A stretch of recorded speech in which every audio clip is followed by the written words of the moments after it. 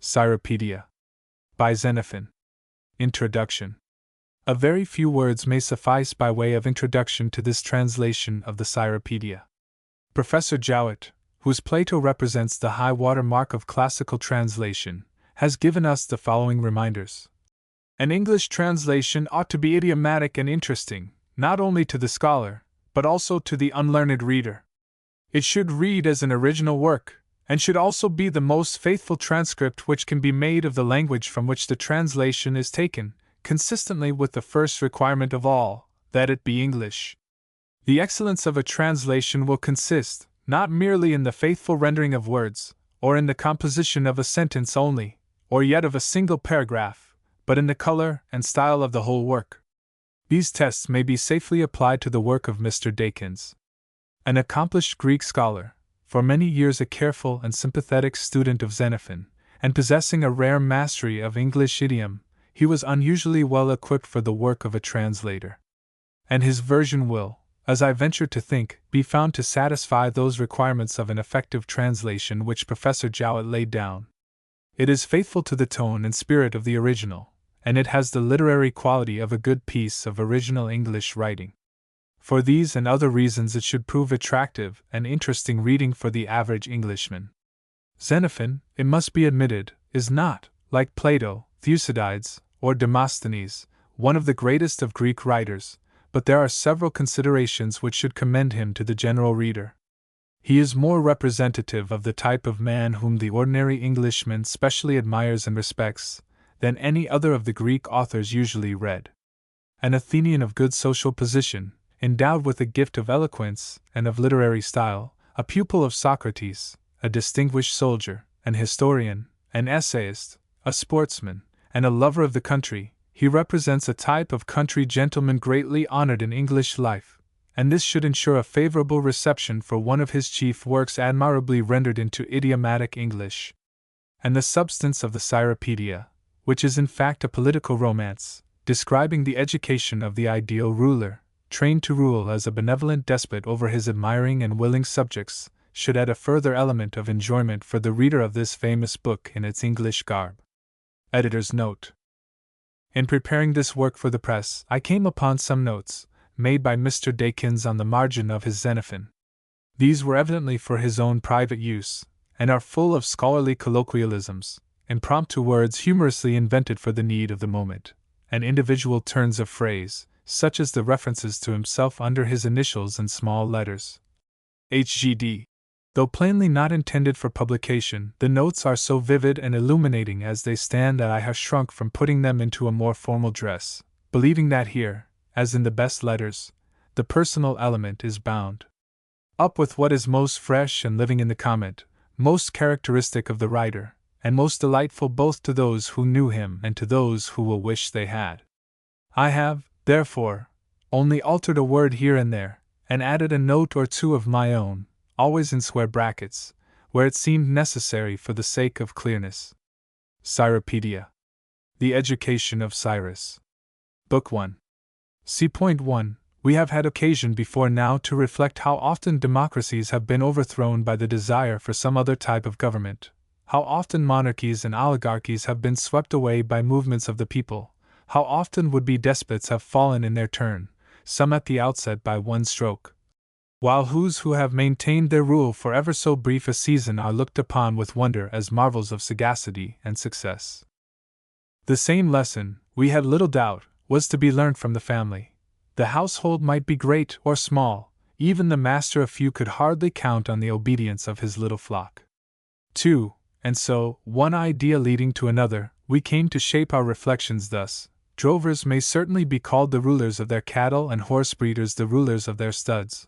All herdsmen, in short, may reasonably be considered the governors of the animals they guard. If, then, we were to believe the evidence of our senses, was it not obvious that flocks and herds were more ready to obey their keepers than men their rulers? Watch the cattle wending their way wherever their herdsmen guide them. See them grazing in the pastures where they are sent and abstaining from forbidden grounds. The fruit of their own bodies they yield to their master to use as he thinks best. Nor have we ever seen one flock among them all combining against their guardian, either to disobey him or to refuse him the absolute control of their produce. On the contrary, they are more apt to show hostility against other animals than against the owner who derives advantage from them. But with man the rule is converse. Men unite against none so readily as against those whom they see attempting to rule over them. 3. As long, therefore, as we followed these reflections, we could not but conclude that man is by nature fitted to govern all creatures, except his fellow man. But when we came to realize the character of Cyrus the Persian, we were led to a change of mind. Here is a man, we said, who won for himself obedience from thousands of his fellows, from cities and tribes innumerable. We must ask ourselves whether the government of men is after all an impossible, or even a difficult task, provided one set about it in the right way. Cyrus, we know, found the readiest obedience in his subjects, though some of them dwelt at a distance which it would take days and months to traverse, and among them were men who had never set eyes on him, and for the matter of that could never hope to do so, and yet they were willing to obey him. For Cyrus did indeed eclipse all other monarchs, before or since, and I include not only those who have inherited their power, but those who have won empire by their own exertions. How far he surpassed them all may be felt if we remember that no Scythian, although the Scythians are reckoned by their myriads, has ever succeeded in dominating a foreign nation. Indeed, the Scythian would be well content could he but keep his government unbroken over his own tribe and people. The same is true of the Thracians and the Illyrians, and indeed of all other nations within our ken. In Europe, at any rate, their condition is even now one of independence, and of such separation as would seem to be permanent. Now this was the state in which Cyrus found the tribes and peoples of Asia when, at the head of a small Persian force, he started on his career.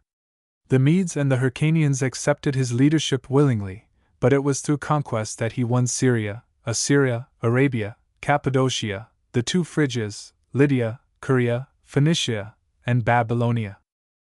Then he established his rule over the Bactrians, Indians, and Cilicians, over the Sakians, Paphlagonians, and Magaditians, over a host of other tribes the very names of which defy the memory of the chronicler, and last of all he brought the Hellenes in Asia beneath his sway, and by a descent on the seaboard Cyprus and Egypt also.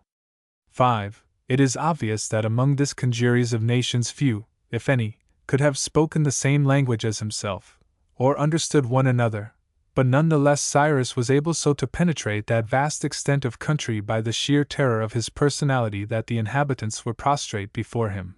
Not one of them dared lift hand against him. And yet he was able, at the same time, to inspire them all with so deep a desire to please him, and win his favor that all they asked was to be guided by his judgment, and his alone. Thus he knit to himself a complex of nationalities so vast that it would have taxed a man's endurance merely to traverse his empire in any one direction, east or west or south or north, from the palace which was its center. For ourselves, considering his title to our admiration proved, we set ourselves to inquire what his parentage might have been and his natural parts, and how he was trained and brought up to attain so high a pitch of excellence in the government of men. And all we could learn from others about him or felt we might infer for ourselves we will here endeavor to set forth. See point 2. The father of Cyrus, so runs the story, was Cambyses, a king of the Persians, and one of the Perseidae, who looked to Persis as the founder of their race. His mother, it is agreed, was Mandane, the daughter of Astyages, king of the Medes. Of Cyrus himself, even now in the songs and stories of the East the record lives that nature made him most fair to look upon, and set in his heart the threefold love of man, of knowledge, and of honor. He would endure all labors, he would undergo all dangers, for the sake of glory. 2. Blessed by nature with such gifts of soul and body, his memory lives to this day in the mindful heart of ages. It is true that he was brought up according to the laws and customs of the Persians, and of these laws it must be noted that while they aim, as laws elsewhere, at the common weal, their guiding principle is far other than that which most nations follow. Most states permit their citizens to bring up their own children at their own discretion, and allow the grown men to regulate their own lives at their own will, and then they lay down certain prohibitions, for example, not to pick and steal, not to break into another man's house, not to strike a man unjustly, not to commit adultery, not to disobey the magistrate, and so forth, and on the transgressor they impose a penalty. 3. But the Persian laws try, as it were, to steal a march on time, to make their citizens from the beginning incapable of setting their hearts on any wickedness or shameful conduct whatsoever. And this is how they set about their object. In their cities they have an open place or square dedicated to freedom, Free Square they call it, where stand the palace and other public buildings.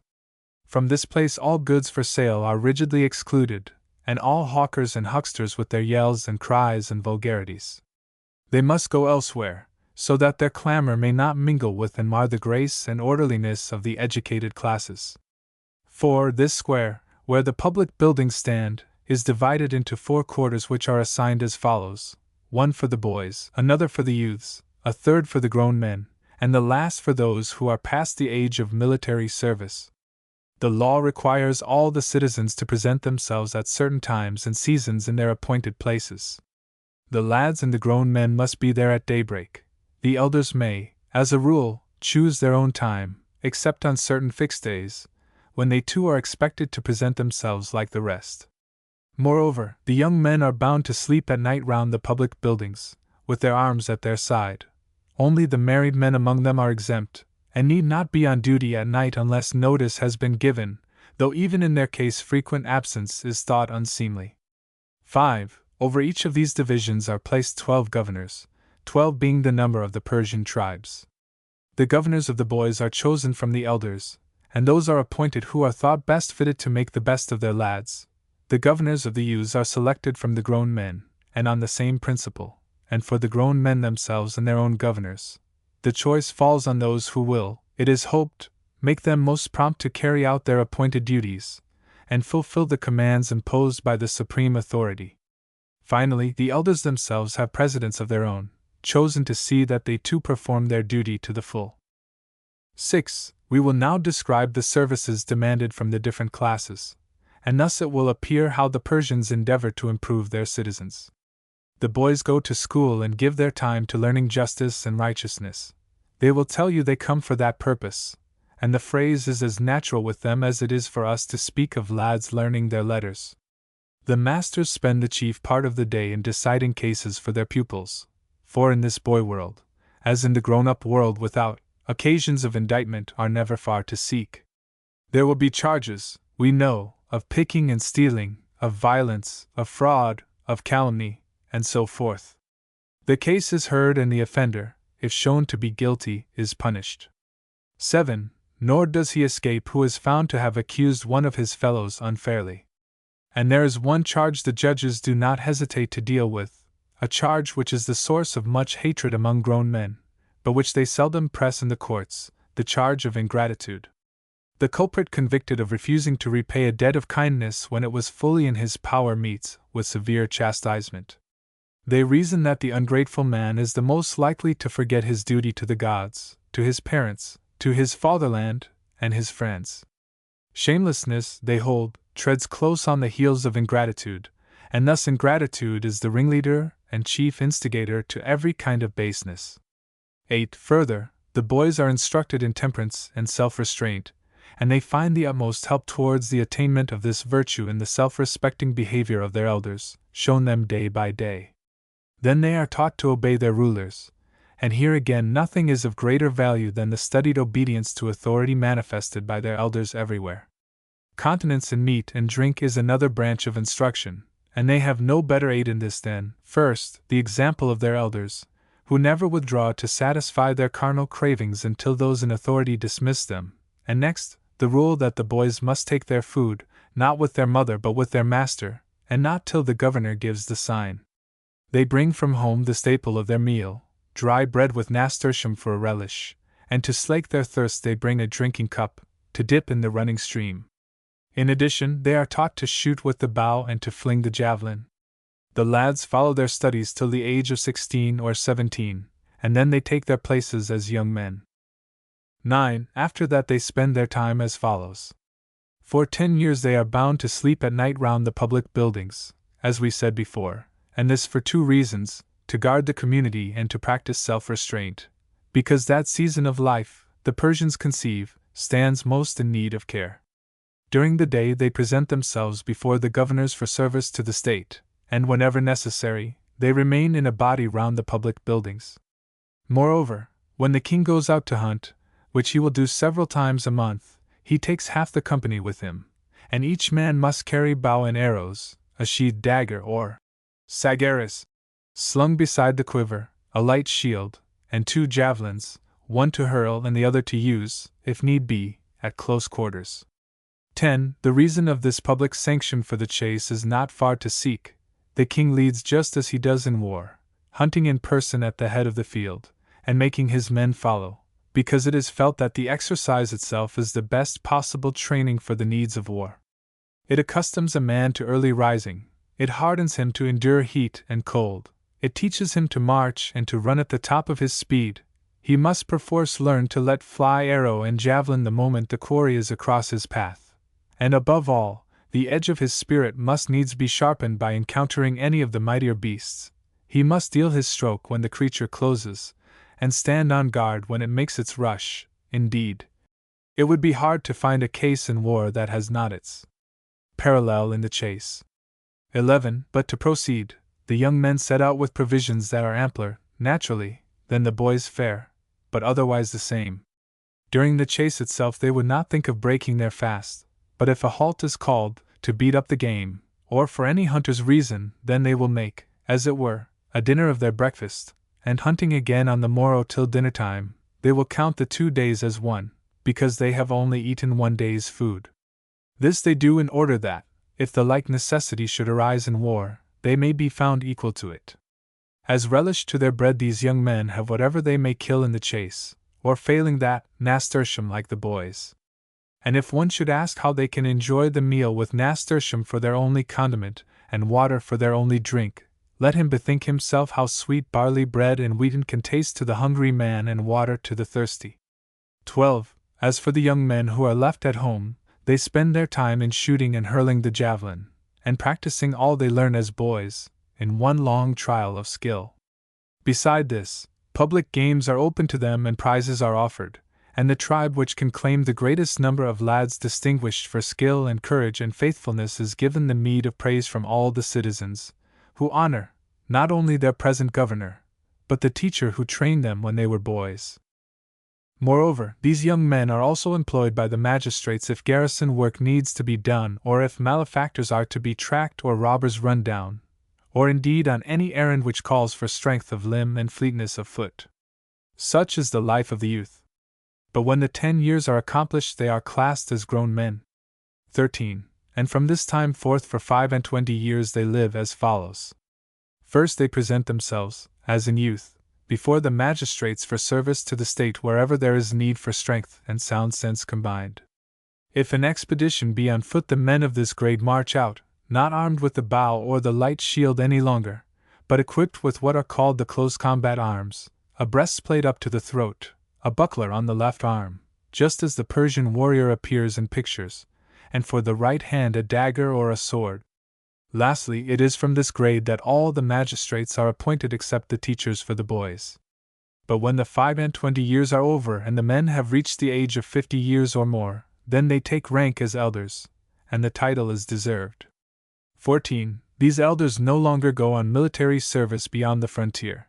They stay at home and decide all cases, public and private both. Even capital charges are left to their decision, and it is they who choose all the magistrates. If a youth or a grown man breaks the law he is brought into court by the governors of his tribe, who act as suitors in the case, aided by any other citizen who pleases. The cause is heard before the elders and they pronounce judgment, and the man who is condemned is disenfranchised for the rest of his days. 15. And now, to complete the picture of the whole Persian policy, I will go back a little. With the help of what has been said before, the account may now be brief. The Persians are said to number something like 120,000 men, and of these no one is by law debarred from honor or office. On the contrary, every Persian is entitled to send his children to the public schools of righteousness and justice. As a fact, all who can afford to bring up their children without working do send them there. Those who cannot must forego the privilege. A lad who has passed through a public school has a right to go and take his place among the youths, but those who have not gone through the first course may not join them.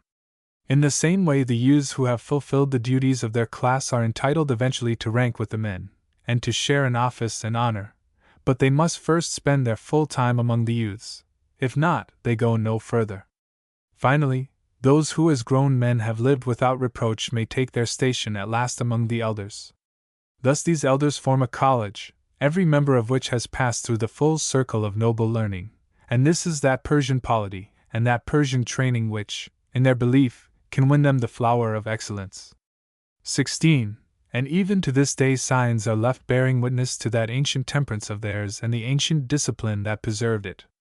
To this day it is still considered shameful for a Persian to spit in public, or wipe the nose, or show signs of wind, or be seen going apart for his natural needs.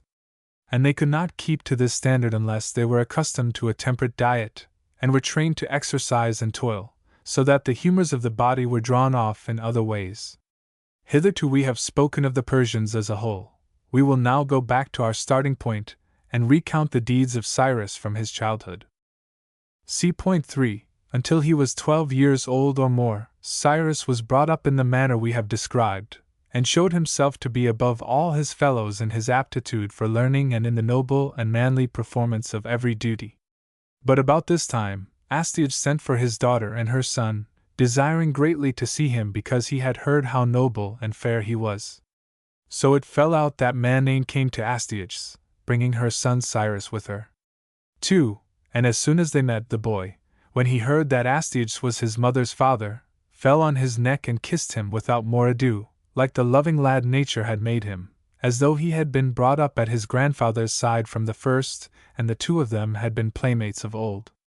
Then he looked closer and saw that the king's eyes were stenciled and his cheeks painted, and that he wore false curls after the fashion of the Medes in those days, for these adornments, and the purple robes, the tunics, the necklaces, and the bracelets, they are all Median first and last, not Persian. The Persian, as you find him at home even nowadays, still keeps to his plainer dress and his plainer style of living. The boy, seeing his grandfather's splendor, kept his eyes fixed on him, and cried, "Oh, mother, how beautiful my grandfather is!" Then his mother asked him which he thought the handsomer, his father or his grandfather, and he answered at once, "My father is the handsomest of all the Persians, but my grandfather much the handsomest of all the Medes I ever set eyes on, at home or abroad." 3. At that Astyages drew the child to his heart, and gave him a beautiful robe and bracelets and necklaces in sign of honor, and when he rode out, the boy must ride beside him on a horse with a golden bridle, just like King Astyages himself. And Cyrus, who had a soul as sensitive to beauty as to honor, was pleased with the splendid robe, and overjoyed at learning to ride, for a horse is a rare sight in Persia, a mountainous country, and one little suited to the breed. 4. Now Cyrus and his mother sat at meat with the king, and Astyages, wishing the lad to enjoy the feast and not regret his home, plied him with dainties of every sort. At that, so says the story, Cyrus burst out, "Oh, grandfather, what trouble you must give yourself reaching for all these dishes and tasting all these wonderful foods!" "Ah, but," said Astyages, "is not this a far better meal than you ever had in Persia?" Thereupon, as the tale runs, Cyrus answered, "Our way, grandfather, is much shorter than yours, and much simpler. We are hungry and wish to be fed, and bread and meat brings us where we want to be at once. But you Medes, for all your haste, take so many turns and wind about so much it is a wonder if you ever find your way to the goal that we have reached long ago." 5. "Well, my lad," said his grandfather, "we are not at all averse to the length of the road. Taste the dishes for yourself, and see how good they are." "One thing I do see," the boy said, "and that is that you do not quite like them yourself." And when Astyages asked him how he felt so sure of that, Cyrus answered, "Because when you touch an honest bit of bread you never wipe your hands, but if you take one of these fine kickshaws you turn to your napkin at once, as if you were angry to find your fingers soiled." 6. "Well and good, my lad, well and good," said the king. "Only feast away yourself and make good cheer, and we shall send you back to Persia a fine strong fellow." And with the word he had dishes of meat and game set before his grandson. The boy was taken aback by their profusion, and exclaimed, "Grandfather, do you give me all this for myself, to do what I like with it?" Certainly I do, said the king. 7. Whereupon, without more ado, the boy Cyrus took first one dish and then another and gave them to the attendants who stood about his grandfather, and with each gift he made a little speech. That is for you, for so kindly teaching me to ride, and that is for you, in return for the javelin you gave me, I have got it still, and this is for you, because you wait on my grandfather so prettily, and this for you, sir, because you honor my mother, and so on until he had got rid of all the meat he had been given. 8. But you do not give a single piece to Sakas, my butler, quoth the grandfather, and I honor him more than all the rest. Now this Sakas, as one may guess, was a handsome fellow, and he had the right to bring before the king all who desired audience, to keep them back if he thought the time unseasonable. But Cyrus, in answer to his grandfather's question, retorted eagerly, like a lad who did not know what fear meant. And why should you honor him so much, grandfather? Then Astyages laughed and said, Can you not see how prettily he mixes the cup, and with what a grace he serves the wine? And indeed, these royal cupbearers are neat-handed at their task, mixing the bowl with infinite elegance, and pouring the wine into the beakers without spilling a drop, and when they hand the goblet they poise it deftly between thumb and finger for the banqueter to take. 9. Now, grandfather, said the boy, tell Sakas to give me the bowl, and let me pour out the wine as prettily as he if I can, and win your favor. So the king bade the butler hand him the bowl, and Cyrus took it and mixed the wine just as he had seen Sakas do, and then, showing the utmost gravity and the greatest deftness and grace, he brought the goblet to his grandfather and offered it with such an air that his mother and Astyages, too, laughed outright, and then Cyrus burst out laughing also, and flung his arms round his grandfather and kissed him, crying, Sakas, your day is done! I shall oust you from your office, you may be sure. I shall make just as pretty a cupbearer as you, and not drink the wine myself. For it is the fact that the king's butler, when he offers the wine, is bound to dip a ladle in the cup first, and pour a little in the hollow of his hand and sip it, so that if he has mixed poison in the bowl it will do him no good himself. 10. Accordingly, Astyages, to carry on the jest, asked the little lad why he had forgotten to taste the wine though he had imitated Sakas and everything else. And the boy answered, Truly, I was afraid there might be poison in the bowl. For when you gave your birthday feast to your friends I could see quite plainly that Sakas had put in poison for you all.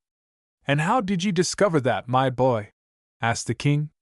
Because I saw how your wits reeled and how you staggered, and you all began doing what you will not let us children do. You talked at the top of your voices, and none of you understood a single word the others said, and then you began singing in a way to make us laugh, and though you would not listen to the singer you swore that it was right nobly sung, and then each of you boasted of his own strength, and yet as soon as you got up to dance, so far from keeping time to the measure you could barely keep your legs.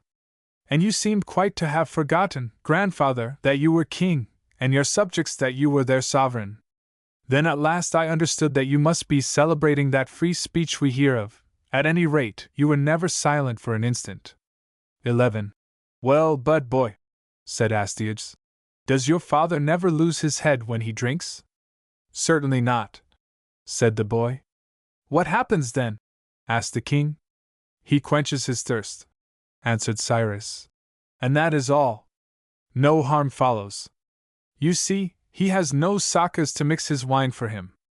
But Cyrus, put in his mother, why are you so unkind to Sakas? Because I do so hate him, answered the boy. Time after time when I have wanted to go to my grandfather this old villain has stopped me. Do please, grandfather, let me manage him for 3 days. And how would you set about it? Astyages asked. Why, said the boy, I will plant myself in the doorway just as he does, and then when he wants to go in to breakfast I will say you cannot have breakfast yet, he is busy with some people, and when he comes for dinner I will say no dinner yet, he is in his bath, and as he grows ravenous I will say wait a little, he is with the ladies of the court, until I have plagued and tormented him as he torments me, keeping me away from you, grandfather, when I want to come. 12. Thus the boy delighted his elders in the evening, and by day if he saw that his grandfather or his uncle wanted anything, no one could forestall him in getting it, Indeed, nothing seemed to give him greater pleasure than to please them. 13. Now when Mandane began to think of going back to her husband, Astyages begged her to leave the boy behind. She answered that though she wished to please her father in everything, it would be hard to leave the boy against his will. 14. Then the old man turned to Cyrus. My boy, if you will stay with us, Sakas shall never stop you from coming to me. You shall be free to come whenever you choose, and the oftener you come the better it will please me. You shall have horses to ride, my own and as many others as you like, and when you leave us you shall take them with you. And at dinner you shall go your own way and follow your own path to your own goal of temperance, just as you think right. And I will make you a present of all the game in my parks and paradises, and collect more for you. And as soon as you have learnt to ride you shall hunt and shoot and hurl the javelin exactly like a man. And you shall have boys to play with and anything else you wish for. You have only to ask me and it shall be yours.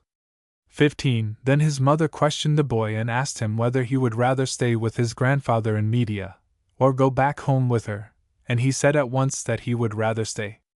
And when she went on to ask him the reason, he answered, so the story says, because at home I am thought to be the best of the lads at shooting and hurling the javelin, and so I think I am, but here I know I am the worst at riding, and that you may be sure, mother, annoys me exceedingly. Now if you leave me here and I learn to ride, when I am back in Persia you shall see, I promise you, that I will outdo all our gallant fellows on foot, and when I come to Media again I will try and show my grandfather that, for all his splendid cavalry, he will not have a stouter horseman than his grandson to fight his battles for him. 16. Then said his mother, but justice and righteousness, my son, how can you learn them here when your teachers are at home? Oh, said Cyrus, I know all about them already. How do you know that you do? Asked Mandane. Because, answered the boy, before I left home my master thought I had learned enough to decide the cases, and he set me to try the suits. Yes. And I remember once, said he, I got a whipping for misjudgment. 17. I will tell you about that case. There were two boys, a big boy and a little boy, and the big boy's coat was small and the small boy's coat was huge. So the big boy stripped the little boy and gave him his own small coat, while he put on the big one himself. Now in giving judgment I decided that it was better for both parties that each should have the coat that fitted him best. But I never got any further in my sentence, because the master thrashed me here, and said that the verdict would have been excellent if I had been appointed to say what fitted and what did not, but I had been called in to decide to whom the coat belonged, and the point to consider was, who had a right to it. Was he who took a thing by violence to keep it, or he who had had it made and bought it for his own? And the master taught me that what is lawful is just, and what is in the teeth of law is based on violence, and therefore, he said, the judge must always see that his verdict tallies with the law. So you see, mother, I have the whole of justice at my fingers' ends already. And if there should be anything more I need to know, why, I have my grandfather beside me, and he will always give me lessons. 18. But, rejoined his mother, what everyone takes to be just and righteous at your grandfather's court is not thought to be so in Persia. For instance, your own grandfather has made himself master over all and sundry among the Medes, but with the Persians equality is held to be an essential part of justice, and first and foremost, your father himself must perform his appointed services to the state, and receive his appointed dues, and the measure of these is not his own caprice but the law. Have a care then, or you may be scourged to death when you come home to Persia, if you learn in your grandfather's school to love not kingship but tyranny, and hold the tyrant's belief that he and he alone should have more than all the rest. Ah, but, mother, said the boy, my grandfather is better at teaching people to have less than their share, not more. Cannot you see, he cried, how he has taught all the Medes to have less than himself? So set your mind at rest, mother. My grandfather will never make me, or anyone else, an adept in the art of getting too much. See point 4. So the boy's tongue ran on. But at last his mother went home, and Cyrus stayed behind and was brought up in Media. He soon made friends with his companions and found his way to their hearts, and soon won their parents by the charm of his address and the true affection he bore their sons, So much so that when they wanted a favor from the king, they bade their children ask Cyrus to arrange the matter for them. And whatever it might be, the kindliness of the lad's heart and the eagerness of his ambition made him set the greatest store on getting it done. Too, on his side, Astyages could not bring himself to refuse his grandson's lightest wish. For once, when he was sick, nothing would induce the boy to leave his side. He could not keep back his tears, and his terror at the thought that his grandfather might die was plain for every one to see. If the old man needed anything during the night, Cyrus was the first to notice it. It was he who sprang up first to wait upon him, and bring him what he thought would please him. Thus the old king's heart was his. 3. During these early days, it must be allowed, the boy was something too much of a talker, in part, may be, because of his bringing up. He had been trained by his master, whenever he sat in judgment, to give a reason for what he did, and to look for the like reason from others. And moreover, his curiosity and thirst for knowledge were such that he must needs inquire from every one he met the explanation of this, that, and the other, and his own wits were so lively that he was ever ready with an answer himself for any question put to him, so that talkativeness had become, as it were, his second nature. But just as in the body when a boy is overgrown, some touch of youthfulness is sure to show itself and tell the secret of his age, so for all the lad's loquacity, the impression left on the listener was not of arrogance, but of simplicity and warm-heartedness, and one would gladly have heard his chatter to the end rather than have sat beside him and found him dumb. 4. However, as he grew in stature, and the years led him to the time when childhood passes into youth, he became more chary of his words and quieter in his tone. At times, indeed, he was so shy that he would blush in the presence of his elders, and there was little sign left of the old forwardness, the impulsiveness of the puppy who will jump up on every one, master and stranger alike. Thus he grew more sedate, but his company was still most fascinating, and little wonder, for whenever it came to a trial of skill between himself and his comrades, he would never challenge his mates to those feats in which he himself excelled. He would start precisely one where he felt his own inferiority, averring that he would outdo them all. Indeed, he would spring to horse in order to shoot or hurl the javelin before he had got a firm seat, and then, when he was worsted, he would be the first to laugh at his own discomfiture.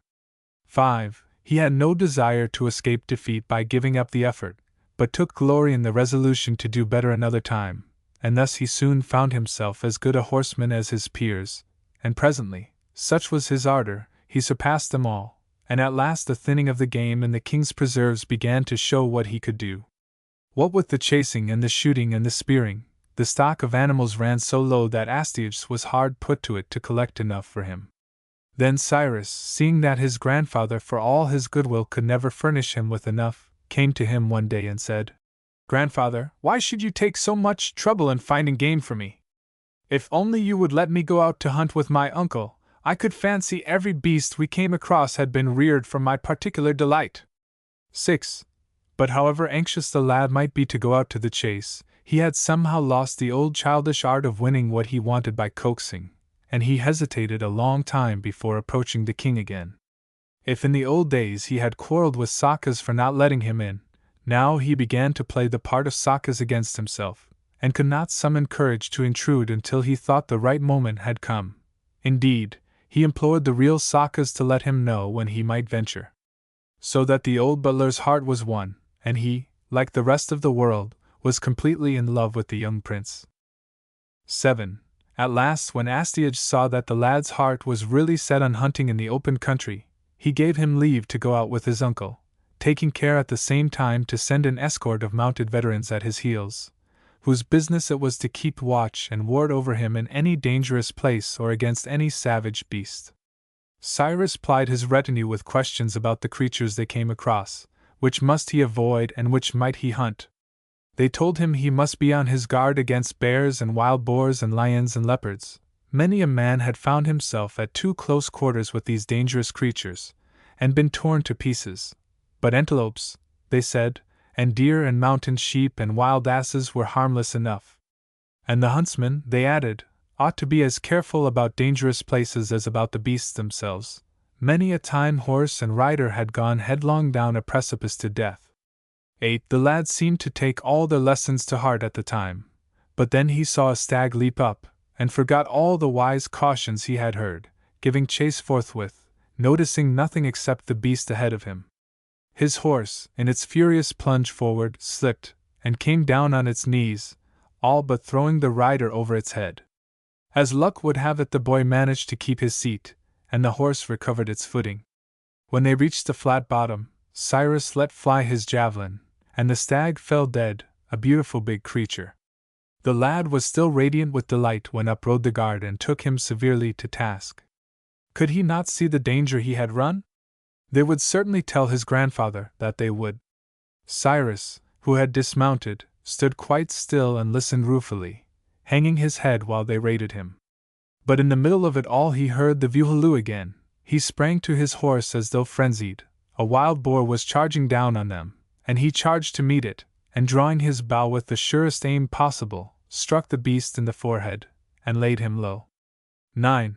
But now his uncle thought it was high time to scold his nephew himself. The lad's boldness was too much. Only, the more he scolded, the more Cyrus begged he would let him take back the spoil as a present for his grandfather. To which appeal, says the story, his uncle made reply, "But if your grandfather finds out that you have gone and chased yourself, he will not only scold you for going but me for letting you go." "Well, let him whip me if he likes," said the boy, "when once I have given him my beasts, and you too, uncle," he went on. "Punish me however you choose, only do not refuse me this." So Cyaxares was forced to yield. "Have it your own way then, you are little less than our king already." 10. Thus it was that Cyrus was allowed to bring his trophies home, and in due course presented them to his grandfather. "See, grandfather, here are some animals I have shot for you." But he did not show his weapons in triumph. He only laid them down with the gore still on them where he hoped his grandfather would see them. It is easy to guess the answer Astyages gave.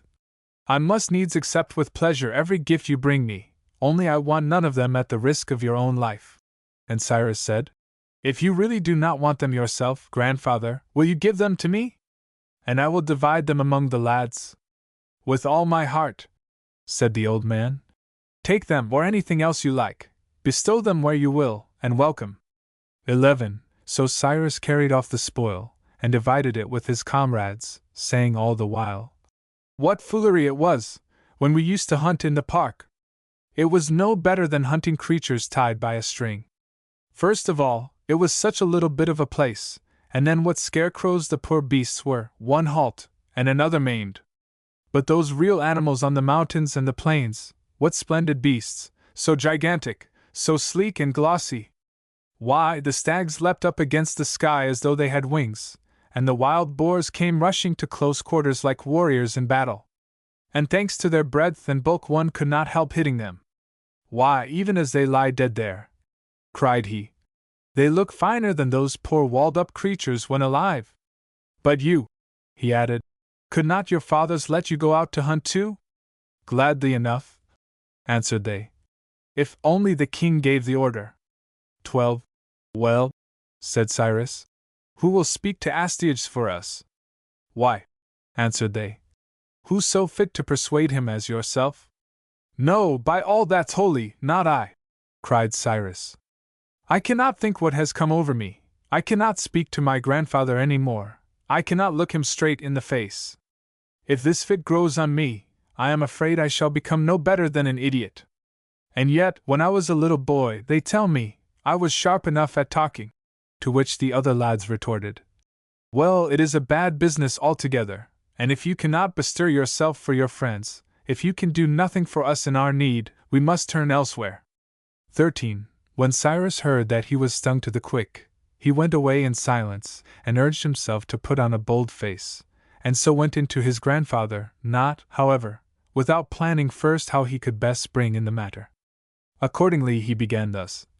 "Tell me, grandfather," said he, "if one of your slaves were to run away, and you caught him, what would you do to him?" "What else should I do?" the old man answered, "but clap irons on him and set him to work in chains?" "But if he came back of his own accord, how would you treat him then?" "Why, I would give him a whipping, as a warning not to do it again, and then treat him as though nothing had happened." "It is high time then," said the boy, "that you began getting a birch ready for your grandson, for I am planning to take my comrades and run away on a hunting expedition." "Very kind of you to tell me beforehand," said Astyages. "And now listen, I forbid you to set foot outside the palace grounds. A pretty thing," he added, "if for the sake of a day's hunting I should let my daughter's lamb get lost." 14. So Cyrus did as he was ordered and stayed at home, but he spent his days in silence, and his brow was clouded. At last Astyages saw how bitterly the lad felt it, and he made up his mind to please him by leading out a hunting party himself. He held a great muster of horse and foot, and the other lads were not forgotten. He had the beasts driven down into the flat country where the horses could be taken easily, and then the hunt began in splendid style. After the royal fashion, for he was present in person himself, he gave orders that no one was to shoot until Cyrus had hunted to his heart's content. But Cyrus would not hear of any such hindrance to the others. "Grandfather," he cried, "if you wish me to enjoy myself, let my friends hunt with me and each of us try our best."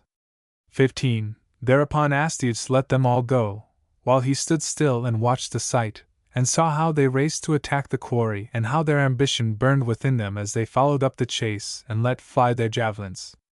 But above all he was overjoyed to see how his grandson could not keep silence for sheer delight, calling upon his fellows by name whenever he came up with the quarry, like a noble young hound, baying from pure excitement. It gladdened the old man's heart to hear how gleefully the boy would laugh at one of his comrades and how eagerly he would applaud another without the slightest touch of jealousy. At length it was time to turn, and home they went, laden with their mighty trophies. And ever afterwards, so well pleased was the king with the day's hunting, that whenever it was possible, out he must go with his grandson, all his train behind him, and he never failed to take the boys also. To please Cyrus. Thus did Cyrus spend his early life, sharing in and helping towards the happiness of all, and bringing no sorrow to any man. 16. But when he was about 15 years of age, it chanced that the young prince of Assyria, who was about to marry a wife, planned a hunting party of his own, in honor of the bridal. And, having heard that on the frontiers of Assyria and Media there was much game to be got, untouched and unmolested because of the war, the prince chose these marches for his hunting ground. But for safety's sake he took with him a large escort of cavalry and targeteers, who were to drive the beasts down from their lairs into the cultivated levels below where it was easy to ride. He set out to the place where the Assyrian outposts were planted and a garrison on duty, and there he and his men prepared to take their supper, intending to begin the hunt with the morrow's dawn. 17. And as evening had fallen, it happened that the night watch, a considerable body of horse and foot, arrived from the city to relieve the garrison on guard. Thus the prince found that he had something like a large army at his call, the 2 garrisons as well as the troop of horse and foot for the hunt. And then he asked himself whether it would not be the best of plans to drive off booty from the country of the Medes. In this way more luster would be given to the chase, and there would be great store of beasts for sacrifice. With this intent he rose betimes and led his army out. The foot soldiers he massed together on the frontier, while he himself, at the head of his cavalry, rode up to the border fortresses of the Medes. Here he halted with the strongest and largest part of his company, to prevent the garrisons from sallying out, and meanwhile he sent picked men forward by detachments with orders to raid the country in every direction, waylay everything they chanced upon, and drive the spoil back to him. 18. While this was going on, news was brought to Astyages that the enemy was across the border, and he hastened to the rescue at once, himself at the head of his own bodyguard, and his son with such troopers as were ready to hand, leaving word for others to follow with all dispatch. But when they were in sight of the Assyrians, and saw their serried ranks, horse and foot, drawn up in order, compact and motionless, they came to a halt themselves. 19. Now Cyrus, seeing that all the rest of the world was off to the rescue, boot and saddle, must needs ride out too, and so put on his armor for the first time, and could scarcely believe it was true. He had longed so often and so ardently to wear it all. And right beautiful it was, and right well it fitted the lad, the armor that his grandsire had made for him. So he put on the whole accoutrement, mounted his charger, and galloped to the front. And Astyages, though he wondered who had sent the boy, bade him stay beside him, now that he had come. Cyrus, as he looked at the horsemen facing them, turned to his grandfather with the question: "Can those men yonder be our enemies, grandfather, those who are standing so quietly beside their horses?" "Enemies they are too for all that," said the king. "And are those enemies too?" the boy asked. "Those who are riding over there?" "Yes, to be sure." "Well, grandfather, a sorry set they look, and sorry jades they ride to ravage our lands. It would be well for some of us to charge them." "Not yet, my boy," answered his grandfather. "Look at the mass of horsemen there. If we were to charge the others now, these friends of theirs would charge us, for our full strength is not yet on the field." "Yes, but," suggested the boy, "if you stay here yourself, ready to receive our supporters, those fellows will be afraid to stir either, and the cattle lifters will drop their booty quick enough, as soon as they find they are attacked." 20. Astyages felt there was much in what the boy said, and thinking all the while what wonderful sense he showed and how wide awake he was, gave orders for his son to take a squadron of horse and charge the raiders. "If the main body move to attack," he added, "I will charge myself and give them enough to do here." Accordingly, Cyaxares took a detachment of horse and galloped to the field. Cyrus, seeing the charge, darted forward himself, and swept to the van, leading it with Cyaxares close at his heels and the rest close behind them. As soon as the plunderers saw them, they left their booty and took to flight. 21. The troopers, with Cyrus at their head, dashed in to cut them off, and some they overtook at once and hewed down then and there. Others slipped past, and then they followed in hot pursuit, and caught some of them too. And Cyrus was ever in the front, like a young hound, untrained as yet but bred from a gallant stock, charging a wild boar recklessly. Forward he swept, without eyes or thought for anything but the quarry to be captured and the blow to be struck. But when the Assyrian army saw their friends in trouble, they pushed forward, rank on rank, saying to themselves the pursuit would stop when their own movement was seen. 22. But Cyrus never slackened his pace a whit. In a transport of joy he called on his uncle by name as he pressed forward, hanging hot-foot on the fugitives, while Cyaxares still clung to his heels, thinking maybe what his father Astyages would say if he hung back, and the others still followed close behind them. Even the faint-hearted changed into heroes for the nonce. Now Astyages, watching their furious onslaught, and seeing the enemy move steadily forward in close array to meet them, decided to advance without a moment's delay himself, for fear that his son and Cyrus might come to harm, crashing in disorder against the solid battalions of the foe. 23. The Assyrians saw the movement of the king and came to a halt, spears leveled and bows bent, expecting that, when their assailants came within range, they would halt likewise as they had usually done before. For hitherto, whenever the armies met, they would only charge up to a certain distance, and there take flying shots, and so keep up the skirmish until evening fell. But now the Assyrians saw their own men borne down on them in rout, with Cyrus and his comrades at their heels in full career, while Astyages and his cavalry were already within bowshot. It was more than they could face, and they turned and fled. After them swept the Medes in full pursuit, and those they caught they mowed down, horse and man, and those that fell they slew. There was no pause until they came up with the Assyrian foot. 24. Here at last they drew rein in fear of some hidden ambuscade, and Astyages led his army off. The exploit of his cavalry pleased him beyond measure, but he did not know what he could say to Cyrus. It was he to whom the engagement was due, and the victory, but the boy's daring was on the verge of madness. Even during the return home his behavior was strange.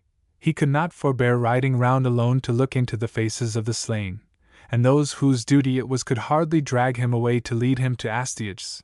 Indeed, the youth was glad enough to keep them as a screen between himself and the king, for he saw that the countenance of his grandfather grew stern at the sight of him. 25. So matters passed in Media, and more the name of Cyrus was on the lip of every man, in song and story everywhere, and Astyages, who had always loved him, was astonished beyond all measure at the lad.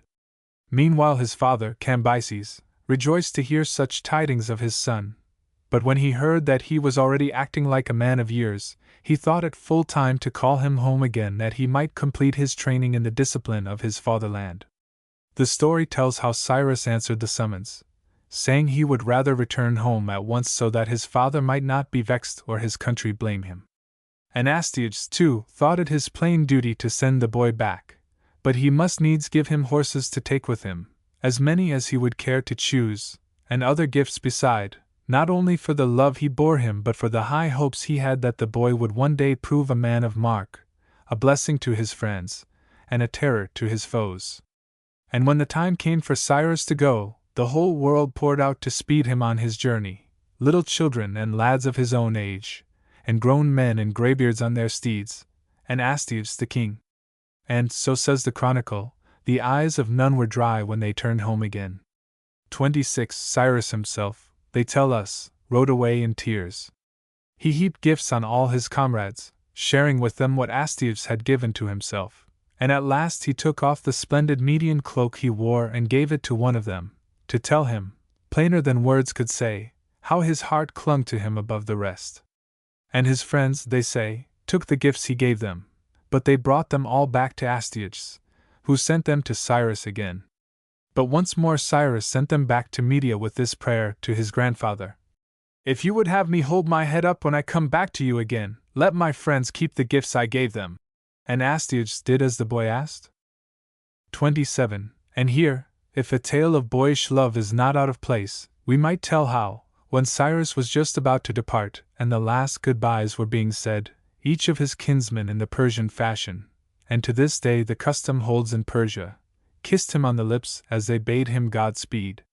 Now there was a certain Mede, as beautiful and brave a man as ever lived, who had been enamored of Cyrus for many a long day, and when he saw the kiss, he stayed behind, and after the others had withdrawn he went up to Cyrus and said, "Me, and me alone, of all your kindred, Cyrus, you refuse to recognize?" And Cyrus answered, "What, are you my kinsman too?" "Yes, assuredly," the other answered, and the lad rejoined, "Ah, then, that is why you looked at me so earnestly, and I have seen you look at me like that, I think, more than once before." "Yes," answered the Mede, "I have often longed to approach you, but as often, heaven knows, my heart failed me." "But why should that be?" said Cyrus, "seeing you are my kinsman?" And with the word, he leant forward and kissed him on the lips. 28. Then the Mede, emboldened by the kiss, took heart and said, "So in Persia it is really the custom for relatives to kiss?" "Truly yes," answered Cyrus, "when we see each other after a long absence, or when we part for a journey." "Then the time has come," said the other, "to give me a second kiss, for I must leave you now." With that Cyrus kissed him again, and so they parted.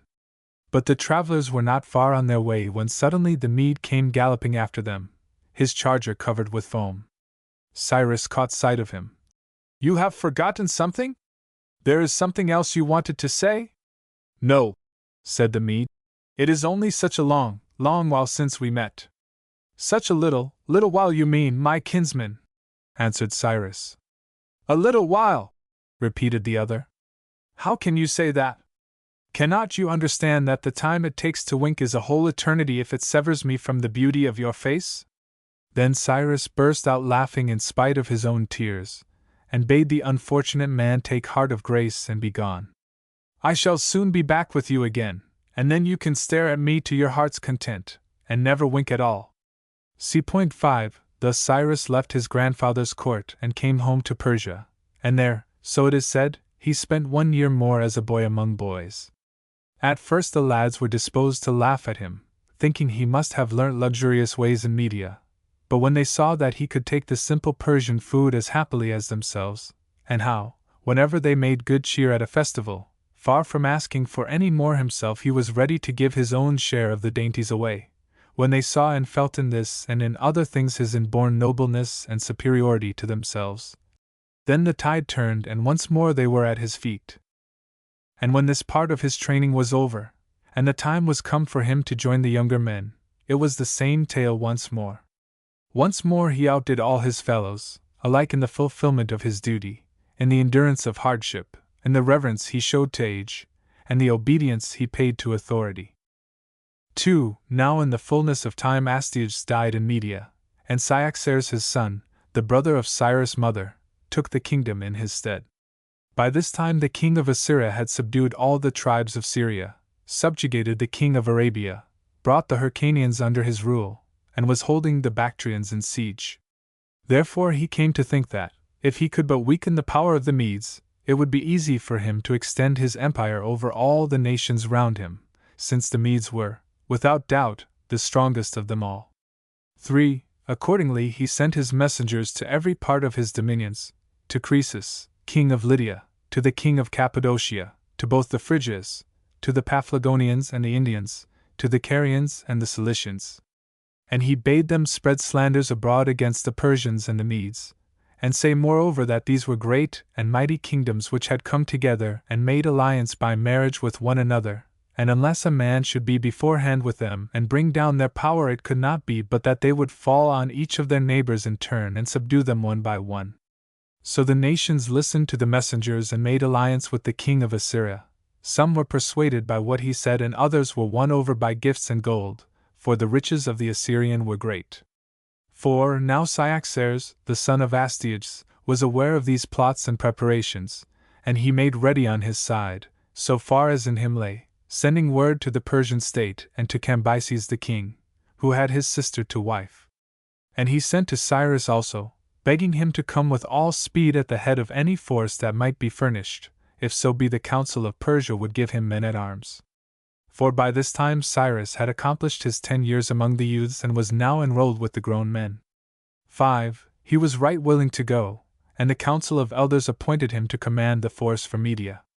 They bade him choose 200 men among the peers, each of them to choose 4 others from their fellows.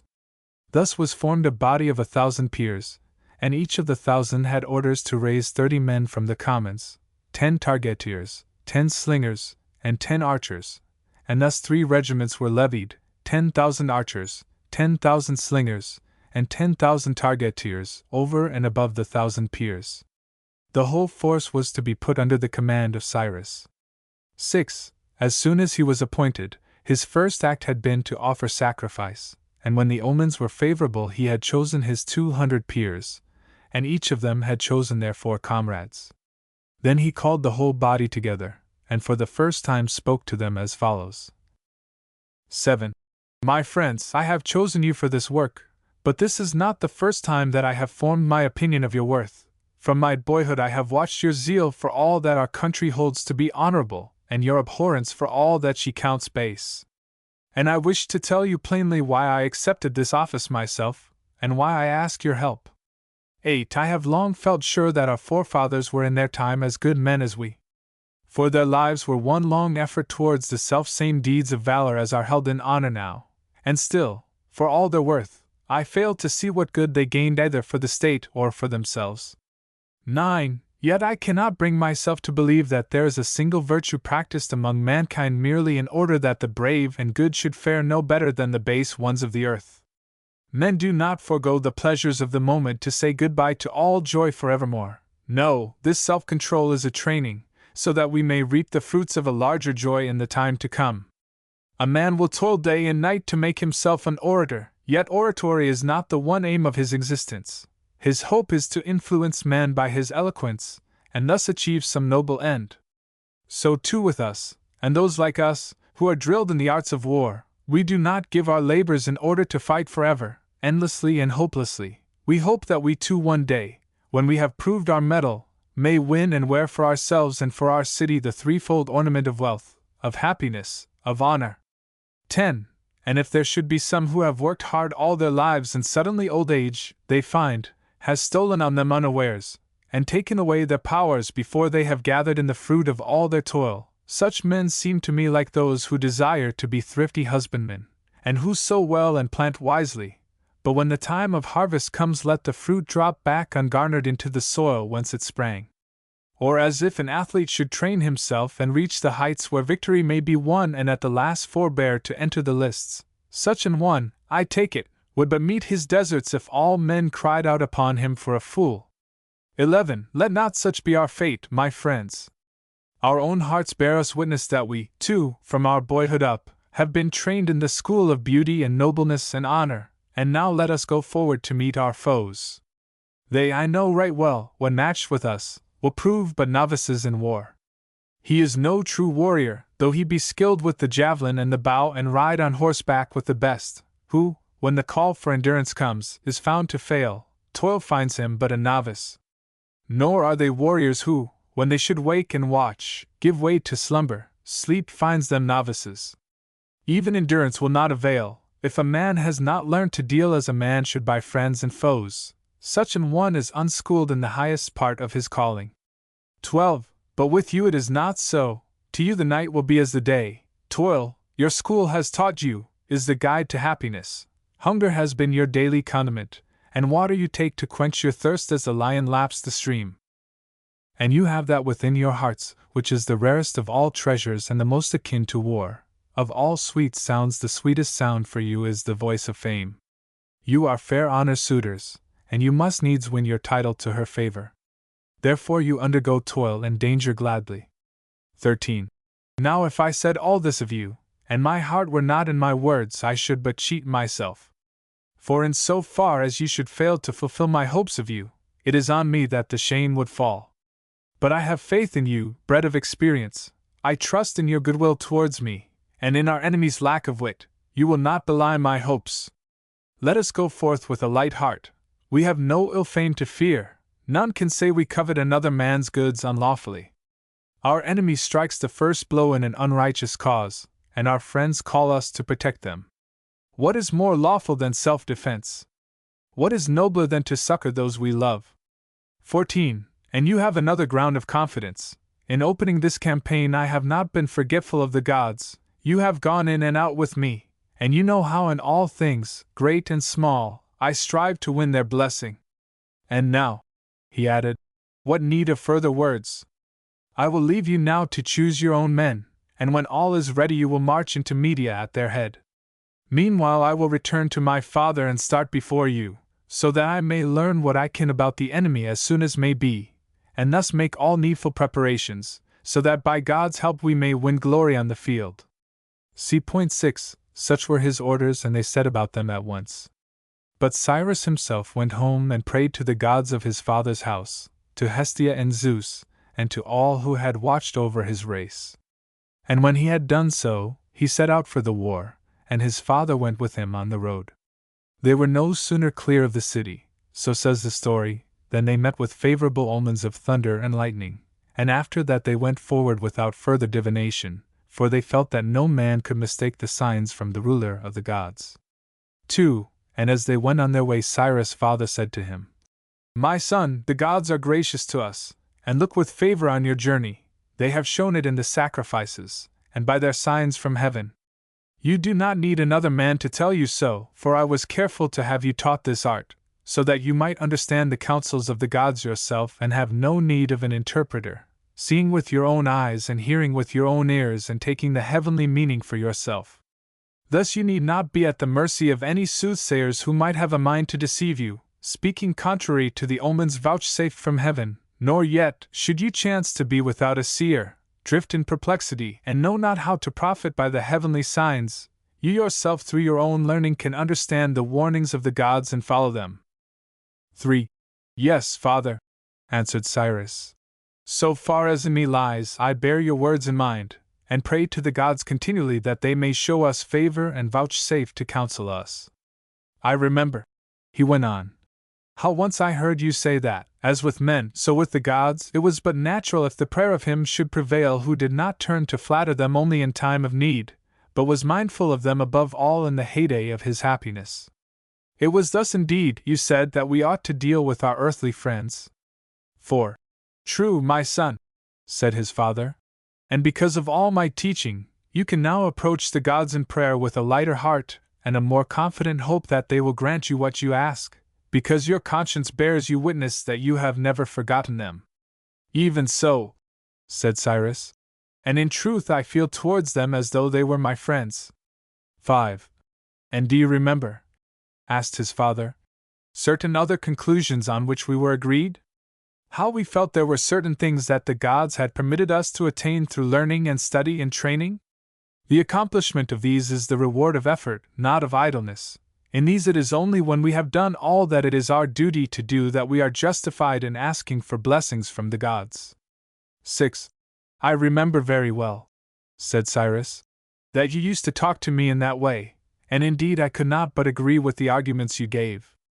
You used to say that a man had no right to pray he might win a cavalry charge if he had never learned how to ride, or triumph over Master Bowman if he could not draw a bow, or bring a ship safe home to harbor if he did not know how to steer, or be rewarded with a plenteous harvest if he had not so much as sown grain into the ground, or come home safe from battle if he took no precautions whatsoever. All such prayers as these, you said, were contrary to the very ordinances of heaven, and those who asked for things forbidden could not be surprised if they failed to win them from the gods. Even as a petition in the face of law on earth would have no success with men. 7. And do you remember, said his father, how we thought that it would be a noble work enough if a man could train himself really and truly to be beautiful and brave and earn all he needed for his household and himself? That, we said, was a work of which a man might well be proud, but if he went further still, if he had the skill and the science to be the guide and governor of other men, supplying all their wants and making them all they ought to be, that, it seemed to us, would be indeed a marvel. 8. Yes, my father, answered Cyrus. I remember it very well. I agreed with you that to rule well and nobly was the greatest of all works, and I am of the same mind still. He went on. Whenever I think of government in itself.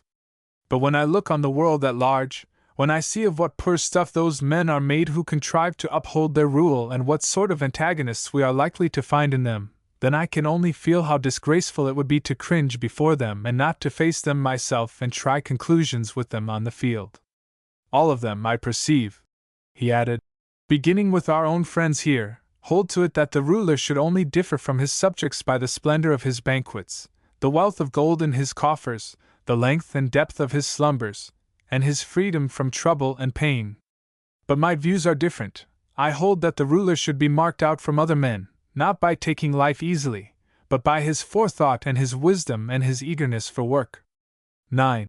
True, my son, the father answered.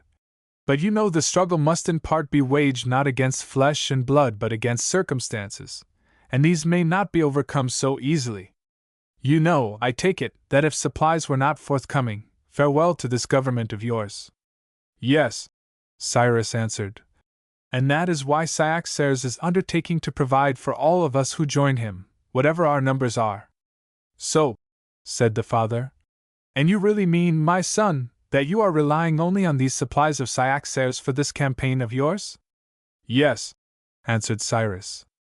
And do you know what they amount to? No, he said. I cannot say that I do. And yet, his father went on, you are prepared to rely on what you do not know. Do you forget that the needs of the morrow must be high, not to speak of the outlay for the day? Oh, no, said Cyrus. I am well aware of that. Well, said the father, suppose the cost is more than Cyaxares can bear, or suppose he actually meant to deceive you, how would your soldiers fare? Ill enough, no doubt, answered he. And now tell me, father, while we are still in friendly country, if you know of any resources that I could make my own? 10. You want to know where you could find resources of your own? Repeated his father. And who is to find that out, if not he who holds the keys of power? We have given you a force of infantry that you would not exchange, I feel sure, for one that was more than twice its size, and you will have the cavalry of Media to support you, the finest in the world. I conceive there are none of the nations round about who will not be ready to serve you, whether to win your favor or because they fear disaster. These are matters you must look into carefully, in concert with Cyaxares, so that nothing should ever fail you of what you need, and if, only for habit's sake, you should devise some means for supplying your revenue. Bear this maxim in mind before all others: never put off the collecting of supplies until the day of need, make the season of your abundance provide against the time of dearth. You will gain better terms from those on whom you must depend if you are not thought to be in straits, and what is more, you will be free from blame in the eyes of your soldiers. That in itself will make you more respected. Wherever you desire to help or to hurt, your troops will follow you with greater readiness, so long as they have all they need, and your words, you may be sure, will carry the greater weight the fuller your display of power for weal or woe. 11. Yes, father, Cyrus said, I feel all you say is true, and the more because as things now stand none of my soldiers will thank me for the pay that is promised them. They are well aware of the terms Cyaxares has offered for their help, but whatever they get over and above the covenanted amount they will look upon as a free gift, and for that they will, in all likelihood, feel most gratitude to the giver. True, said the father, and really for a man to have a force with which he could serve his friends and take vengeance on his foes, and yet neglect the supplies for it, would be as disgraceful, would it not? As for a farmer to hold lands and laborers and yet allow fields to lie barren for lack of tillage. No such neglect, answered the son, shall ever be laid at my door. Through friendly lands or hostile, trust me, in this business of supplying my troops with all they need I will always play my part. 12. Well, my son, the father resumed, and do you remember certain other points which we agreed must never be overlooked? Could I forget them? Answered Cyrus. I remember how I came to you for money to pay the teacher who professed to have taught me generalship, and you gave it me, but you asked me many questions. Now, my boy, you said, did this teacher you want to pay ever mention economy among the things a general ought to understand? Soldiers, no less than servants in the house, are dependent on supplies, and I was forced to tell the truth and admit that not a syllable had been mentioned on that score. Then you asked me if anything had been taught about health and strength, since a true general is bound to think of these matters no less than of tactics and strategy. And when I was forced to say no, you asked me if he had taught me any of the arts which give the best aid in war. Once again I had to say no, and then you asked whether he had ever taught me how to kindle enthusiasm in my men. For in every undertaking, you said, there was all the difference in the world between energy and lack of spirit. I shook my head, and your examination went on. Had this teacher laid no stress on the need for obedience in an army, or on the best means of securing discipline? 14. And finally, when it was plain that even this had been utterly ignored, you exclaimed, what in the world, then, does your professor claim to have taught you under the name of generalship? To that I could at last give a positive answer. He taught me tactics. And then you gave a little laugh and ran through your list point by point. And pray, what will be the use of tactics to an army without supplies, without health, without discipline, without knowledge of those arts and inventions that are of use in war? And so you made it clear to me that tactics and maneuvers and drill were only a small part of all that is implied in generalship, and when I asked you if you could teach me the rest of it, you bade me betake myself to those who stood high in repute as great generals, and talk with them and learn from their lips how each thing should be done. 15. So I consorted with all I thought to be of authority in these matters. As regards our present supplies, I was persuaded that what Cyaxares intended to provide was sufficient, and as for the health of the troops, I was aware that the cities where health was valued appointed medical officers, and the generals who cared for their soldiers took out a medical staff, and so when I found myself in this office I gave my mind to the matter at once, and I flatter myself, father, he added, that I shall have with me an excellent staff of surgeons and physicians. 16. To which the father made reply, well, my son, but these excellent men are, after all, much the same as the tailors who patch torn garments. When folk are ill, your doctors can patch them up, but your own care for their health ought to go far deeper than that. Your prime object should be to save your men from falling ill at all. And pray, father, asked Cyrus, how can I succeed in that? Well, answered Cambyses, I presume if you are to stay long in one place you will do your best to discover a healthy spot for your camp, and if you give your mind to the matter you can hardly fail to find it. Men, we know, are forever discussing what places are healthy and what are not, and their own complexions and the state of their own bodies is the clearest evidence. But you will not content yourself with choosing a site, you will remember the care you take yourself for your own health. 17. Well, said Cyrus, my first rule is to avoid overfeeding as most oppressive to the system, and my next to work off all that enters the body. That seems the best way to keep health and gain strength. My son, Cambyses answered, these are the principles you must apply to others. What? Said Cyrus. Do you think it will be possible for the soldiers to diet and train themselves? Not only possible, said the father, but essential. For surely an army, if it is to fulfill its function at all, must always be engaged in hurting the foe or helping itself. A single man is hard enough to support in idleness, a household is harder still, an army hardest of all. There are more mouths to be filled, less wealth to start with, and greater waste, and therefore an army should never be unemployed. 18. If I take your meaning, answered Cyrus, you think an idle general as useless as an idle farmer. And here and now I answer for the working general, and promise on his behalf that with God's help he will show you that his troops have all they need and their bodies are all they ought to be. And I think, he added, I know a way by which an officer might do much towards training his men in the various branches of war. Let him propose competitions of every kind and offer prizes. The standard of skill will rise, and he will soon have a body of troops ready to his hand for any service he requires. Nothing could be better, answered the father. Do this, and you may be sure you will watch your regiments at their maneuvers with as much delight as if they were a chorus in the dance. 19. And then, continued Cyrus, to rouse enthusiasm in the men, there can be nothing, I take it, like the power of kindling hope? True, answered his father, but that alone would be as though a huntsman were forever rousing his pack with the view-halloo. At first, of course, the hounds will answer eagerly enough, but after they have been cheated once or twice they will end by refusing the call even when the quarry is really in sight. And so it is with hope. Let a man rouse false expectations often enough, and in the end, even when hope is at the door, he may cry the good news in vain. Rather ought he to refrain from speaking positively himself when he cannot know precisely. His agents may step in and do it in his place.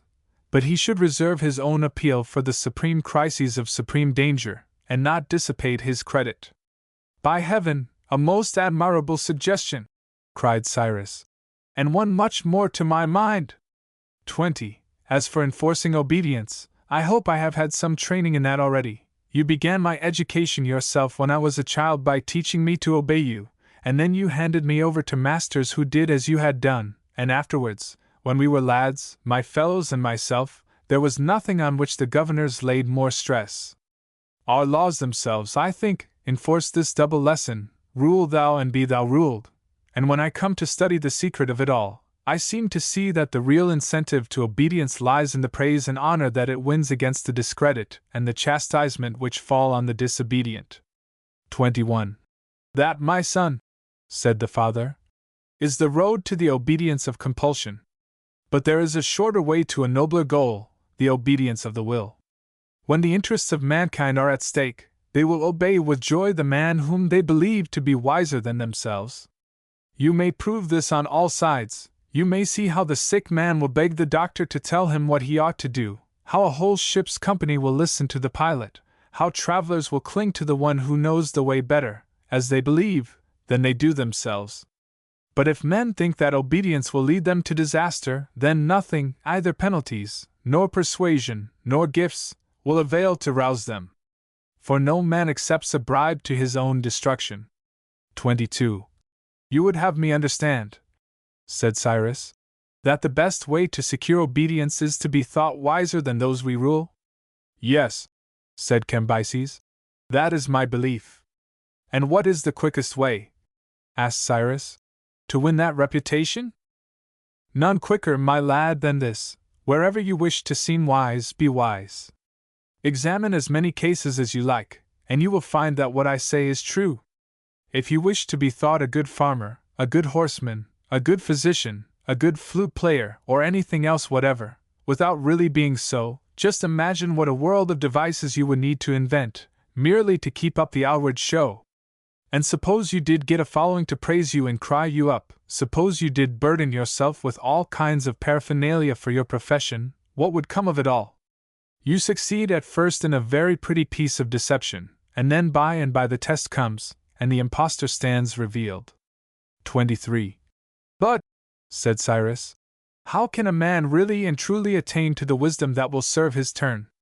Well, my son, it is plain that where learning is the road to wisdom, learn you must, as you learnt your battalion drill, but when it comes to matters which are not to be learnt by mortal men, nor foreseen by mortal minds. There you can only become wiser than others by communicating with the gods through the art of divination.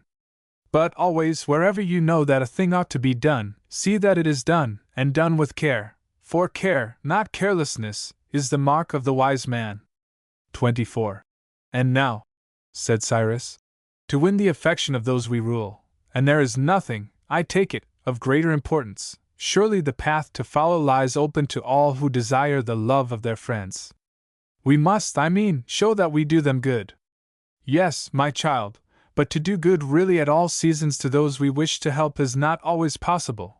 Only one way is ever open, and that is the way of sympathy. To rejoice with the happy in the day of good things, to share their sorrow when ill befalls them, to lend a hand in all their difficulties, to fear disaster for them, and guard against it by foresight, these, rather than actual benefits, are the true signs of comradeship. 25. And so in war, if the campaign is in summer, the general must show himself greedy for his share of the sun and the heat, and in winter for the cold and the frost, and in all labors for toil and fatigue. This will help to make him beloved of his followers. You mean, father, said Cyrus, that a commander should always be stouter-hearted in everything than those whom he commands. Yes, my son, that is my meaning, said he. Only be well assured of this. The princely leader and the private soldier may be alike in body, but their sufferings are not the same. The pains of the leader are always lightened by the glory that is his and by the very consciousness that all his acts are done in the public eye. 26. But now, father, suppose the time has come, and you are satisfied that your troops are well supplied, sound in wind and limb, well able to endure fatigue, skilled in the arts of war, covetous of honor, eager to show their mettle, anxious to follow, would you not think it well to try the chance of battle without delay? By all means, said the father, if you are likely to gain by the move, but if not, for my own part, the more I felt persuaded of my own superiority and the power of my troops, the more I should be inclined to stand on my guard, just as we put our greatest treasures in the safest place we have. 27. But how can a man make sure that he will gain? Ah, there you come, said the father, to a most weighty matter. This is no easy task, I can tell you. If your general is to succeed, he must prove himself an arch-plotter, a king of craft, full of deceits and stratagems, a cheat, a thief, and a robber, defrauding and overreaching his opponent at every turn. Heavens! Said Cyrus, and burst out laughing. Is this the kind of man you want your son to be?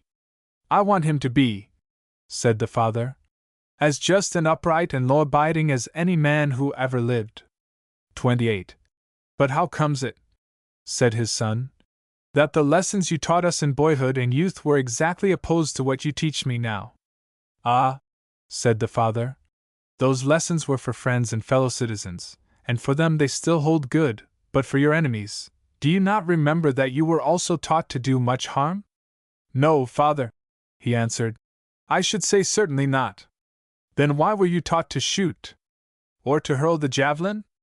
Or to trap wild boars? Or to snare stags with cords and caltrops? And why did you never meet the lion or the bear or the leopard in fair fight on equal terms, but were always trying to steal some advantage over them? Can you deny that all that was craft and deceit and fraud and greed? 29. Why, of course, answered the young man. In dealing with animals, but with human beings it was different. If I was ever suspected of a wish to cheat another, I was punished, I know, with many stripes. True, said the father.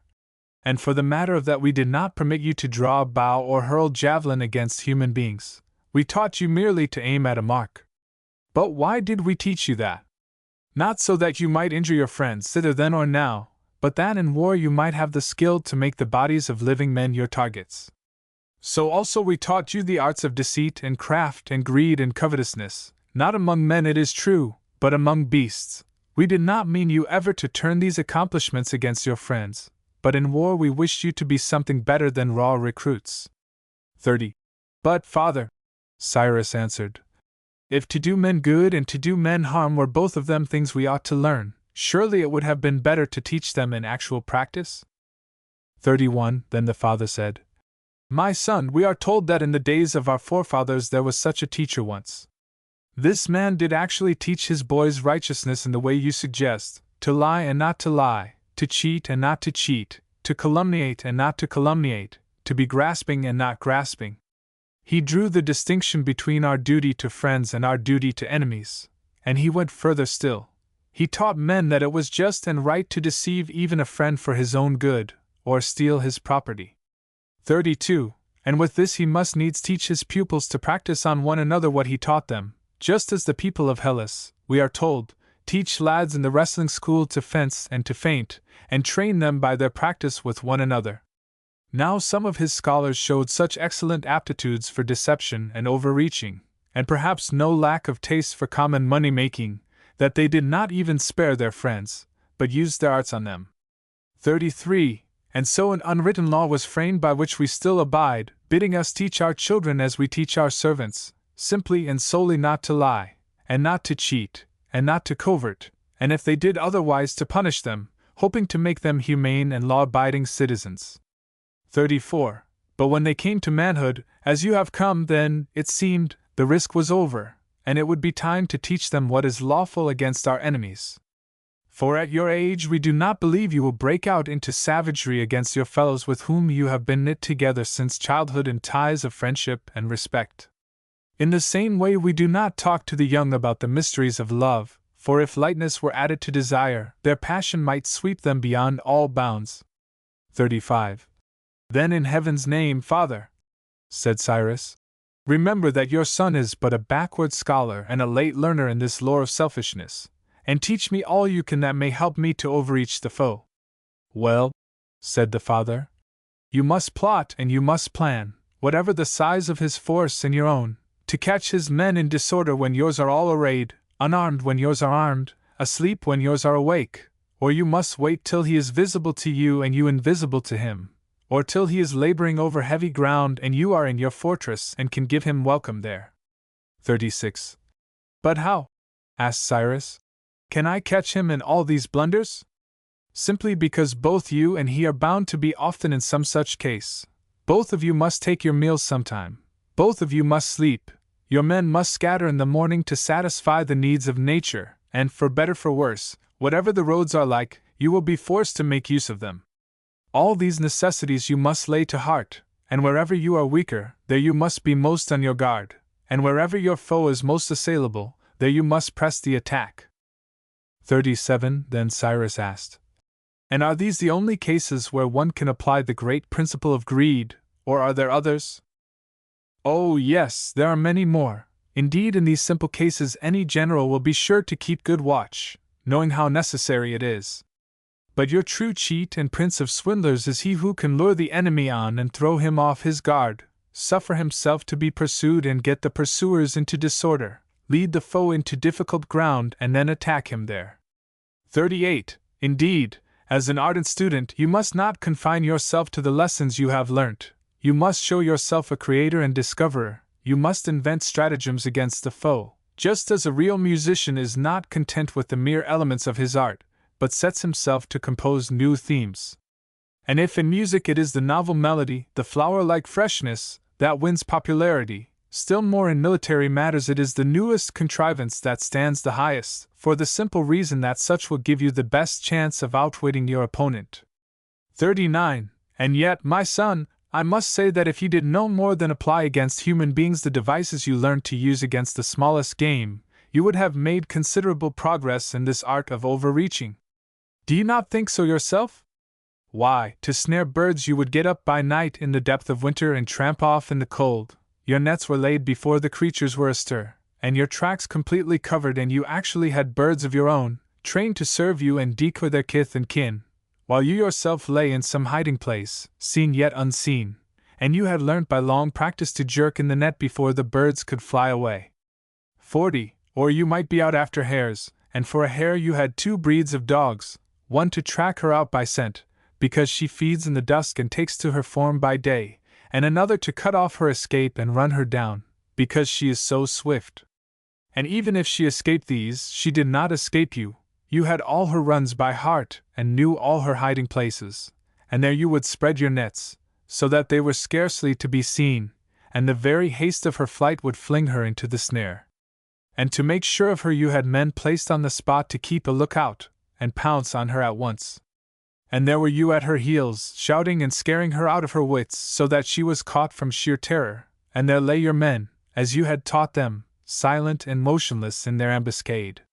41. I say, therefore, that if you chose to act like this against human beings, you would soon have no enemies left to fight, or I am much mistaken. And even if, as well may be, the necessity should arise for you to do battle on equal terms in open field, even so, my son, there will still be power in those arts which you have studied so long, and which teach you to out-villain villainy. And among them I include all that has served to train the bodies and fire the courage of your men, all that has made them adepts in every craft of war. One thing you must ever bear in mind: if you wish your men to follow you, remember that they expect you to plan for them. 42. Hence you must never know a careless mood. If it be night, you must consider what your troops shall do when it is day. If day, how the night had best be spent. 43. For the rest, you do not need me to tell you now how you should draw up your troops or conduct your march by day or night, along broad roads or narrow lanes, over hills or level ground, or how you should encamp and post your pickets, or advance into battle or retreat before the foe, or march past a hostile city, or attack a fortress or retire from it, or cross a river or pass through a defile, or guard against a charge of cavalry or an attack from lancers or archers, or what you should do if the enemy comes into sight when you are marching in column, and how you are to take up position against him, or how deploy into action if you are in line and he takes you in flank or rear, and how you are to learn all you can about his movements, while keeping your own as secret as may be. These are matters on which you need no further word of mine. All that I know about them you have heard 100 times. And I am sure you have not neglected any other authority on whom you thought you could rely. You know all the theories, and you must apply them now, I take it, according to circumstances and your need. 44. But, he added, there is one lesson that I would fain impress on you, and it is the greatest of them all. Observe the sacrifices and pay heed to the omens. When they are against you, never risk your army or yourself, for you must remember that men undertake enterprises on the strength of probability alone, and without any real knowledge as to what will bring them happiness. 45. You may learn this from all life and all history. How often have cities allowed themselves to be persuaded into war, and that by advisers who were thought the wisest of men, and then been utterly destroyed by those whom they attacked? How often have statesmen helped to raise a city or a leader to power, and then suffered the worst at the hands of those whom they exalted? And many who could have treated others as friends and equals, giving and receiving kindnesses, have chosen to use them as slaves, and then paid the penalty at their hands. And many, not content to enjoy their own share of good, have been swept on by the craving to master all, and thereby lost everything that they once possessed. And many have won the very wealth they prayed for, and through it have found destruction. 46. So little does human wisdom know how to choose the best, helpless as a man who could but draw lots to see what he should do. But the gods, my son, who live forever, they know all things, the things that have been and the things that are and the things that are to be, and all that shall come from these. And to us mortals who ask their counsel and whom they love they will show signs, to tell us what we should do and what we should leave undone. Nor must we think it strange if the gods will not vouchsafe their wisdom to all men equally. No compulsion is laid on them to care for men, unless it be their will. This work concludes the translation of Xenophon undertaken by Mr. Dakins. The Works of Xenophon, with maps, introductions, and notes, volumes 1 to 3, Macmillan, from references in the earlier volumes, e.g. Volume 1, pages 57, 70, XC, XCI, XXI, Volume 3, Part 1, pages v-7. It is plain the translator considered that the historical romance of the Cyropaedia was written in Xenophon's old age, completed circa 365 BC, embodying many of his own experiences and his maturest thoughts on education, on government, on the type of man, a rare type, alone fitted for leadership.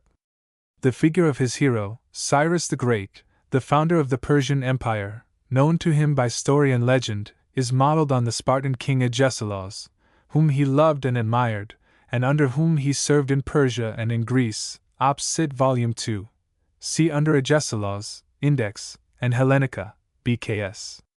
3. The Agesilaus, an encomium passum. Certain traits are also taken from the younger Cyrus, whom Xenophon followed in his famous march against his brother, the Persian king, up from the coast of Asia Minor into the heart of Babylonia. See the Anabasis, BKI, especially c. 9, Op. Cit. Volume 1, page 109. Clearly, moreover, many of the customs and institutions described in the work as Persian are really Dorian, and were still in vogue among Xenophon's Spartan friends, vide e.g. Hellenica, Book 4. I. S. 28, Op. Cit. Volume 2, page 44. C. 2.4 QY. Were these tribal customs of the Persians, as doubtless of the Dorians, or is it all a Dorian idealization? C. 2.13, good specimen of the annotative style with a parenthetic comment. The passage in brackets might be a gloss, but is it? C. 3.3, when did Xenophon himself first learn to ride? Surely this is a boyish reminiscence, full of sympathy with boy nature. C. 3.12, beautiful description of a child subject to his parents, growing in stature and favor with God and man. C. 4.2, perhaps his own grandson, Xenophon the son of Grylus, is the prototype, and Xenophon himself a sort of ancient Victor Hugo in this matter of fondness for children. C. 4.3, contrast Autolycus in the Symposium, who had, however, reached a more silent age, e.g. Symp. C. 3, Finn. Tr. Works, Volume 3. Part 1, page 309. C. 4.4, the touch about the puppy an instance of Xenophon's, Cathrote's, clear simplicity of style. C. 4.8, reads like a biographical incident in some hunt of Xenophon, boy or father. C. 4.9-10, the rapidity, one topic introducing and taken up by another, wave upon wave, Anarithmon Lelasma. The multitudinous laughter of the sea. C. 4.12, the truth of this due to sympathy, cf. Archidamus and his father Agesilaus, Hell, v. C. 4. Tr. Works, Volume 2. Page 126. C. 4.22, Cyaxares recalls John Gilpin. C. 4.24, an Hellenic trait, madness of battle rage, Menes. Something of the fierceness of the Iliad here. C. 5.7, Cyrus.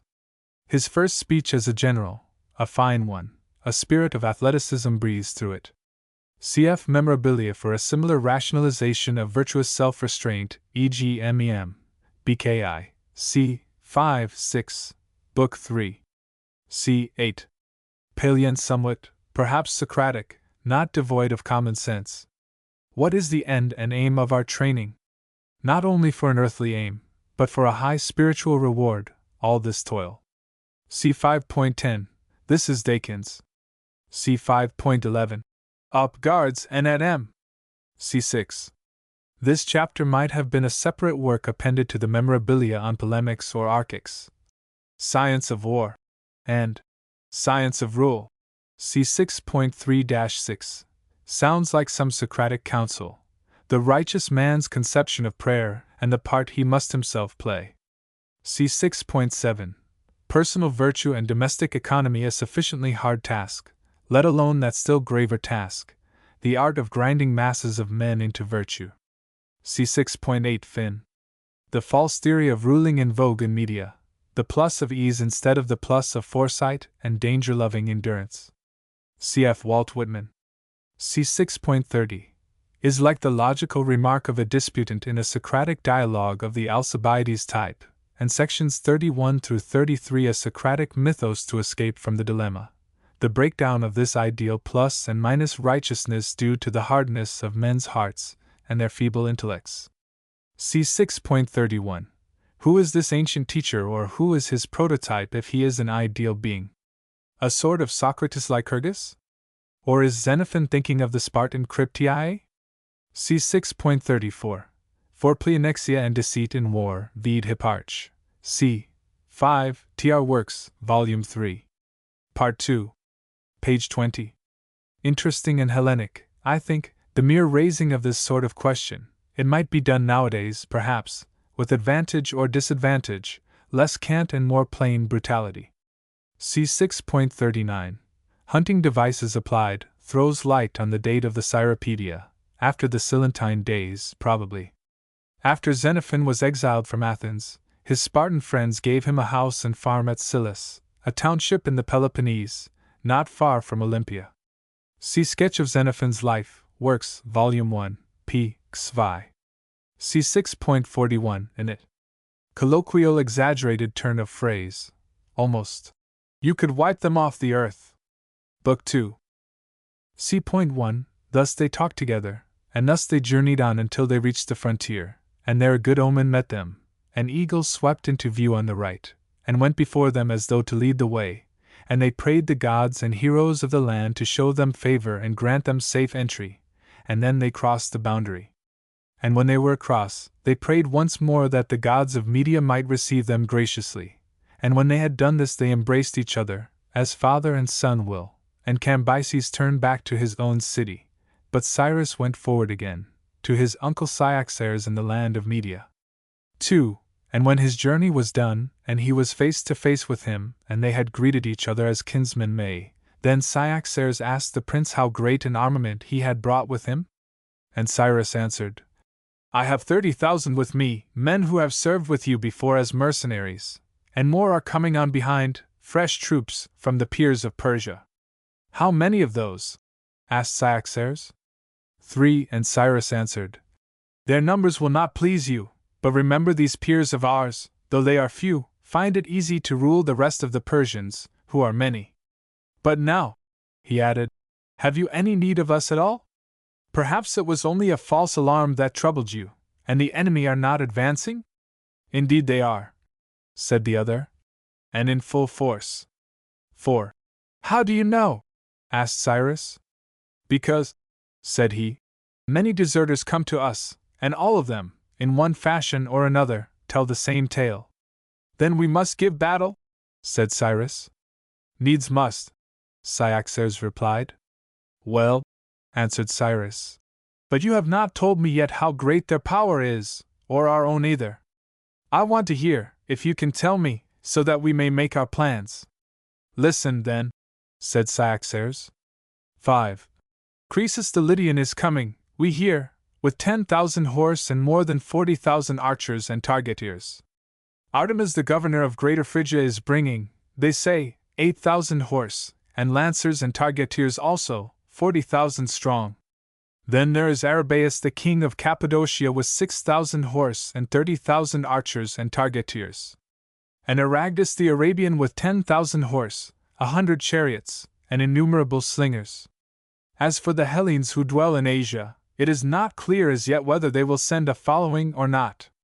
But the Phrygians from the Hellespont, we are told, are mustering in the Castrian plain under Gabadus, 6,000 horse and 40,000 targeteers.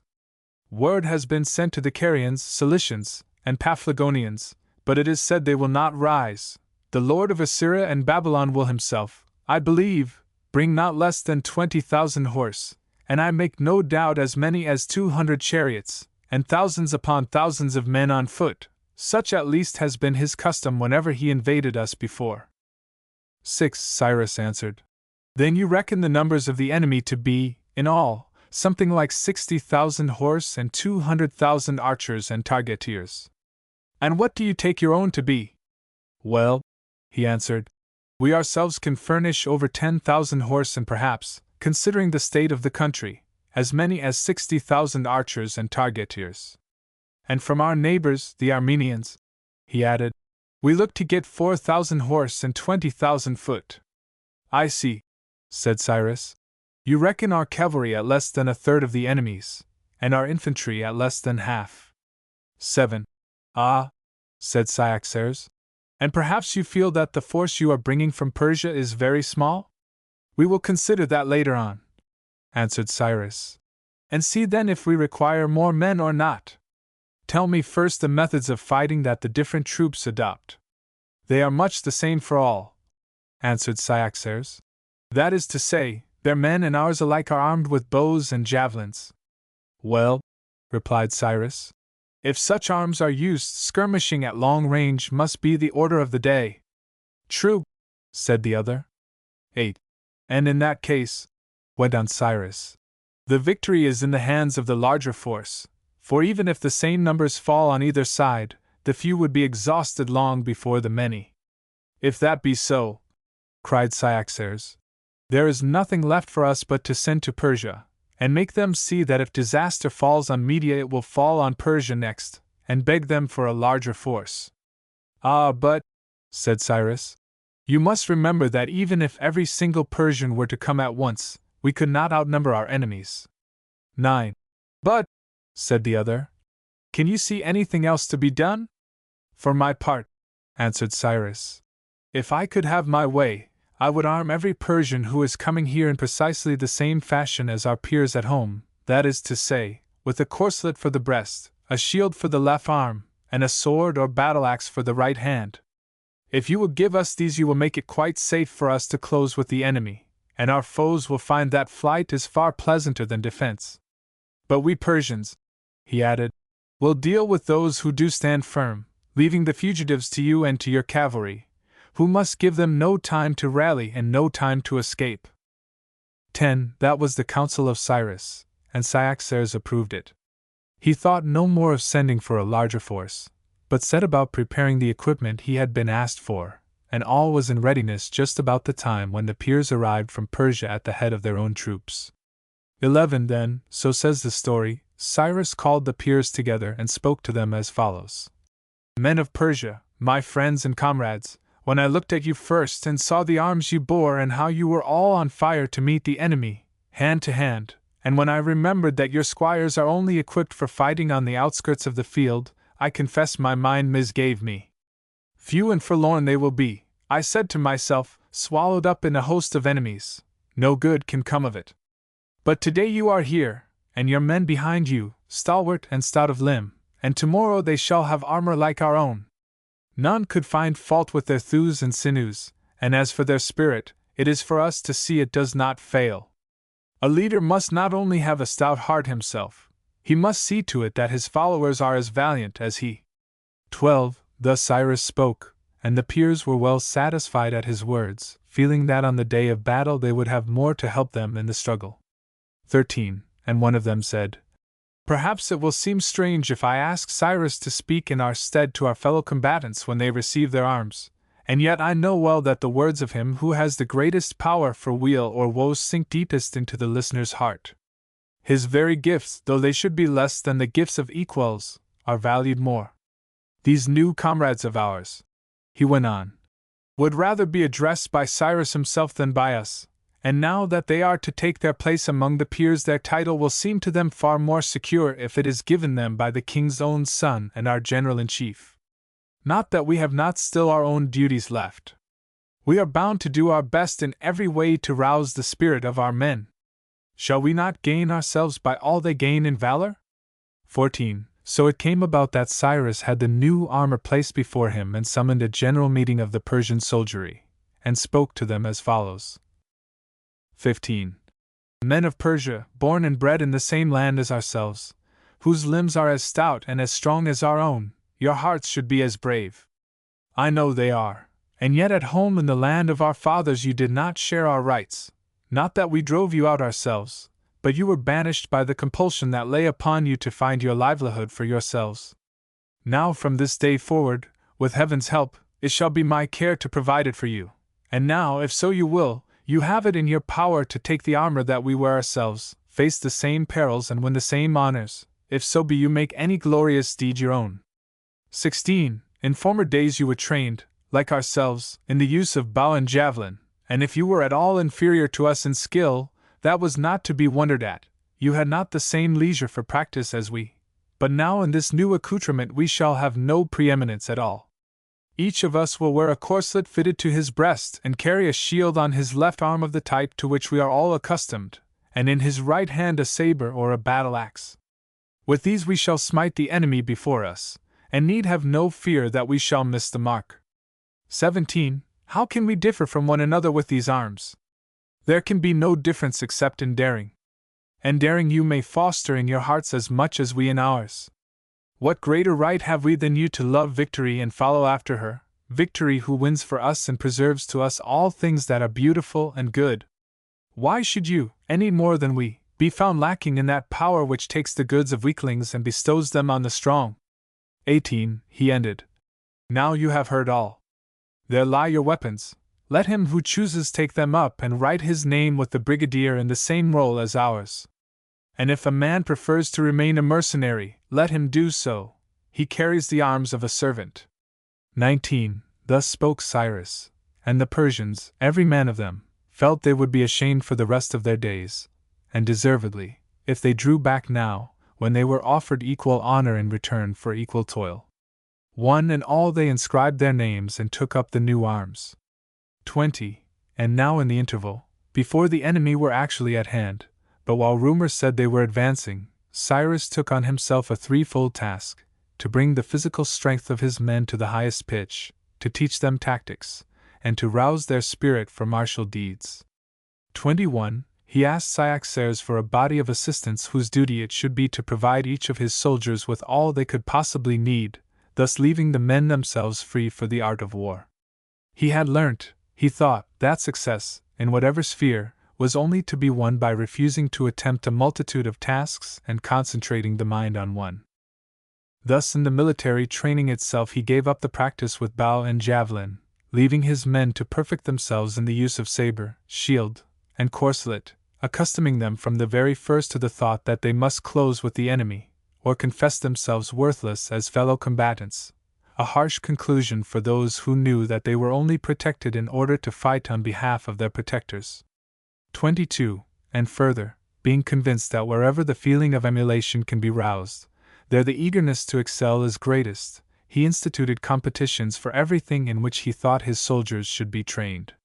The private soldier was challenged to prove himself prompt to obey, anxious to work, eager for danger, and yet ever mindful of discipline, an expert in the science of war, an artist in the conduct of his arms, and a lover of honor in all things. The petty officer commanding a squad of 5 was not only to equal the leading private, he must also do what he could to bring his men to the same perfection. The captain of 10 must do the same for his 10, and the company's captain for the company, while the commander of the whole regiment, himself above reproach, must take the utmost care with the officers under him so that they in their turn should see that their subordinates were perfect in all their duties.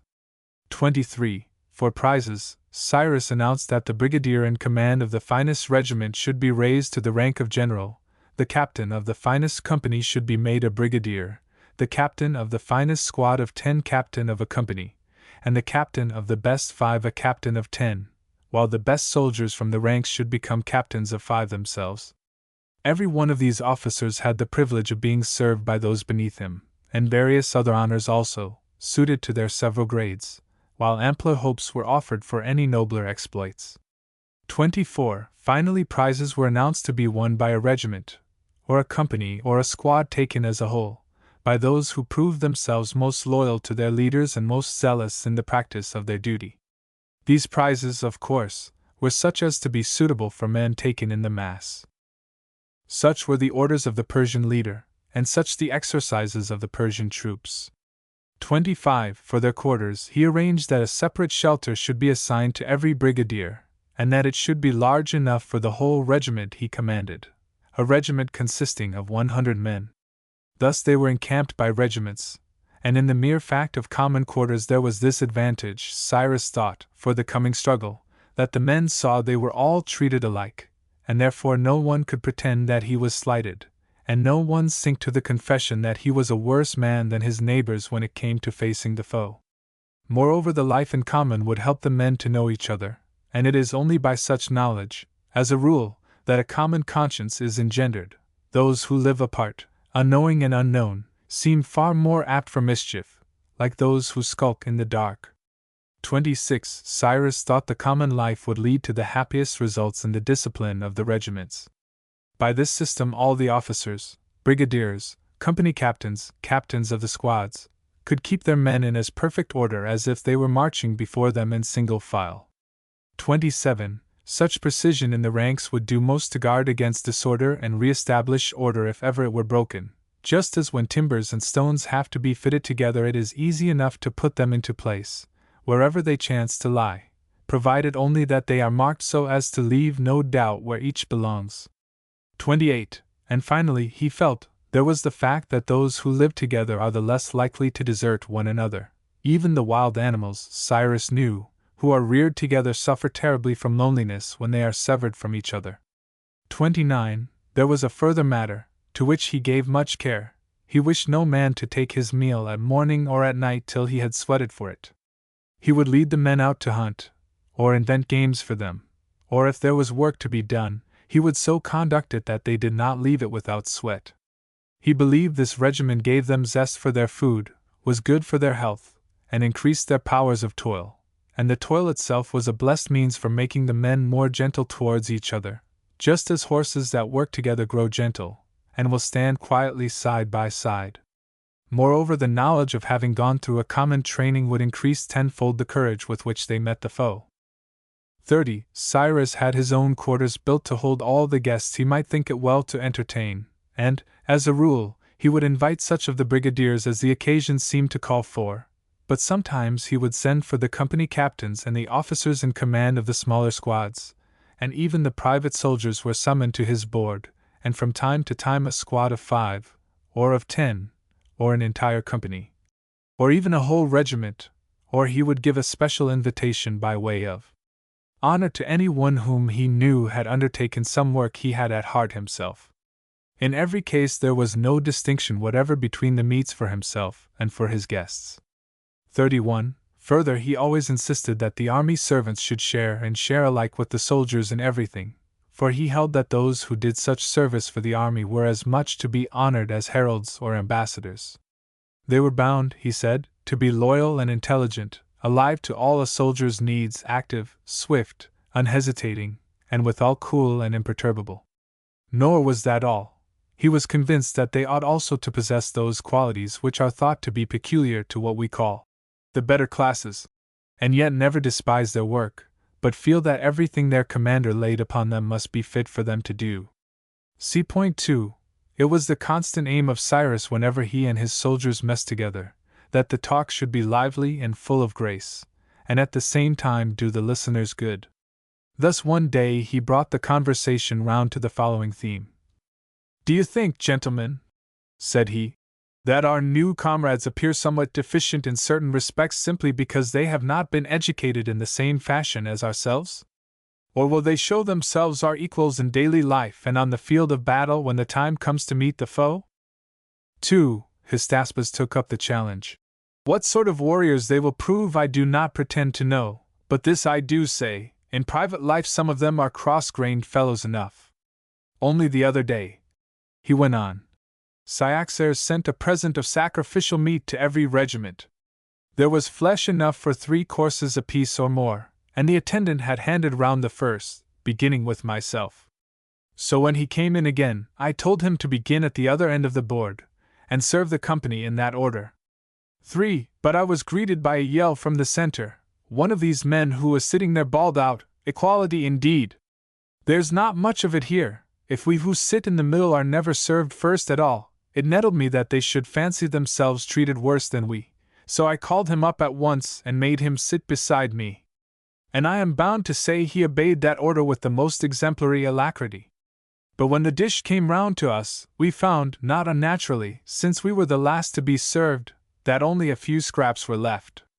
At this my man fell into the deepest dudgeon, and made no attempt to conceal it, muttering to himself, 'Just like my ill luck! To be invited here just now and never before!' 4. I tried to comfort him. 'Never mind,' I said, 'presently the servant will begin again with us, and then you will help yourself first, and you can take the biggest piece.' Just then the 3rd course, and, as it proved, the last, came round, and so the poor fellow took his helping, but as he did so it struck him that the piece he had chosen first was too small, and he put it back, meaning to pick out another. But the carver, thinking he had changed his mind and did not want any more, passed on to the next man before he had time to secure his 2nd slice. 5. At this our friend took his loss so hard that he only made matters worse. His 3rd course was clean gone, and now in his rage and his bad luck he somehow managed to overset the gravy, which was all that remained to him. The captain next to us, seeing how matters stood, rubbed his hands with glee and went into peals of laughter. And, said Hystaspas, I took refuge in a fit of coughing myself, for really I could not have controlled my laughter. There, Cyrus, said he, that is a specimen of our new comrades, as nearly as I can draw his portrait. 6. The description, as may be guessed, was greeted with shouts of laughter, and then another brigadier took up the word. Well, Cyrus, said he, our friend here has certainly met with an absolute bore. My own experience is somewhat different. You remember the admonitions you gave us when you dismissed the regiments, and how you bade each of us instruct his own men in the lessons we had learned from you. Well, I, like the rest of us, went off at once and set about instructing one of the companies under me. I posted the captain in front with a fine young fellow behind him, and after them the others in the order I thought best. I took my stand facing them all, and waited, with my eyes fixed on the captain, until I thought the right moment had come, and then I gave the order to advance. 7. And what must my fine fellow do but get in front of the captain and march off ahead of the whole troop? I cried out, You, sir, what are you doing? Advancing as you ordered. I never ordered you to advance alone, I retorted, the order was given to the whole company. At which he turned right round and addressed the ranks. Don't you hear the officer abusing you? The orders are for all to advance, whereupon the rest of them marched right past their captain and up to me. 8. Of course the captain called them back, and they began to grumble and growl. Which of the two are we to obey? One tells us to advance, the other won't let us move. Well, I had to take the whole matter very quietly and begin again from the beginning, posting the company as they were, and explaining that no one in the rear was to move until the front rank man led off. All they had to do was to follow the man in front. 9. As I was speaking, up came a friend of mine. He was going off to Persia, and had come to ask me for a letter I had written home. So I turned to the captain, who happened to know where I had left the letter lying, and bade him fetch it for me. Off he ran, and off ran my young fellow at his heels, breastplate, battle-axe, and all. The rest of the company thought they were bound to follow suit, joined in the race, and brought my letter back in style. That is how my company, you see, carries out your instructions to the full. 10. He paused, and the listeners laughed to their heart's content, as well as they might, over the triumphant entry of the letter under its armed escort. Then Cyrus spoke. Now heaven be praised. A fine set they are, these new friends of ours, a most rare race. So grateful are they for any little act of courtesy, you may win 100 hearts by a dish of meat. And so docile, some of them must needs obey an order before they have understood it. For my part, one can only pray to be blessed with an army like them all. 11. Thus he joined in the mirth, but he turned the laughter to the praise of his new recruits.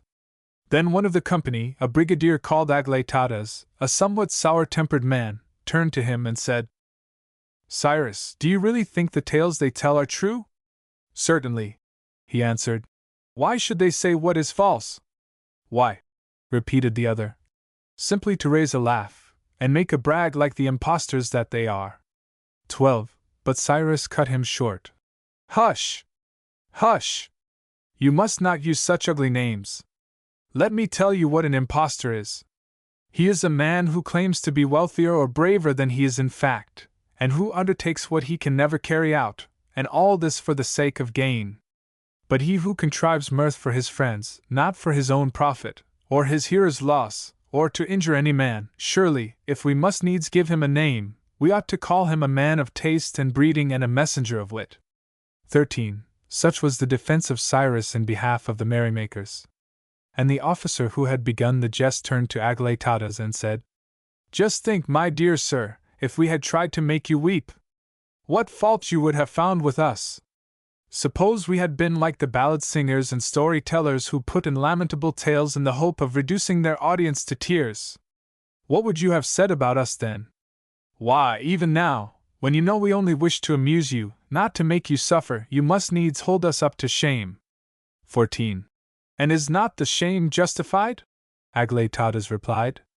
The man who sets himself to make his fellows laugh does far less for them than he who makes them weep. If you will but think, you will admit that what I say is true. It is through tears our fathers teach self-control unto their sons, and our tutors sound learning to their scholars, and the laws themselves lead the grown man to righteousness by putting him to sit in the place of penitence. But your mirth-makers, can you say they benefit the body or edify the soul? Can smiles make a man a better master or a better citizen? Can he learn economy or statesmanship from a grin? 15. But Hystaspas answered back, Take my advice, Aglaetadas, pluck up heart and spend this precious gift of yours on your enemies. Make them sit in the seat of the sorrowful, and fling away on us, your friends, that vile and worthless laughter. You must have an ample store of it in reserve.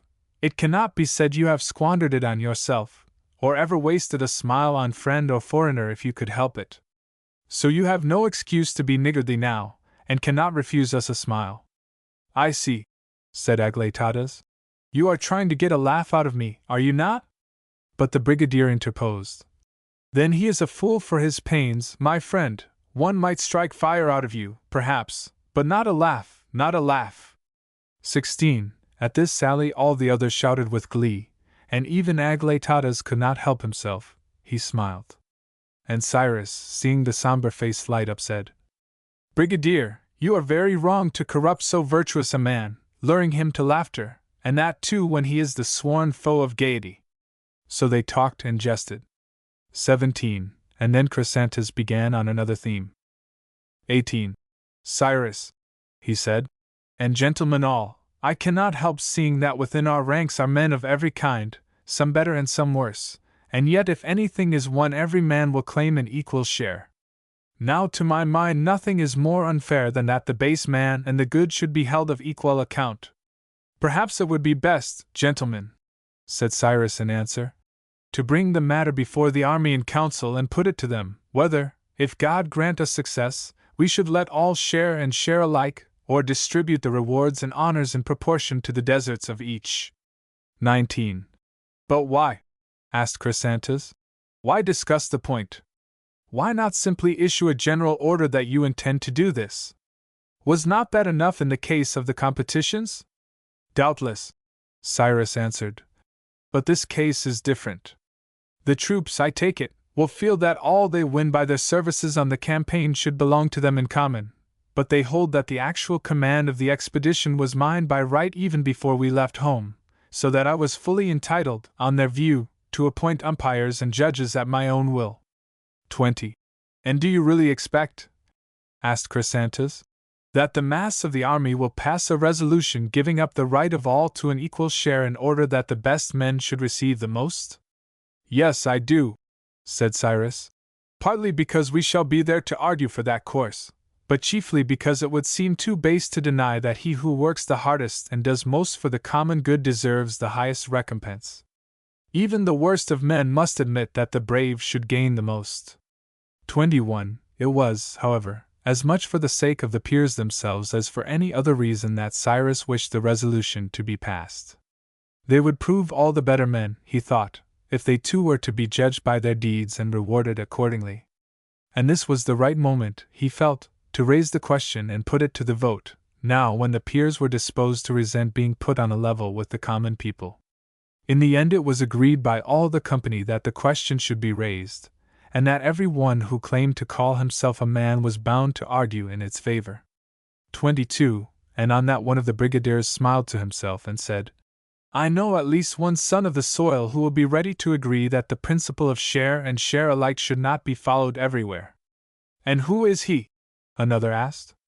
Well, said the first, he is a member of our quarters, I can tell you that, and he is always hunting after the lion's share of every single thing. What? Of everything? Said a third. Of work as well? Oh no, said the first. You have caught me there. I was wrong to say so much, I must confess. When it comes to work, I must admit, he is quite ready to go short, he will give up his own share of that, without a murmur, to any man whatever. 23. For my part, gentlemen, said Cyrus, I hold that all such idlers ought to be turned out of the army, that is, if we are ever to cultivate obedience and energy in our men. The bulk of our soldiers, I take it, are of the type to follow a given lead, They will seek after nobleness and valor if their leaders are valiant and noble, but after baseness if these are base. 24. And we know that only too often the worthless will find more friends than the good. Vice, passing lightly along her path of pleasure, wins the hearts of thousands with her gifts, but virtue, toiling up the steep ascent, has little skill to snare the souls of men and draw them after her, when all the while their comrades are calling to them on the easy downward way. 25. It is true there are degrees, and where the evil springs only from sloth and lethargy, I look on the creatures as mere drones, only injuring the hive by what they cost, but there are others, backward in toil and forward in greed, and these are the captains in villainy, for not seldom can they show that rascality has its advantages. Such as they must be removed, cut out from among us, root and branch. 26.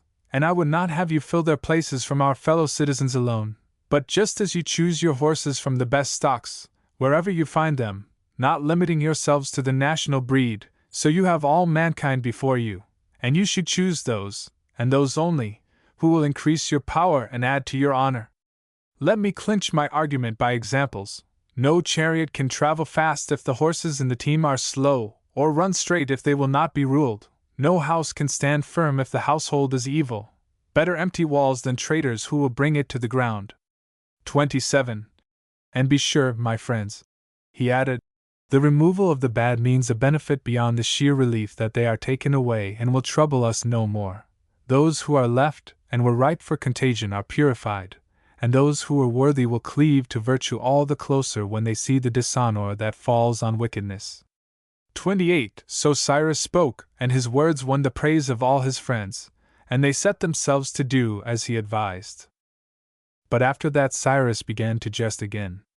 His eye fell on a certain captain who had chosen for his comrade at the feast a great hairy lad, a veritable monster of ugliness, and Cyrus called to the captain by name. How now, Sambulas? Have you adopted the Hellenic fashion too? And will you roam the world together, you and the lad who sits beside you, because there is none so fair as he? By heaven, answered Sambulas, you are not far wrong. It is bliss to me to feast my eyes upon him. 29. At that all the guests turned and looked on the young man's face, but when they saw how ugly it was, they could not help laughing outright. Heavens, Sambulas, tell us the valiant deed that knit your souls together. How has he drawn you to himself? 30. Listen then, he answered, and I will tell you the whole truth. Every time I call him, morning, noon, or night, he comes to me. Never yet has he excused himself, never been too busy to attend, and he comes at a run. He does not walk whatever I have bidden him do, he has always done it, and at the top of his speed. He has made all the petty captains under him the very models of industry. He shows them, not by word but deed, what they ought to be. 31. And so, said another, for all these virtues you give him, I take it, the kiss of kinship? But the ugly lad broke out. Not he! He has no great love for work. And to kiss me, if it came to that, would mean more effort than all his exercises. See point 3. So the hours passed in the general's tent, from grave to gay, until at last the third libation was poured out, and the company bent in prayer to the gods. Grant us all that is good, and so broke up, and went away to sleep. But the next day Cyrus assembled the soldiers in full conclave, and spoke to them, too. My men, he said, my friends, the day of struggle is at hand, and the enemy are near. The prizes of victory, if victory is to be ours, and we must believe it will be ours, we must make it ours, the prizes of victory will be nothing short of the enemy himself and all that he possesses. And if the victory should be his, then, in like manner, all the goods of the vanquished must lie at the victor's feet. 3. Therefore I would have you take this to your hearts. Wherever those who have joined together for war remember that unless each and every one of them play his part with zeal nothing good can follow, there we may look for glorious success. For there nothing that ought to be done will be left undone. But if each man thinks my neighbor will toil and fight, even though my own heart should fail and my own arm fall slack, then, believe me, disaster is at the door for each and all alike, and no man shall escape. For, such is the ordinance of God, Those who will not work out their own salvation he gives into the hands of other men to bear rule over them. And now I call on any man here," he added, "to stand up and say whether he believes that virtue will best be nourished among us if he who bears the greatest toil and takes the heaviest risk shall receive the highest honors. Or whether we should hold that cowardice makes no difference in the end, seeing that we all must share alike?" 5. Thereupon Chrysantas of the peers rose up. He was a man of understanding, but his bodily presence was weak. And now he spoke thus: "I do not imagine, Cyrus, that you put this question with any belief that cowards ought really to receive the same share as the brave. No, you wish to make trial of us and see whether any man would dare to claim an equal part in all that his fellows win by their nobleness, though he never struck a single valiant stroke himself. 6. I myself," he continued, "am neither fleet of foot nor stout of limb, and for aught I can do with my body, I perceive that on the day of trial neither the first place nor the second can be mine, no, nor yet the 100th, nor even, it may be, the 1000th. But this I know right well, that if our mighty men put forth all their strength, I too shall receive such portion of our blessings as I may deserve. But if the cowards sit at ease and the good and brave are out of heart, then I fear that I shall get a portion, a larger than I care to think, of something that is no blessing but a curse." 7. And so spoke Chrysantas, and then Pheraulas stood up. He was a man of the people, but well known to Cyrus in the old days at home and well beloved by him, no mean figure to look at, and in soul like a man of noble birth. Now he spoke as follows: 8. Cyrus, friends, and Persians, I hold to the belief that on this day we all start equal in that race where valor is the goal. I speak of what I see. We are trained on the same fare, we are held worthy of the same comradeship, we contend for the same rewards. All of us alike are told to obey our leaders, and he who obeys most frankly never fails to meet with honor at the hands of Cyrus. Valor is no longer the privilege of one class alone, it has become the fairest prize that can fall to the lot of any man. 9. And today a battle is before us where no man need teach us how to fight. We have the trick of it by nature, as a bull knows how to use his horns, or a horse his hoofs, or a dog his teeth, or a wild boar his tusks. The animals know well enough," he added, "when and where to guard themselves, they need no master to tell them that. 10. I myself, when I was a little lad, I knew by instinct how to shield myself from the blow I saw descending. If I had nothing else, I had my 2 fists, and used them with all my force against my foe. No one taught me how to do it, on the contrary they beat me if they saw me clench my fists. And a knife, I remember, I never could resist. I clutched the thing whenever I caught sight of it. Not a soul showed me how to hold it, only nature herself, I do aver. I did it, not because I was taught to do it, but in spite of being forbidden, like many another thing to which nature drove me, in spite of my father and mother both. Yes, and I was never tired of hacking and hewing with my knife whenever I got the chance. It did not seem merely natural, like walking or running, it was positive joy. 11. Well, today we are to fight in this same simple fashion. Energy, rather than skill, is called for, and glorious it will be to match ourselves against our friends, the peers of Persia. And let us remember that the same prizes are offered to us all, but the stakes differ. Our friends give up a life of honor, the sweetest life there can be, but we escape from years of toil and ignominy, and there can be no life worse than that.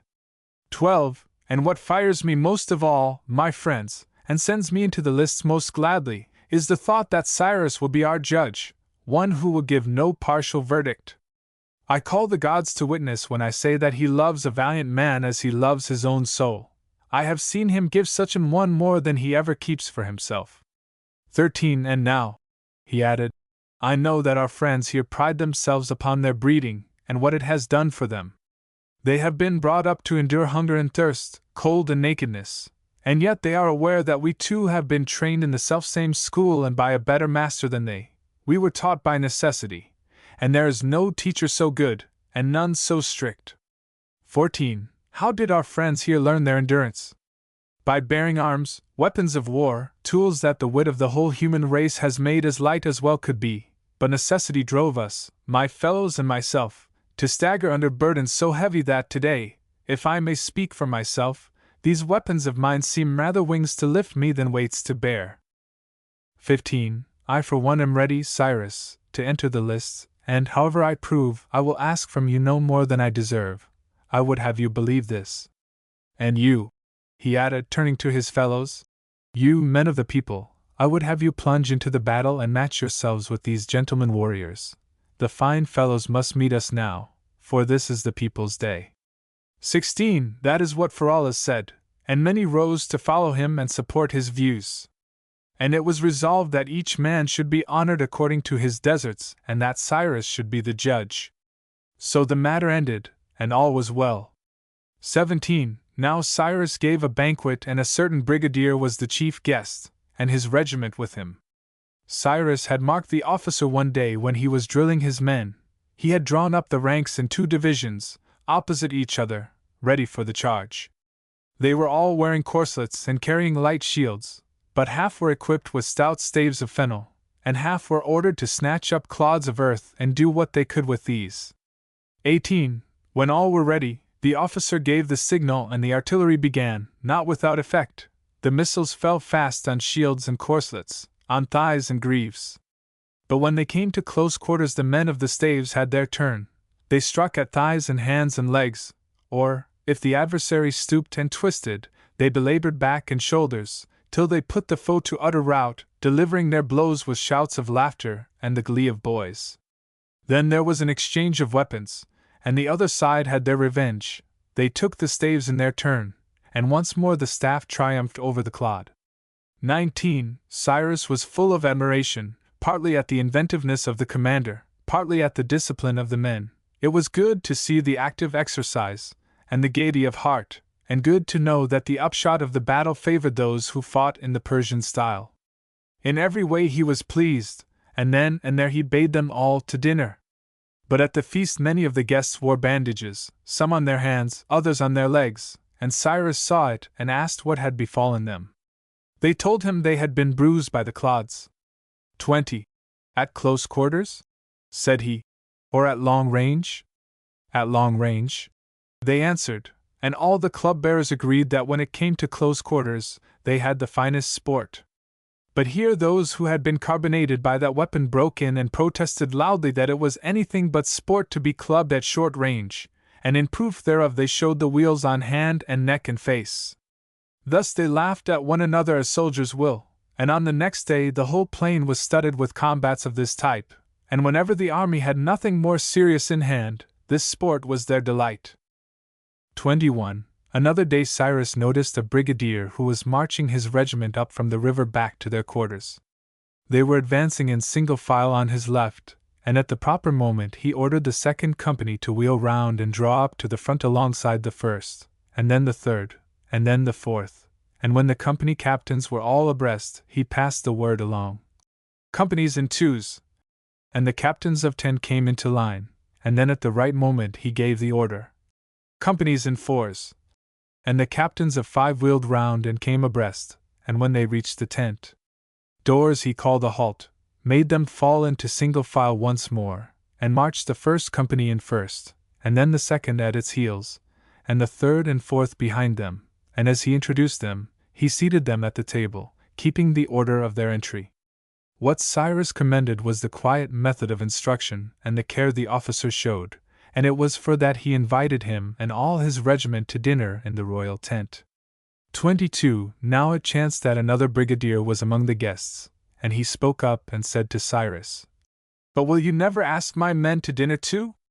Day after day, morning and evening, whenever we come in for a meal we do just the same as they, and when the meal is over the hindmost man of the last company leads out his men with their fighting order reversed, and the next company follows, led by their hindmost man, and then the third, and then the fourth, so that all of them, if they have to retire before an enemy, will know how to fall back in good order.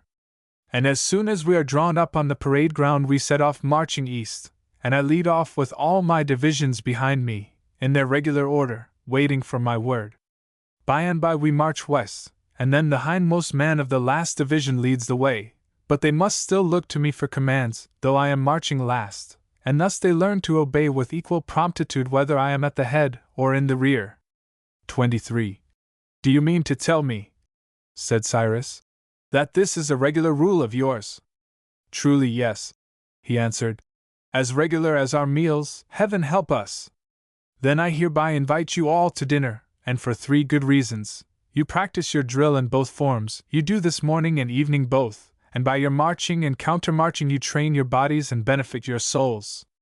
And since you do it all twice over every day, it is only fair to give you dinner twice." 24. "Not twice in one day, I beg you," said the officer, "unless you can furnish us with a second stomach apiece." And so the conversation ended for the time. But the next day Cyrus was as good as his word. He had all the regiment to dinner, and the day after he invited them again, and when the other regiments knew of it they fell to doing as they did. See point 4. Now it chanced one day as Cyrus was holding a review, a messenger came from Cyaxares to tell him that an embassy from India had just arrived, and to bid him return with all dispatch. "And I bring with me," said the messenger, "a suit of splendid apparel sent from Cyaxares himself. My lord wishes you to appear in all possible splendor, for the Indians will be there to see you." 2. At that Cyrus commanded the brigadier of the 1st regiment to draw up to the front with his men behind him on the left in single file, and to pass the order on to the 2nd, and so throughout the army.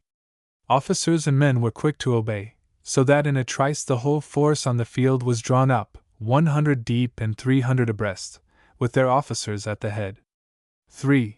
When they were in position Cyrus bade them follow his lead and off they went at a good round pace. However, the road leading to the royal quarters was too narrow to let them pass with so wide a front, and Cyrus sent word along the line that the first detachment, 1,000 strong, should follow as they were, and then the second, and so on to the last, and as he gave the command he led on without a pause and all the detachments followed in due order, one behind the other. 4. But to prevent mistakes he sent 2 gallopers up to the entrance with orders to explain what should be done in case the men were at a loss.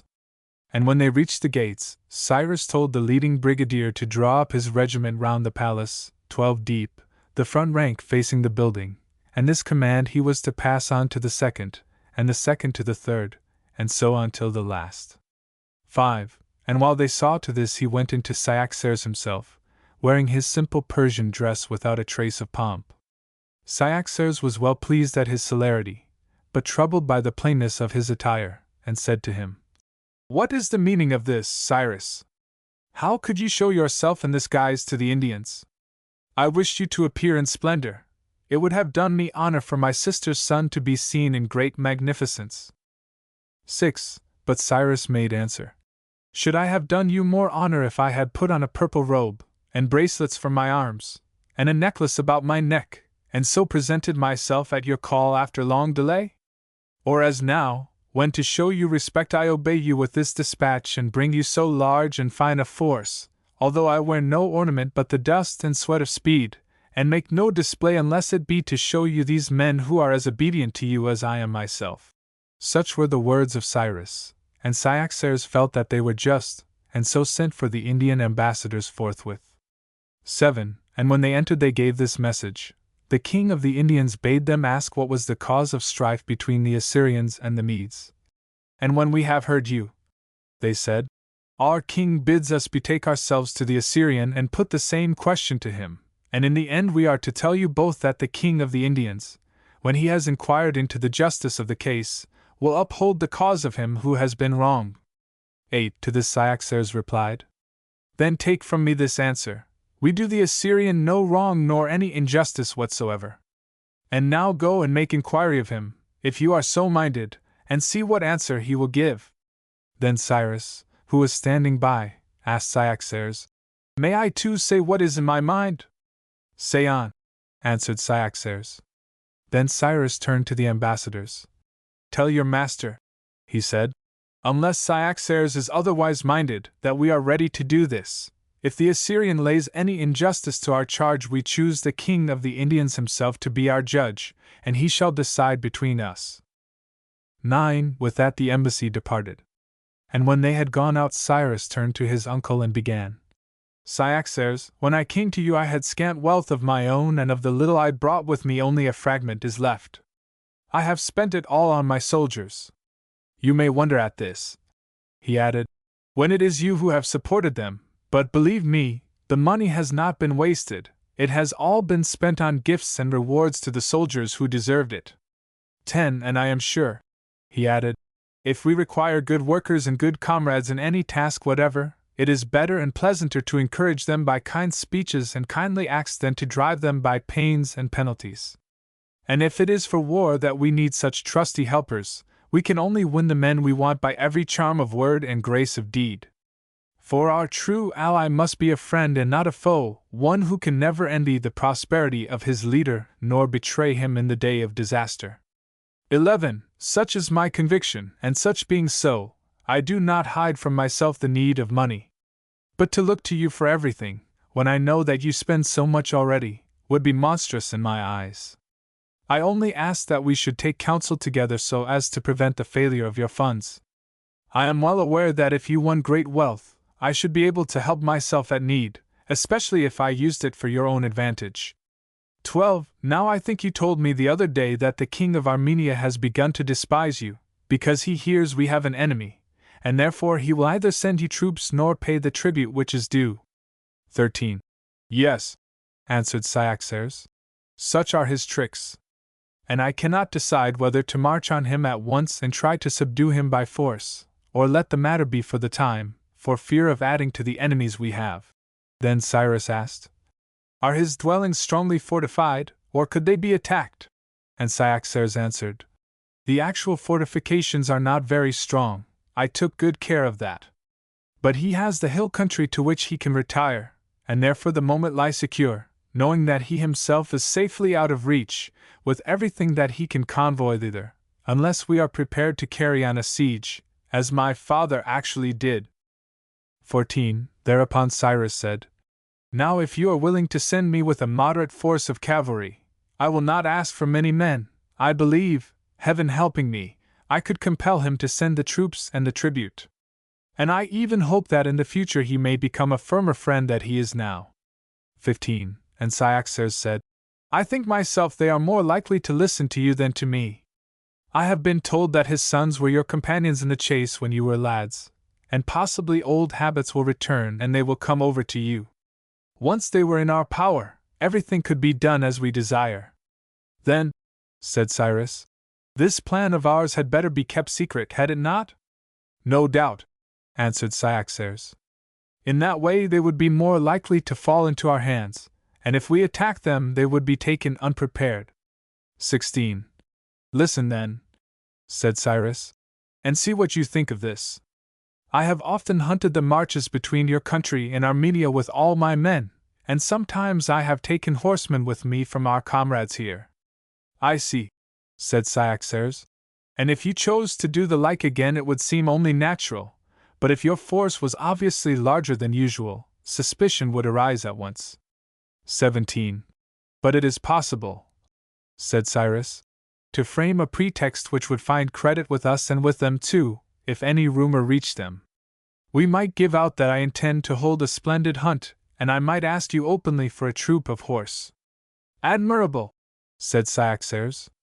And I shall refuse to give you more than a certain number, my reason being that I wish to visit the outposts on the Syrian side. And as a matter of fact, he added, I do wish to see them and put them in as strong a state as possible. Then, as soon as you have started with your men, and marched, let us say, for a couple of days, I could send you a good round number of horse and foot from my own detachment. And when you have them at your back, you could advance at once, and I will follow with the rest of my men as near you as I may, close enough to appear in time of need. 18. Accordingly, Cyaxares proceeded to muster horse and foot for his own march, and sent provision wagons forward to meet him on the road. Meanwhile Cyrus offered sacrifice for the success of his expedition, and found an opportunity to ask Cyaxares for a troop of his junior cavalry. But Cyaxares would only spare a few, though many wished to go. Soon afterwards he started for the outposts himself with all his horse and foot, and then Cyrus found the omens favorable for his enterprise, and led his soldiers out as though he meant to hunt. 19. He was scarcely on his way when a hare started up at their feet, and an eagle, flying on the right, saw the creature as it fled, swooped down and struck it, bore it aloft in its talons to a cliff hard by, and did its will upon it there. The omen pleased Cyrus well, and he bowed and worshipped to Zeus the king, and said to his company, "This shall be a right noble hunt, my friends, if God so will." 20. When he came to the borders, he began the hunt in his usual way, the mass of horse and foot going on ahead in rows like reapers, beating out the game, with picked men posted at intervals to receive the animals and give them chase. And thus they took great numbers of boars and stags and antelopes, and wild asses. Even to this day wild asses are plentiful in those parts. 21. But when the chase was over, Cyrus had touched the frontier of the Armenian land, and there he made the evening meal. The next day he hunted till he reached the mountains which were his goal. And there he halted again and made the evening meal. At this point he knew that the army from Cyaxares was advancing, and he sent secretly to them and bade them keep about 8 miles off, and take their evening meal where they were, since that would make for secrecy. And when their meal was over he told them to send their officers to him, and after supper he called his own brigadiers together, and addressed them thus. 22. My friends, in old days the Armenian was a faithful ally and subject of Cyaxares, but now when he sees an enemy against us, he assumes contempt. He either sends the troops nor pays the tribute. He is the game we have come to catch, if catch we can. And this, I think, is the way. You, Chrysantas, said he, will sleep for a few hours, and then take half the Persians with you, make for the hill country, and seize the heights which we hear are his places of refuge when alarmed. I will give you guides. 23. The hills, they tell us, are covered with trees and scrub, so that we may hope you will escape unseen. Still you might send a handful of scouts ahead of you, disguised as a band of robbers. If they should come across any Armenians they can either make them prisoners and prevent them from spreading the news, or at least scare them out of the way, so that they will not realize the whole of your force, and only take measures against a pack of thieves. 24. That is your task, Chrysantas, and now for mine. At break of day I shall take half the foot and all the cavalry and march along the level straight to the king's residence. If he resists, we must fight. If he retreats along the plain, we must run him down. If he makes for the mountains, why then, said Cyrus, it will be your business to see that none of your visitors escape. 25. Think of it as a hunt. We down below are the beaters rounding up the game, and you are the men at the nets. Only bear in mind that the earths must all be stopped before the game is up, and the men at the traps must be hidden, or they will turn back the flying quarry. 26. One last word, Chrysantas. You must not behave now as I have known you do in your passion for the chase. You must not sit up the whole night long without a wink of sleep. You must let all your men have the modicum of rest that they cannot do without. 27. Nor must you, just because you scour the hills in the hunt without a guide, following the lead of the quarry and that alone, checking and changing course wherever it leads you, you must not now plunge into the wildest paths. You must tell your guides to take you by the easiest road unless it is much the longest. 28. In war, they say, the easiest way is the quickest. And once more, because you can race up a mountain yourself, you are not to lead on your men at the double. Suit your pace to the strength of all. 29. Indeed, it were no bad thing if some of your best and bravest were to fall behind here and there and cheer the laggards on, and it would quicken the pace of all, when the column has gone ahead, to see them racing back to their places past the marching files. 30. Chrysantas listened, and his heart beat high at the trust reposed in him.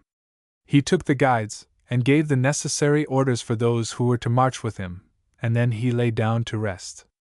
And when all his men had had the sleep he thought sufficient, he set out for the hills. 31. Day dawned, and Cyrus sent a messenger to the Armenian with these words. Cyrus bids you see to it that you bring your tribute and troops without delay. And if he asks you where Cyrus is, tell the truth and say I am on the frontier. And if he asks whether I am advancing myself, tell the truth again and say that you do not know. And if he inquires how many we are, bid him send someone with you to find out. 32. Having so charged the messenger, he sent him on forthwith, holding this to be more courteous than to attack without warning. Then he drew up his troops himself in the order best suited for marching, and if necessary, for fighting, and so set forth. The soldiers had orders that not a soul was to be wronged, and if they met any Armenians they were to bid them to have no fear, but open a market wherever they wished, and sell meat or drink as they chose. See 1.5. Is this historical, i.e. quasi-historical? Are any of the names real or all invented to give verisimilitude? See 1.13. Any touch of the sycophancy of the future in it?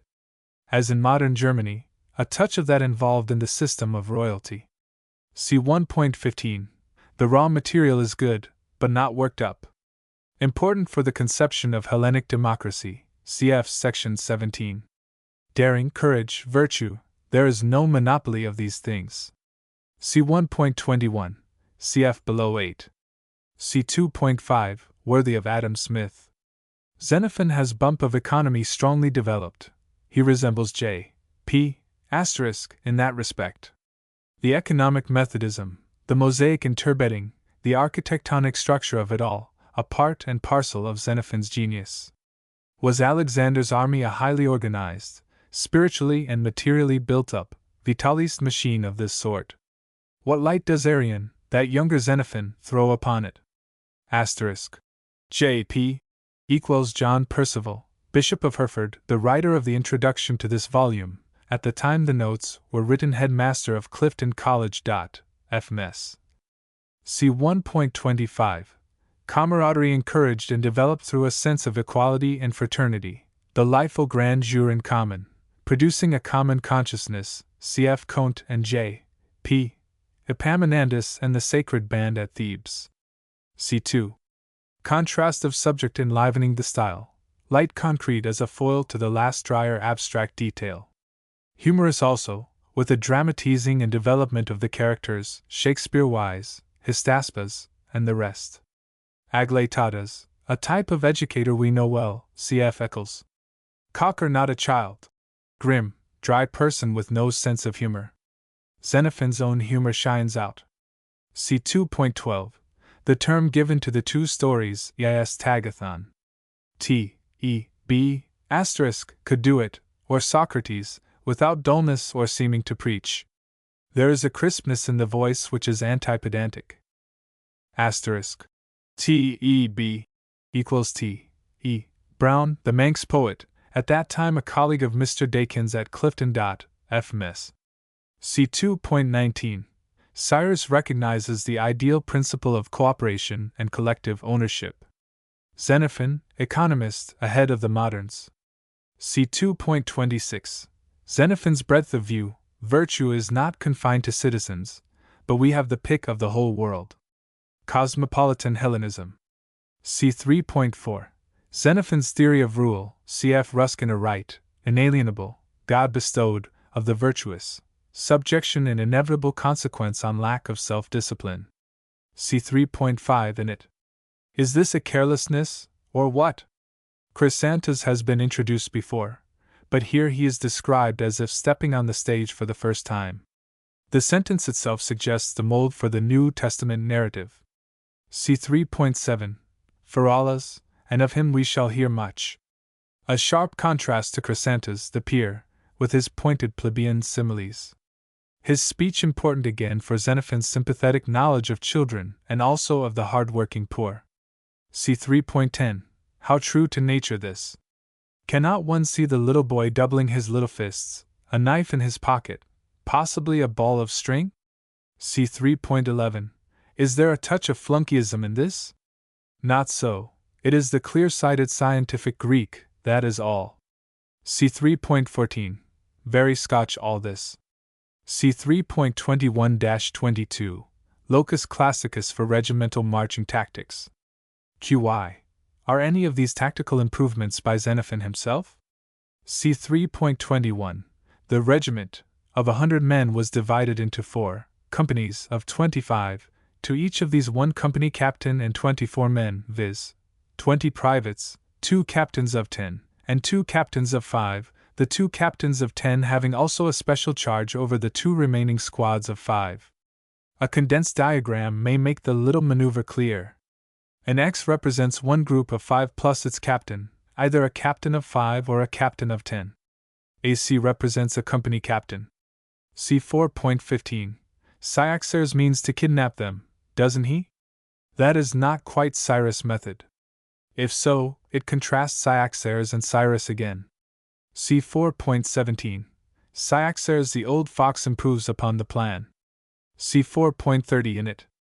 It is these touches which give the thrilling subjective feeling to the writings of Xenophon, or rather, thus his nerves tingle, just as the external touches give a sense of objective health, e.g. above, see 1.29.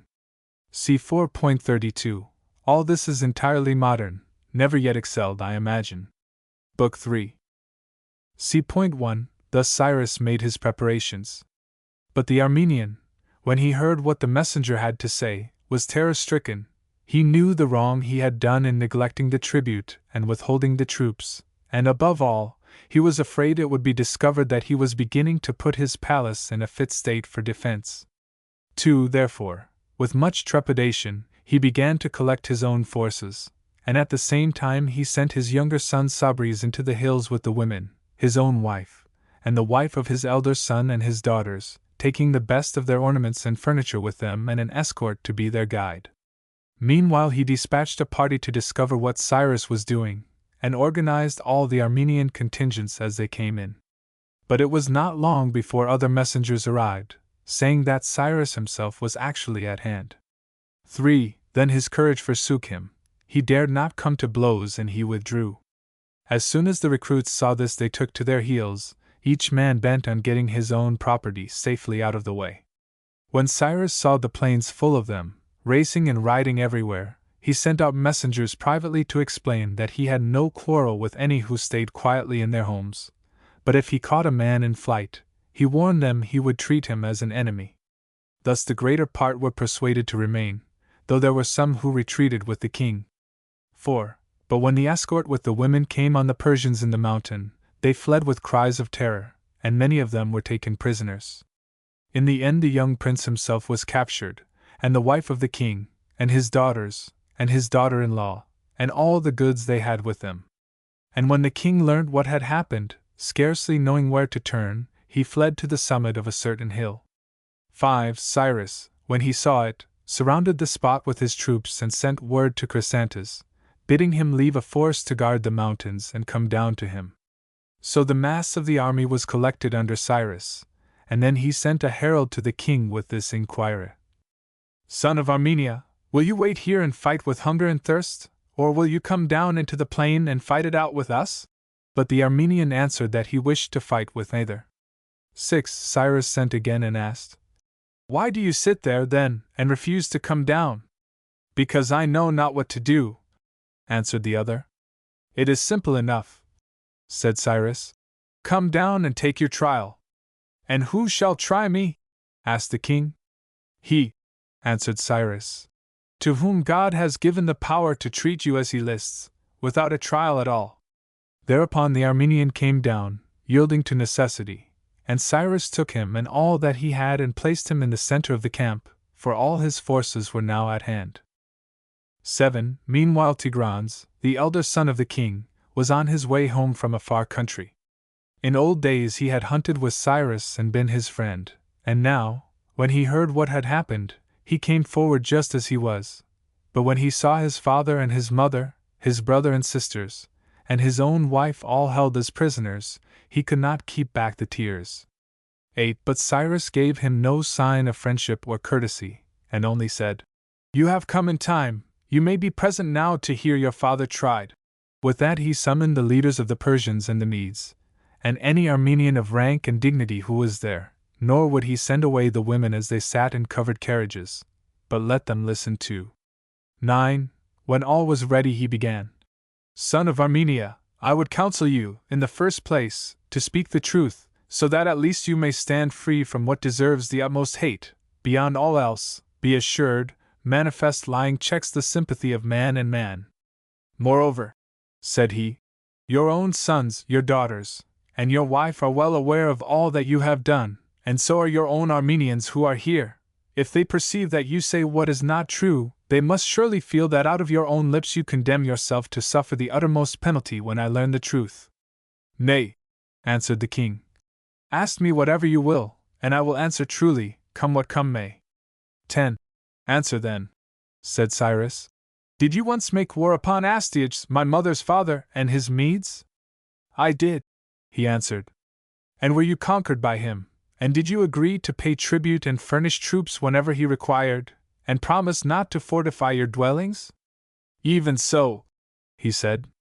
Why is it then that today you have neither brought the tribute nor sent the troops, and are building forts?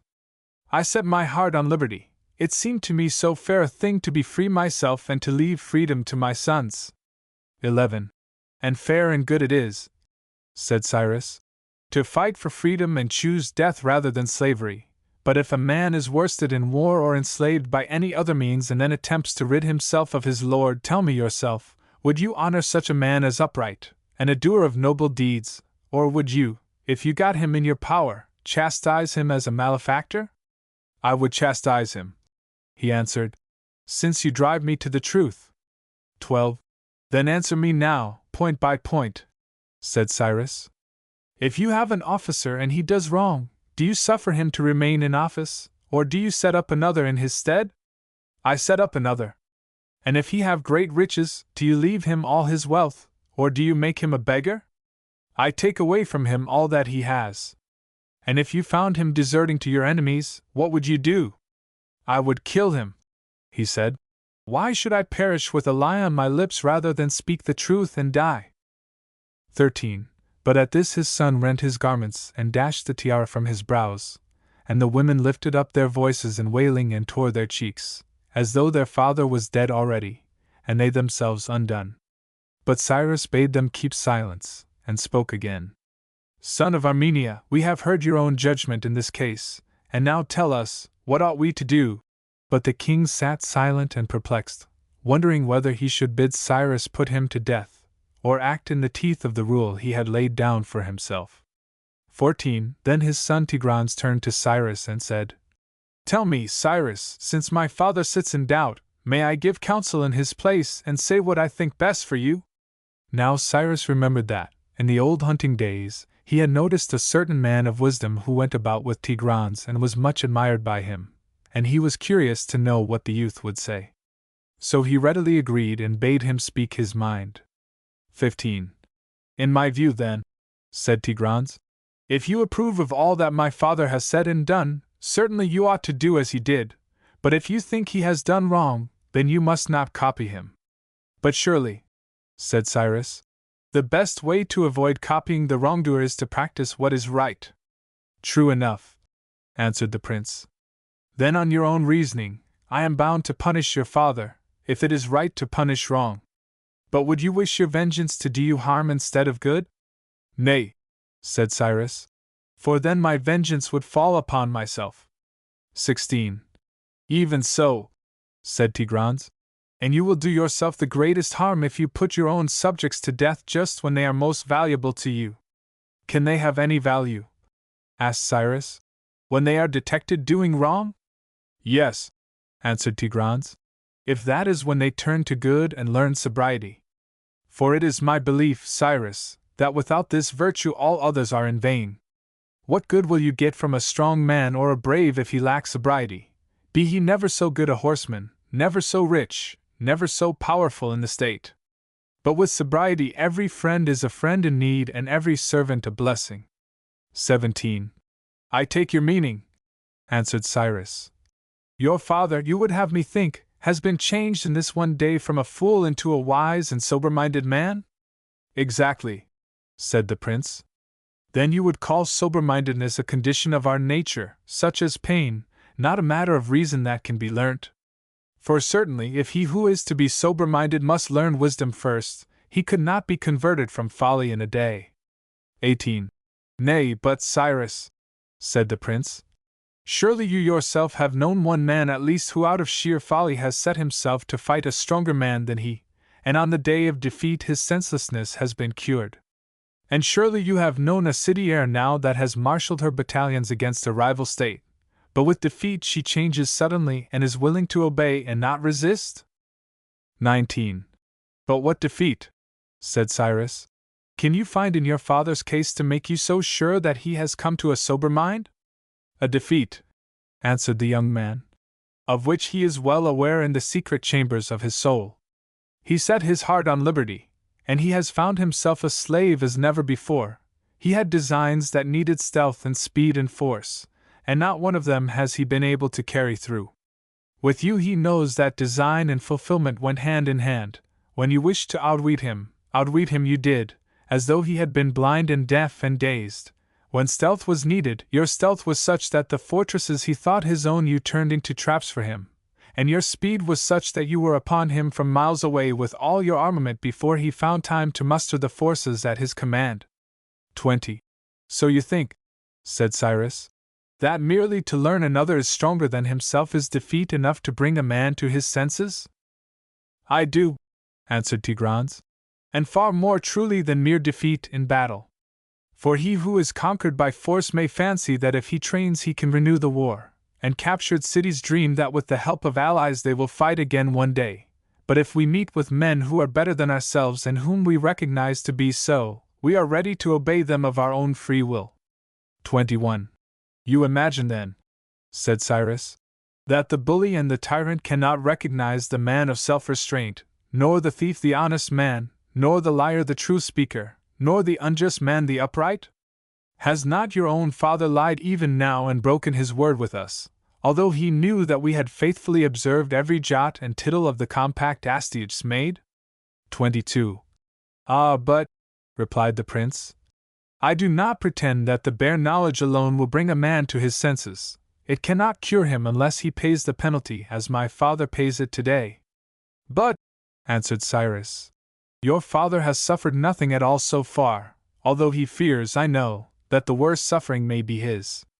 23. Do you suppose then, asked Tigranes, that anything can enslave a man more utterly than fear?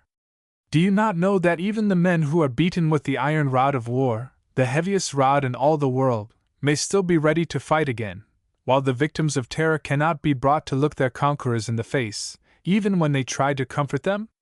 Then you maintain, said Cyrus, that fear will subdue a man more than suffering?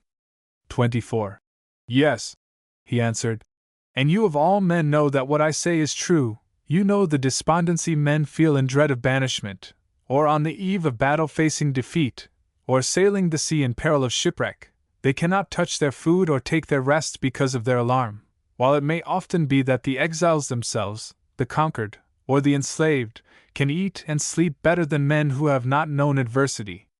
25. Think of those panic-stricken creatures who through fear of capture and death have died before their day, have hurled themselves from cliffs, hanged themselves, or set the knife to their throats. So cruelly can fear, the prince of horrors, bind and subjugate the souls of men.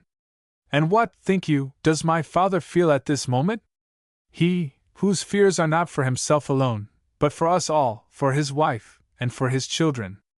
26. And Cyrus said, Today and at this time, it may be with him as you say, but I still think that the same man may well be insolent in good fortune and cringing in defeat.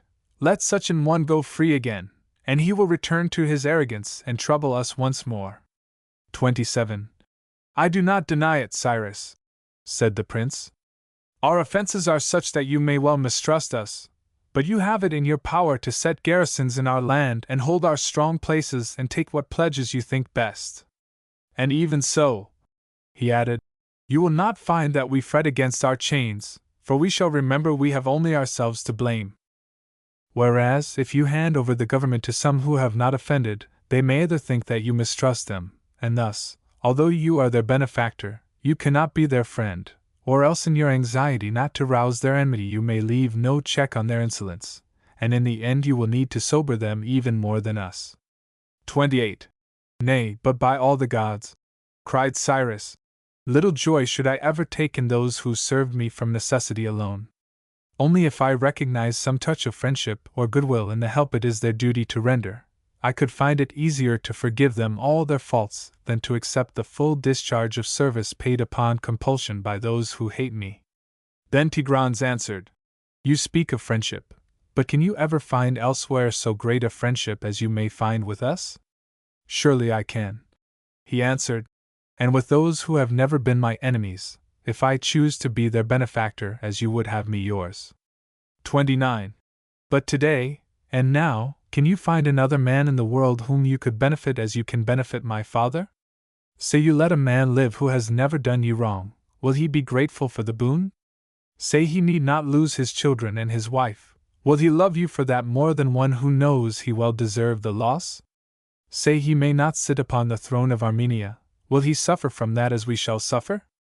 And is it not clear that the one who feels the pain of forfeiture the most will be the one most grateful for the granting of the gift? 30. And if you have it at all at heart to leave matters settled here, think for yourself, and see where tranquility will lie when your back is turned. Will it be with the new dynasty, or with the old familiar house? And if you want as large a force as possible at your command, where will you find a man better fitted to test the muster roll than the general who has used it time and again? If you need money, who will provide the ways and means better than he who knows and can command all the resources of the country? I warn you as a friend, he added, that if you throw us aside you will do yourself more harm than ever my father could have done. 31. Such were the pleadings of the prince, and Cyrus, as he listened, was overjoyed, for he felt he would accomplish to the full all he had promised Cyaxares. His own words came back to him. I hope to make the Armenian a better friend than before. Thereupon he turned to the king and said, Son of Armenia, if I were indeed to hearken unto you and yours in this, tell me, how large an army would you send me and how much money for the war? 32. And the king replied, The simplest answer I can make and the most straightforward is to tell you what my power is, and then you may take the men you choose, and leave the rest to garrison the country. And so with the money, it is only fair that you should know the whole of our wealth, and with that knowledge to guide you, you will take what you like and leave what you like. 33. And Cyrus said, Tell me then, and tell me true, how great is your power and your wealth? Whereupon the Armenian replied, Our cavalry is 8,000 strong and our infantry 40,000, and our wealth, said he, if I include the treasures which my father left, amounts in silver to more than 3,000 talents. 34. And Cyrus, without more ado, said at once, Of your whole armament you shall give me half, not more, since your neighbors the Chaldeans are at war with you, but for the tribute, instead of the 50 talents which you paid before, you shall hand over twice as much to Cyaxares because you made default, and you will lend me another 100 for myself, and I hereby promise you, if God be bountiful, I will requite you for the loan with things of higher worth, or I will pay the money back in full if I can, and if I cannot, you may blame me for want of ability, but not for want of will. 35. But the Armenian cried, By all the gods, Cyrus, speak not so, or you will put me out of heart. I beg you to look on all I have as yours, what you leave behind as well as what you take away. So be it then, answered Cyrus. And to ransom your wife, how much money would you give? All that I have, said he. And for your sons? For them too, all that I have. Good, answered Cyrus. But is not that already twice as much as you possess? 36. And you, Tigranes, said he, at what price would you redeem your bride? Now the youth was but newly wedded, and his wife was beyond all things dear to him. I would give my life, said he, to save her from slavery. 37. Take her then, said Cyrus. She is yours. For I hold that she has never yet been made a prisoner, seeing that her husband never deserted us. And you, son of Armenia, said he, turning to the king, you shall take home your wife and children, and pay no ransom for them, so that they shall not feel they come to you from slavery. But now, he added, you shall stay and sup with us, and afterwards you shall go wherever you wish. And so the Armenian stayed. 38. But when the company broke up after the evening meal, Cyrus asked Tigranes, Tell me, where is that friend of yours who used to hunt with us, and whom, as it seemed to me, you admired so much? Do you not know, he said, that my father put him to death? And why? Said Cyrus. What fault did he find in him? He thought he corrupted me, said the youth. And yet I tell you, Cyrus, he was so gentle and so brave, so beautiful in soul, that when he came to die, he called me to him and said, Do not be angry with your father, Tigranes, for putting me to death. What he does is not done from malice, but from ignorance, and the sins of ignorance, I hold, are unintentional. 39. And at that Cyrus could not but say, "Poor soul! I grieve for him." But the king spoke in his own defense. "Remember this, Cyrus, that the man who finds another with his wife kills him not simply because he believes that he has turned the woman to folly, but because he has robbed him of her love. Even so, I was jealous of that man who seemed to put himself between my son and me and steal away his reverence." 40. "May the gods be merciful to us," said Cyrus. "You did wrong, but your fault was human. And you, Tigranes," said he, turning to the son, "you must forgive your father." And so they talked in all friendliness and kindliness, as befitted that time of reconciliation, and then the father and son mounted their carriages, with their dear ones beside them, and drove away rejoicing. 41. But when they were home again, they all spoke of Cyrus, one praising his wisdom, another his endurance, a third the gentleness of his nature, and a fourth his stature and his beauty. Then Tigranes turned to his wife and asked, "Did Cyrus seem so beautiful in your eyes?" But she answered, "Ah, my lord, he was not the man I saw." "Who was it then?" asked Tigranes. "He," she answered, "who offered his own life to free me from slavery." And so they took their delight together, as lovers will, after all their sufferings. 42. But on the morrow the king of Armenia sent gifts of hospitality to Cyrus and all his army, and bade his own contingent make ready to march on the third day, and himself brought Cyrus twice the sum which he had named. But Cyrus would take no more than he had fixed, and gave the rest back to the king, only asking whether he or his son was to lead the force. And the father answered that it should be as Cyrus chose, but the son said, "I will not leave you, Cyrus, if I must carry the baggage to follow you." 43. And Cyrus laughed and said, "What will you take to let us tell your wife that you have become a baggage bearer?" "She will not need to be told," he answered. "I mean to bring her with me, and she can see for herself all that her husband does." "Then it is high time," said Cyrus, "that you got your own baggage together now." "We will come," said he. "Be sure of that, in good time, with whatever baggage my father gives." So the soldiers were the guests of Armenia for the day, and rested for that night. C.2. But on the day following Cyrus took Tigranes and the best of the Median cavalry, with chosen followers of his own, and scoured the whole country to decide where he should build a fort. He halted on the top of a mountain pass and asked Tigranes where the heights lay down which the Chaldeans swept when they came to plunder. Tigranes showed him. Then Cyrus asked him if the mountains were quite uninhabited. "No, indeed," said the prince. "There are always men on the lookout, who signal to the others if they catch sight of anything." "And what do they do?" he asked. "When they see the signal?" "They rush to the rescue," he said, "as quickly as they can." 2. Cyrus listened and looked, and he could see that large tracts lay desolate and untilled because of the war. That day they came back to camp and took their supper and slept. 3.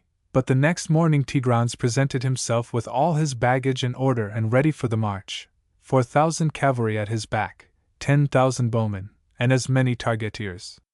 While they were marching up, Cyrus offered sacrifice, and finding that the victims were favorable, he called the leaders of the Persians together, and the chief captains of the Medes, and spoke to them thus. 4. My friends, there lie the Chaldean hills. If we could seize them and set a garrison to hold the pass, we should compel them both, Chaldeans and Armenians alike, to behave themselves discreetly. The victims are favorable, and to help a man in such a work as this there is no ally half so good as speed. If we scale the heights before the enemy have time to gather, we may take the position out of hand without a blow, and at most we shall only find a handful of weak and scattered forces to oppose us. 5. Steady speed is all I ask for, and surely I could ask for nothing easier or less dangerous. To arms then! The Medes will march on our left, half the Armenians on our right, and the rest in the van to lead the way, the cavalry in our rear, to cheer us on and push us forward and let none of us give way. 6. With that Cyrus led the advance, the army in column behind him. As soon as the Chaldeans saw them sweeping up from the plain, they signaled to their fellows till the heights re-echoed with answering shouts, and the tribesmen gathered on every side. Then Cyrus sent word along his lines, Soldiers of Persia, they are signaling to us to make haste.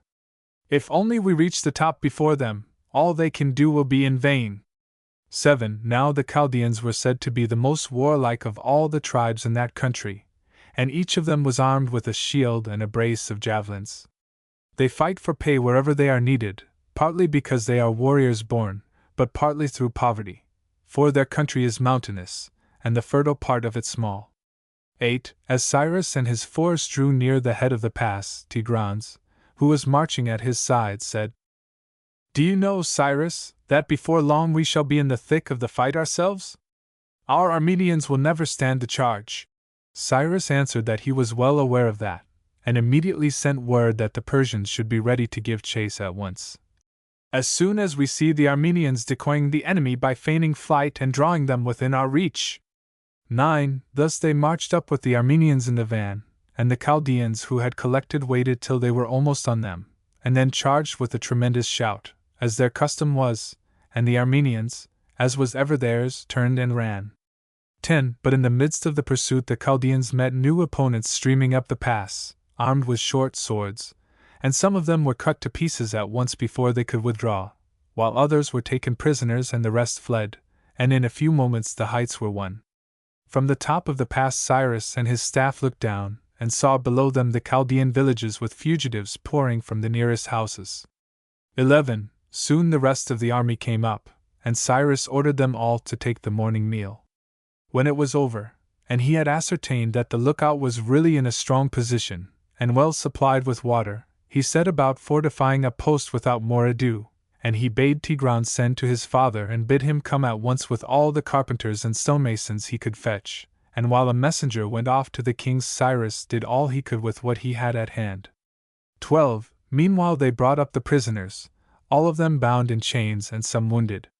But Cyrus, when he saw their plight, ordered the chains to be struck off, and sent for surgeons to dress their wounds, and then he told them that he came neither to destroy them nor to war against them, but to make peace between them and the Armenians.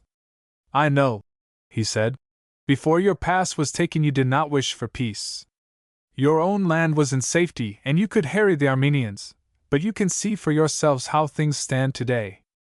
13. Accordingly I will let you all go back to your homes in freedom, and I will allow you and your fellows to take counsel together and choose whether you will have us for your enemies or your friends. If you decide on war, you had better not come here again without your weapons, but if you choose peace, come unarmed and welcome. It shall be my care to see that all is well with you, if you are my friends." 14. And when the Chaldeans heard that, they poured out praises and thanks, and then they turned homewards and departed. Meanwhile the king, receiving the call of Cyrus, and hearing the business that was at hand, had gathered his workmen together, and took what he thought necessary, and came with all speed. 15. And when he caught sight of Cyrus, he cried, "Ah, my lord, blind mortals that we are! How little can we see of the future, and how much we take in hand to do! I set myself to win freedom, and I made myself a slave, and now, when we were captured and said to ourselves that we were utterly undone, suddenly we find a safety we never had before. Those who troubled us are taken now, even as I would have them. 16. Be well assured, Cyrus," he added, "that I would have paid the sum you had from me over and over again simply to dislodge the Chaldeans from these heights. The things of worth you promised me when you took the money have been paid in full already, and we discover that we are not your creditors, but deep in your debt for many kindnesses, and we shall be ashamed not to return them, or we should be base indeed, for try as we may, we shall never be able to requite in full so great a benefactor." 17. Such thanks the Armenian gave. Then the Chaldeans came back, begging Cyrus to make peace with them. And Cyrus asked them, "Am I right in thinking that you desire peace today because you believe it will be safer for you than war, now that we hold these heights?" And the Chaldeans said that so it was. 18. "Well and good," said he. "And what if other benefits were gained by peace?" "We should be all the better pleased," said they. "Is there any other reason," he asked, "for your present poverty, except your lack of fertile soil?" They said that there was none. "Well then," Cyrus went on, "would you be willing to pay the same dues as the Armenians, if you were allowed to cultivate as much of their land as you desired?" And the Chaldeans said they would, if only they could rely on being fairly treated. 19. No, said Cyrus, turning to the Armenian king. Would you like that land of yours which is now lying idle to be tilled and made productive, supposing the workers paid you the customary dues? I would indeed, said the king. So much so that I am ready to pay a large sum for it. It would mean a great increase to my revenue. 20. And you, Chaldeans, said Cyrus, with your splendid mountains, would you let the Armenians use them for pasture if the graziers paid you what was fair? Surely yes, said the Chaldeans. It would mean much profit and no pains. Son of Armenia, said Cyrus, would you take this land for grazing, if by paying a small sum to the Chaldeans you got a far greater return yourself? Right willingly, said he, if I thought my flocks could feed in safety. And would they not be safe enough? Suggested Cyrus, if this pass were held for you, to which the king agreed. 21. But the Chaldeans cried, Heaven help us! We could not till our own fields in safety, not to speak of theirs, if the Armenians held the pass. True, answered Cyrus, but how would it be if the pass were held for you? Ah, then, said they, all would be well enough. Heaven help us! Cried the Armenian in his turn. All might be well enough for them, but it would be ill for us if these neighbors of ours recovered the post, especially now that it is fortified. 22. Then Cyrus said, See then, this is what I will do.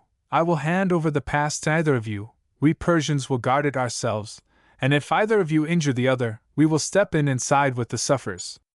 23. Then both parties applauded the decision, and said that only thus could they establish a lasting peace, and on these terms they exchanged pledges, and a covenant was made that both nations alike were to be free and independent, but with common rights of marriage, and tillage, and pasturage, and help in time of war if either were attacked. 24. Thus the matter was concluded, and to this day the treaty holds between the Chaldeans and Armenia.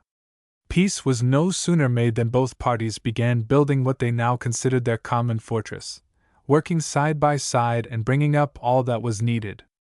25. And when evening fell, Cyrus summoned them all as fellow guests to his board, saying that they were friends already. At the supper as they sat together, one of the Chaldeans said to Cyrus that the mass of his nation would feel they had received all they could desire. But there are men among us, he added, who live as freebooters. They do not know how to labor in the field, and they could not learn, accustomed as they are from youth up to get their livelihood either by plundering for themselves or serving as mercenaries, often under the king of India, for he is a man of much wealth, but sometimes under Astyages. 26. Then Cyrus said, Why should they not take service with me? I undertake to give them at least as much as they ever got elsewhere. The Chaldeans readily agreed with him and prophesied that he would have many volunteers. 27. So this matter was settled to the mind of all. But Cyrus, on hearing that the Chaldeans were in the habit of going to India, remembered how Indian ambassadors had come to the Medes to spy out their affairs, and how they had gone on to their enemies, doubtless to do the same there, and he felt a wish that they should hear something of what he had achieved himself. 28. So he said to the company, Son of Armenia, and men of the Chaldeans, I have something to ask you. Tell me, if I were to send ambassadors to India, would you send some of your own folk with them to show them the way, and support them in gaining for us all that I desire? I still need more money if I am to pay all the wages, as I wish, in full, and give rewards and make presents to such of my soldiers as deserve them. It is for such things I need all the money I can get, for I believe them to be essential. It would be pleasanter for me not to draw on you, because I look on you already as my friends, but I should be glad to take from the Indian as much as he will give me. My messenger, the one for whom I ask guides and coadjutors, will go to the king and say, Son of India, my master has sent me to you, bidding me say that he has need of more money. He is expecting another army from Persia, and indeed I do expect one. Cyrus added. Then my messenger will proceed. If you can send my master all that you have at hand, he will do his best, if God grant him success, that you should feel your kindness has not been ill-advised. 30. That is what my emissary will say, and you must give such instructions to yours as you think fit yourselves. If I get money from the king, I shall have abundance at my disposal. If I fail, at least we shall owe him no gratitude, and as far as he is concerned we may look to our own interests alone. 31. So Cyrus spoke, convinced that the ambassadors from Armenia and Chaldea would speak of him as he desired all men might do. And then, as the hour was come, they broke up the meeting and took their rest. C.3. But on the next day Cyrus dispatched his messenger with the instructions, and the Armenians and Chaldeans sent their own ambassadors, choosing the men they thought would help Cyrus most and speak of his exploits in the most fitting terms. Cyrus put a strong garrison in the fort, and stored it with supplies, and left an officer in command, a Mede, whose appointment, he thought, would gratify Cyaxares, and then he turned homewards, taking with him not only the troops he had brought, but the force the Armenians had furnished, and a picked body of Chaldeans who considered themselves stronger than all the rest together. 2. And as he come down from the hills into the cultivated land, not one of the Armenians, man or woman, stayed indoors. With one accord they all went out to meet him, rejoicing that peace was made, and bringing him offerings from their best, driving before them the animals they valued most. The king himself was not ill-pleased at this, for he thought that Cyrus would take delight in the honor the people showed him. Last of all came the queen herself, with her daughters and her younger son, bearing many gifts, and among them the golden treasure that Cyrus had refused before. 3. But when he saw it he said, "Nay, you must not make me a mercenary and a benefactor for pay. Take this treasure back and hie you home, but do not give it to your lord that he may bury it again. Spend it on your son, and send him forth gloriously equipped for war, and with the residue buy yourself and for your husband and your children such precious things as shall endure, and bring joy and beauty into all your days. As for burying, let us only bury our bodies on the day when each must die." 4. With that he rode away, the king and all his people escorting him, like a guard of honor, calling him their savior, their benefactor, and their hero, and heaping praises on him until he had left the land. And the king sent with him a larger army than ever he had sent before, seeing that now he had peace at home. 5. Thus Cyrus took his departure, having gained not only the actual money he took away with him, but a far ampler store of wealth, won by his own graciousness, on which he could draw in time of need. For the first night he encamped on the borders of Armenia, but the next day he sent an army and the money to Cyaxares, who was close at hand, as he had promised to be, while he himself took his pleasure in hunting wherever he could find the game, in company with Tigranes and the flower of the Persian force. 6. And when he came back to Media he gave gifts of money to his chief officers, sufficient for each to reward their own subordinates, for he held to it that, if every one made his own division worthy of praise, all would be well with the army as a whole. He himself secured anything that he thought of value for the campaign, and divided it among the most meritorious, convinced that every gain to the army was an adornment to himself.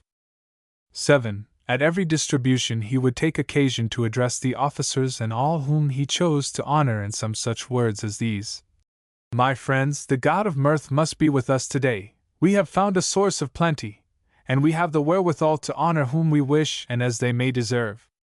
8. Let us call to mind, all of us, the only way in which these blessings can be won.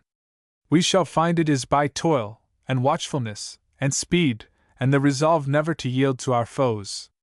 After this pattern must we prove ourselves to be men, knowing that all high delights and all great joys are only gained by obedience and hardihood, and through pains endured and dangers confronted in their proper season." 9. But presently, when Cyrus saw that his men were strong enough for all the work of war, and bold enough to meet their enemies with scorn, expert and skillful in the use of the weapons each man bore, and all of them perfect in obedience and discipline, the desire grew in his heart to be up and doing and achieve something against the foe. He knew well how often a general has found delay ruin his fairest armament. 10. He noticed, moreover, that in the eagerness of rivalry and the strain of competition many of the soldiers grew jealous of each other, and for this, if for no other reason, he desired to lead them into the enemy's country without delay, feeling that common dangers awaken comradeship among those who are fighting in a common cause, and then all such bickerings cease, and no man is galled by the splendor of his comrade's arms, or the passion of his desire for glory, envy is swallowed up in praise, and each competitor greets his rivals with delight as fellow workers for the common good. 11. Therefore Cyrus ordered his whole force to assemble under arms, and drew them up into battle array, using all his skill to make the display a wonder of beauty and perfection. Then he summoned his chief officers, his generals, his brigadiers, and his company captains. These men were not bound to be always in the ranks, and some were always free to wait on the commander-in-chief or carry orders along the lines without leaving the troops unofficered, for the captains of 12 and the captains of 6 stepped into the gaps, and absolute order was preserved. 12. So Cyrus assembled his staff and led them along the lines, pointing out the merits of the combined forces and the special strength of each, and thus he kindled in their hearts the passion for achievement, and then he bade them return to their regiments and repeat the lessons he had taught them, trying to implant in their own men the same desire for action, so that one and all might sally out in the best of heart. And the next morning they were to present themselves at Cyaxares' gates. 13. So the officers went away and did as he commanded, and the next morning at daybreak they assembled at the trysting place, and Cyrus met them and came before Cyaxares and said to him, I know well that what I am about to say must often have been in your own mind, but you have shrunk from suggesting it yourself lest it seem that you were weary of supporting us. 14. Therefore, since you must keep silence, let me speak for both of us.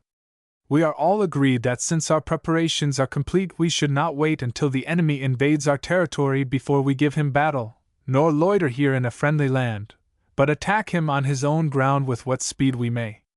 15. For while we linger here, we injure your property in spite of ourselves, but once on the enemy's soil, we can damage his, and that with the best will in the world. 16. As things are, you must maintain us, and the cost is great, but once launched on foreign service, we can maintain ourselves, and at our foes' expense. 17. Possibly, if it were more dangerous to go forward than to stay here, the more cautious might seem the wiser plan. But whether we stay or whether we go, the enemy's numbers will be the same, and so will ours, whether we receive them here or join battle with them there. 18. Moreover, the spirit of our soldiers will be all the higher and all the bolder if they feel that they are marching against the foe and not cowering before him, and his alarm will be all the greater when he hears that we are not crouching at home in terror but coming out to meet him as soon as we have heard of his advance, eager to close at once, not holding back until our territory suffers, but prompt to seize the moment, and ravage his own land first. 19. Indeed, he added, if we do no more than quicken our own courage and his fears, I would reckon it a substantial gain, and count it so much the less danger for us, and so much the more for him. My father never tires of telling me what I have heard you say yourself, and what all the world admits, that battles are decided more by the character of the troops than by their bodily strength. 20. He ended, and Cyaxares answered, Cyrus, both you and all my Persian friends may feel sure that I find it no trouble to maintain you. Do not imagine such a thing, but I agree with you that the time is ripe for an advance on the enemy's land. Then, said Cyrus, since we are all of one mind, let us make our final preparations, and if heaven will, let us set forth without delay. 21. So they bade the soldiers prepare for the start, and Cyrus offered sacrifices to Zeus the Lord and to the other gods in due order, and prayed, Look on us with favor, and be gracious to us, guide our army, stand beside us in the battle, aid us in counsel, help us in action, be the comrades of the brave. Also he called upon the heroes of Media, who dwell in the land and guard it.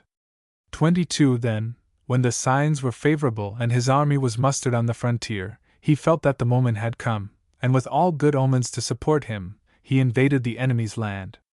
And so soon as he had crossed the border he offered libations to the earth and victims to the gods, and sought to win the favor of the heroes who guard Assyria. And having so done, once more he sacrificed to Zeus, the god of his fathers, and was careful to reverence every other god who came before his mind.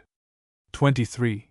But when these duties were fulfilled, there was no further pause. He pushed his infantry on at once, a short day's march, and then encamped, while the cavalry made a swift descent and captured much spoil of every kind. For the future they had only to shift their camp from time to time, and they found supplies in abundance, and could ravage the enemy's land at their ease while waiting his approach. 24. Presently news came of his advance. He was said to be barely 10 days off, and at that Cyrus went to Cyaxares and said, "The hour has come, and we must face the enemy. Let it not seem to friend or foe that we fear the encounter. Let us show them that we enjoy the fight." 25. Cyaxares agreed, and they moved forward in good order, marching each day as far as appeared desirable. They were careful to take their evening meal by daylight, and at night they lit no fires in the camp. They made them in front of it, so that in case of attack they might see their assailants, while they themselves remained unseen. And often they lit other fires in their rear as well, to deceive the enemy, so that at times the Assyrian scouts actually fell in with the advance guard, having fancied from the distance of the fires that they were still some way from the encampment. 26. Meanwhile the Assyrians and their allies, as the two armies came into touch, halted, and threw up an entrenchment, just as all barbarian leaders do today, whenever they encamp, finding no difficulty in the work because of the vast numbers at their command, and knowing that cavalry may easily be thrown into confusion and become unmanageable, especially if they are barbarians. 27. The horses must be tethered at their stalls, and in case of attack a dozen difficulties arise. The soldier must loose his steed in the dark, bridle and saddle him, put on his own armor, mount, and then gallop through the camp, and this last it is quite impossible to do. Therefore the Assyrians, like all barbarians, throw up entrenchments round their position, and the mere fact of being inside a fastness leaves them, they consider, the choice of fighting at any moment they think fit. 28. So the two armies drew nearer and nearer, and when they were about 4 miles apart, the Assyrians proceeded to encamp in the manner described. Their position was completely surrounded by a trench, but also perfectly visible, while Cyrus took all the cover he could find, screening himself behind villages and hillocks, in the conviction that the more sudden the disclosure of a hostile force the greater will be the enemy's alarm. 29.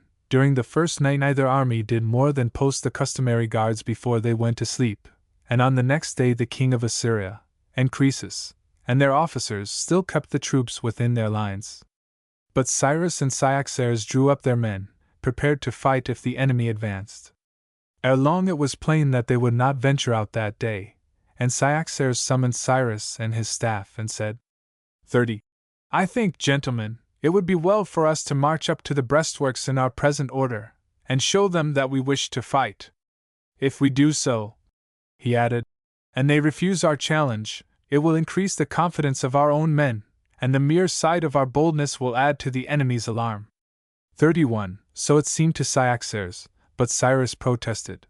In the name of heaven, Cyaxares, let us do no such thing. By such an advance we should only reveal our numbers to them. They would watch us at their ease, conscious that they are safe from any danger, and when we retire without doing them any harm they will have another look at us and despise us because of our inferiority in numbers, and tomorrow they will come out much emboldened. 32. At present, he added, they know that we are here, but they have not seen us, and you may be sure they do not despise us. They are asking what all this means, and they never cease discussing the problem, of that I am convinced. They ought not to see us until they sally out, and in that moment we ought to come to grips with them, thankful to have caught them as we have so long desired. 33. So Cyrus spoke, and Cyaxares and the others were convinced, and waited. In the evening they took their meal, and posted their pickets, and lit watch fires in front of their outposts, and so turned to sleep. 34. But early the next morning Cyrus put a garland on his head and went out to offer sacrifice, and sent word to all the peers of Persia to join him, wearing garlands like himself. And when the rite was over, he called them together and said, Gentlemen, the soothsayers tell us, and I agree, that the gods announce by the signs and the victims that the battle is at hand, and they assure us of victory, they promise us salvation. 35. I should be ashamed to admonish you at such a season, or tell you how to bear yourselves. I do not forget that we have all been brought up in the same school, you have learnt the same lessons as I, and practiced them day by day, and you might well instruct others. But you may not have noticed one point, and for this I would ask a hearing. 36. Our new comrades, the men we desire to make our peers, it may be well to remind them of the terms on which Cyaxares has kept us, and of our daily discipline, the goal for which we ask their help, and the race in which they promise to be our friendly rivals. 37. Remind them also that this day will test the worth of every man. With learners late in life, we cannot wonder if now and then a prompter should be needed. It is much to be thankful for if they show themselves good men and true with the help of a reminder. 38. Moreover, while you help them, you will be putting your own powers to the test. He who can give another strength at such a crisis may well have confidence in his own, whereas one who keeps his ideal to himself and is content with that, ought to remember that he is only half a man. 39. There is another reason, he added, why I do not speak to them myself, but ask you to do so. I want them to try to please you. You are nearer to them than I, each of you to the men of his own division, and be well assured that if you show yourselves stout-hearted you will be teaching them courage, and others too, by deeds as well as words. 40. With that Cyrus dismissed them, and bade them break their fast and make libation, and then take their places in the ranks, still wearing their garlands on their heads. As they went away he summoned the leaders of the rearguard and gave them his instructions. 41. Men of Persia, you have been made peers and chosen for special duties, because we think you equal to the best in other matters, and wiser than most in virtue of your age. The post that you hold is every whit as honorable as theirs who form the front. From your position in the rear you can single out the gallant fighters, and your praise will make them outdo themselves in valor, while if any man should be tempted to give way, your eyes will be upon him and you will not suffer it. 42. Victory will mean even more to you than to the others, because of your age and the weight of your equipment. If the men in front call on you to follow, answer readily, and let them see that you can hold your own with them. Shout back to them, and bid them lead on quicker still. And now, said he, go back and take your breakfast, and then join your ranks with the rest, wearing your garlands on your heads. 43. Thus Cyrus and his men made their preparations, and meanwhile the Assyrians on their side took their breakfast, and then sallied forth boldly and drew up in gallant order. It was the king himself who marshaled them, driving past in his chariot and encouraging his troops. 44. Men of Assyria, he said, today you must show your valor. Today you fight for your lives in your land, the land where you were born and the homes where you were bred, and for your wives and your children, and all the blessings that are yours. If you win, you will possess them all in safety as before, but if you lose, you must surrender them into the hands of your enemies. 45. Abide, therefore, and do battle as though you were enamored of victory. It would be folly for her lovers to turn their backs to the foe, sightless, handless, helpless, and a fool is he who flies because he longs to live, for he must know that safety comes to those who conquer, but death to those who flee, and fools are they whose hearts are set on riches, but whose spirits are ready to admit defeat. It is the victor who preserves his own possessions and wins the property of those whom he overcomes. The conquered lose themselves and all they call their own. 46. Thus spoke the king of Assyria. But meanwhile Cyaxares sent to Cyrus saying that the moment for attack had come. Although, he added, there are as yet but few of them outside the trenches, by the time we have advanced there will be quite enough. Let us not wait until they outnumber us, but charge at once while we are satisfied we can master them easily. 47. But Cyrus answered him, unless those we conquer are more than half their number, they are sure to say that we attacked when they were few, because we were afraid of their full force, and in their hearts they will not feel that they are beaten, and we shall have to fight another battle, when perhaps they will make a better plan than they have made today, delivering themselves into our hands one by one, to fight with as we choose. 48. So the messengers took back his reply, but meanwhile Chrysantas and certain other peers came to Cyrus bringing Assyrian deserters with them, and Cyrus, as a general would, questioned the fugitives about the enemy's doings, and they told him that the Assyrians were marching out in force and that the king himself had crossed the trenches and was marshalling his troops, addressing them in stirring words, as all the listeners said. 49. Then Chrysantas turned to Cyrus. What if you also were to summon our men, while there is yet time, and inspire them with your words? 50. But Cyrus answered, do not be disturbed by the thought of the Assyrians' exhortations. There are no words so fine that they can turn cowards into brave men on the day of hearing, nor make good archers out of bad, nor doughty spearmen, nor skillful riders, no, nor even teach men to use their arms and legs if they have not learnt before. 51. But, replied Chrysantas, could you not make the brave men braver still, and the good better? What? Cried Cyrus. Can one solitary speech fill the hearer's soul on the selfsame day with honor and uprightness, guard him from all that is base, spur him to undergo, as he ought, for the sake of glory, every toil and every danger, implant in him the faith that it is better to die sword in hand than to escape by flight? 52. If such thoughts are ever to be engraved in the hearts of men and there abide, we must begin with the laws, and frame them so that the righteous can count on a life of honor and liberty, while the bad have to face humiliation, suffering, and pain, and a life that is no life at all. 53. And then we ought to have tutors and governors to instruct and teach and train our citizens until the belief is engendered in their souls that the righteous and the honorable are the happiest of all men born, and the bad and the infamous the most miserable. This is what our men must feel if they are to show that their schooling can triumph over their terror of the foe. 54. Surely, if in the moment of onset, amid the clash of arms, at a time when lessons long learned seem suddenly wiped away, it were possible for any speaker, by stringing a few fine sentiments together, to manufacture warriors out of hand, why, it would be the easiest thing in all the world to teach men the highest virtue man can know.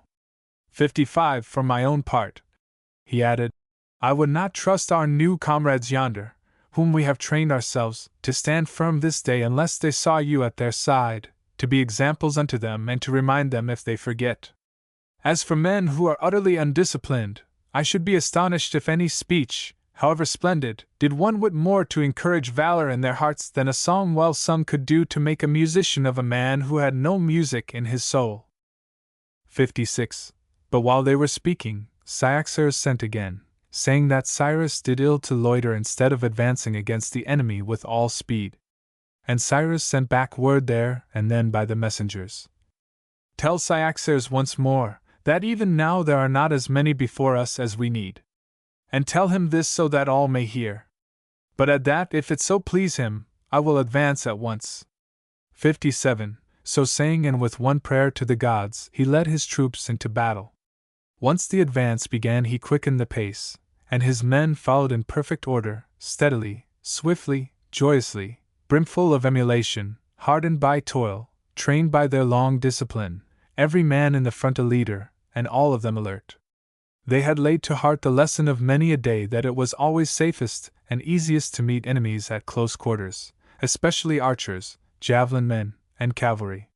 58. While they were still out of range, Cyrus sent the watchword along the lines, Zeus our help and Zeus our leader. And as soon as it was returned to him, he sounded the first notes of the battle paean, and the men took up the hymn devoutly, in one mighty chorus. For at such times those who fear the gods have less fear of their fellowmen. 59. And when the chant was over, the peers of Persia went forward side by side, radiant, high-bred, disciplined, a band of gallant comrades. They looked into each other's eyes, they called each other by name, with many a cheery cry. Forward, friends, forward, gallant gentlemen! And the rear ranks heard the call, and sent back a ringing cheer, bidding the van lead on.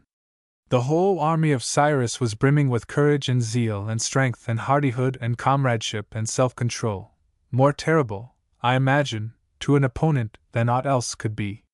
60. On the Assyrian side, those in the van who fought from the chariots, as soon as the mass of the Persian force drew near, leapt back and drove to their own main body, but the archers, javelin men, and slingers, let fly long before they were in range.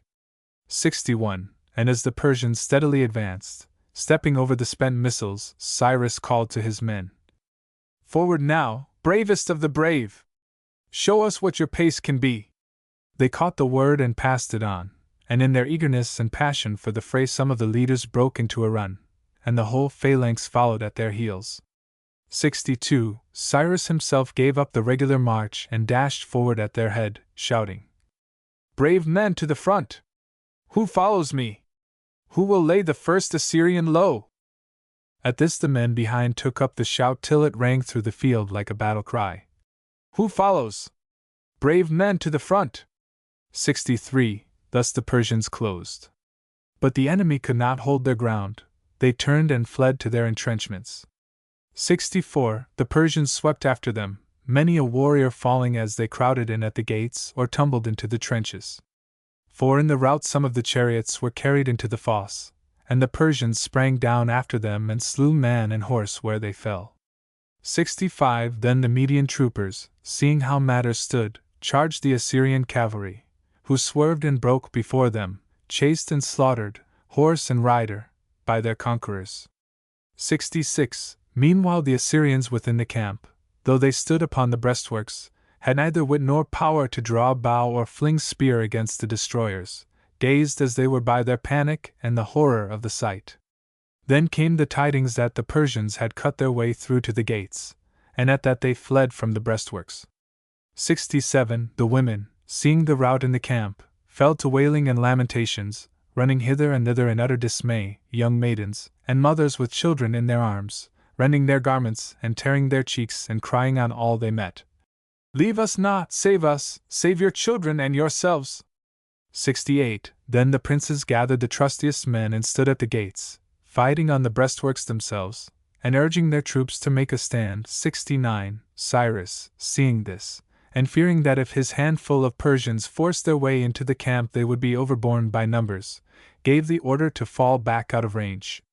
70. Then was shown the perfect discipline of the peers. At once they obeyed the order and passed it on at once.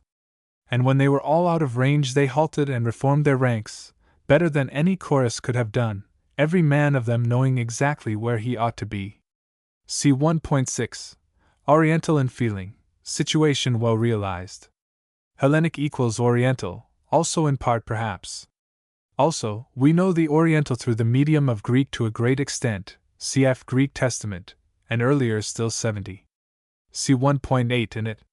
Cf. Joseph and his brethren for this hardening of his heart. See 1.11. Hellenic political ethics equals modern in this matter, apart from modern theory of nationalism, i.e. right of nations to exist free. See 1.12. Quite after the manner of an advocate in a Greek law court, but also Oriental, cf. David and Nathan the seer. See 1.24. Fear of exile, autobiographical touch? Is anything passing through the mind of Xenophon? I dare say there is.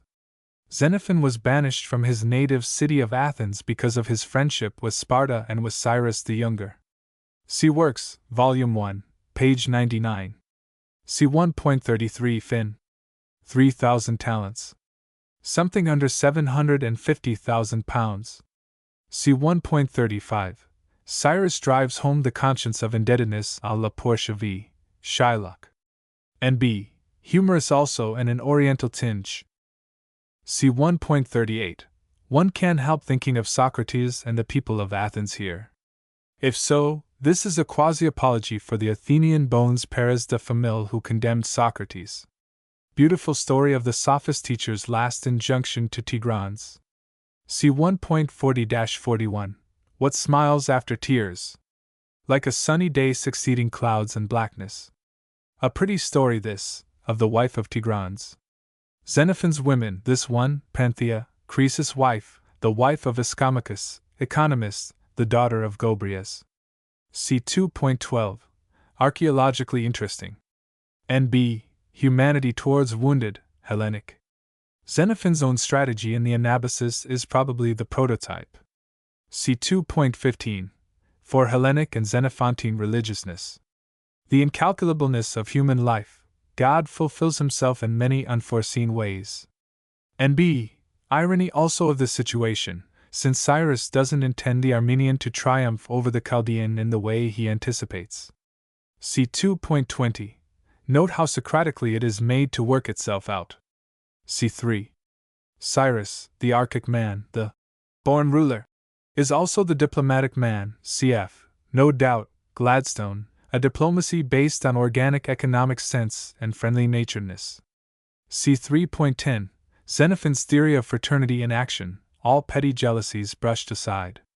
See 3.11. The captains of 12 and the captains of 6 are the same officers as those called elsewhere captains of 10 and Captains of 5. Cf. above Book 2. See 2.21 note.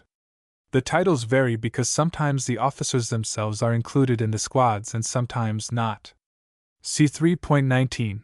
Nice touch, quoting his father as an authority. See 3.40. With garlands like the Spartans. Was it conceivably a Persian custom too? See 3.44. Assyrian's speech, not a bad one, though platitudinous. Xenophon's dramatic form is shown in the intellectual and emotional side of his characters, rather than by the diction in their mouths, is it not? See 3.51-52. Most important for Xenophon, educationalist. Cyrus on the powerlessness of a speech to create valor in the soul of the untrained. There must be a physical, moral, and spiritual training there beforehand. The speech is in Xenophon's best earnest rhetorical style. See 3.57. The March into Battle, v. Milton. A beautiful bit of word painting. See 3.58.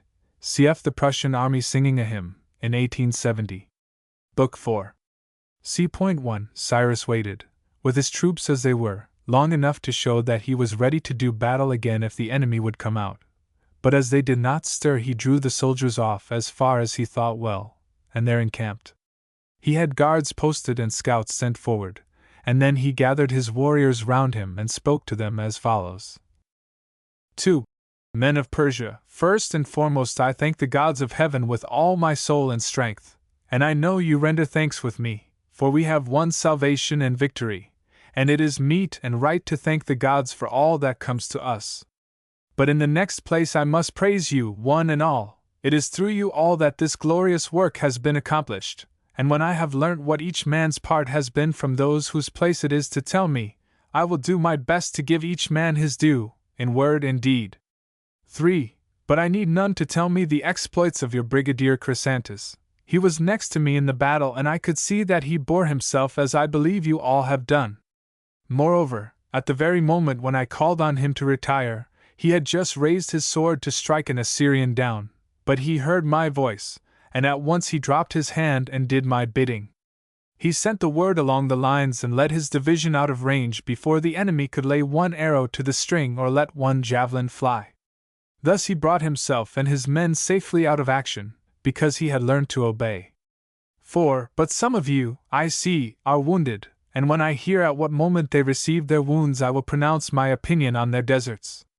Chrysantas I know already to be a true soldier and a man of sense, able to command because he is able to obey, and here and now I put him at the head of 1,000 troops, nor shall I forget him on the day when God may please to give me other blessings. 5. There is one reminder I would make to all. Never let slip the lesson of this day's encounter, and judge for yourselves whether it is cowardice or courage that saves a man in war, whether the fighters or the shirkers have the better chance, and what the joy is that victory can yield. Today of all days you can decide, for you have made the trial and the result is fresh. 6. With such thoughts as these in your hearts you will grow braver and better still. And now you may rest in the consciousness that you are dear to God and have done your duty bravely and steadily, and so take your meal and make your libations and sing the paean, and be ready for the watchword. So saying, Cyrus mounted his horse and galloped on to Cyaxares, and the two rejoiced together as victors will. And then, after a glance at matters there and an inquiry if aught were needed, he rode back to his own detachment. Then the evening meal was taken and the watches were posted and Cyrus slept with his men. 8. Meanwhile the Assyrians, finding that their king was among the slain and almost all his nobles with him, fell into utter despair, and many of them deserted during the night. And at this fear crept over Croesus and the allies. They saw dangers on every side, and heaviest of all was the knowledge that the leading nation, the head of the whole expedition, had received a mortal blow. Nothing remained but to abandon the encampment under cover of night. 9. Day broke, and the camp was seen to be deserted, and Cyrus, without more ado, led his Persians within the entrenchments, where they found the stores that the enemy had left, herds of sheep and goats and kine, and long rows of wagons laden with good things. Cyaxares and his Medes followed, and all arms took their breakfast in the camp. 10. But when the meal was over, Cyrus summoned his brigadiers and said to them, Think what blessings we are flinging away now, spurning, as it were, the very gifts of heaven. So at least it seems to me. The enemy have given us the slip, as you see with your own eyes. Is it likely that men who forsook the shelter of their own fortress will ever face us in fair field on level ground? Will those who shrink from us before they put our prowess to the test ever withstand us now when we have overthrown and shattered them? They have lost their best and bravest, and will the cowards dare to give us battle? 11. At that one of his officers cried, "Why not pursue at once if such triumphs are before us?" And Cyrus answered, "Because we have not the horses. The stoutest of our enemies, those whom we must seize or slay, are mounted on steeds that could sweep past us like the wind. God helping us, we can put them to flight, but we cannot overtake them." 12. Then, said they, "Why not go and lay the matter before Cyaxares?" And he answered, "If so, you must all go with me, that Cyaxares may see it is the wish of all." So they all went together and spoke as they thought best. 13. Now Cyaxares felt, no doubt, a certain jealousy that the Persians should be the first to broach the matter, but he may also have felt that it was really wiser to run no further risks for the present. He had, moreover, abandoned himself to feasting and merrymaking, and he saw that most of his Medes were in like case. Whatever the reason, this was the answer he gave. 14. My good nephew, I have always heard and always seen that you Persians of all men think it your duty never to be insatiate in the pursuit of any pleasure, and I myself believe that the greater the joy the more important is self-restraint. Now what greater joy could there be than the good fortune which waits on us today?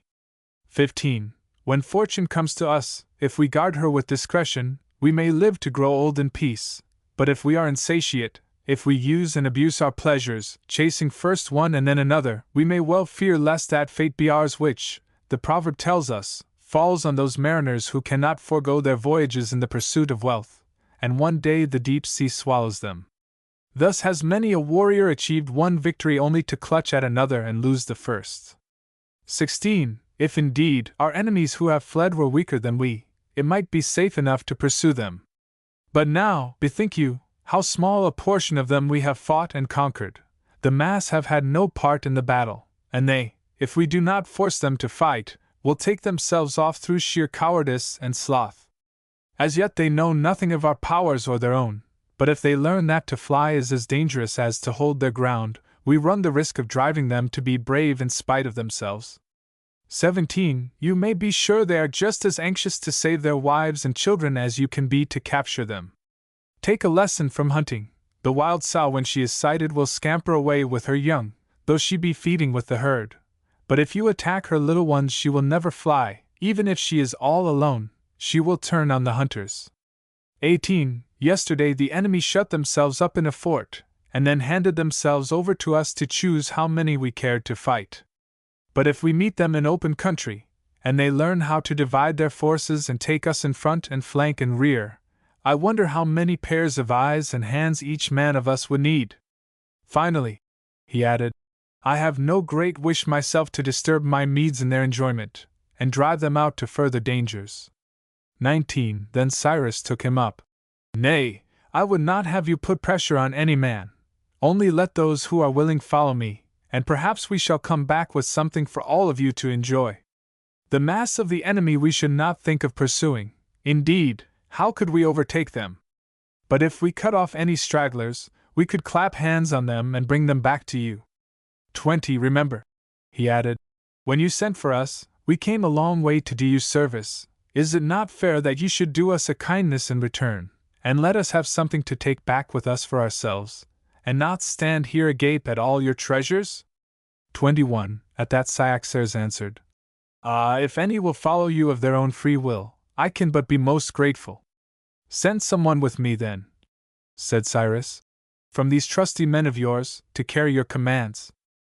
Take whomever you like, he answered, and be gone. 22. Now, as it chanced, among the officers present was the Mede who had claimed kinship with Cyrus long ago, and won a kiss thereby. Cyrus pointed to him and said, That man will do for me.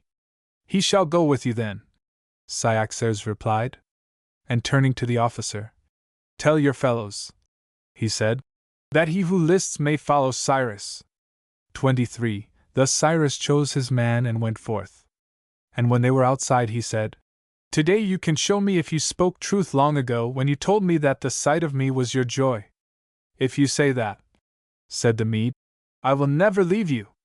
And will you not do your best, added Cyrus, to bring me others too? By the gods in heaven, cried the Mede, that I will, until you say in your turn that to see me is your joy. Thereupon, with the authority of Cyaxares to support him, the officer went to the Medes and delivered with message with all diligence, adding that he for one would never forsake Cyrus, the bravest, noblest, and best of men, and a hero whose lineage was divine. See point 2. While Cyrus was busied with these matters, by some strange chance 2 ambassadors arrived from the Hyrcanians. These people are neighbors of the Assyrians, and being few in number, they were held in subjection. But they seemed then, as they seem now, to live on horseback. Hence the Assyrians used them as the Lacedaemonians employed the Skirites, for every toil and every danger, without sparing them. In fact, at that very moment they had ordered them to furnish a rear guard of 1,000 men and more, so as to bear the brunt of any rear attack. 2. The Hyrcanians, as they were to be the hindmost, had put their wagons and families in the rear, for, like most of the tribes in Asia, they take their entire households with them on the march. 3. But when they thought of the sorry treatment they got from the Assyrians, and when they saw the king fallen, the army worsted and a prey to panic, the allies disheartened and ready to desert, they judged it a fine moment to revolt themselves, if only the Medes and Persians would make common cause with them. So they sent an embassy to Cyrus, for after the late battle there was no name like his. 4. They told him what good cause they had to hate the Assyrians, and how if he was willing to attack them now, they themselves would be his allies and show him the way. At the same time they gave a full account of the enemy's doings, being eager to get Cyrus on the road. 5. Do you think, said Cyrus, we should overtake the Assyrians before they reach their fortresses? We look on it as a great misfortune, he added, that they ever slipped through our fingers and escaped. This he said, wishing to give his hearers as high an opinion as possible of himself and his friends. 6. You should certainly catch them, they answered, and that tomorrow, ere the day is old, if you gird up your loins. They move heavily because of their numbers and their train of wagons, and today, since they did not sleep last night, they have only gone a little way ahead, and are now encamped for the evening. 7. Can you give us any guarantee, said Cyrus, that what you say is true? We will give you hostages, they said. We will ride off at once and bring them back this very night. Only do you on your side call the gods to witness and give us the pledge of your own right hand, that we may give our people the assurance we have received from you ourselves. 8. Thereupon Cyrus gave them his pledge that if they would make good what they promised he would treat them as his true friends and faithful followers, of no less account than the Persians and the Medes. And to this day one may see Hyrcanians treated with trust and holding office on an equal footing with Persians and Medes of high distinction.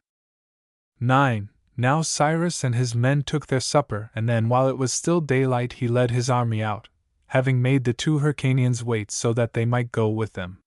The Persians, of course, were with him to a man, and Tigranes was there, with his own contingent, and the Median volunteers, who had joined for various reasons. 10. Some had been friends of Cyrus in boyhood, others had hunted with him and learned to admire his character, others were grateful, feeling he had lifted a load of fear from them, others were flushed with hope, nothing doubting that great things were reserved for the man who had proved so brave and so fortunate already. Others remembered the time when he was brought up in Media, and were glad to return the kindnesses that he had shown them. Many could recall the favors the boy had won for them from his grandfather through his sheer goodness of heart, and many, now that they had seen the Hyrcanians and heard say they were leading them to untold treasures, went out from simple love of gain. 11. So they sallied forth, the entire body of the Persians and all the Medes, except those who were quartered with Cyaxares. These stayed behind, and their men with them. But all the rest went out with radiant faces and eager hearts, not following him from constraint, but offering willing service in their gratitude. 12. So, as soon as they were well afield, Cyrus went to the Medes and thanked them, praying that the gods in their mercy might guide them all, and that he himself might have power given him to reward their zeal. He ended by saying that the infantry would lead the van, while they would follow with the cavalry, and whenever the column halted on the march they were to send him gallopers to receive his orders. 13. Then he bade the Hyrcanians lead the way, but they exclaimed, "What? Are you not going to wait until we bring the hostages? Then you could begin the march with pledges from us in return for yours." But he answered, as the story says, "If I am not mistaken, we hold the pledges now, in our own hearts and our own right hands. We believe that if you are true to us we can do you service, and if you play us false, you will not have us at your mercy. God willing, we shall hold you at ours. Nevertheless," he added, "since you tell us your own folk follow in the Assyrian rear, point them out to us as soon as you set eyes upon them, that we may spare their lives." 14. When the Hyrcanians heard this they led the way as he ordered, marveling at his strength of soul. Their own fear of the Assyrians, the Lydians, and their allies had altogether gone. Their dread now was lest Cyrus should regard themselves as mere dust in the balance, and count it of no importance whether they stayed with him or not. 15. As night closed in on their march, the legend runs that a strange light shone out, far off in the sky, upon Cyrus and his hosts, filling them with awe of the heavenly powers and courage to meet the foe. Marching as they did, their loins girt and their pace swift, they covered a long stretch of road in little time, and with the half-light of the morning they were close to the Hyrcanian rearguard. 16. As soon as the guides saw it, they told Cyrus that these were their own men. They knew this, they added, from the number of their fires, and the fact that they were in the rear. 17. Therefore Cyrus sent one of the guides to them, bidding them come out at once, if they were friendly, with their right hands raised. And he sent one of his own men also to say, "According as you make your approach, so shall we Persians comport ourselves." Thus one of the two messengers stayed with Cyrus while the other rode up to his fellows. 18. Cyrus halted his army to watch what the tribe would do, and Tigranes and the Median officers rode along the ranks to ask for orders. Cyrus explained that the troops nearest to them were the Hyrcanians, and that one of the ambassadors had gone, and a Persian with him, to bid them come out at once, if they were friendly, with their right hands raised. "If they do so," he added, "you must welcome them as they come, each of you at your post, and take them by the hand and encourage them. But if they draw sword or try to escape, you must make an example of them, not a man of them must be left." Such were his orders. 19. However, as soon as the Hyrcanians heard the message, they were overjoyed. Springing to their steeds they galloped up to Cyrus, holding out their right hands as he had bidden. Then the Medes and Persians gave them the right hand of fellowship in return, and bade them be of courage. 20. And Cyrus spoke, "Sons of the Hyrcanians, we have shown our trust in you already, and you must trust us in return. And now tell me, how far from here do the Assyrian headquarters lie, and their main body?"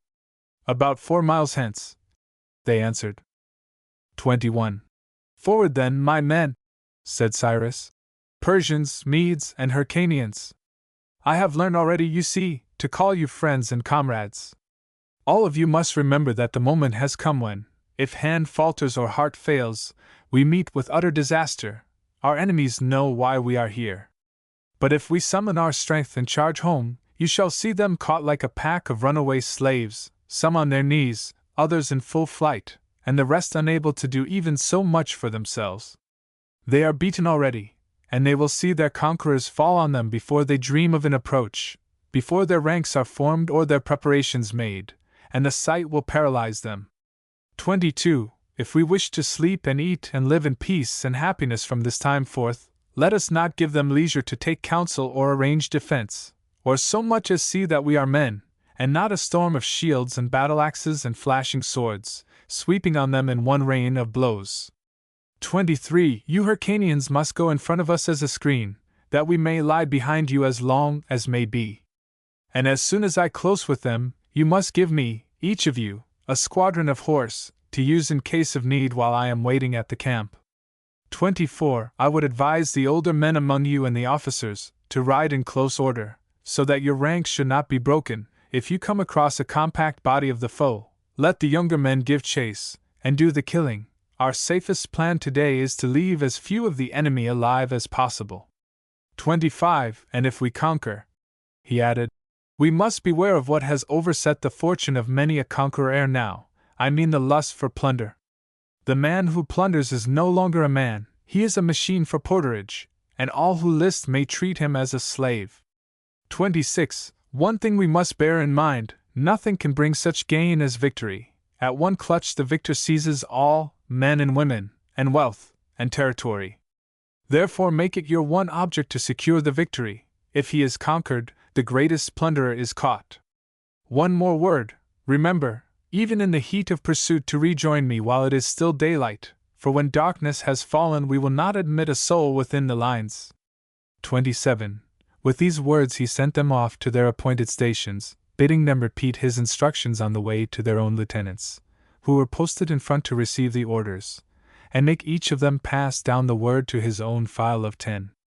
Thereupon the advance began, the Hyrcanians leading off, Cyrus holding the center himself, marching with his Persians, and the cavalry in the usual way, drawn up on either flank. 28. As the day broke the enemy saw them for the first time.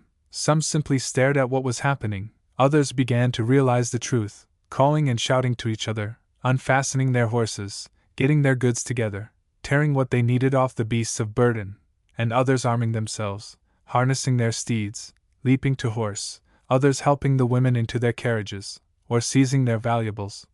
Some caught in the act of burying them, others, and by far the greatest number, in sheer headlong flight.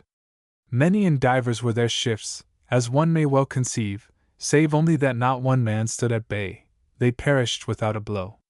29. Now Croesus, king of Lydia, seeing that it was summer-time, had sent his women on during the night, so that they might travel more pleasantly in the cool, and he himself had followed with his cavalry to escort them. 30. The lord of Hellespontine Phrygia, it is said, had done the same. And these too, when they heard what was happening from the fugitives who overtook them, fled for their lives with the rest. 31. But it was otherwise with the kings of Cappadocia and Arabia. They had not gone far, and they stood their ground, but they had not even time to put on their corslets, and were cut down by the Hyrcanians. Indeed, the mass of those who fell were Assyrians and Arabians, for, being in their own country, they had taken no precautions on the march. 32. The victorious Medes and the Hyrcanians had their hands full with the chase, and meanwhile Cyrus made the cavalry who were left with him ride all round the camp and cut down any man who left it with weapons in his hands. Then he sent a herald to those who remained, bidding the horsemen and targeteers and archers come out on foot, with their weapons tied in bundles, and deliver them up to him, leaving their horses in their stalls. He who disobeyed should lose his head, and a cordon of Persian troops stood round with their swords drawn. 33. At that the weapons were brought at once, and flung down, and Cyrus had the whole pile burnt. 34. Meanwhile he did not forget that his own troops had come without food or drink, that nothing could be done without provisions, and that to obtain these in the quickest way, it was necessary on every campaign to have someone to see that quarters were prepared and supplies ready for the men on their return. 35. It occurred to him it was more than likely that such officers, of all others, would be left behind in the Assyrian camp, because they would have been delayed by the packing. Accordingly, he sent out a proclamation that all the stewards should present themselves before him, and if there was no such officer left, the oldest man in every tent must take his place. Any one failing to obey would suffer the severest penalties. The stewards, following the example of their masters, obeyed at once. And when they came before him, he ordered those who had more than 2 months' rations in their quarters to sit down on the ground, and then those who had provisions for 1 month. 36. Thereupon very few were left standing. 37. Having thus got the information he needed, he spoke to them as follows. Gentlemen, if any of you dislike hard blows and desire gentle treatment at our hands, make it your business to provide twice as much meat and drink in every tent as you have been wont to do, with all things that are needed for a fine repast. The victors, whoever they are, will be here anon, and will expect an overflowing board. You may rest assured it will not be against your interests to give them a welcome they can approve. 38. At that the stewards went off at once and set to work with all zeal to carry out their instructions. Then Cyrus summoned his own officers and said to them, "My friends, it is clear that we have it in our power, now that our allies' backs are turned, to help ourselves to breakfast, and take our choice of the most delicate dishes and the rarest wines. But I scarcely think this would do us so much good as to show that we study the interest of our friends. The best of cheer will not give us half the strength we could draw from the zeal of loyal allies whose gratitude we had won. 39. If we forget those who are toiling for us now, pursuing our foes, slaying them, and fighting wherever they resist, if they see that we sit down to enjoy ourselves and devour our meal before we know how it goes with them, I fear we shall cut a sorry figure in their eyes, and our strength will turn to weakness through lack of friends. The true banquet for us is to study the wants of those who have run the risk and done the work, to see that they have all they need when they come home, a banquet that will give us richer delight than any gorging of the belly. 40. And remember that even if the thought of them were not enough to shame us from it, in no case is this a moment for gluttony and drunkenness. The thing we set our minds to do is not yet done, everything is full of danger still, and calls for carefulness. We have enemies in this camp 10 times more numerous than ourselves, and they are all at large. We need both to guard against them and to guard them, so that we may have servants to furnish us with supplies. Our cavalry are not yet back, and we must ask ourselves where they are and whether they mean to stay with us when they return. 41. Therefore, gentlemen, I would say, for the present let us above all be careful to avoid the food and drink that leads to slumber and stupefaction. 42. And there is another matter. This camp contains vast treasures, and I am well aware we have it in our power to pick and choose as much as we like for ourselves out of what belongs by right to all who helped in its capture. But it does not seem to me that grasping will be so lucrative as proving ourselves just toward our allies, and so binding them closer. 43. I go further. I say that we should leave the distribution of the spoil to the Medes, the Hyrcanians, and Tigrans, and count it gain if they allot us the smaller share, for then they will be all the more willing to stay with us. 44. Selfishness now could only secure us riches for the moment, while to let these vanities go in order to obtain the very fount of wealth, that, I take it, will ensure for us and all whom we call ours a far more enduring gain.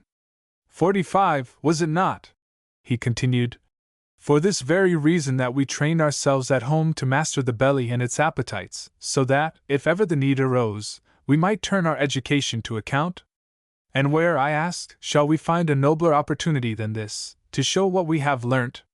46. Such were his words, and Hystaspas the Persian rose to support him, saying, Truly, Cyrus, it would be a monstrous thing if we could go fasting when we hunt, and keep from food so often and so long merely to lay some poor beast low, worth next to nothing maybe, and yet, when a world of wealth is our quarry, let ourselves be balked by one of those temptations which flee before the noble and rule the bad. Such conduct, methinks, would be little worthy of our race. 47. So Hystaspas spoke, and the rest approved him, one and all. Then Cyrus said, Come now, since we are all of one mind, each of you give me 5 of the trustiest fellows in his company, and let them go the rounds, and see how the supplies are furnished. Let them praise the active servants, and where they see neglect, chastise them more severely than their own masters could. Thus they dealt with these matters. See point 3. But it was not long before some of the Medes returned. One set had overtaken the wagons that had gone ahead, seized them and turned them back, and were now driving them to the camp, laden with all that an army could require, and others had captured the covered carriages in which the women rode, the wives of the Assyrian grandees or their concubines, whom they had taken with them because of their beauty. 2. Indeed, to this day the tribes of Asia never go on a campaign without their most precious property. They say they can fight better in the presence of their beloved, feeling they must defend their treasures, heart and soul. It may be so, but it may also be that the desire for pleasure is the cause. 3. And when Cyrus saw the feats of arms that the Medes and the Hyrcanians had performed, he came near reproaching himself and those that were with him. The others, he felt, had risen with the time, had shown their strength and won their prizes, while he and his had stayed behind like sluggards. Indeed, it was a sight to watch the victors riding home, driving their spoil before them, pointing it out with some display to Cyrus, and then dashing off again at once in search of more, according to the instructions they had received. But though he ate out his heart with envy, Cyrus was careful to set all their booty apart, and then he summoned his own officers again, and standing where they could all hear what he had to propose, he spoke as follows. 4. My friends, you would all agree, I take it, that if the spoils displayed to us now were our own to keep, wealth would be showered on every Persian in the land, and we ourselves, no doubt, through whom it was won, would receive the most. But what I do not see is how we are to get possession of such prizes unless we have cavalry of our own. 5. Consider the facts, he continued. We Persians have weapons with which, we hope, we can rout the enemy at close quarters. But when we do rout them, what sort of horsemen or archers or light-armed troops could ever be caught and killed, if we can only pursue them on foot? Why should they ever be afraid to dash up and harry us, when they know full well that they run no greater risk at our hands than if we were stumps in their orchards?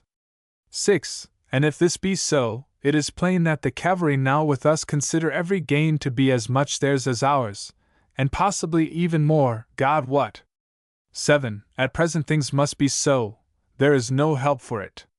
But suppose we were to provide ourselves with as good a force as our friends, it must be pretty evident to all of us, I think, that we could then deal with the enemy by ourselves precisely as we do now with their help, and then perhaps we should find that they would carry their heads less high. It would be of less importance to us whether they chose to stay or go, we should be sufficient for ourselves without them. 8. So far then I expect that no one will disagree. If we could get a body of Persian cavalry it would make all the difference to us. But no doubt you feel the question is, how are we to get it? Well, let us consider first, suppose we decide to raise the force, exactly what we have to start with and what we need. 9. We certainly have hundreds of horses now captured in this camp, with their bridles and all their gear. Besides these, we have all the accoutrements for a mounted force, breastplates to protect the trunk, and light spears to be flung or wielded at close quarters. What else do we need? It is plain we need men. 10. But that is just what we have already at our own command. For nothing is so much ours as our own selves. Only, some will say, we have not the necessary skill.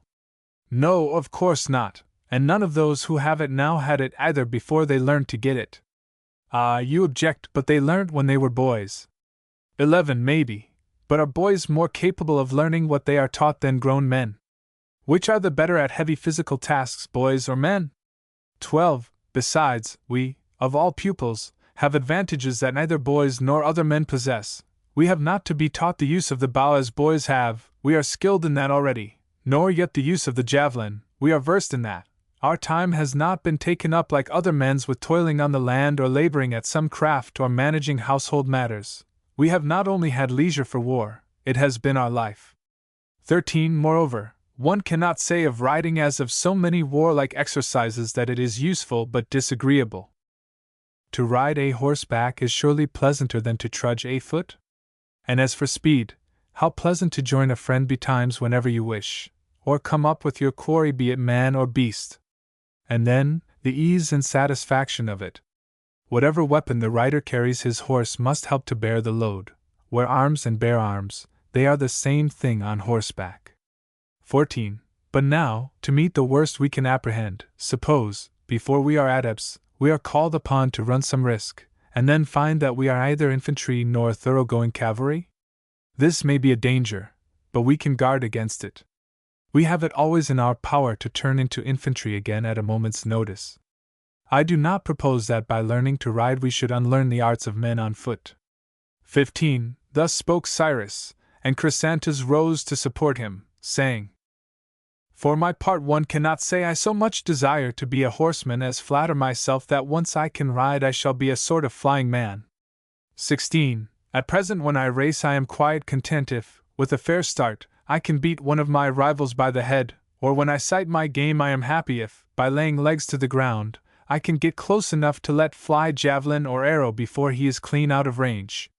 But when once I am a horseman I shall be able to overhaul my man as far as I can see him, or come up with the beasts I chase and knock them over myself, or else spear them as though they stood stock still, for when hunter and hunted are both of them racing, if they are only side by side, it is as good as though either of them moved. 17. And the creature I have always envied, he continued, the centaur, If only he had the intelligence and forethought of a man, the adroit skill and the cunning hand, with the swiftness and strength of a horse, so as to overtake all that fled before him, and overthrow all that resisted, why, all these powers I shall collect and gather in my own person when once I am a rider. 18. Forethought I intend to keep with my human wits, my hands can wield my weapons, and my horse's legs will follow up the foe, and my horse's rush overthrow him. Only I shall not be tied and fettered to my steed, flesh of his flesh, and blood of his blood, like the old centaur. 19. And that I count a great improvement on the breed, far better than being united to the animal, body and soul. The old centaur, I imagine, must have been forever in difficulties. As a horse, he could not use the wonderful inventions of man, and as a man, he could not enjoy the proper pleasures of a horse. 20. But I, if I learn to ride, once set me astride my horse, and I will do all that the centaur can, and yet when I dismount, I can dress myself as a human being, and dine, and sleep in my bed, like the rest of my kind. In short, I shall be a jointed centaur that can be taken to pieces and put together again. 21. And I shall gain another point or so over the original beast. He, we know, had only 2 eyes to see with and 2 ears to hear with, but I shall watch with 4 eyes and with 4 ears I shall listen. You know, they tell us a horse can often see quicker than any man, and hear a sound before his master, and give him warning in some way. Have the goodness, therefore, he added, to write my name down among those who want to ride. 22. And ours too, they all cried. Ours too, in heaven's name. Then Cyrus spoke. Gentlemen, since we are all so well agreed, suppose we make it a rule that every one who receives a horse from me shall be considered to disgrace himself if he is seen trudging afoot, be his journey long or short? 23. Thus Cyrus put the question, and one and all assented, and hence it is that even to this day the custom is retained, and no Persian of the gentle class would willingly be seen anywhere on foot.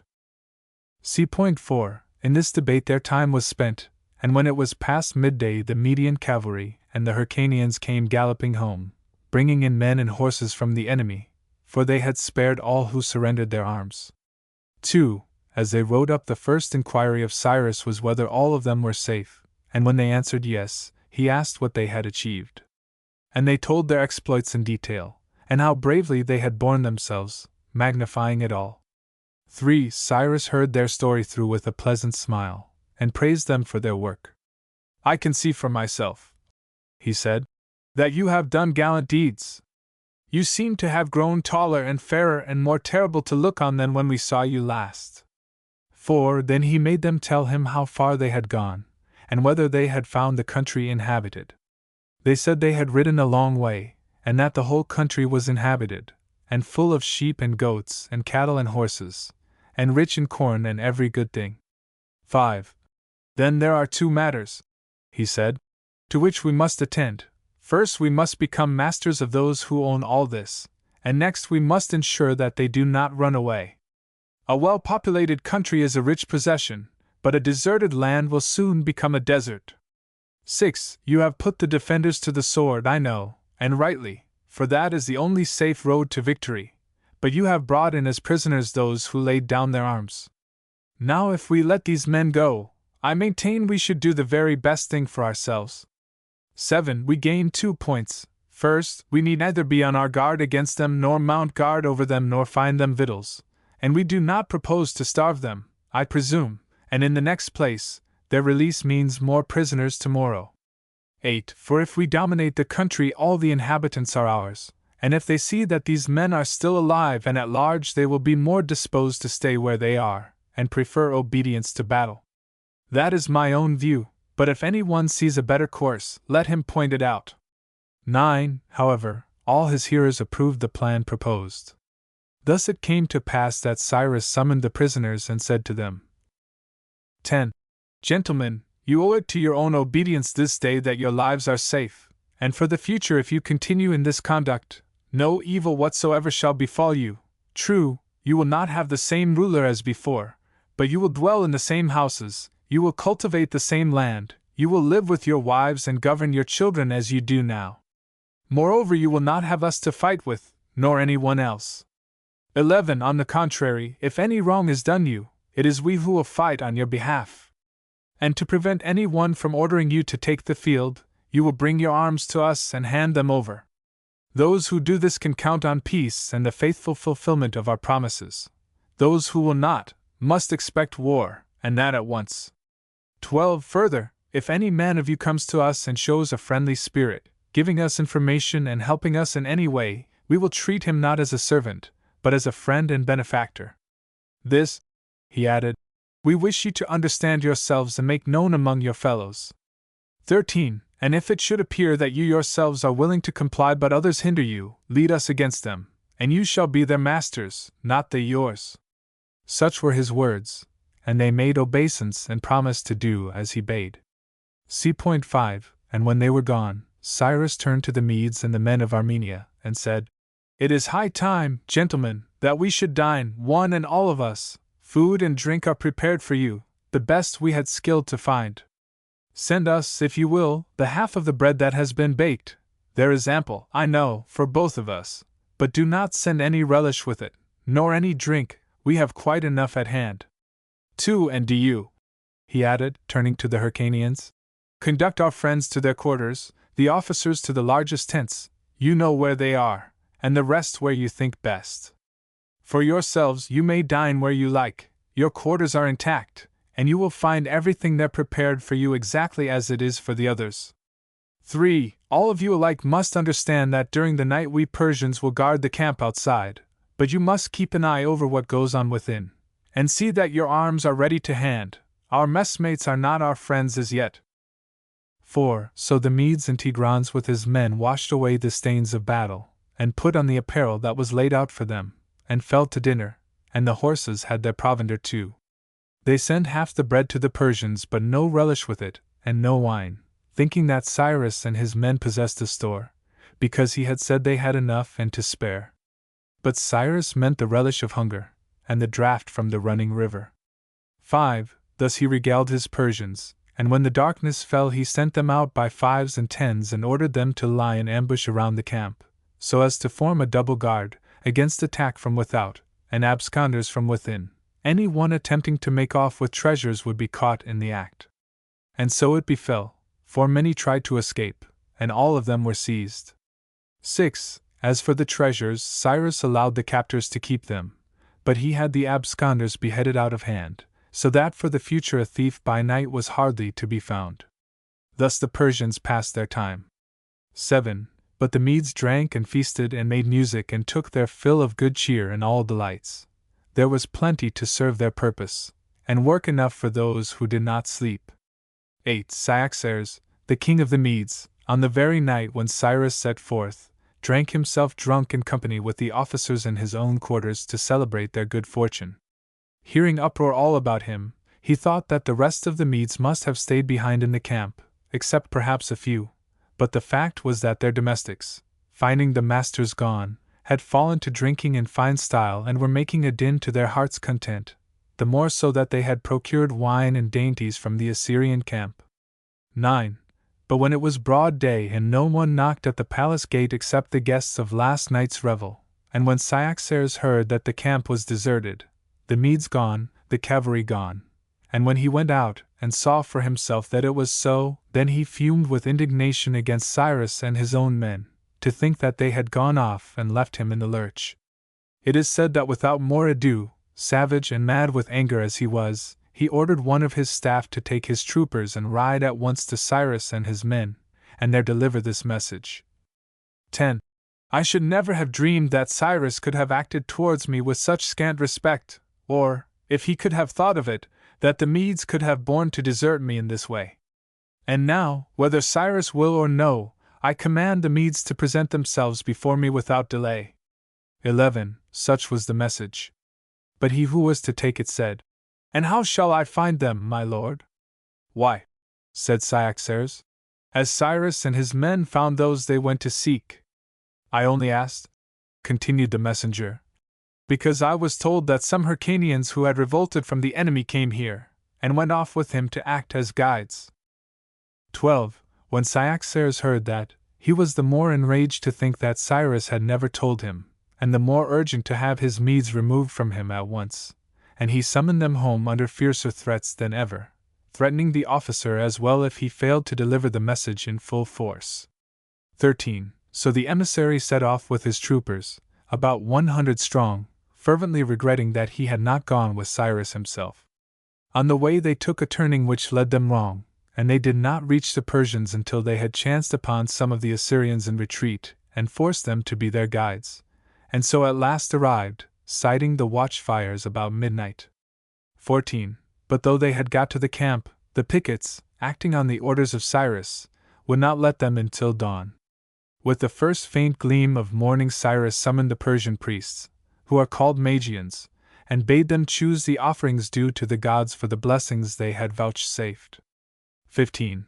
And while they were about this, Cyrus called the peers together and said to them, Gentlemen, God has put before us many blessings, but at present we Persians are but a scant company to keep them.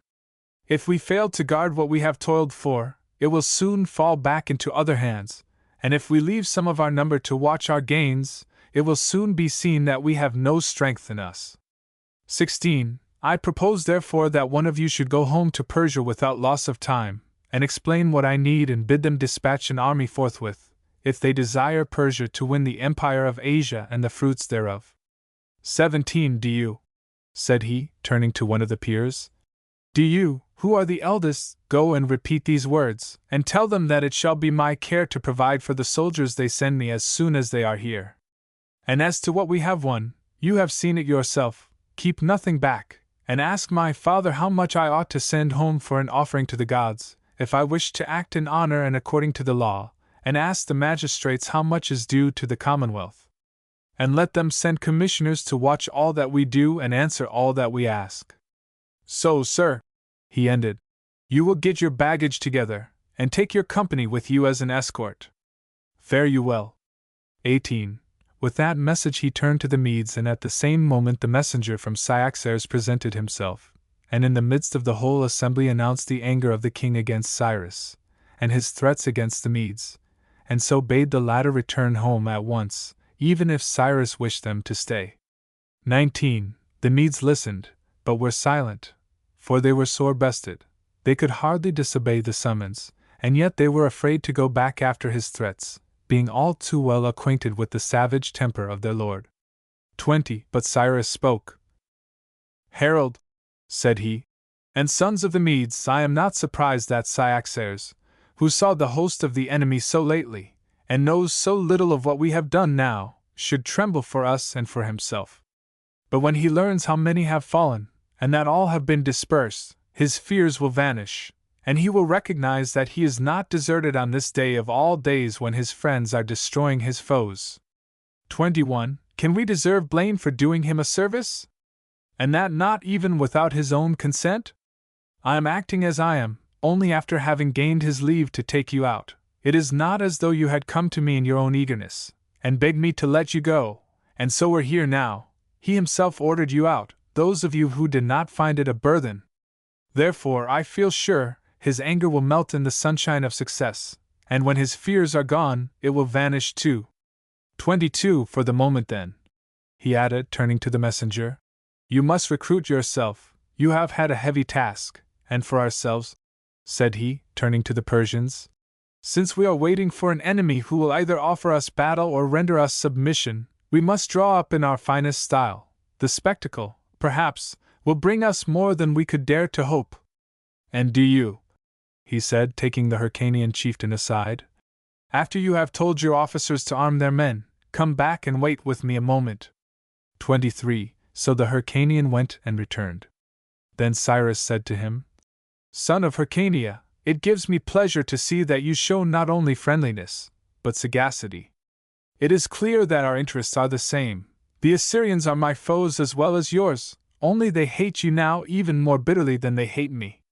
24. We must consult together and see that not one of our present allies turns his back on us, and we must do what we can to acquire more.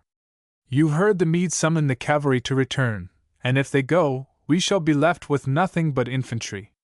25. This is what we must do, you and I. We must make this messenger, who is sent to recall them, desirous to stay here himself, You must find him quarters where he will have a merry time and everything heart can wish, and I will offer him work which he will like far better than going back. And do you talk to him yourself, and dilate on all the wonders we expect for our friends if things go well. And when you have done this, come back again and tell me. 26. So the chieftain took the Mede away to his own quarters, and meanwhile the messenger from Persia presented himself equipped for the journey, and Cyrus bade him tell the Persians all that had happened, as it has been set out in this story, and then he gave him a letter to Cyaxares. I would like to read you the very words, he added, so that what you say yourself may agree with it, in case you have questions asked you. 27. The letter ran as follows. Cyrus to Cyaxares, greeting. We do not admit that we have deserted you, for no one is deserted when he is being made the master of his enemies. Nor do we consider that we put you in jeopardy by our departure. On the contrary, the greater the distance between us, the greater the security we claim to have won for you. 28. It is not the friend at a man's elbow who serves him and puts him out of danger, but he who drives his enemies farthest and furthest away. 29. And I pray you to remember what I have done for you, and you for me, before you blame me. I brought you allies, not limiting myself to those you asked for, but pressing in every man that I could find.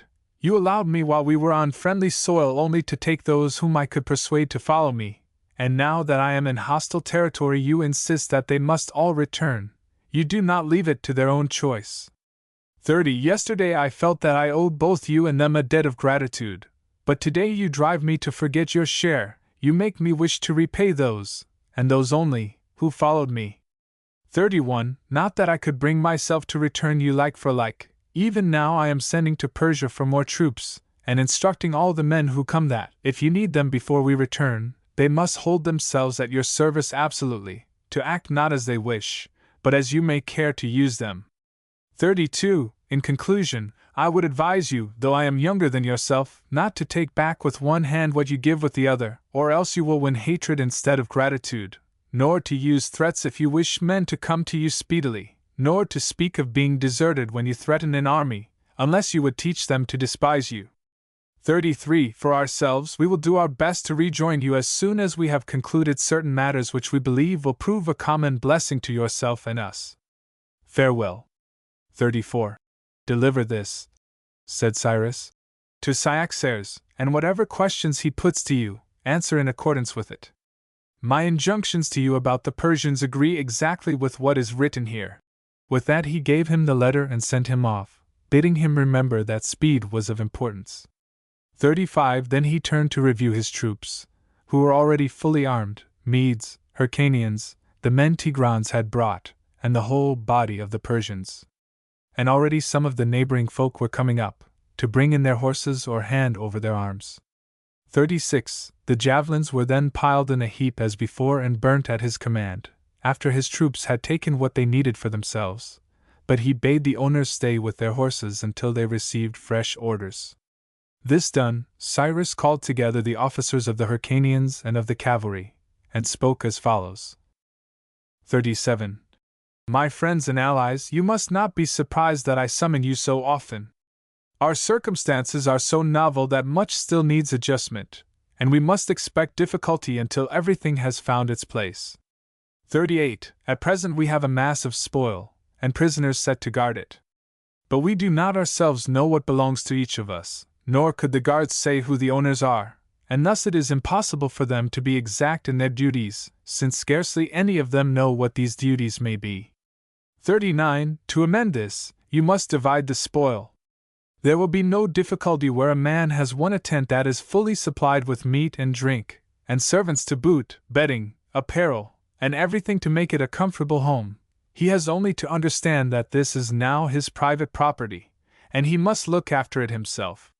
But where the quarters are not furnished so well, there you must make it your business to supply what is lacking. 40. There will be more than enough for this, of that I am sure. The enemy had a stock of everything quite out of proportion to our scanty numbers. Moreover, certain treasurers have come to me, men who were in the service of the king of Assyria and other potentates, and according to what they tell me, they have a supply of gold coin, the produce of certain tributes they can name. 41. you will send out a proclamation that this deposit must be delivered up to you in your quarters. You must terrify those who fail to execute the order, and then you must distribute the money. The mounted men should have 2 shares apiece for the foot soldiers 1, and you should keep the surplus, so that in case of need you may have wherewith to make your purchases. 42. With regard to the camp market, proclamation must be made at once, forbidding any injustice. The hucksters must be allowed to sell the goods they have brought, and when these are disposed of they may bring more, so that the camp may be duly supplied. 43. So the proclamations were issued forthwith. But the Medes and the Hyrcanians asked Cyrus, "How are we to distribute the spoil alone, without your men and yourself?" 44. But Cyrus met question by question. "Do you really think, gentlemen, that we must all preside over every detail, each and all of us together? Can I never act for you, and you for me? I could scarcely conceive a surer way of creating trouble, or of reducing results. See," said he, "I will take a case in point. 45. We Persians guarded this booty for you, and you believe that we guarded it well. Now it is for you to distribute it, and we will trust you to be fair. 46. And there is another benefit that I should be glad to obtain for us all. You see what a number of horses we have got already, and more are being brought in. If they are left riderless, we shall get no profit out of them, we shall only have the burden of looking after them. But if we set riders on them, we shall be quit of the trouble and add to our strength. 47. Now if you have other men in view, men whom you would choose before us to share the brunt of danger with you, by all means give these horses to them. But if you would rather have us fight at your side than any others, bestow them upon us. 48. Today when you dashed ahead to meet danger all alone, great was our fear lest you might come to harm, and bitter our shame to think that where you were we were not. But if once we have horses, we can follow at your heels. 49. And if it is clear that we do more good so mounted, shoulder to shoulder with yourselves, we shall not fail in zeal, or if it appears better to support you on foot, why, to dismount is but the work of a moment, and you will have your infantry marching by your side at once, and we will find men to hold our horses for us. 50. To which they answered, "In truth, Cyrus, we have not men for these horses ourselves, and even if we had them, we should not do anything against your wish. Take them, we beg you, and use them as you think best." 51. "I will," said he, "and gladly, and may good fortune bless us all, you in your division of the spoil and us in our horsemanship. In the first place," he added, "you will set apart for the gods whatever our priests prescribe, and after that you must select for Cyaxares what you think will please him most." 52. At that they laughed, and said they must choose him a bevy of fair women. "So let it be," said Cyrus. "Fair women, and anything else you please. And when you have chosen his share, the Hyrcanians must see to it that our friends among the Medes who followed us of their own free will shall have no cause to find fault with their own portion. 53. And the Medes on their side must show honor to the first allies we have won, and make them feel their decision was wise when they chose us for their friends. And be sure to give a share of everything to the messenger who came from Cyaxares and to his retinue. Persuade him to stay on with us, say that I would like it, and that he could tell Cyaxares all the better how matters stood. 54. As for my Persians," he added, "we shall be quite content with what is left over, after you are all provided for. We are not used to luxury, we were brought up in a very simple fashion, and I think you would laugh at us if you saw us tricked out in grand attire, just as I am sure you will when you see us seated on our horses, or rather, rolling off them." 55. So they dispersed to make the distribution, in great mirth over the thought of the riding, and then Cyrus called his own officers and bade them take the horses and their gear, and the grooms with them, number them all, and then distribute them by lot in equal shares for each division. 56. Finally he sent out another proclamation, saying that if there was any slave among the Syrians, Assyrians, or Arabians who was a Mede, a Persian, a Bactrian, a Carian, a Cilician, or a Hellene, or a member of any other nation, and who had been forcibly enrolled, he was to come forward and declare himself. 57. And when they heard the herald, many came forward gladly, and out of their number Cyrus selected the strongest and fairest, and told them they were now free, and would be required to bear arms, with which he would furnish them, and as to necessaries, he would see himself that they were not stinted. 58. With that he brought them to the officers and had them enrolled forthwith, saying they were to be armed with shields and light swords, so as to follow the troopers, and were to receive supplies exactly as if they were his own Persians. The Persian officers themselves, wearing corslets and carrying lances, were for the future to appear on horseback, he himself setting the example, and each one was to appoint another of the peers to lead the infantry for him. See point 6. While they were concerned with these matters, an old Assyrian prince, Gobryas by name, presented himself before Cyrus, mounted on horseback and with a mounted retinue behind him, all of them armed as cavalry. The Persian officers who were appointed to receive the weapons bade them hand over their lances and have them burnt with the rest, but Gobryas said he wished to see Cyrus first. At that the adjutants led him in, but they made his escorts stay where they were. 2. When the old man came before Cyrus, he addressed him at once, saying, "My lord, I am an Assyrian by birth. I have a strong fortress in my territory, and I rule over a wide domain. I have cavalry at my command, 2,300 of them, all of which I offered to the king of Assyria, and if ever he had a friend, that friend was I. But he has fallen at your hands, the gallant heart, and his son, who is my bitterest foe, reigns in his stead. Therefore I have come to you, a suppliant at your feet. I am ready to be your slave and your ally, and I implore you to be my avenger. You yourself will be a son to me, for I have no male children now. 3. He whom I had, my only son, he was beautiful and brave, my lord, and loved me and honored me as a father rejoices to be loved. And this vile king, his father, my old master, had sent for my son, meaning to give him his own daughter in marriage, and I let my boy go, with high hopes and a proud heart, thinking that when I saw him again the king's daughter would be his bride. And the prince, who is now king, invited him to the chase, and bade him do his best, for he thought himself far the finer horseman of the two. So they hunted together, side by side, as though they were friends, and suddenly a bear appeared, and the two of them gave chase, and the king's son let fly his javelin, but alas! He missed his aim, and then my son threw, oh, that he never had, and laid the creature low. 4. The prince was stung to the quick, though for the moment he kept his rancor hidden. But soon after that, they roused a lion, and then he missed a second time, no unusual thing for him, I imagine, but my son's spear went home, and he brought the beast down, and cried, "See, I have shot but twice, and killed each time," and at this the monster could not contain his jealousy. He snatched a spear from one of his followers and ran my son through the body, my only son, my darling, and took his life. 5. And I, unhappy that I am, I, who thought to welcome a bridegroom, carried home a corpse. I, who am old, buried my boy with the first down on his chin, my brave boy, my well-beloved. And his assassin acted as though it were an enemy that he had done to death. He never showed one sign of remorse, he never paid one tribute of honor to the dead, in atonement for his cruel deed. Yet his own father pitied me, and showed that he could share the burden of my grief.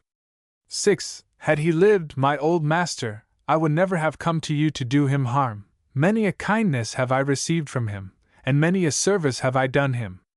But now that his kingdom has descended to my boy's murderer, I could never be loyal to that man, and he, I know, could never regard me as a friend. He knows too well how I feel towards him, and how, after my former splendor, I pass my days in mourning, growing old in loneliness and grief.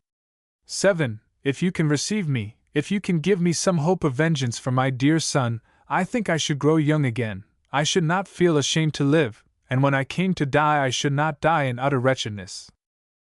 8. So he spoke, and Cyrus answered, Gobryas, if your heart be set towards us as you say, I receive you as my suppliant, and I promise, God helping me, to avenge your son. But tell me, he added, if we do this for you, and if we suffer you to keep your stronghold, your land, your arms, and the power which you had, how will you serve us in return? 9. And the old man answered, My stronghold shall be yours, to live in as often as you come to me. The tribute which I used to pay to Assyria shall be paid to you, and whenever you march out to war, I will march at your side with the men from my own land. Moreover, I have a daughter, a well-beloved maiden, ripe for marriage. Once I thought of bringing her up to be the bride of the man who is now king, but she besought me herself, with tears, not to give her to her brother's murderer, and I have no mind to oppose her. And now I will put her in your hands, to deal with as I shall deal with you.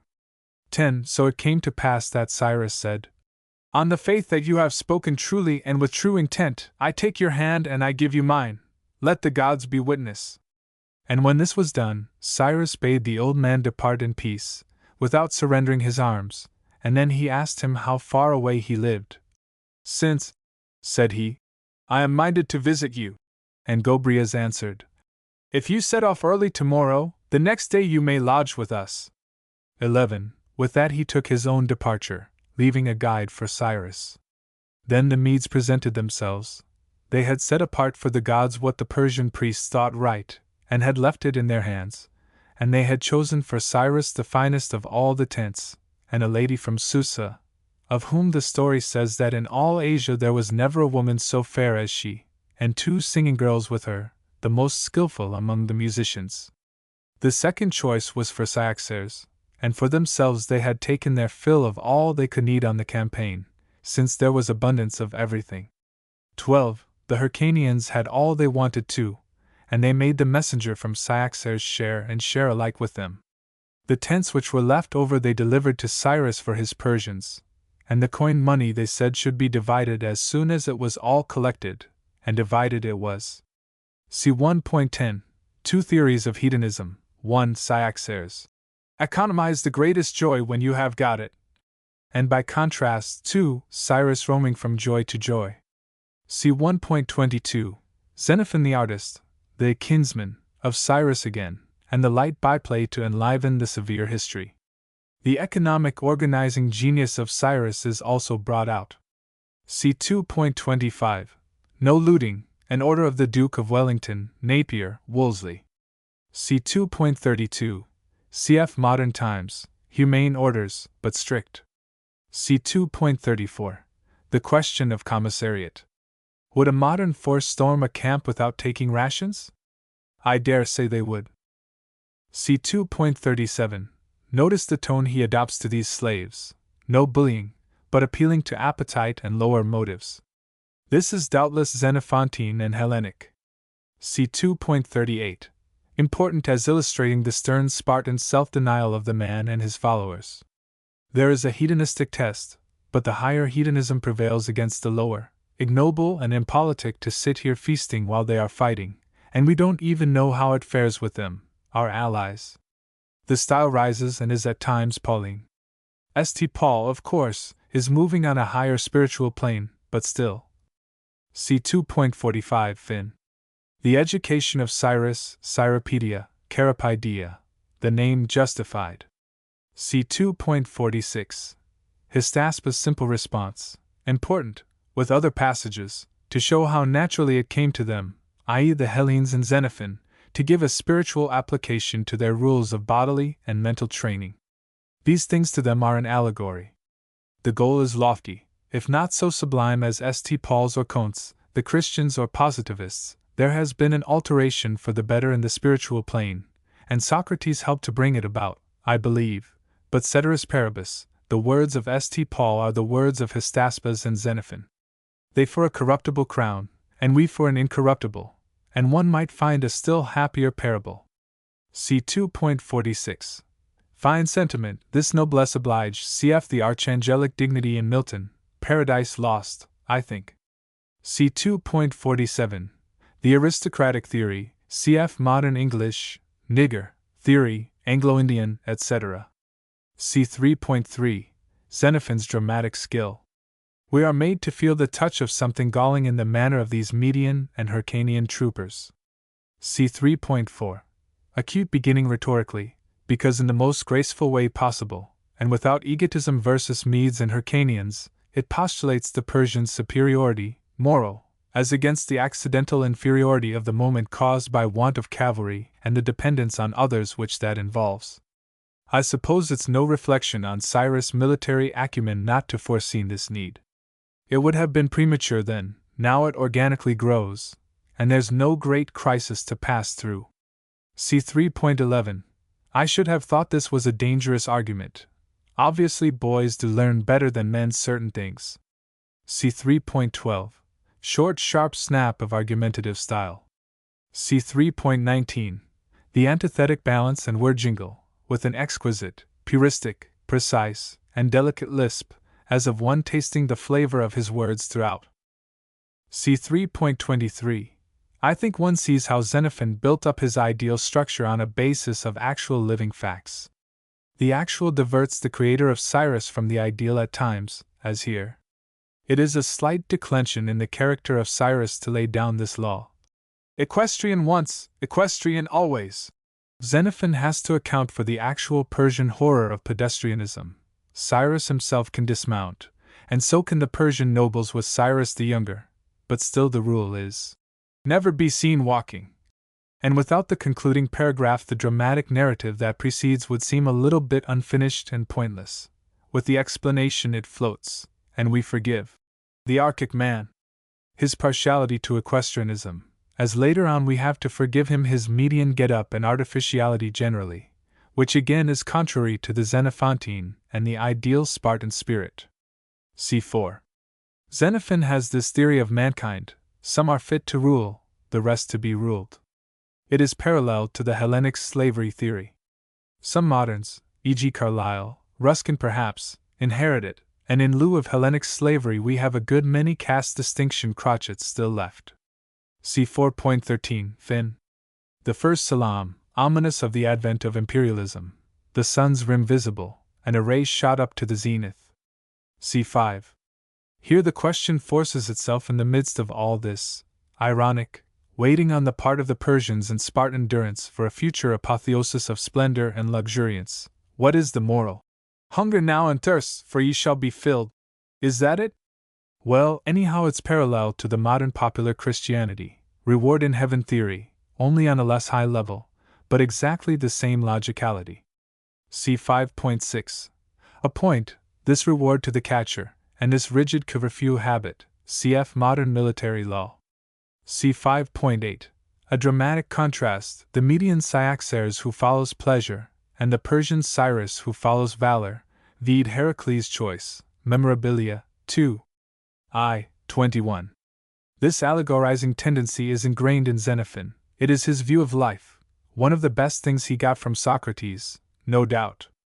Later, section 12, the ironic, suicidal self-assertion of Cyaxares is contrasted with the health-giving victorious self-repression of Cyrus. See 5.9-10. Xenophon can depict characters splendidly. This is the crapulous, orge, of the somewhat hybristic nature, seeing how the land lies, sixis leminibus, the day after the premature revel. Theophrastus couldn't better have depicted the irascible man. These earliest portraits of character are, according to Xenophon's genius, all sketched in the concrete, as it were. The character is not philosophized and then illustrated by concrete instances after the manner of Theophrastus, but we see the man moving before us and are made aware of his nature at once. See 5.17, Kalos Kanomimos. In all honor and according to the law, almost a Xenophantine motto, and important in reference to the questionable conduct on his part in exile, questionable, from a modern rather than an antique standard. The chief reference is to Xenophon's presence on the Spartan side at the Battle of Chaeronea against his native city of Athens. See Sketch, Works, Volume 1, pages XI. ff. See 5.20. The Archaic man does not recognize the littleness of soul of the inferior nature, he winks at it, and so disarms at once and triumphs over savagery, and this not through cunning and pride, but a kind of godlike imperturbable sympathy, as of a fearless man with a savage hound. Still there is a good dash of diplomacy. See 5.21, Fin. Pretty sentence. Xenophon's words, some of these are prettily sounding words, some are rare and choice and exquisite, some are charged with feeling, you can't touch them with your fingertips without feeling an affective thrill. That is in part the goetia, the witchery, of his style. See 5.30-31.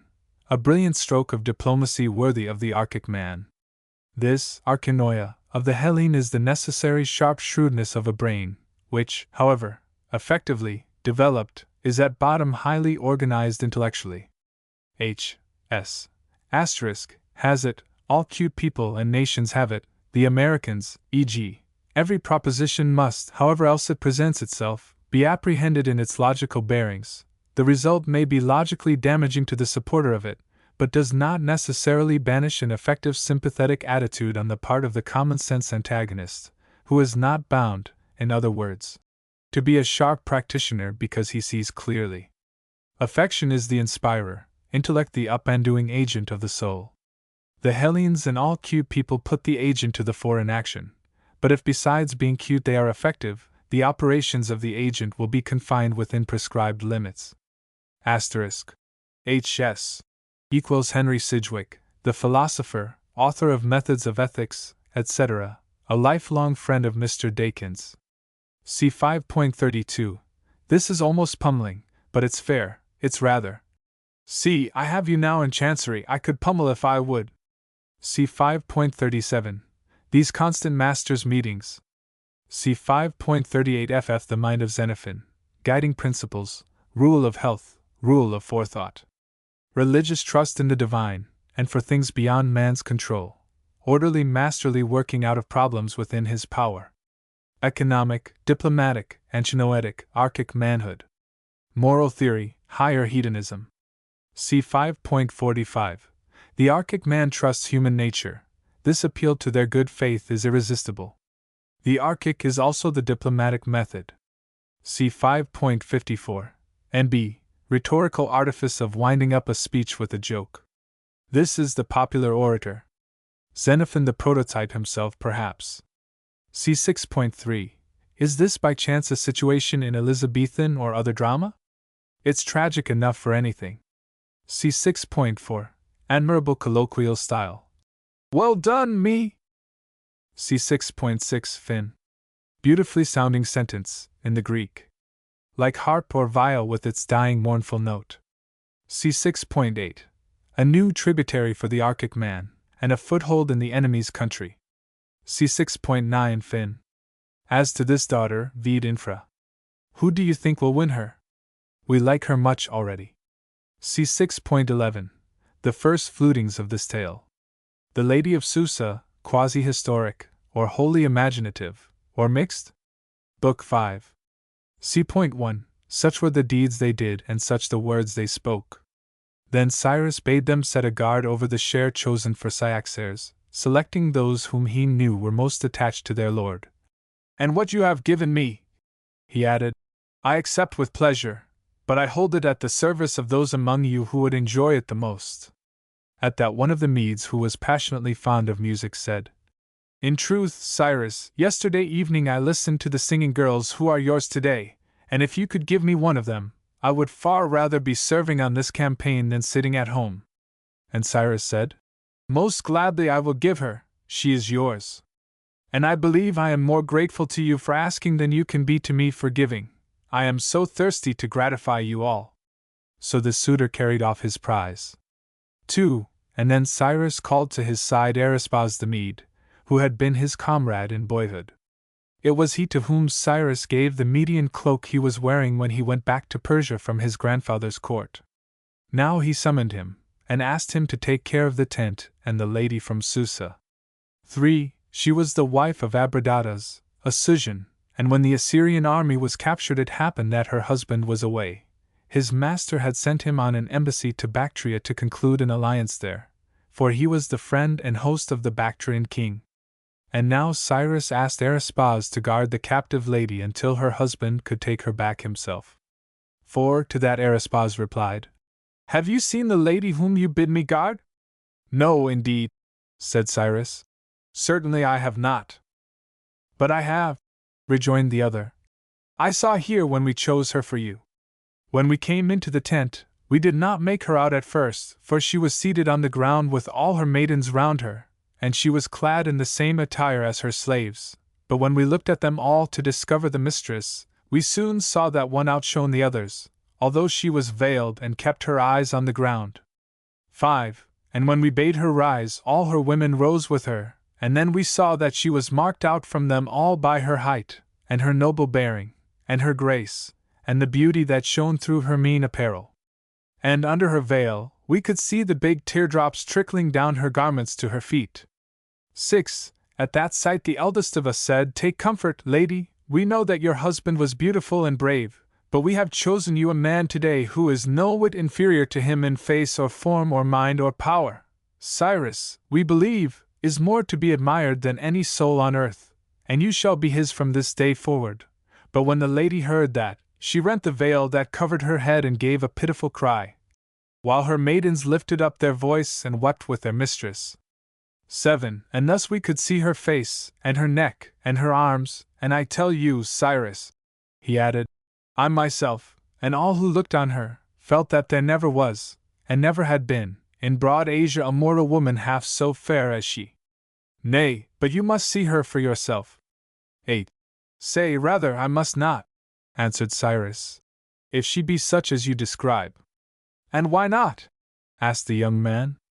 Because, said he, if the mere report of her beauty could persuade me to go and gaze on her today, when I have not a moment to spare, I fear she would win me back again, and perhaps I should neglect all I have to do, and sit and gaze at her forever. 9. At that the young man laughed outright and said, So you think, Cyrus, that the beauty of any human creature can compel a man to do wrong against his will? Surely if that were the nature of beauty, all men would feel its force alike.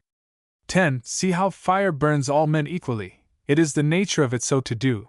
But these flowers of beauty, one man loves them, and another loves them not, nor does every man love the same. For love is voluntary, and each man loves what he chooses to love. The brother is not enamored of his own sister, nor the father of his own daughter. Some other man must be the lover. Reverence and law are strong enough to break the heart of passion. 11. But if a law were passed saying, Eat not, and thou shalt not starve, drink not, and thou shalt not thirst, let not cold bite thee in winter nor heat inflame thee in summer, I say there is no law that could compel us to obey, for it is our nature to be swayed by these forces. But love is voluntary. Each man loves to himself alone, and according as he chooses, just as he chooses his cloak or his sandals. 12. Then, said Cyrus, if love be voluntary, why cannot a man cease to love when he wishes? I have seen men in love, said he, who have wept for very agony, who were the very slaves of those they loved, though before the fever took them they thought slavery the worst of evils. I have seen them make gifts of what they could spare. I have seen them praying, yes, praying, to be rid of their passion, as though it were any other malady, and yet unable to shake it off.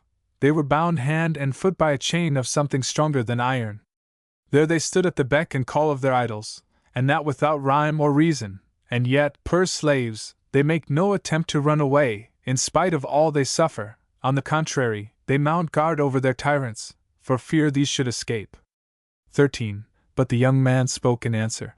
True, he said, there are such men, but they are worthless scamps, and that is why, though they are always praying to die and be put out of their misery, and though 10,000 avenues lie open by which to escape from life, they never take one of them.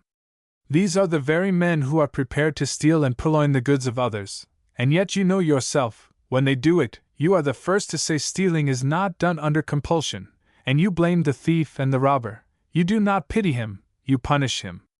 14. In the same way, beautiful creatures do not compel others to love them or pursue them when it is wrong, but these good-for-nothing scoundrels have no self-control, and then they lay the blame on love.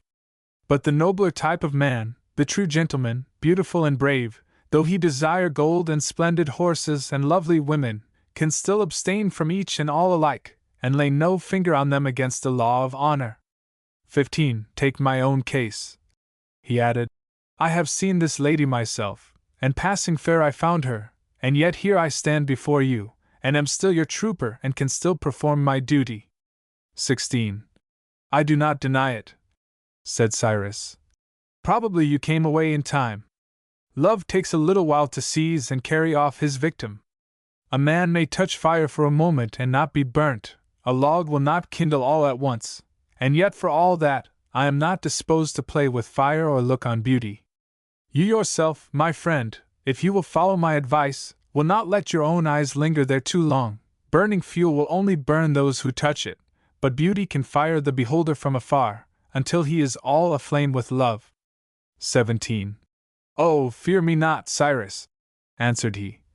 If I look till the end of time, I could not be made to do what ill befits a man. A fair answer, said Cyrus. Guard her then, as I bid you, and be careful of her. This lady may be of service to us all one day. 18. With these words they parted. But afterwards, after the young man saw from day to day how marvelously fair the woman was, and how noble and gracious in herself, after he took care of her, and fancied that she was not insensible to what he did, after she set herself, through her attendants, to care for his wants, and see that all things were ready for him when he came in, and that he should lack for nothing if ever he were sick, after all this, love entered his heart, and took possession, and it may be there was nothing surprising in his fate. So at least it was. 19. Meanwhile Cyrus, who was anxious that the Medes and the allies should stay with him of their own free choice, called a meeting of their leading men, and when they were come together he spoke as follows. 20. Sons of the Medes and gentlemen all, I am well aware it was not from need of money that you went out with me, nor yet in order to serve Cyaxares. You came for my sake. You marched with me by night, you ran into danger at my side, simply to do me honor. 21. Unless I were a miscreant, I could not but be grateful for such kindness. But I must confess that at present I lack the ability to make a fit requital. This I am not ashamed to tell you, but I would feel ashamed to add, if you will stay with me, I will be sure to repay you, for that would look as though I spoke to bribe you into remaining. Therefore I will not say that. I will say instead, even if you listen to Cyaxares and go back today, I will still act so that you shall praise me. I will not forget you in the day of my good fortune.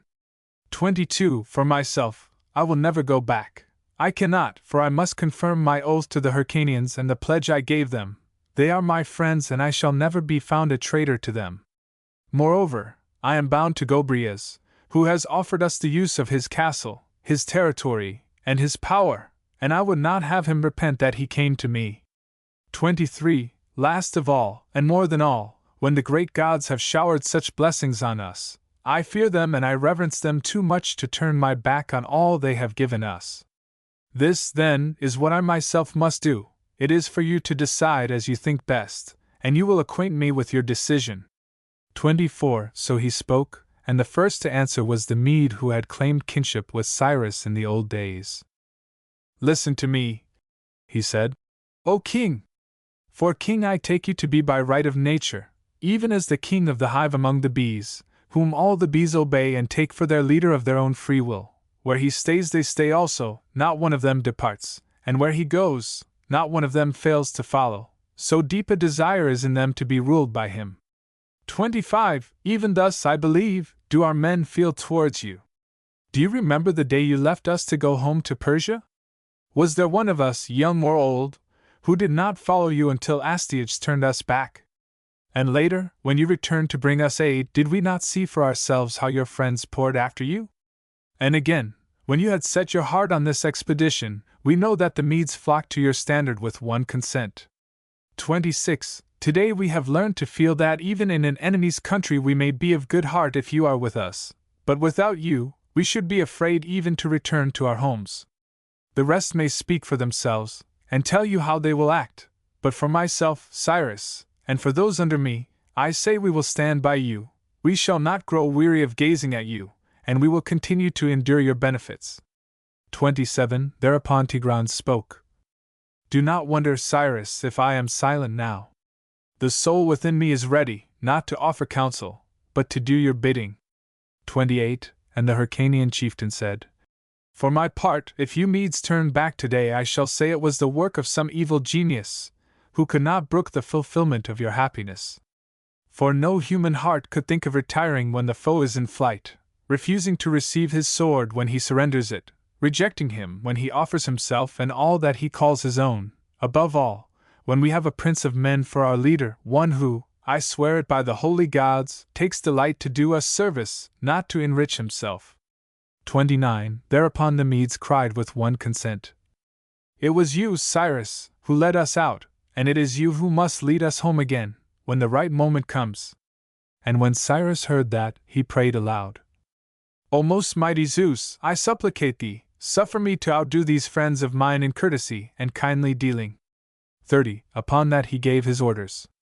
The rest of the army were to place their outposts and see to their own concerns, while the Persians took the tents allotted to them, and divided them among their cavalry and infantry, to suit the needs of either arm.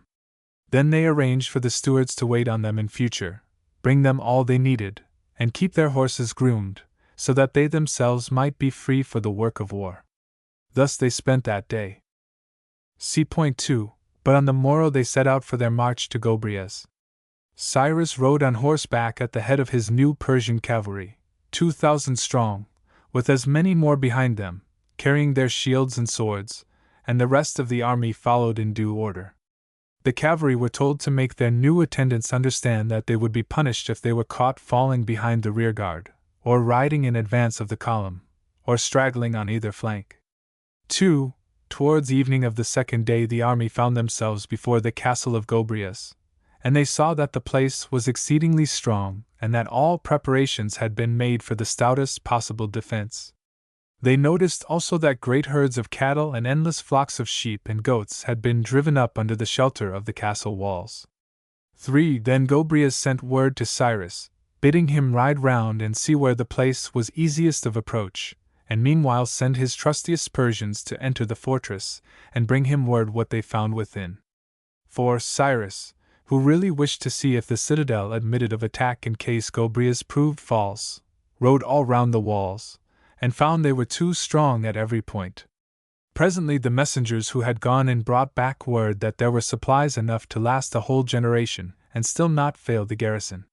5. While Cyrus was wondering what this could mean, Gobryas himself came out, and all his men behind him, carrying wine and corn and barley, and driving oxen and goats and swine, enough to feast the entire host. 6. And his stewards fell to distributing the stores at once, and serving up a banquet. Then Gobryas invited Cyrus to enter the castle now that all the garrison had left it, using every precaution he might think wise, and Cyrus took him at his word, and sent in scouts and a strong detachment before he entered the palace himself. Once within, he had the gates thrown open and sent for all his own friends and officers. 7. And when they joined him, Gobryas had beakers of gold brought out, and pitchers, and goblets, and costly ornaments, and golden coins without end, and all manner of beautiful things, and last of all he sent for his own daughter, tall and fair, a marvel of beauty and stateliness, still wearing mourning for her brother. And her father said to Cyrus, "All these riches I bestow on you for a gift, and I put my daughter in your hands to deal with as you think best. We are your suppliants, I but 3 days gone for my son, and she this day for her brother. We beseech you to avenge him." 8. And Cyrus made answer, "I gave you my promise before that if you kept faith with me I would avenge you, so far as in me lay, and today I see the debt is due, and the promise I made to you I repeat to your daughter. God helping me, I will perform it. As for these costly gifts," he added, "I accept them, and I give them for a dowry to your daughter, and to him who may win her hand in marriage. One gift only I will take with me when I go, but that is a thing so precious that if I changed it for all the wealth of Babylon or the whole world itself I could not go on my way with half so blithe a heart." 9. And Gobryas wondered what this rare thing could be, half suspecting it might be his daughter. "What is it, my lord?" said he. And Cyrus answered, "I will tell you. A man may hate injustice and impiety and lies, but if no one offers him vast wealth or unbridled power or impregnable fortresses or lovely children, he dies before he can show what manner of man he is. 10. But you have placed everything in my hands today, this mighty fortress, treasures of every kind, your own power, and a daughter most worthy to be won. And thus you have shown all men that I could not sin against my friend and my host, nor act unrighteously for the sake of wealth, nor break my plighted word of my own free will. 11. This is your gift, and, so long as I am a just man and known to be such, receiving the praise of my fellow men, I will never forget it. I will strive to repay you with every honor I can give. 12. Doubt not, he added, but that you will find a husband worthy of your daughter. I have many a good man and true among my friends, and one of them will win her hand, but I could not say whether he will have less wealth, or more, than what you offer me. Only of one thing you may be certain, there are those among them who will not admire you one whit the more because of the splendor of your gifts. They will only envy me and supplicate the gods that one day it will be given to them to show that they too are loyal to their friends, that they too will never yield to their foes while life is in them, unless some god strike them down, that they too would never sacrifice virtue and fair renown for all the wealth you proffer and all the treasure of Syria and Assyria to boot. Such is the nature, believe me, of some who are seated here. 13. And Gobryas smiled. By heaven, I wish you would point them out to me, and I would beg you to give me one of them to be my son-in-law. And Cyrus said, You will not need to learn their names from me. Follow us, and you will be able to point them out yourself. 14. With these words he rose, clasped the hand of Gobryas, and went out, all his men behind him. And though Gobryas pressed him to stay and sup in the citadel, he would not, but took his supper in the camp and constrained Gobryas to take his meal with them. 15. And there, lying on a couch of leaves, he put this question to him, Tell me, Gobryas, who has the largest store of coverlets, yourself, or each of us? And the Assyrian answered, You, I know, have more than I, more coverlets, more couches, and a far larger dwelling place, for your home is earth and heaven, and every nook may be a couch, and for your coverlets you need not count the fleeces of your flocks, but the brushwood, and the herbage of hill and plain. 16. Nevertheless, when the meal began, it must be said that Gobryas, seeing the poverty of what was set before him, thought at first that his own men were far more open-handed than the Persians. 17. But his mood changed as he watched the grace and decorum of the company, and saw that not a single Persian who had been schooled would ever gape, or snatch at the viands, or let himself be so absorbed in eating that he could attend to nothing else.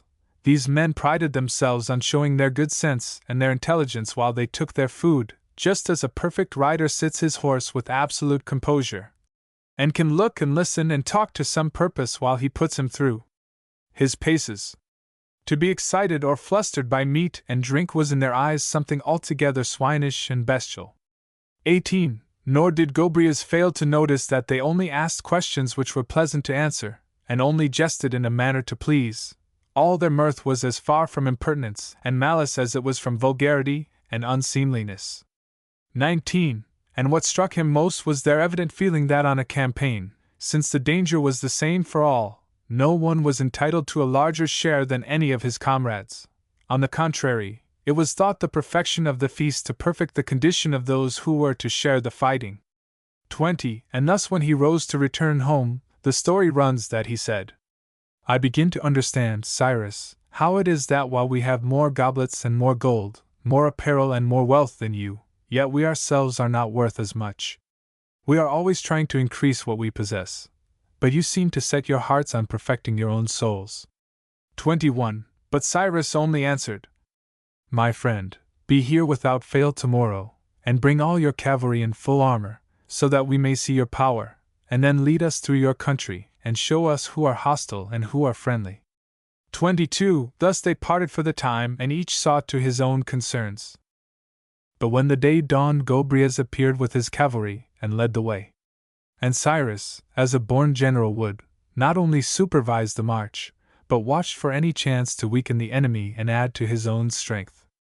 23.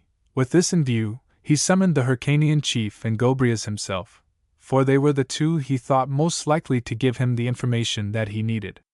My friends, said he, I think I shall not err if I trust to your fidelity and consult you about the campaign. You, even more than I, are bound to see that the Assyrians do not overpower us. For myself, if I fail, there may well be some loophole of escape. But for you, if the king conquers, I see nothing but enmity on every side. 24. For, although he is my enemy, he bears me no malice, he only feels that it is against his interests for me to be powerful, and therefore he attacks me. But you he hates with a bitter hatred, believing he is wronged by you. To this his companions answered that he must finish what he had to say, They were well aware of the facts, and had the deepest interest in the turn events might take.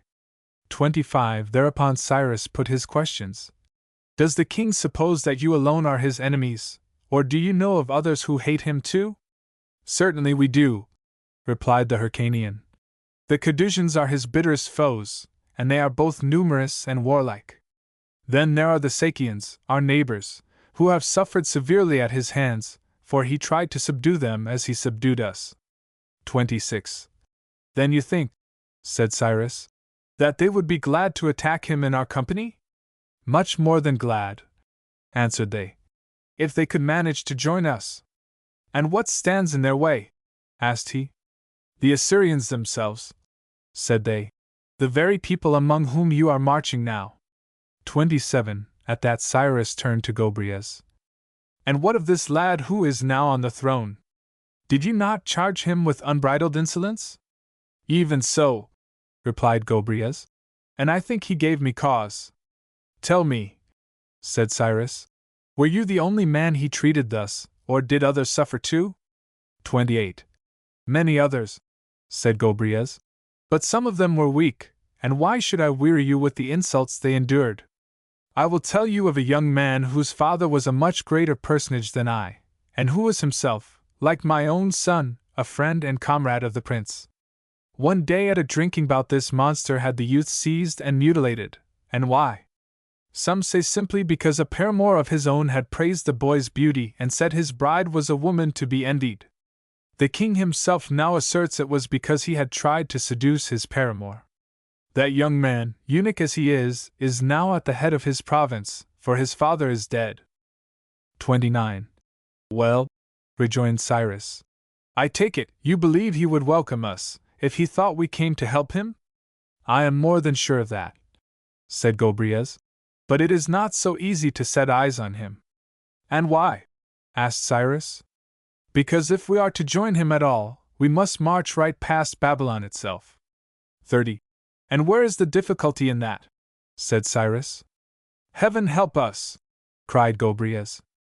The city has only to open her gates, and she can send out an army 10,000 times as large as yours. That is why, he added, the Assyrians are less prompt than they were at bringing in their weapons and their horses, because those who have seen your army think it so very small, and their report has got about. So that, in my opinion, it would be better to advance with the utmost care. 31. Cyrus listened and replied. You do well, Gobryas, my friend, in urging as much care as possible. But I cannot myself see a safer route for us than the direct advance on Babylon, if Babylon is the center of the enemy's strength. They are numerous, you say, and if they are in good heart, we shall soon know it. 32. Now, if they cannot find us and imagine that we have disappeared from fear of them, you may take it as certain that they will be quit of the terror we have inspired. Courage will spring up in its place, and grow the greater the longer we lie hid. But if we march straight on then, we shall find them still mourning for the dead whom we have slain, still nursing the wounds we have inflicted, still trembling at the daring of our troops, still mindful of their own discomfiture and flight. 33. Gobryas, he added, be assured of this, men in the mass, when aflame with courage, are irresistible, and when their hearts fail them, the more numerous they are the worse the panic that seizes them. 34. It comes upon them magnified by 1,000 lies, blanched by 1,000 pallors, it gathers head from 1,000 terror-stricken looks, until it grows so great that no orator can allay it by his words, no general arouse the old courage by a charge, or revive the old confidence by retreat. The more their leader cheers them on, the worse do the soldiers take their case to be. 35. Now by all means let us see exactly how things stand with us. If from henceforward victory must fall to those who can reckon the largest numbers, your fears for us are justified, and we are indeed in fearful danger. But if the old rule still holds, and battles are decided by the qualities of those who fight, then, I say, take heart, and you will never fail. You will find far more stomach for the fight among our ranks than theirs. 36. And to hearten you the more, take note of this, our enemies are far fewer now than when we worsted them, far weaker than when they fled from us, while we are stronger because we are conquerors, and greater because fortune has been ours, yes, and actually more numerous because you and yours have joined us, for I would not have you hold your men too low, now that they are side by side with us. In the company of conquerors, Gobryas, the hearts of the followers beat high. 37. Nor should you forget, he added, that the enemy is well able to see us as it is, and the sight of us will certainly not be more alarming if we wait for him where we are than if we advance against him. That is my opinion, and now you must lead us straight for Babylon. See point 3. And so the march continued, and on the 4th day they found themselves at the limit of the territory over which Gobryas ruled. Since they were now in the enemy's country, Cyrus changed the disposition of his men, taking the infantry immediately under his own command, with sufficient cavalry to support them, and sending the rest of the mounted troops to scour the land. Their orders were to cut down every one with arms in his hands, and drive in the rest, with all the cattle they could find. The Persians were ordered to take part in this raid, and though many came home with nothing for their trouble but a toss from their horses, others brought back a goodly store of booty. 2. When the spoil was all brought in, Cyrus summoned the officers of the Medes and the Hyrcanians, as well as his own peers, and spoke as follows. My friends, Gobryas has entertained us nobly. He has showered good things upon us. What say you then? After we have set aside the customary portion for the gods and a fair share for the army, shall we not give all the rest of the spoil to him? Would it not be a noble thing, a sign and symbol at the outset that we desire to outdo in well-doing those who do good to us? 3. At that all his hearers with one consent applauded, and a certain officer rose and said, By all means, Cyrus, let us do so. I myself cannot but feel that Gobryas must have thought us almost beggars because we were not laden with coins of gold, and did not drink from golden goblets. But if we do this, he will understand that men may be free and liberal without the help of gold. 4. Come then, said Cyrus. Let us pay the priests our debt to heaven, select what the army requires, and then summon Gobryas and give the rest to him. So they took what they needed and gave all the rest to Gobryas.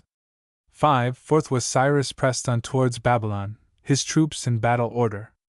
But as the Assyrians did not come out to meet them, he bade Gobryas ride forward and deliver this message. If the king will come out to fight for his land, I, Gobryas, will fight for him, but if he will not defend his own country, we must yield to the conquerors. 6. So Gobryas rode forward, just far enough to deliver the message in safety. And the king sent a messenger to answer him. Thy master says to thee, It repents me, Gobryas, not that I slew thy son, but that I stayed my hand from slaying thee. And now if you will do battle, come again on the 30th day from hence. We have no leisure now, our preparations are still on foot. 7. And Gobryas made answer. It repents thee, may that repentance never cease.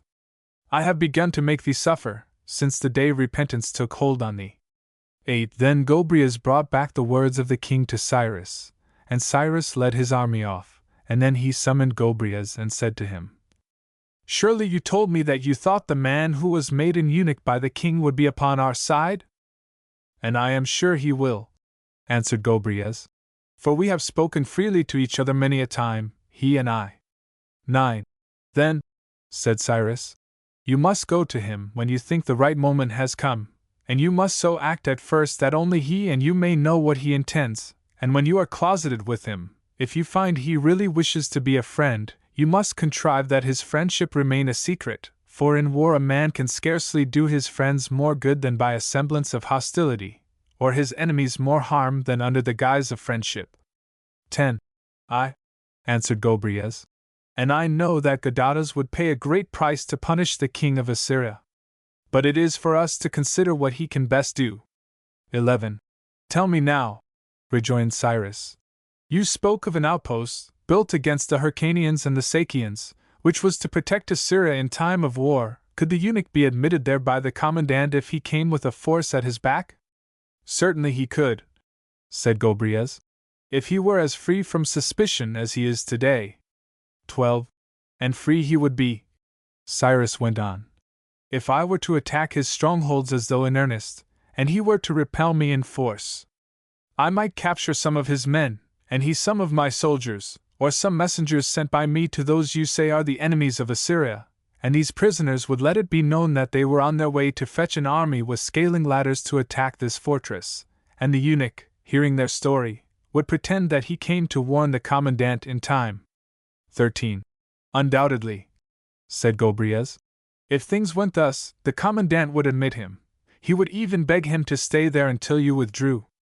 And then, Cyrus continued, once inside the walls, he could put the place into our hands? 14. We may suppose so, said Gobryas. He would be there to settle matters within, and you would be redoubling the pressure from without.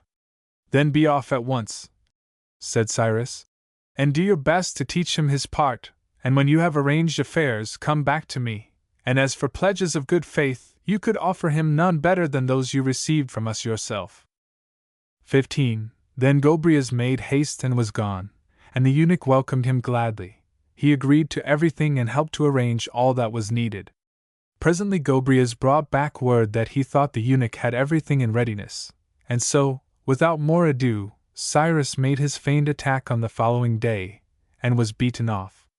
16. But on the other hand there was a fortress, indicated by Gadatas himself, that Cyrus took. The messengers Cyrus had sent out, telling them exactly where to go, fell into the hands of Gadatas. Some were allowed to escape. Their business was to fetch the troops and carry the scaling ladders, but the rest were narrowly examined in the presence of many witnesses, and when Gadatas heard the object of their journey he got his equipment together, and set out in the night at full speed to take the news. 17. In the end he made his way into the fortress, trusted and welcomed as a deliverer, and for a time he helped the commandant to the best of his ability. But as soon as Cyrus appeared he seized the place, aided by the Persian prisoners he had taken. 18. This done, and having set things in order within the fortress, Gadatas went out to Cyrus, bowed before him according to the custom of his land, and said, Cyrus, may joy be yours. 19. Joy is mine already, answered he. For you, God helping you, have brought it to me. You must know, he added, that I set great store by this fortress, and rejoice to leave it in the hands of my allies here. And for yourself, Gadatas, he added, if the Assyrian has robbed you of the ability to beget children, remember he has not stolen your power to win friends. You have made us yours, I tell you, by this deed, and we will stand by as faithfully as sons and grandsons of your own. 20. So Cyrus spoke. And at that instant the Hyrcanian chief, who had only just learnt what had happened, came running up to him, and seizing him by the hand cried out, O Cyrus, you God sent to your friends! How often you make me thank the gods for bringing me to you! 21. Off with you, then, said Cyrus, and occupy this fortress for which you bless me so. Take it and make the best use of it you can, for your own nation, and for all our allies, and above all for Gadatas, our friend, who won it and surrenders it to us. 22. Then, said the chieftain, as soon as the Cadusians arrive and the Sakians and my countrymen, we must we not? Call a council of them all, so that we may consult together, and see how best to turn it to account. 23. Cyrus thought the proposal good, and when they met together it was decided to garrison the post with a common force, chosen from all who were concerned that it should remain friendly and be an outer bulwark to overawe the Assyrians. 24. This heightened the enthusiasm of them all, Cadusians, Sakians, and Hyrcanians, and their levies rose high, until the Cadusians sent in 20,000 light infantry and 4,000 cavalry, and the Sakians 11,000 bowmen, 10,000 on foot and 1,000 mounted, while the Hyrcanians were free to dispatch all their reserves of infantry and make up their horsemen to a couple of thousand strong. Whereas previously the larger portion of their cavalry had been left at home to support the Cadusians and Sakians against Assyria.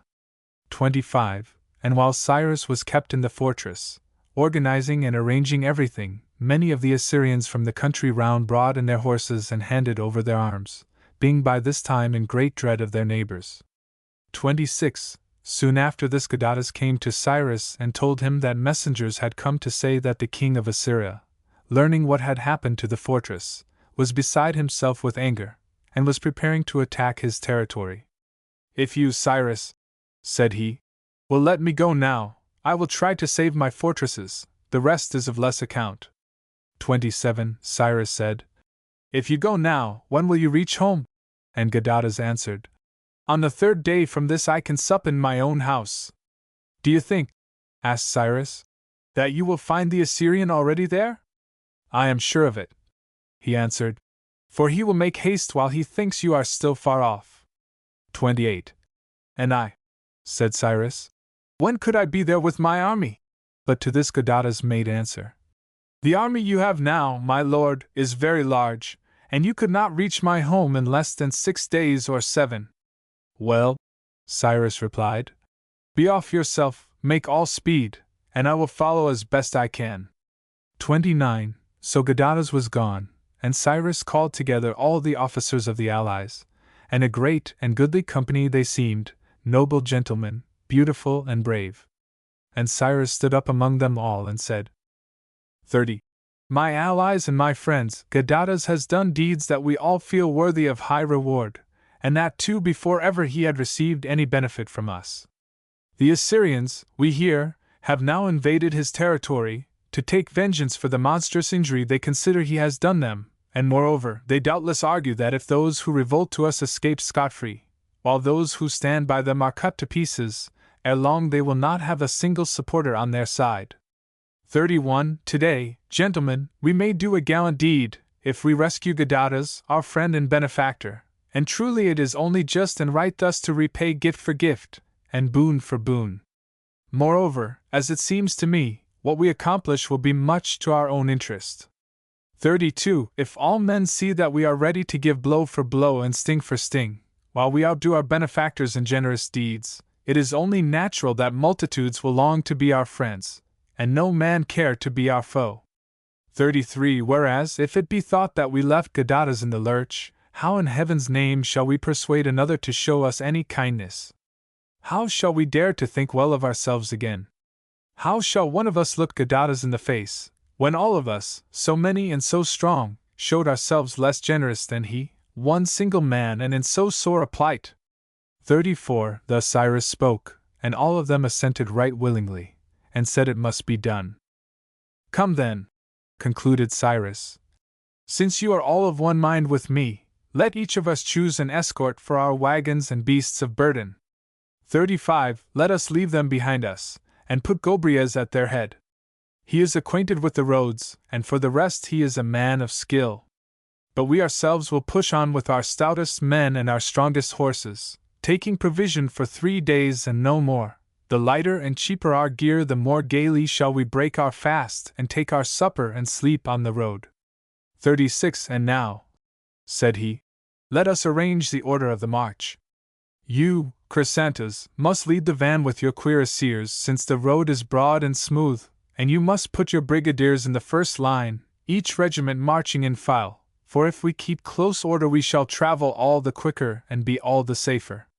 37. I put the cuirassiers in the front, he added, because they are our heaviest troops, and if the heaviest are leading, the lighter cannot find it hard to follow, whereas where the swiftest lead and the march is at night, it is no wonder if the column fall to pieces.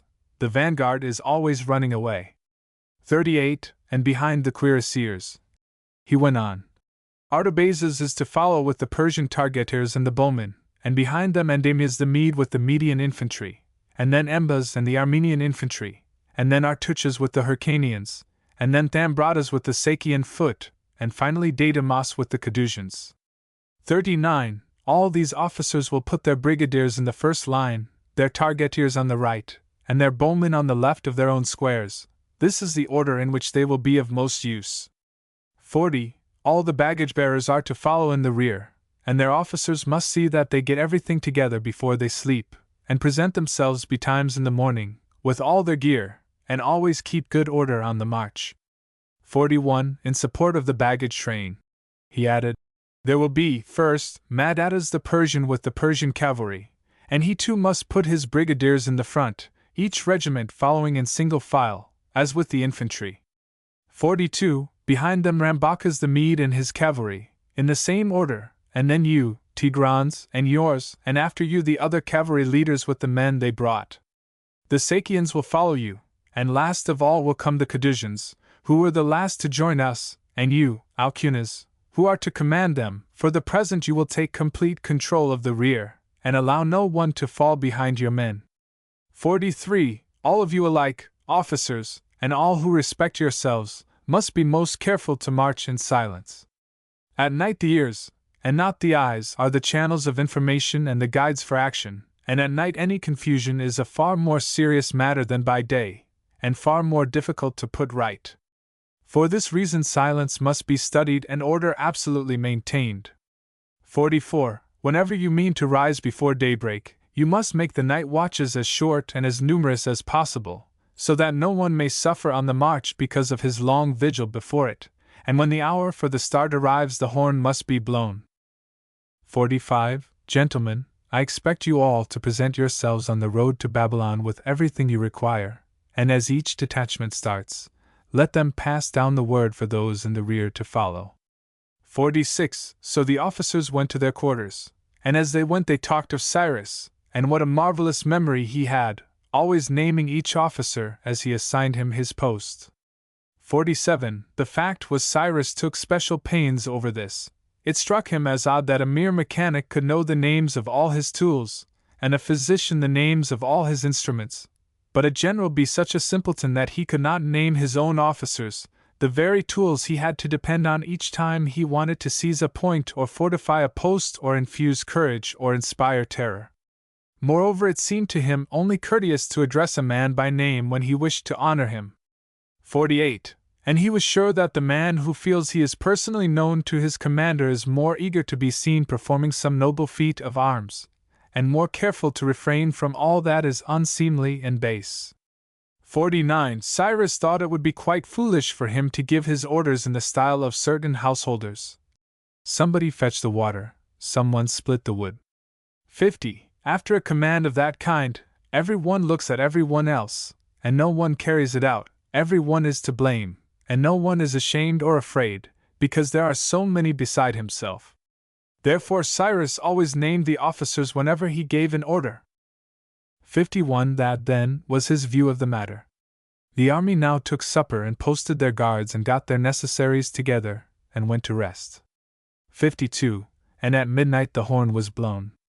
Cyrus had told Chrysantas he would wait for him at a point on the road in advance of the troops, and therefore he went on in front himself with his own staff, and waited till Chrysantas appeared shortly afterwards at the head of his cuirassiers. 53. Then Cyrus put the guides under his command, and told him to march on, but to go slowly until he received a message, for all the troops were not yet on the road.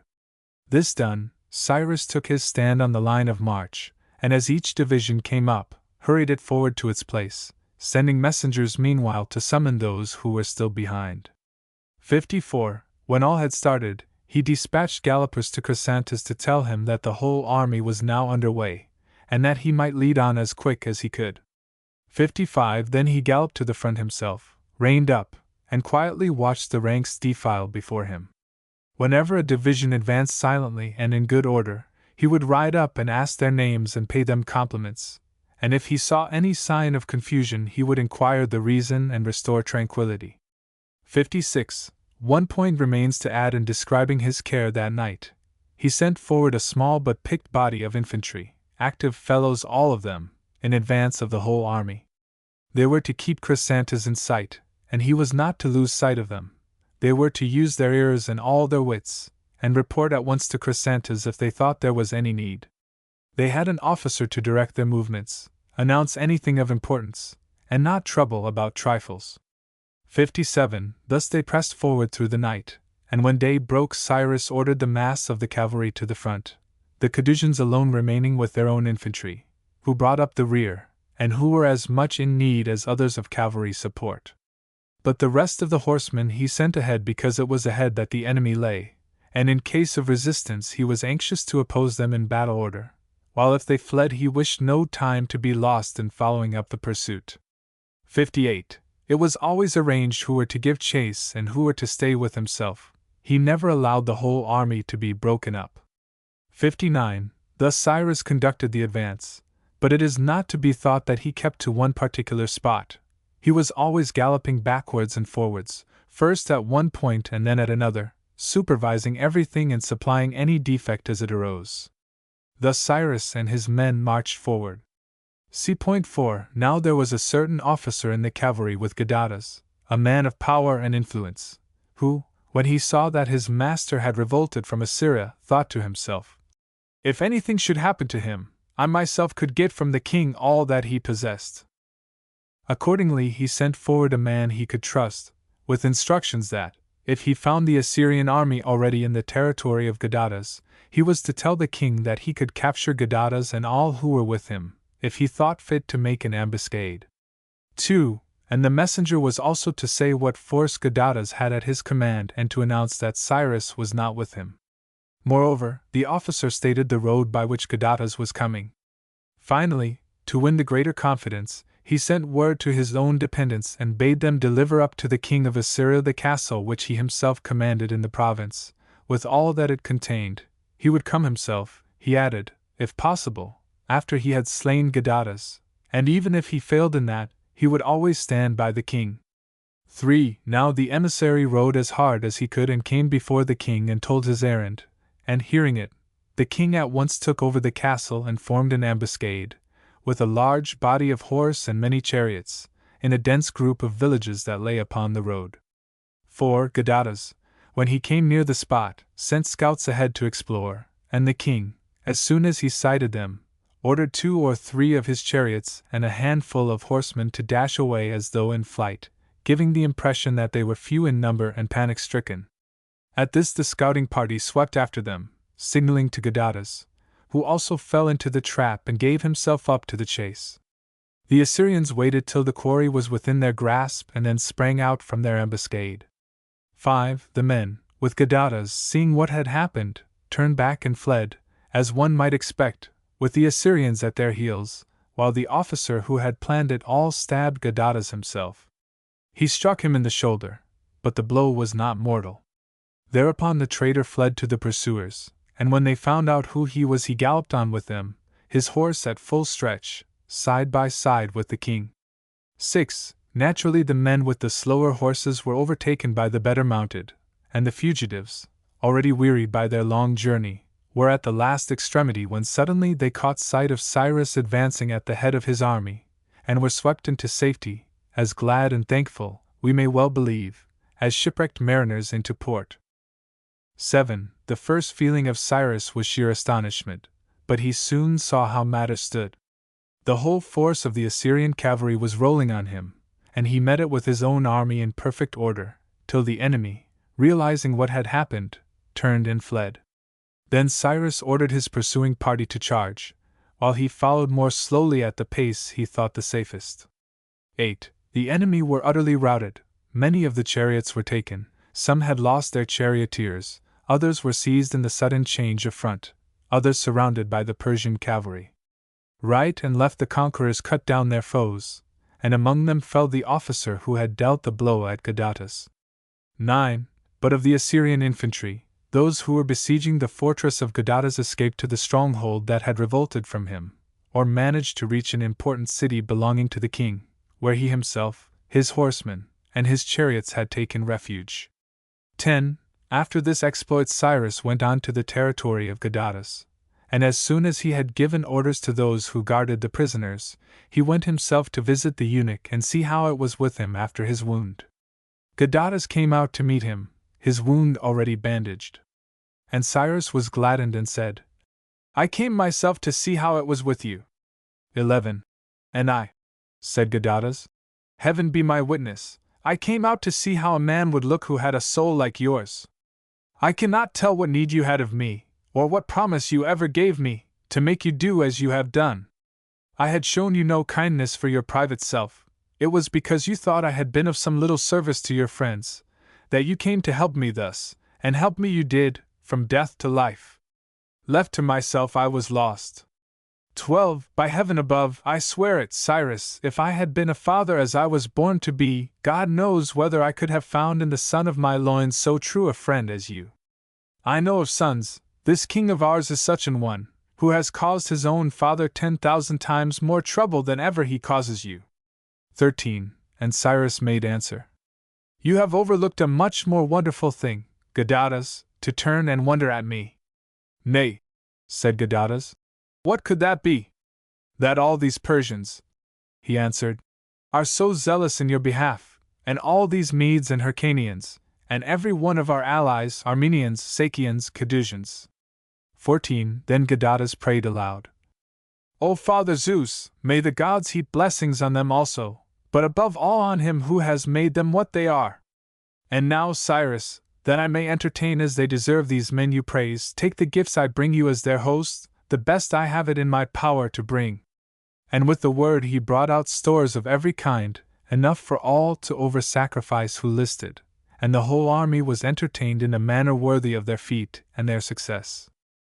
15. Meanwhile the Cadusians had been always in the rear, unable to share in the pursuit, and they longed to achieve some exploit of their own. So their chieftain, with never a word to Cyrus, led them forth alone, and raided the country towards Babylon. But as soon as they were scattered, the Assyrians came out from their city of refuge in good battle order. 16. When they saw that the Cadusians were unsupported, they attacked them, killing the leader himself and numbers of his men, capturing many of their horses and retaking the spoil they were in the act of driving away. The king pursued as far as he thought safe, and then turned back, and the Cadusians at last found safety in their own camp, though even the vanguard only reached it late in the afternoon. 17. When Cyrus saw what had happened, he went out to meet them, succoring every wounded man and sending him off to Gadatas at once, to have his wounds dressed, while he helped to house the others in their quarters, and saw that they had all they needed, his peers aiding him, for at such times noble natures will give help with all their hearts. 18. Still it was plain to see that he was sorely vexed, and when the hour for dinner came, and the others went away, he was still there on the ground with the attendants and the surgeons. Not a soul would he leave uncared for if anything could be done. He either saw to it himself or sent for the proper aid.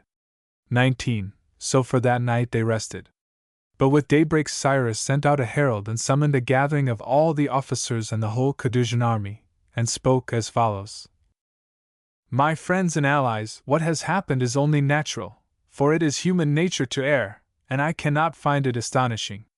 Still we may gain at least one advantage from what has occurred, if we learn that we must never cut off from our main body a detachment weaker than the force of the enemy.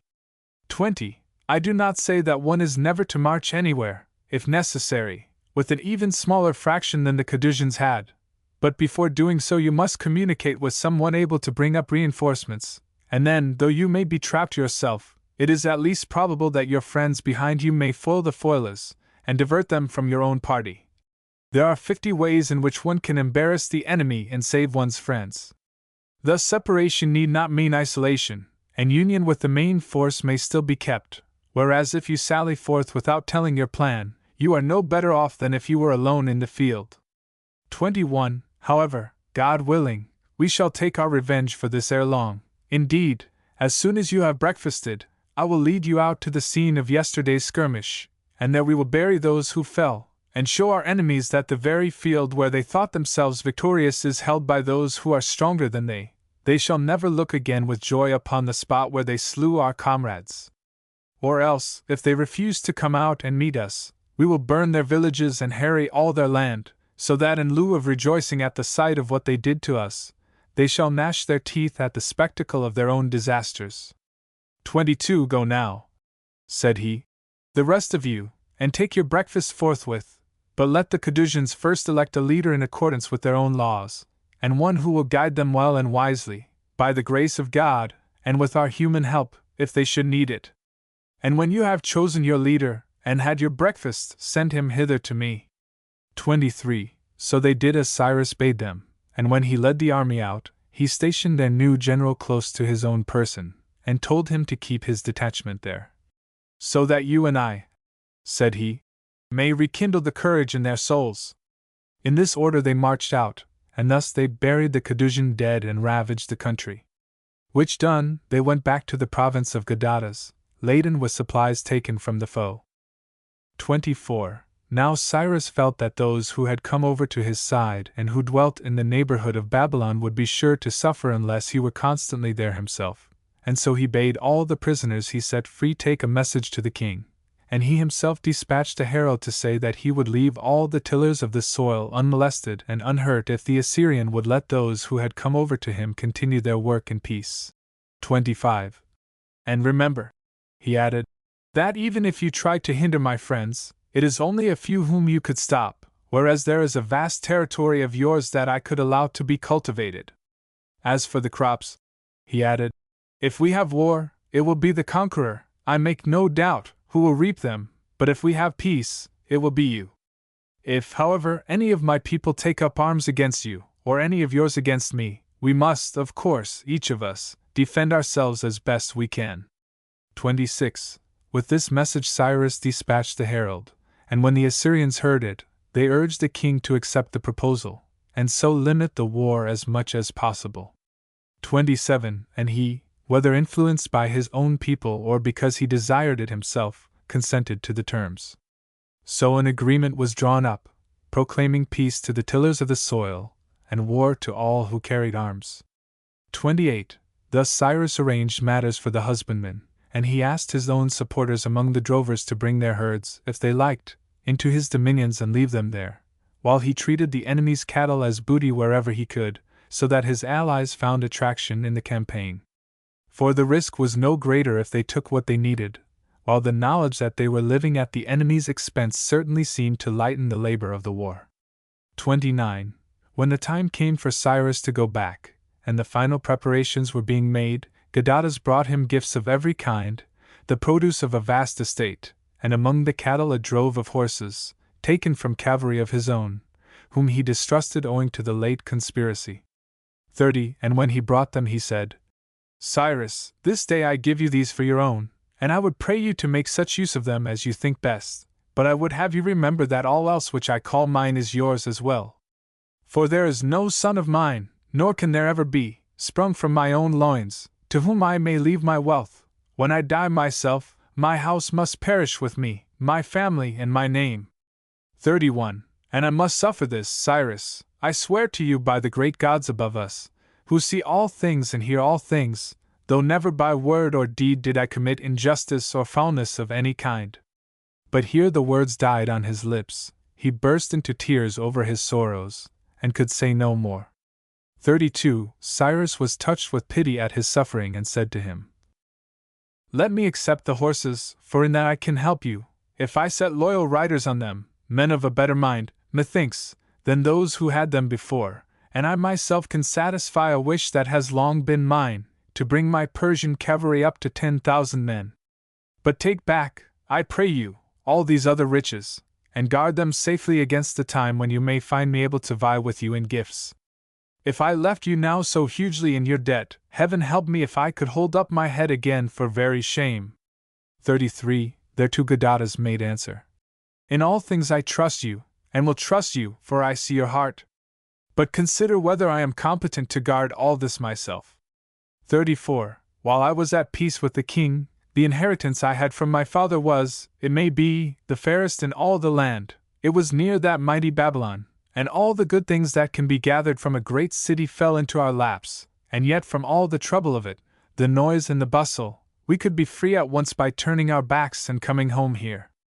But now that we are at war, the moment you have left us we are sure to be attacked, ourselves and all our wealth, and methinks we shall have a sorry life of it, our enemies at our elbow and far stronger than ourselves. 35. I seem to hear someone say, Why did you not think of this before you revolted? But I answer, Cyrus, because the soul within me was stung beyond endurance by my wrongs.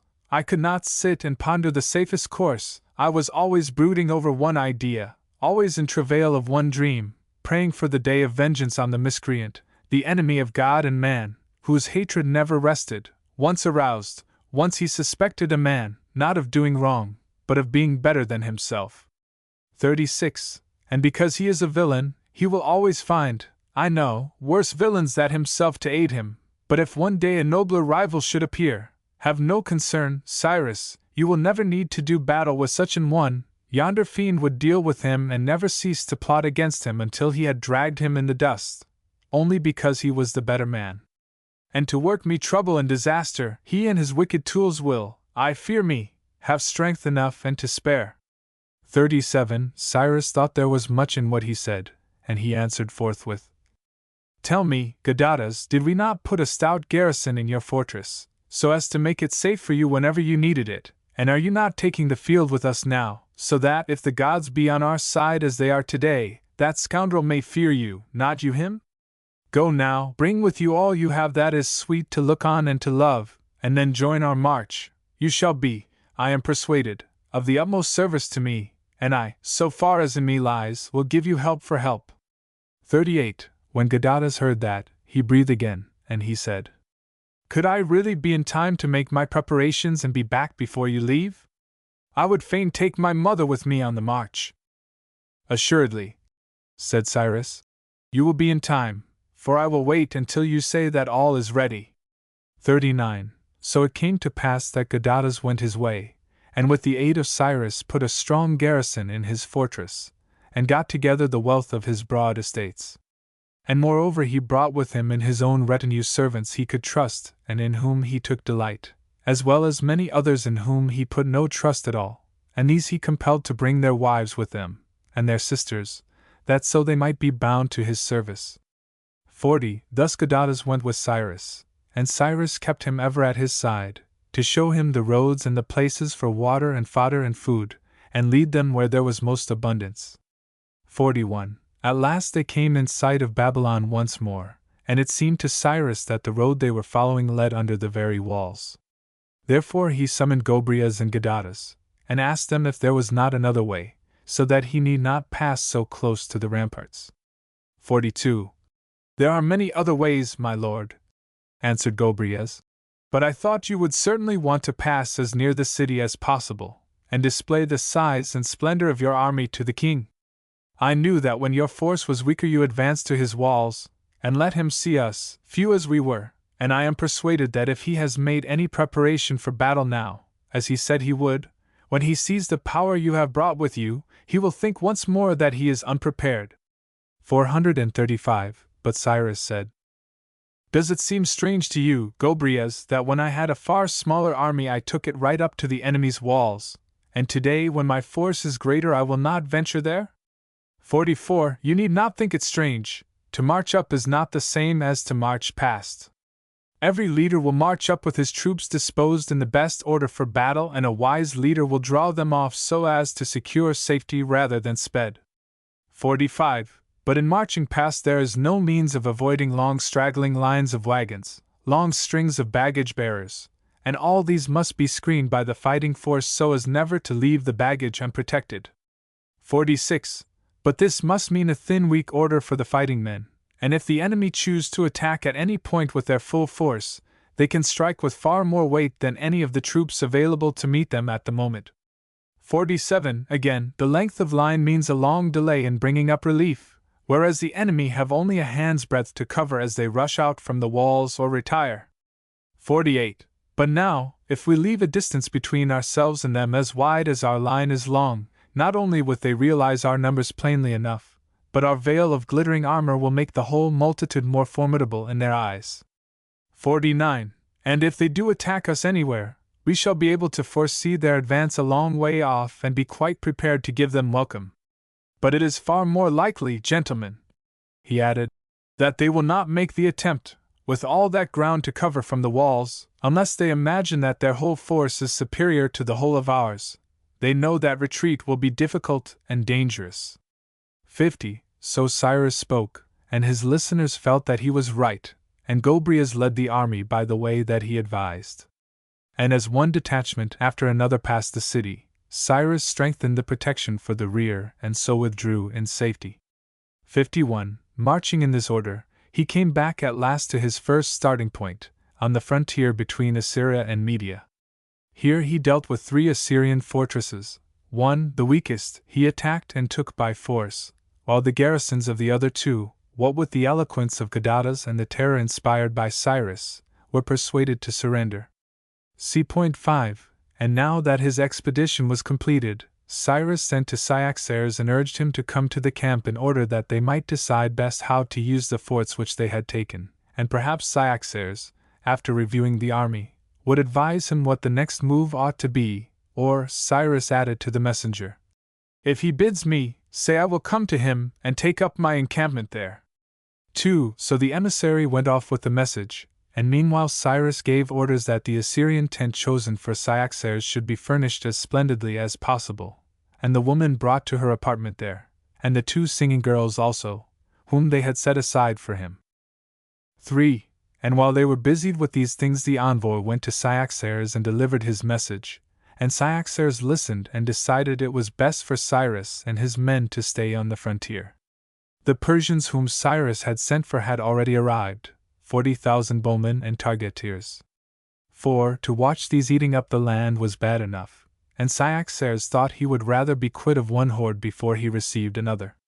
On his side, the officer in command of the Persian levy, following the instructions from Cyrus, asked Cyaxares if he had any need of the men, and Cyaxares said he had not.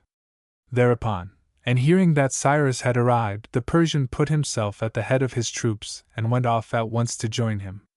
5. Cyaxares himself waited till the next day and then set out with the Median troopers who had stayed behind. And when Cyrus knew of his approach, he took his Persian cavalry, who were now a large body of men, and all the Medes, Hyrcanians, and Armenians, and the best mounted and best armed among the rest, and so went out to meet Cyaxares and showed the power he had won. 6. But when Cyaxares saw so large a following of gallant gentlemen with Cyrus, and with himself so small and mean a retinue, it seemed to him an insult, and mortification filled his heart. And when Cyrus sprang from his horse and came up to give him the kiss of greeting, Cyaxares, though he dismounted, turned away his head and gave him no kiss, while the tears came into his eyes. 7. Whereupon Cyrus told the others to stand aside and rest, and then he took Cyaxares by the hand and led him apart under a grove of palm trees, and bade the attendants spread Median carpets for them, and made Cyaxares sit down, and then, seating himself beside him, he said, 8. Uncle of mine, tell me, in heaven's name, I implore you, why are you angry with me? What bitter sight have you seen to make you feel such bitterness? And then Cyaxares answered, Listen, Cyrus, I have been reputed royal and of royal lineage as far back as the memory of man can go. My father was a king, and a king I myself was thought to be, and now I see myself riding here, meanly and miserably attended, while you come before me in splendor and magnificence, followed by the retinue that once was mine and all your other forces. 9. That would be bitter enough, methinks, from the hand of an enemy, but O gods above us, how much more bitter at the hands of those from whom we least deserve it!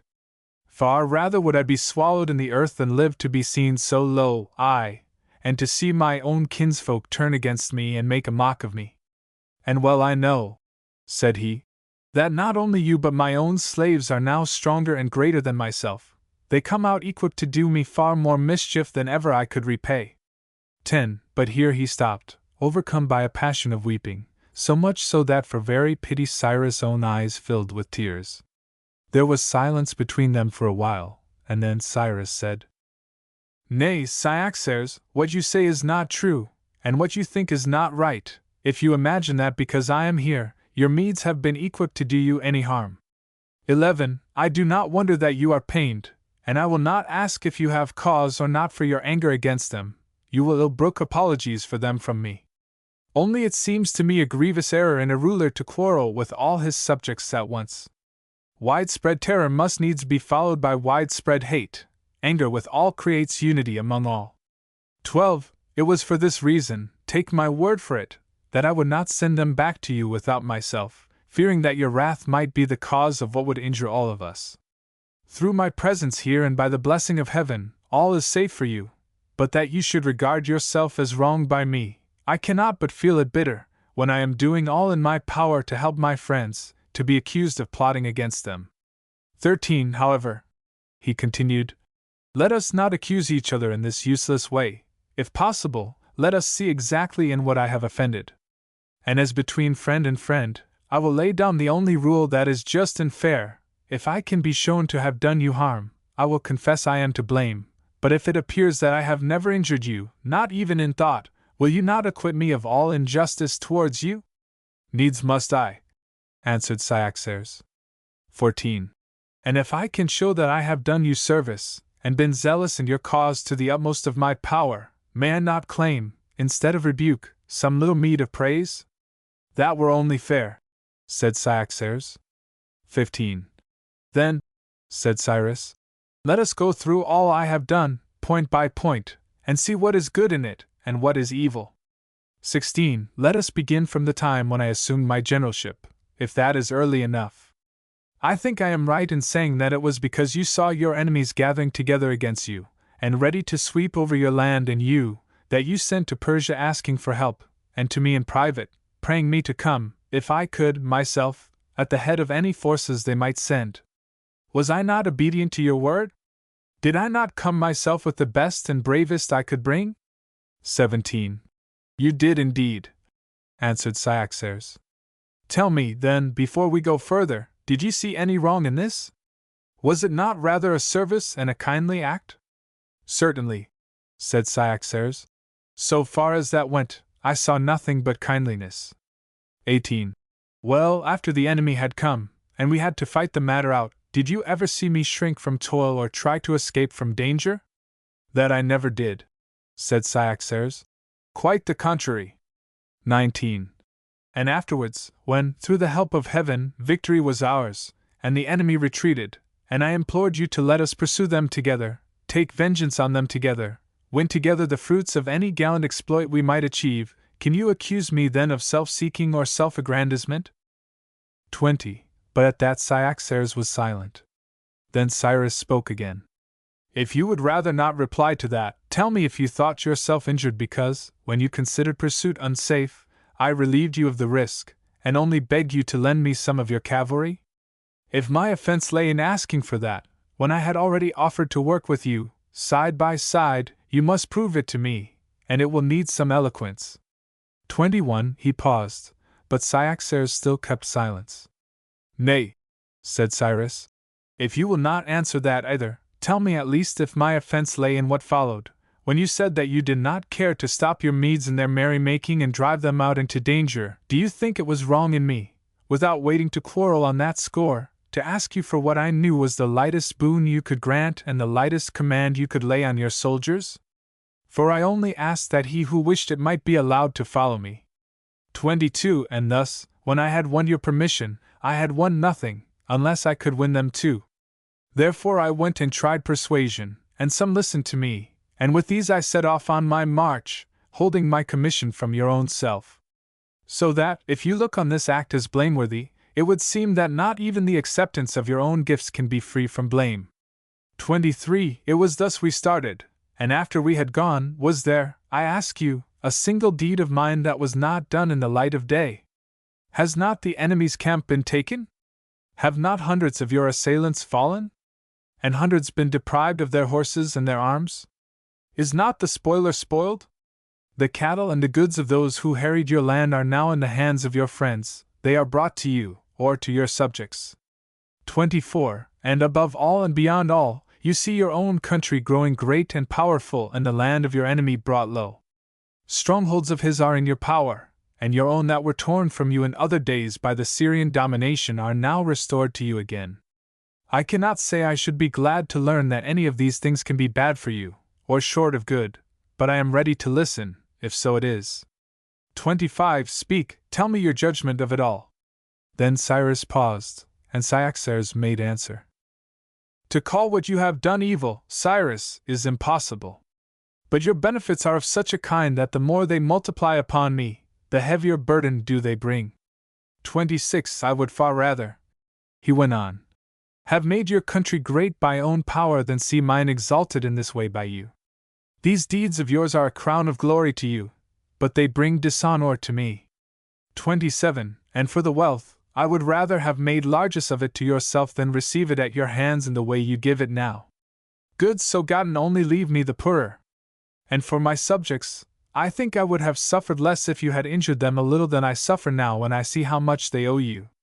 28. Perhaps, he added, you find it inhuman of me to feel thus, but I would ask you to forget me and imagine that you are in my place and see how it would appear to you then.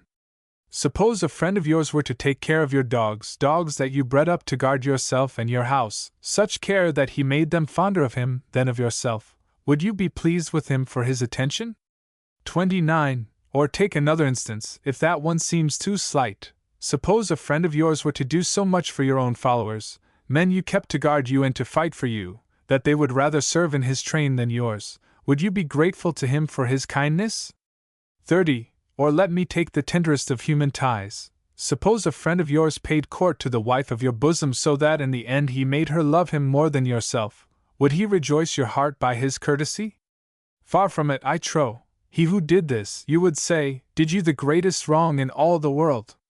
31. And now, to come nearest to my own case, suppose someone paid such attention to your Persians that they learnt to follow him instead of you, would you reckon that man your friend?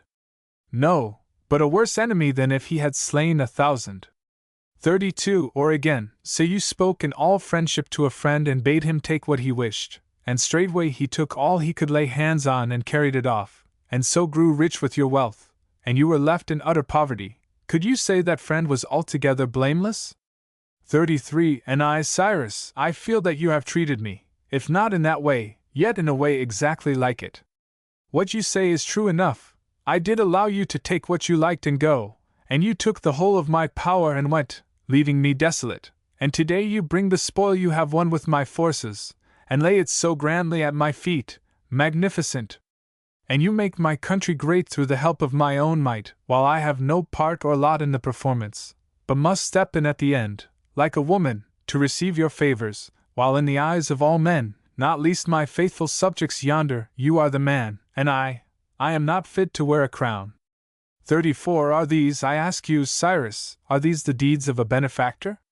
Nay, had you been kind as you are kin, above all else you would have been careful not to rob me of my dignity and honor.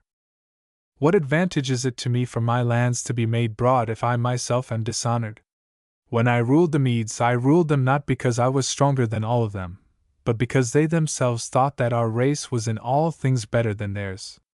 35. But while he was still speaking, Cyrus broke in on his words, crying, Uncle of mine, by the heaven above us, if I have ever shown you any kindness, be kind to me now.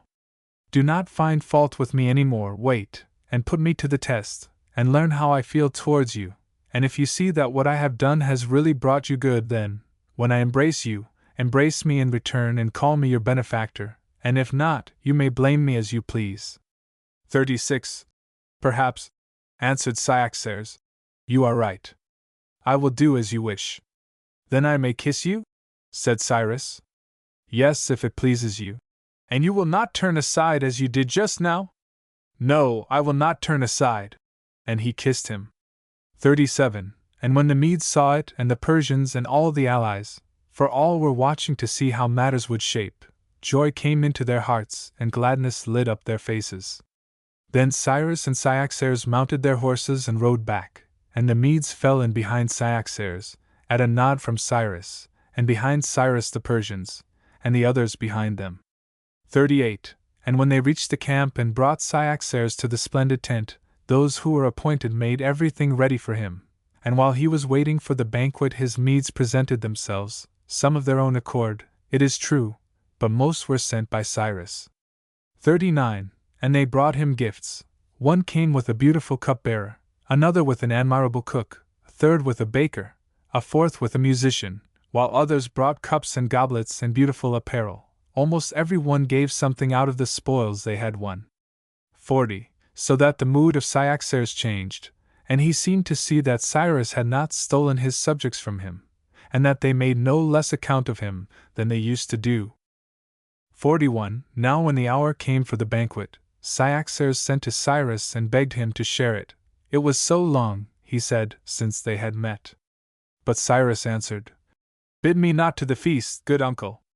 Do you not see that all these soldiers of ours have been raised by us to the pitch of expectation? And it were ill on my part if I seemed to neglect them for the sake of my private pleasure. If soldiers feel themselves neglected, even the good become faint-hearted, and the bad grow insolent. 42. With yourself it is different. You have come a long journey, and you must fall to without delay, and if your subjects do you honor, welcome them and give them good cheer, that there may be confidence between you and them. But I must go and attend to the matters of which I speak. 43. Early tomorrow morning, he added, Our chief officers will present themselves at your gate to hear from you what you think our next step ought to be. You will tell us whether we ought to pursue the campaign further or whether the time has now come to disband our army. 44. Thereupon Cyaxares betook himself to the banquet, and Cyrus called a council of his friends, the shrewdest and the best fitted to act with him, and spoke to them as follows. My friends, thanks to the gods, our first prayers are granted. Wherever we set foot now, we are the masters of the country. We see our enemies brought low and ourselves increasing day by day in numbers and in strength. 45. And if only our present allies would consent to stay with us a little longer, our achievements could be greater still, whether force were needed or persuasion. Now it must be your work as much as mine to make as many of them as possible willing and anxious to remain. 46. Remember that, just as the soldier who overthrows the greatest number in the day of battle is held to be the bravest, so the speaker, when the time has come for persuasion, who brings most men to his side will be thought the most eloquent, the best orator, and the ablest man of action. 47. Do not, however, prepare your speeches as though we asked you to give a rhetorical display. Remember that those whom you convince will show it well enough by what they do. 48. I leave you then, he added, to the careful study of your parts. Mine is to see, so far as in me lies, that our troops are provided with all they need before we hold the council of war. C.1. Cyrus' generosity. He is not cold, not incapable of soft pleasure, but too preoccupied with greater things. On the whole, if a hedonist, this type of man, a hedonist that equals a Stoic, cf. Socrates, H. Sidgwick, also J. P. See 1.4 in it. Well told, we feel the character of Arispaz at once, as soon as he opens his lips. See 1.4, Med an Eastern picture. She is one of the Bible women, as Gadatas and Gobrias are brothers of Barzillai. She is sister of Ruth or Susanna or Judith or Bathsheba. Perhaps she is nobler than any of them. She is also the sister of the Greek tragedy women, Antigone, Alcestis. Especially Euripidean is she, no doubt she is sister to the great women of all lands. See 1.10 ff. Xenophon, moralist. Cf. Memorabilia for a similar philosophical difficulty about the will and knowledge. And for this raising of ethical problems in an artistic setting of narrative, cf. Lilly. I see a certain resemblance between the times and the writers' minds. V.J. A. Simons and the predecessors of Shakespeare. Erasmus' point is that these scamps have only themselves to blame, being Acratius, and then they turn round and accuse love. We are thrown back on the origin of Acrasia, v. Memorabilia egi. 2. v. 4. v. For such answer as we can get to that question, whereas the Kaloi Kagatho desire strongly but can curb their desires. See 1.13, shows a confidence in the healthy action of the will. When Arispaz himself is caught later on, he develops the theory of a double self, a higher and a lower, so Hgd, and so, I think, Xenophon and Socrates. V. Memorabilia. See 1.16, Fin. Cyrus, Socrates, his prototype here. See 1.18, very natural and beautiful. Xenophon sympathetic with such a beautiful humanity. The woman's nature brought out by these touches. Xenophon, dramatist, the moral problem is subordinate, that is to say, is made to grow out of the dramatic action and characterization. See 1.20. Notice the absolutely fair and warrantable diplomatic advantage given to the Archic man. Each step he takes opens up new avenues of progress. Herein is fulfilled. To him who hath shall be given. But Cyrus plays his part also, he has the wisdom of serpents with the gentleness of doves. See 1.21. This is the true rhetoric, the right road to persuasiveness, to be absolutely frank. See 1.24. The desire to be ruled by the Archic man, which the Archomenoi, i.e. all men, feel, is thus manifest. Notice again how the Mede's own character is maintained, he speaks as he felt then. See 2.8. The bridegroom will be found to be Hystaspas, but we have no suspicion as yet, without looking on. See 2.9. In this interview Cyrus' character still further developed. Exor Siri. Xenophon propounds his theory of the latent virtue in man, which only needs an opportunity to burst forth, but this lacking, remains unrevealed. Now it is a great godsend to get such a chance. It is thoroughly Hellenic, or Xenophon Socratic, this feeling. Give me a chance to show my virtue. But has Cyrus a touch of superhuman conscious rectitude? See 2.12. The same thought again. It is full of delicacy and spiritual discernment. The more one ponders it, the more one feels that. See 2.12 fin. For Hellenic or Xenophantine or Old World theory of the misfortunes which befall the virtuous, vide Homer, vide Book of Job, Satan, vide Tragedians. See 2.15. Cf. The Economist for praise of rural simplicity. It is Xenophon ipsissimus. See 2.17. Whose bad manners is Xenophon thinking of? Thebans? See 2.20 fin. A very noble sentence. The man who utters it, and the people whose heart and mind it emanates from must be of a high order, and in the Memorabilia Socrates has this highest praise, that he studied to make himself and all others also as good as possible. See 2.21. Notice the practical answer of Cyrus to this panegyric, cfj. p. See 2.32. Prolix, Xenophontic. See 3.6 ff. Here also I feel the mind of Xenophon shimmering under various lights. The Cyropaedia is shot with Orientalism. Homeric epicism, antique Hellenism and modern Hellenism are both there.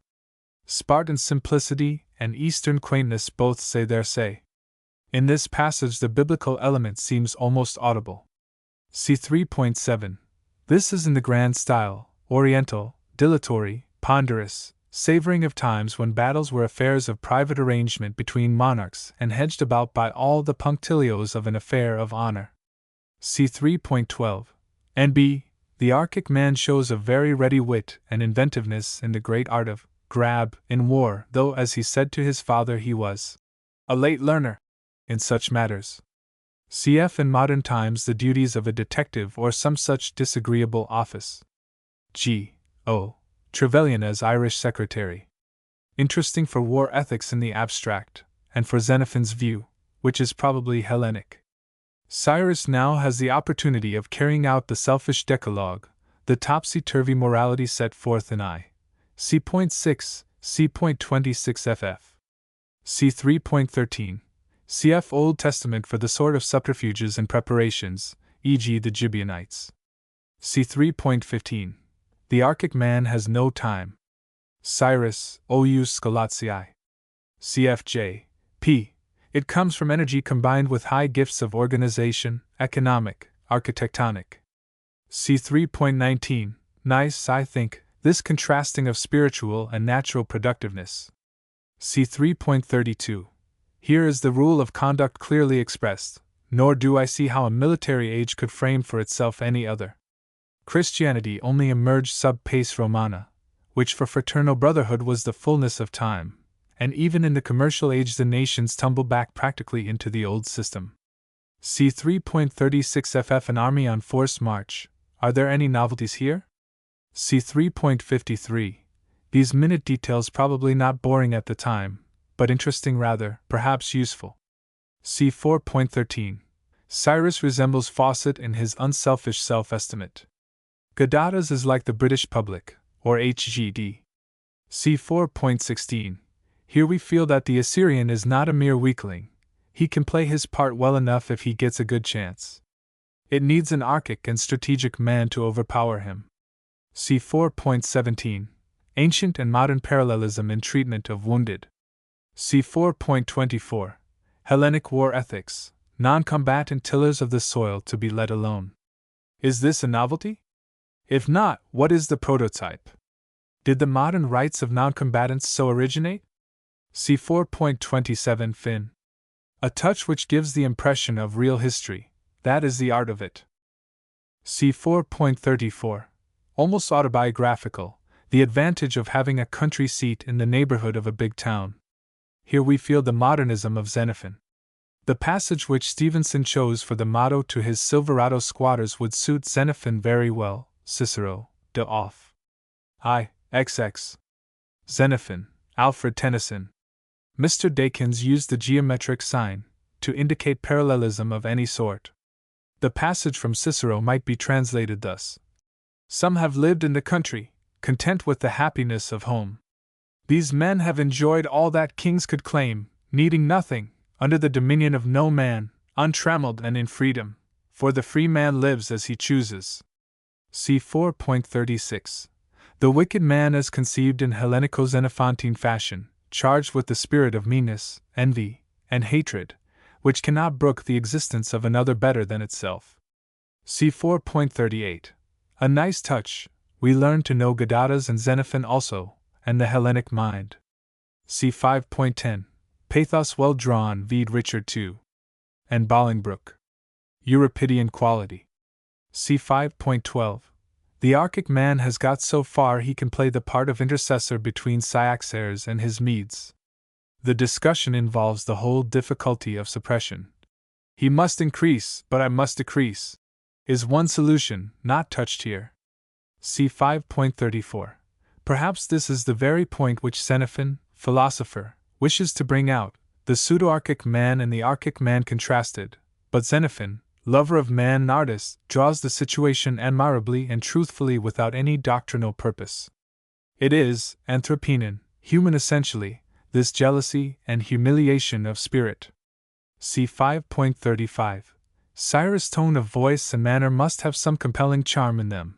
The dialectic debate is not pursued, but by a word and look the Archic man wins his way. See 5.36. Oriental and Antique Hellenic, also modern, formalities. I can imagine some of those crowned heads, emperors of Germany and Austria, going through similar ceremonies, walking arm in arm, kissing on both cheeks fraternally, etc. See 5.39-40. This reveals the incorrigible weakness of Cyaxares. He can never hold his own against the Archic man. As a matter of philosophic historizing, probably Xenophon conceives the Median element as the corrupting and sapping one in the Persian Empire, vide Epilogue, only he to some extent justifies and excuses Cyrus in his imitations of it. That is a difficulty. See 5.41. The Archic man shows self-command again.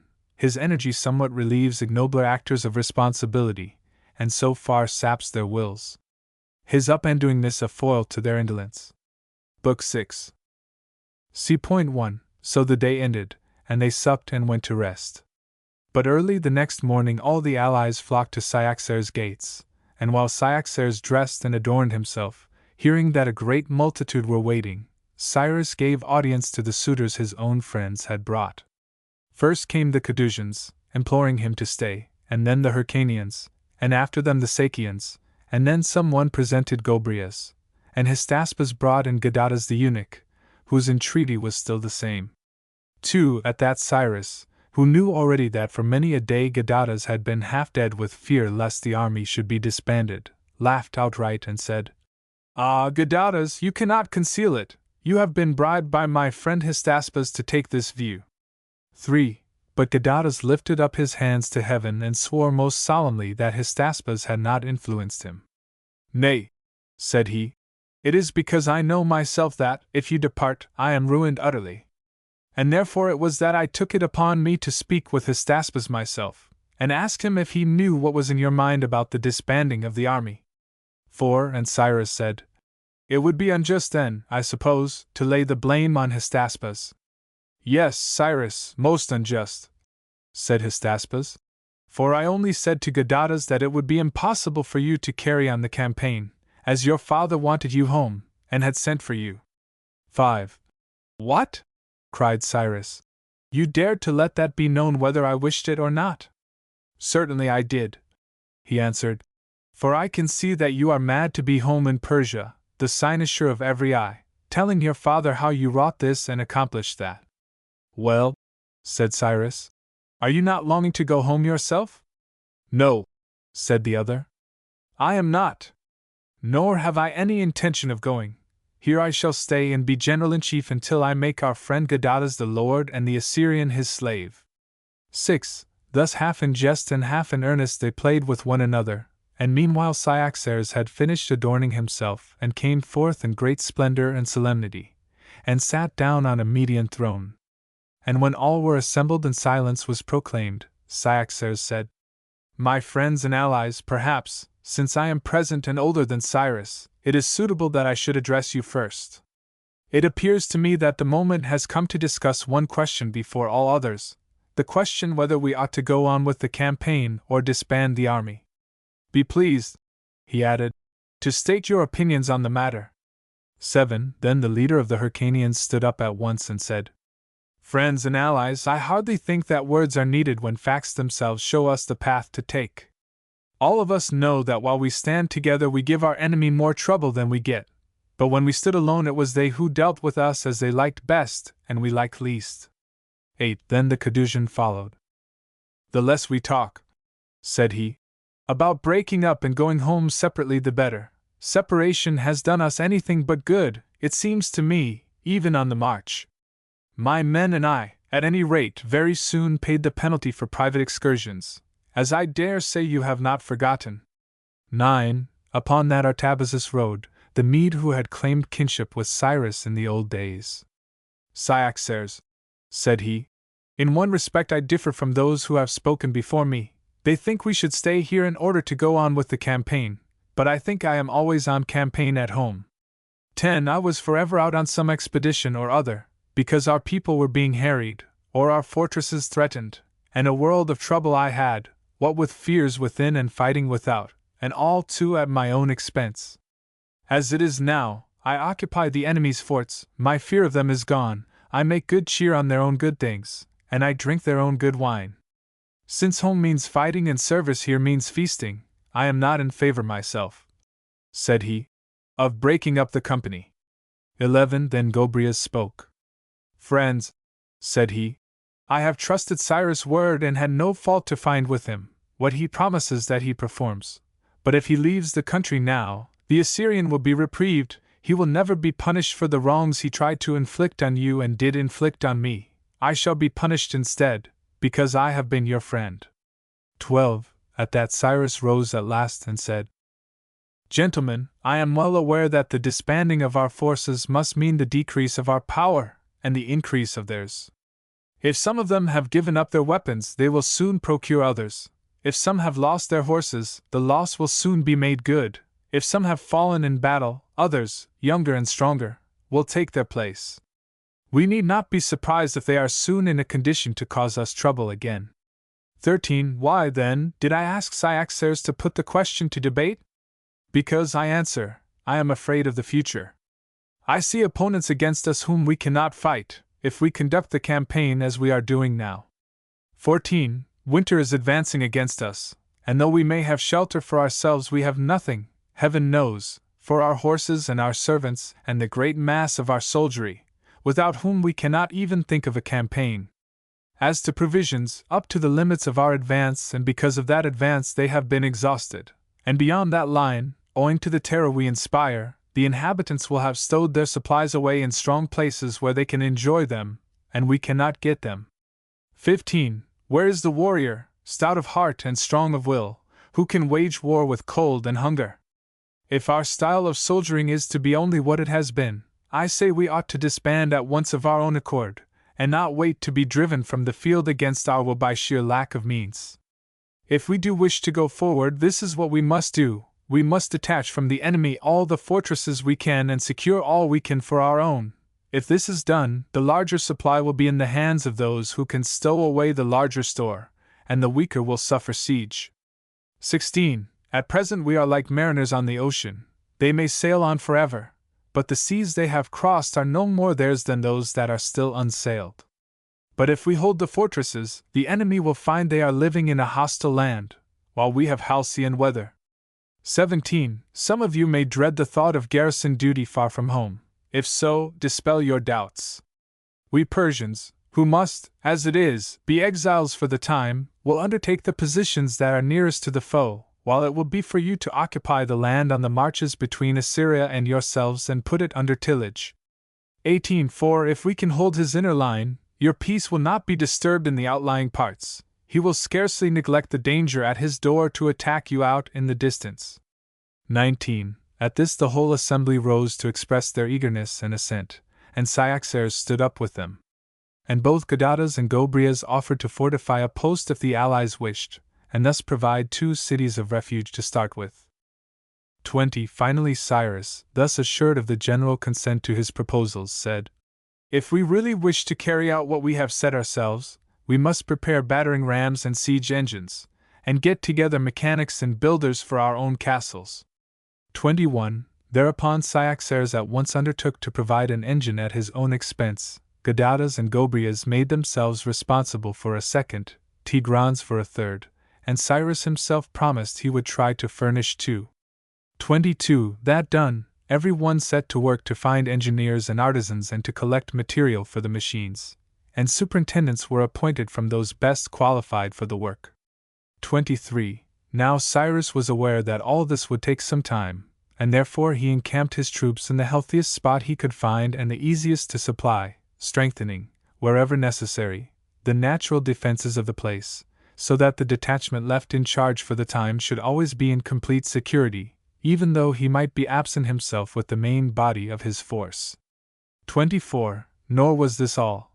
He questioned those who knew the country best, and learning where he would be rewarded for his pains, he would lead his men out to forage, and thus procure as large supplies as possible, keep his soldiers in the best of health and strength, and fix their drill in their minds. 25. So Cyrus spent his days, and meanwhile the deserters from Babylon and the prisoners who were captured all told the same story. They said that the king had gone off to Lydia, taking with him store of gold and silver, and riches and treasures of every kind. 26. The mass of the soldiers were convinced that he was storing his goods away from fear, but Cyrus knew that he must have gone to raise, if possible, an opponent who could face them, and therefore he pushed his preparations forward vigorously, feeling that another battle must be fought. He filled up the Persian cavalry to its full complement, getting the horses partly from the prisoners, partly from his own friends. There were 2 gifts he would never refuse: horses and good weapons. 27. He also procured chariots, taking them from the enemy or wherever he could find them. The old Trojan type of charioteering, still in use to this day among the Cyrenaeans, he abolished. Before his time the Medes, the Syrians, the Arabians, and all Asiatics generally, used their chariots in the same way as the Cyrenaeans do now. 28. The fault of the system to his mind was that the very flower of the army, if the picked men were in the chariots, could only act at long range and so contribute little after all to the victory. 300 chariots meant 1,200 horses and 300 fighting men, besides the charioteers, who would naturally be men above the common, in whom the warriors could place confidence, and that meant another 300 debarred from injuring the enemy in any kind of way. 29. Such was the system he abolished in favor of the war chariot proper, with strong wheels to resist the shock of collision, and long axles, on the principle that a broad base is the firmer, while the driver's seat was changed into what might be called a turret, stoutly built of timber and reaching up to the elbow, leaving the driver room to manage the horses above the rim. The drivers themselves were all fully armed, only their eyes uncovered. 30. He had iron scythes about 2 feet long attached to the axles on either side, and others, under the tree, pointing to the ground, for use in a charge. Such was the type of chariot invented by Cyrus, and it is still in use today among the subjects of the great king. Beside the chariots, he had a large number of camels, collected from his friends or captured from the enemy. 31. Moreover, he decided to send a spy into Lydia to ascertain the movements of the king, and he thought that the right man for this purpose was Arispaz, the officer in charge of the fair lady from Susa. Matters had gone ill with Arispaz. He had fallen passionately in love with his prisoner, and been led to entreat her to be his paramour. 32. She had refused, faithful to her husband who was far away, for she loved him dearly, but she forbore to accuse Arispaz to Cyrus, being unwilling to set friend at strife with friend. 33. But when at length Arispaz, thinking it would help him in his desires, began to threaten her, saying that if she would not yield he would have his will of her by force, then in her dread of violence she could keep the matter hid no longer, and she sent her eunuch to Cyrus with orders to tell him everything. 34. And when Cyrus heard it he smiled over the man who had boasted that he was superior to love, and sent Artabazus back with the eunuch to tell Arispaz that he must use no violence against such a woman, but if he could persuade her, he might do so. 35. But Artabazus, when he saw Arispaz, rebuked him sternly, saying that the woman was a sacred trust, and his conduct disgraceful, impious, and wicked, till Arispaz burst into tears of misery and shame, and was half dead at the thought of what Cyrus would do. 36. Learning this, Cyrus sent for him, saw him alone, and said to him face to face, Arispaz, I know that you are afraid of me and in an agony of shame. Be comforted. We are told that the gods themselves are made subject to desire, and I could tell you what love has forced some men to undergo, men who seem most lofty and most wise. Did I not pass sentence on myself, when I confessed I was too weak to consort with loveliness and remain unmoved? Indeed, it is I who am most to blame in the matter, for I shut you up myself with this irresistible power. 37. But Arispaz broke in on his words. Ah, Cyrus, you are ever the same, gentle and compassionate to human weaknesses. But all the rest of the world has no pity on me, they drown me in wretchedness. As soon as the tattlers got wind of my misfortune, all my enemies exulted, and my friends came to me, advising me to make away with myself for fear of you, because my iniquity was so great. 38. Then Cyrus said, Now listen, this opinion about you may be the means by which you can do me a great kindness, and your comrades a great service. Oh, that it were possible, said Arispaz, for me ever to be of service to you. 39. Well, said the other, if you went to the enemy, feigning that you had fled from me, I think they would believe you. I am sure they would, said Arispaz. I know even my own friends would think that of course I ran away. 40. Then you will come back to us, Cyrus went on, with full information about the enemy's affairs, for if I am right in my expectation, they will trust you and let you see all their plans, so that you need miss nothing of what we wish to know. I will be off this moment, said Arispaz. It will be my best credential to have it thought I was just in time to escape punishment from you. 41. Then you can really bring yourself to leave the beautiful Panthea? Yes, Cyrus, he answered. I can, for I see now that we have two souls. This is the lesson of philosophy that I have learned from the wicked sophist Love. If we had but a single soul, how could she be at once evil and good? How could she be enamored at once of nobleness and baseness, or at once desire and not desire one deed and the same? No, it is clear that we have two souls, and when the beautiful soul prevails, all fair things are wrought, and when the evil soul has the mastery, she lays her hand to shame and wickedness. But today my good soul conquers, because she has you to help her. 42. Well, said Cyrus, if you have decided I'm going, it is thus you had better go. Thus you will win their confidence, and then you must tell them what we are doing, but in such a way as to hinder their own designs. It would hinder them, for example, if you said that we were preparing an attack on their territory at a point not yet decided, for this would check the concentration of their forces, each leader being most concerned for the safety of his own home. 43. Stay with them, he added, till the last moment possible. What they do when they are close at hand is just what is most important for us to know. Advise them how to dispose their forces in the way that really seems the best, for then, after you are gone, and although it may be known that you are aware of their order, they will be forced to keep to it, they will not dare to change it, and should they do so at the last moment they will be thrown into confusion.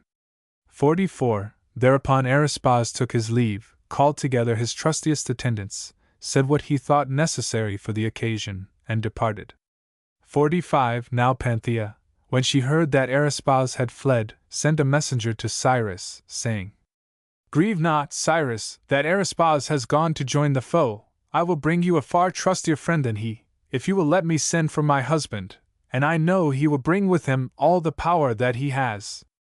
It is true that the old king was my husband's friend, but he who reigns now tried to tear us two asunder, and my husband knows him for a tyrant and a miscreant, and would gladly be quit of him and take service with such a man as you. 46. When Cyrus heard that, he bade Panthea send word to her husband, and she did so. Now when Abradatas saw the tokens from his wife, and learn how matters stood, he was full of joy, and set out for Cyrus' camp immediately, with 1,000 horsemen in his train. And when he came to the Persian outpost, he sent to Cyrus saying who he was, and Cyrus gave orders that he should be taken to Panthea forthwith. 47. So husband and wife met again after hope had well nigh vanished, and were in each other's arms once more. And then Panthea spoke of Cyrus, his nobleness, his honor, and the compassion he had shown her, and Abradatas cried, tell me, how can I repay him all I owe him in your name and mine? And she answered, so deal with him, my husband, as he has dealt with you. 48. And thus Abradatas went to Cyrus, and took him by the hand, and said, Cyrus, in return for the kindness you have shown us, I can say no more than this. I give myself to you, I will be your friend, your servant, and your ally. Whatever you desire, I will help you to win, your fellow worker always, so far as in me lies. 49. Then Cyrus answered, and I will take your gift, but for the moment you must leave me, and sup with your wife. Another day you will let me play the host, and give you lodging with your friends and mine. 50. Afterwards Abradatas perceived how much Cyrus had at heart the side-bearing chariots, and the cavalry, and the war horses with their armor, and he resolved to equip 100 chariots for him out of his own cavalry force. 51. These he proposed to lead himself in a chariot of his own, four-poled and drawn by 8 horses, all the 8 protected by chest plates of bronze. 52. So Abradatas set to work, and this 4-poled chariot of his gave Cyrus the idea of making a car with 8 poles, drawn by 8 yoke of oxen, to carry the lowest compartment of the battering engines, which stood, with its wheels, about 27 feet from the ground. 53. Cyrus felt that he had a series of such towers brought into the field at a fair pace they would be of immense service to him, and inflict as much damage on the enemy. The towers were built with galleries and parapets, and each of them could carry 20 men. 54. When the whole was put together he tested it, and found that the 8 yoke of oxen could draw the whole tower with the men more easily than one yoke by itself could manage the ordinary weight of baggage, which came to about 25 talents apiece, whereas the tower, built of planks about as thick as the boards for a stage, weighed less than 15 for each yoke. 55. Thus, having satisfied himself that the attempt was perfectly possible, he arranged to take the towers into action, believing that in war selfishness meant salvation, justice, and happiness. See point 2. About this time ambassadors came to Cyrus from India with gifts of courtesy, and a message from their king, saying, I send you greeting, Cyrus, and I rejoice that you told me of your needs. I desire to be your friend and I offer you gifts, and if you have need of anything more, I bid you say the word, and it shall be yours. I have told my men to do whatever you command. 2. Then Cyrus answered, This, then, is my bidding. The rest of you shall stay where you have pitched your tents. You shall guard your treasures and live as you choose. But 3 of you shall go to the enemy and make believe that you have come to him about an alliance with your king, and thus you shall learn how matters stand, and all they say and all they do, and so bring me word again with speed. And if you serve me well in this, I shall owe you even more than I could owe you for these gifts. There are some spies who are no better than slaves, and have no skill to find out anything more than is known already, but there are men of another sort, men of your stamp, who can discover plans that are not yet disclosed. 3. The Indians listened gladly, and for the moment made themselves at home as the guests of Cyrus. But the next day they got ready and set off on their journey, promising to find out as much as they could of the enemy's secrets, and bring him word again with all possible speed. 4. Meanwhile Cyrus continued his preparations for the war on a magnificent scale, like one who meant to accomplish no small achievement. Not only did he carry out all the resolutions of the Allies, but he breathed a spirit of emulation into his own friends and followers, till each strove to outshine his fellows in arms and accoutrements, in horsemanship and spearmanship and archery, in endurance of toil and danger. 5. Cyrus would lead them out to the chase, and show a special honor to those who distinguished themselves in any way. He would whet the ambition of the officers by praising all who did their best to improve their men, and by gratifying them in every way he could. 6. At every sacrifice and festival he instituted games and contests in all martial exercises, and lavished prizes on the victors, till the whole army was filled with enthusiasm and confidence. 7. By this time Cyrus had almost everything in readiness for the campaign, except the battering machines. The Persian cavalry was made up to its full number of 10,000 men, and the scythed chariots were complete, 100 of his own, and 100 that Abradatas of Susa had provided. 8. Beside these there were 100 of the old Median chariots which Cyrus had persuaded Cyaxares to remodel on his own type, giving up the Trojan and Lydian style. The camels were ready also, each animal carrying a couple of mounted archers. The bulk of the great army felt almost as though they had already conquered, and the enemy's power was held of no account. 9. While matters were thus, the Indians whom Cyrus had sent out returned with their report. Croesus had been chosen leader and general-in-chief. A resolution had been passed, calling on all the allied kings to bring up their entire forces, raise enormous sums for the war, and spend them in hiring mercenaries where they could and making presents where they must. 10. Large numbers of Thracians, armed with the short sword, had already been enrolled, and a body of Egyptians were coming by sea, amounting, so said the Indians, to 120,000 men, armed with long shields reaching to their feet, huge spears, such as they carry to this day, and sabers. Beside these, an army was expected from Cyprus, and there were already on the spot all the Cilicians, the men of both the Phrygias, of Lycaonia, Paphlagonia, and Cappadocia, the Arabians, the Phoenicians, and all the Assyrians under the king of Babylon. Moreover, the Ionians, and Aeolians, and indeed nearly all the Hellenic colonists on the coast were compelled to follow in the train of Croesus. 11. Croesus himself had already sent to Lacedaemon to propose an alliance with the Spartans. The armament was mustering on the banks of the Pactolus, and they were to push forward presently to Thymbrara, the place which is still the mustering ground for all the Asiatic subjects of the great king west of Syria, and orders had been issued to open a market there. This report agreed with the accounts given by the prisoners, for Cyrus was always at pains to give men captured from whom he could get some information, and he would also send out spies disguised as runaway slaves. 12. Such were the tidings, and when the army heard the news there was much anxiety and concern, as one may well suppose. The men went about their work with an unusual quietness, their faces clouded over, or gathered in knots and clusters everywhere, anxiously asking each other the news and discussing the report. 13. When Cyrus saw that fear was in the camp, he called a meeting of his generals, and indeed of all whose dejection might injure the cause and whose confidence assist it. Moreover, he sent word that any of the attendants, or any of the rank and file, who wished to hear what he had to say, would be allowed to come and listen. When they met, he spoke as follows. 14. My friends and allies, I make no secret of the reason I have called you here. It was because I saw that some of you, when the reports of the enemy reached us, looked like men who were panic-stricken. But I must say I am astonished that any of you should feel alarmed because the enemy is mustering his forces, and not be reassured by remembering that our own is far larger than it was when we conquered him before, and far better provided, under heaven, with all we need.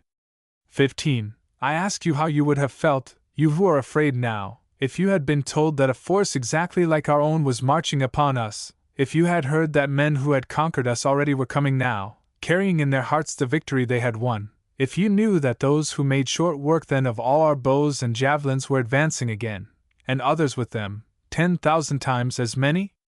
16. Suppose you heard that the very men who had routed our infantry once were coming on now equipped as before, but this time on horseback, scorning arms and javelins, each man armed with one stout spear, ready to charge home? 17. Suppose you heard of chariots, made on a new pattern, not to be kept motionless, standing, as hitherto, with their backs turned to the foe as if for flight, but with the horses shielded by armor, and the drivers sheltered by wooden walls and protected by breastplates and helmets, and the axles fitted with iron sides so that they can charge straight into the ranks of the foe? 18.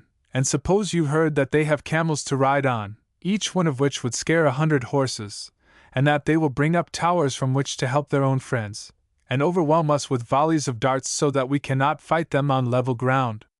19. If this were what you had heard of the enemy, I as you, once again, you who are now so fearful, what would you have done?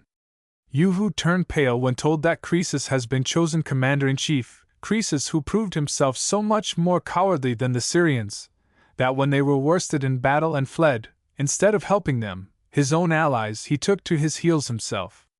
20. We are told, moreover, that the enemy himself does not feel equal to facing you alone, he is hiring others to fight for him better than he could for himself. I can only say, gentlemen, that if any individual considers our position as I describe it alarming or unfavorable, he had better leave us.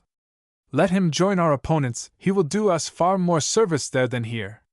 21. When Cyrus had ended, Chrysantas the Persian stood up and said, Cyrus, you must not wonder if the faces of some were clouded when they heard the news. The cloud was a sign of annoyance, not of fear. Just as if, he went on, a company were expecting breakfast immediately, and then were told there was some business that must be got through first, I do not suppose any of them would be particularly pleased.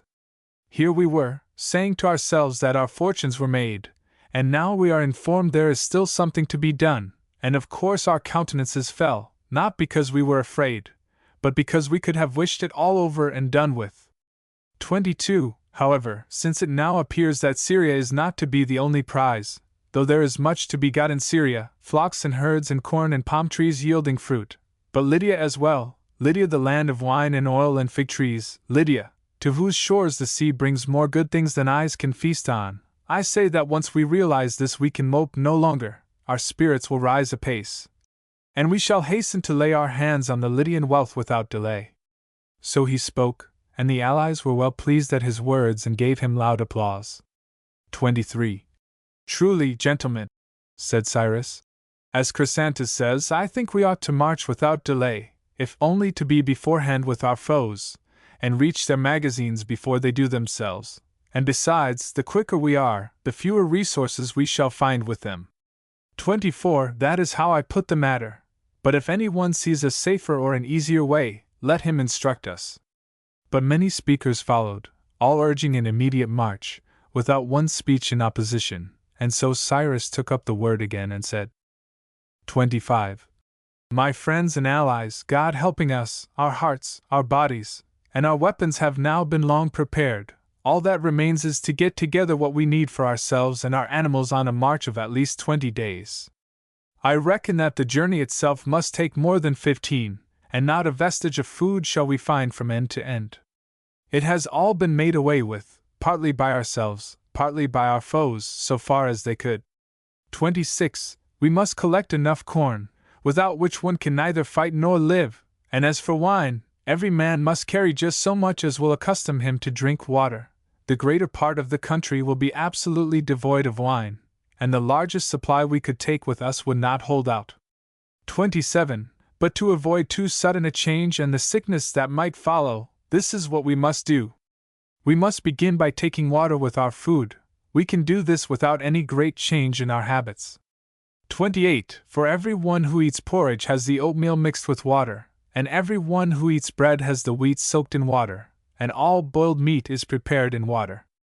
We shall not miss the wine if we drink a little after the meal is done. 29. Then we must gradually lessen the amount, until we find that, without knowing it, we have become water drinkers. Gradual change enables every creature to go through a complete conversion, and this is taught us by God, who leads us little by little out of winter until we can bear the blazing heat of summer, and out of heat back again into the depths of winter. So should we follow God, and take one step after another until we reach our goal. 30. What you might spend on heavy rugs and coverlets spend rather on food, any superfluity there will not be wasted, and you will not sleep less soundly for lack of bedclothes. If you do, I give you leave to blame me. But with clothing the case is different. A man can hardly have too much of that in sickness or in health. 31. And for seasoning you should take what is sharp and dry and salted, for such meats are more appetizing and more satisfying. And since we may come into districts as yet unravaged where we may find growing corn, we ought to take hand mills for grinding. These are the lightest machines for the purpose. 32. Nor must we forget to supply ourselves with medicines. They are small in bulk and, if need arises, invaluable. And we ought to have a large supply of straps. I wonder what is not fastened by a strap to man or horse. But straps wear out and get broken, and then things are at a standstill unless there are spare ones to be had. 33. Some of you have learned to shave spears, so that it would be as well not to forget a plane, and also to carry a rasp, for the man who sharpens a spearhead will sharpen his spirit too. He will feel ashamed to wet the edge and be a coward. And we must take plenty of timber for chariots and wagons. There is bound to be many a breakdown on the road. 34. Also we shall need the most necessary tools for repairs, since smiths and carpenters are not to be found at every turn, but there are few who cannot patch up a makeshift for the time. Then there should be a mattock and a shovel apiece for every wagon, and on every beast of burden a billhook and an axe, always useful to the owner, and sometimes a boon to all. 35. The provisions must be seen to by the officers of the fighting line. They must inspect the men under their command and see that nothing is omitted which any man requires. The omission would be felt by us all. Those of you who are in command of the baggage train will inspect what I have ordered for the animals and insist upon every man being provided who is not already supplied. 36. You, gentlemen, who are in command of the roadmakers, you have the lists of the soldiers I have disqualified from serving as javelin men, bowmen, or slingers, and you will make the old javelin men march with axes for felling timber, the bowmen with mattocks, and the slingers with shovels. They will advance by squads in front of the wagons so that if there is any road making to be done you may set to work at once, and in case of need I may know where to get the men I want. 37. I mean also to take a corps of smiths, carpenters, and cobblers, men of military age, provided with the proper tools, to supply any possible need. These men will not be in the fighting line, but they will have a place assigned to them where they can be hired by any one who likes. 38. If any huckster wishes to follow the army with his wares, he may do so, but if caught selling anything during the 15 days for which provisions have been ordered, he will be deprived of all his goods. After the 15 days are done, he may sell what he likes.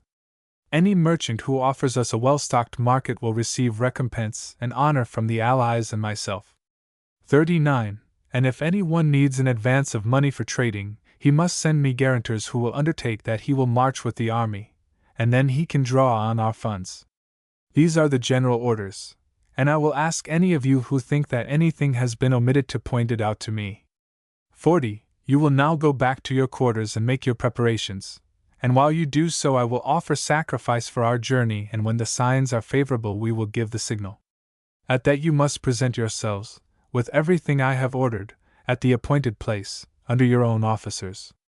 41. And you, gentlemen, said he, turning to the officers, when your divisions are all in line, you will come to me in a body to receive your final orders. See point 3. With these instructions the army went to make their preparations while Cyrus offered sacrifice. As soon as the victims were favorable, he set out with his force.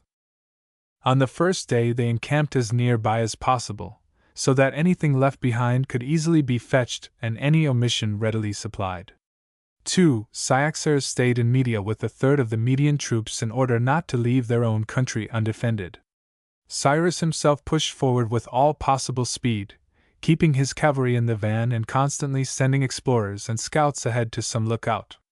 Behind the cavalry came the baggage, and on the plains he had long strings of wagons and beasts of burden, and the main army behind them, so that if any of the baggage train fell back, the officers who caught them up would see that they did not lose their places in the march. 3. But where the road was narrower the fighting men marched on either side with the baggage in the middle, and in case of any block it was the business of the soldiers on the spot to attend to the matter. As a rule, the different regiments would be marching alongside their own baggage, orders having been given that all members of the train should advance by regiments unless absolutely prevented. 4. To help matters the brigadier's own body servant led the way with an ensign known to his men, so that each regiment marched together, the men doing their best to keep up with their comrades. Thus there was no need to search for each other, everything was to hand, there was greater security, and the soldiers could get what they wanted more quickly. 5. After some days the scouts ahead thought they could see people in the plain collecting fodder and timber, and then they made out beasts of burden, some grazing and others already laden, and as they scanned the distance they felt sure they could distinguish something that was either smoke rising or clouds of dust, and from all this they concluded that the enemy's army was not far off. 6.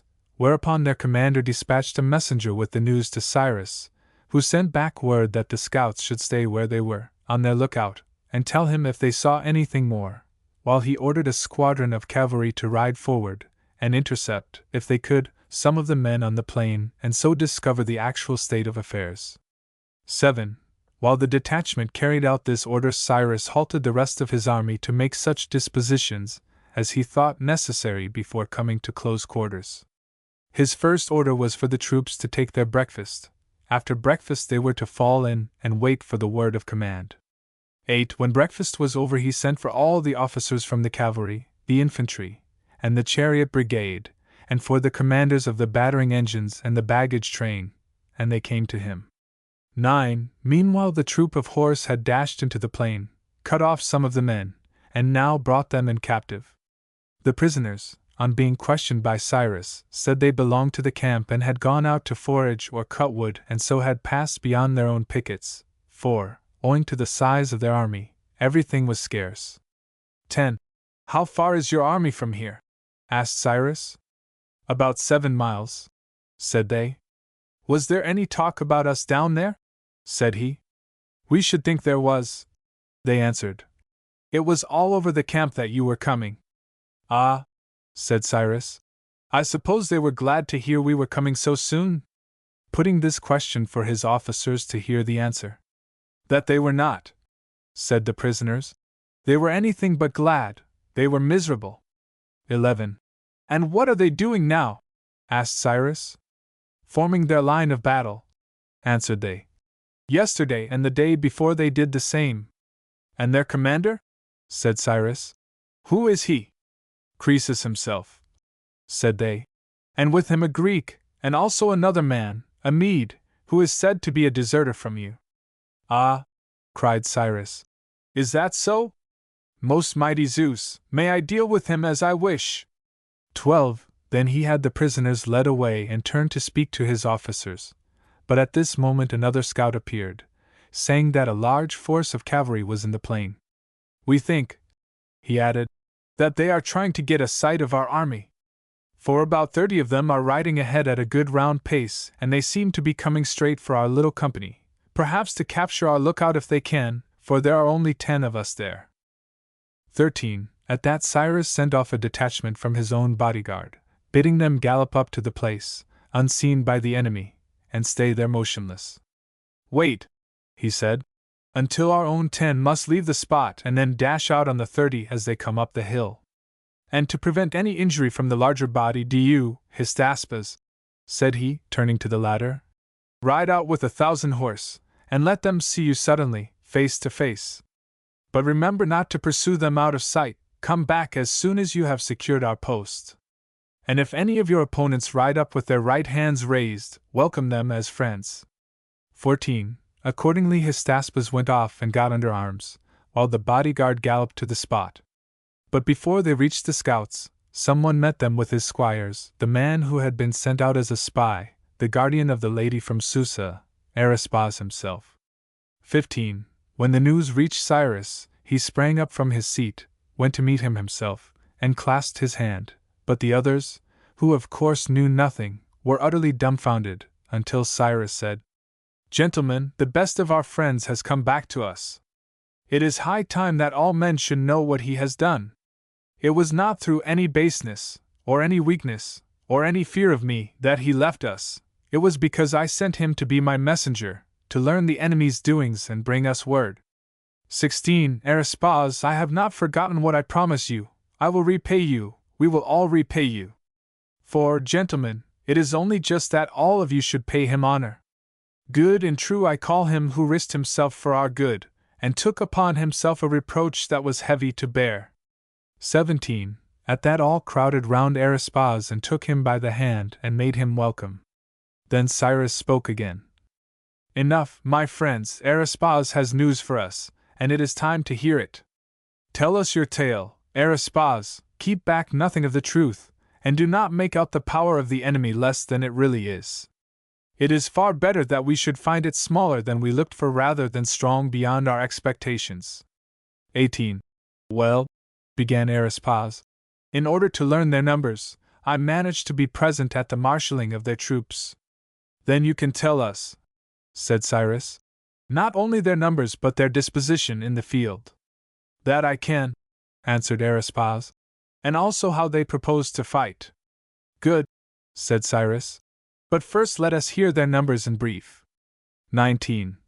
Well, he answered, they are drawn up 30 deep, infantry and cavalry alike, all except the Egyptians, and they cover about 5 miles, for I was at great pains, he added, to find out how much ground they occupied. 20. And the Egyptians? Cyrus said. How are they drawn up? I noticed you said, all except the Egyptians. The Egyptians, he answered, are drawn up in companies of 10,000, under their own officers, 100 deep, and 100 broad. That, they insisted, was their usual formation at home. Croesus, however, was very loath to let them have their own way in this. He wished to outflank you as much as possible. Why? Cyrus asked. What was his object? To encircle you, I imagine, with his wings. He had better take care, said Cyrus, or his circle may find itself in the center. 21. But now you have told us what we most needed to know, and you, gentlemen, said he to the officers, on leaving this meeting, you will look to your weapons and your harness. It often happens that the lack of some little thing makes man or horse or chariot useless. Tomorrow morning early, while I am offering sacrifice, do you take your breakfast and give your steeds their provender, so that when the moment comes to strike you may not be found wanting. And then you, Arispaz, must hold the right wing in the position it has now, and the rest of you who command 1,000 men must do the same with your divisions. It is no time to be changing horses when the race is being run, and you will send word to the brigadiers and captains under you to draw up the phalanx with each company 2 deep. Now a company consisted of 24 men. 22. Then one of the officers, a captain of 10,000, said, Do you think, Cyrus, that with so shallow a depth we can stand against their tremendous phalanx? But do you suppose, rejoined he, that any phalanx so deep that the rear ranks cannot close with the enemy could do much either for friend or foe? 23. I myself, he added, would rather this heavy infantry of theirs were drawn up, not 100, but 10,000 deep, we should have all the fewer to fight. Whereas with the depth that I propose, I believe we shall not waste a man, every part of our army will work with every other. 24. I will post the javelin men behind the cuirassiers, and the archers behind them. It would be absurd to place in the van troops who admit that they are not made for hand-to-hand fighting, but with the cuirassiers thrown in front of them they will stand firm enough, and harass the enemy over the heads of our own men with their arrows and their darts. And every stroke that falls on the enemy means so much relief to our friends. 25. In the very rear of all I will post our reserve. A house is useless without a foundation as well as a roof, and our phalanx will be no use unless it has a rear guard and a van, and both of them good. 26. You, he added, will draw up the ranks to suit these orders, and you who command the targeteers will follow with your companies in the same depth, and you who command the archers will follow the targeteers. 27. Gentlemen of the reserve, you will hold your men in the rear, and pass the word down to your own subordinates to watch the men in front, cheer on those who do their duty, threaten him who plays the coward, and if any man shows signs of treachery, see that he dies the death. It is for those in the van to hearten those behind them by word and deed. It is for you, the reserve, to make the cowards dread you more than the foe. 28. You know your work, and you will do it. Euphrates, he added, turning to the officer in command of the artillery, see that the wagons with the towers keep as close to the phalanx as possible. 29. And you, Douchus, bring up the whole of your baggage train under cover of the towers and make your squires punish severely any man who breaks the line. 30. You, Caruches, keep the women's carriages close behind the baggage train. This long line of followers should give an impression of vast numbers, allow our own men opportunity for ambuscades, and force the enemy, if he tried to surround us, to widen his circuit, and the wider he makes it the weaker he will be. 31. That, then, is your business, and you, gentlemen, Artaozus and Artaxerxes, each of you take your 1,000 foot and guard the baggage. 32. And you, Pharnuchus and Asiadatas, either of you must lead your 1,000 horse into the fighting line. You must get them under arms by themselves behind the carriages, and then come to me with the other officers as fully equipped as if you were to be the first to fight. 53. You, sir, who command the camel corps, will take up your posts behind the carriages and look for further orders to Artaxerxes. 34. Officers of the war chariots, you will draw lots among yourselves, and he on whom the lot falls will bring his 100 chariots in front of the fighting line, while the other 2 centuries will support our flanks on the right and left. 35. Such were the dispositions made by Cyrus. But Abradatas, the lord of Susa, cried, Cyrus, let me, I pray you, volunteer for the post in front. 36. And Cyrus, struck with admiration for the man, took him by the hand, and turning to the Persians in command of the other centuries said, Perhaps, gentlemen, you will allow this? But they answered that it was hard to resign the post of honor, and so they all drew lots, and the lot fell on Abradatas, and his post was face to face with the Egyptians. Then the officers left the council and carried out the orders given, and took their evening meal and posted the pickets and went to rest. See point 4. But early on the morrow Cyrus offered sacrifice, and meanwhile the rest of the army took their breakfast, and after the libation they armed themselves, a great and goodly company in bright tunics and splendid breastplates and shining helmets. All the horses had frontlets and chestplates, the chargers had armor on their shoulders, and the chariot horses on their flanks, so that the whole army flashed with bronze, and shone like a flower with scarlet. 2. The 8-horse chariot of Abradatas was a marvel of beauty and richness, and just as he was about to put on the linen corslet of his native land, Panthea came, bringing him a golden breastplate and a helmet of gold, and armlets and broad bracelets for his wrists, and a full flowing purple tunic, and a hyacinth-colored helmet plume.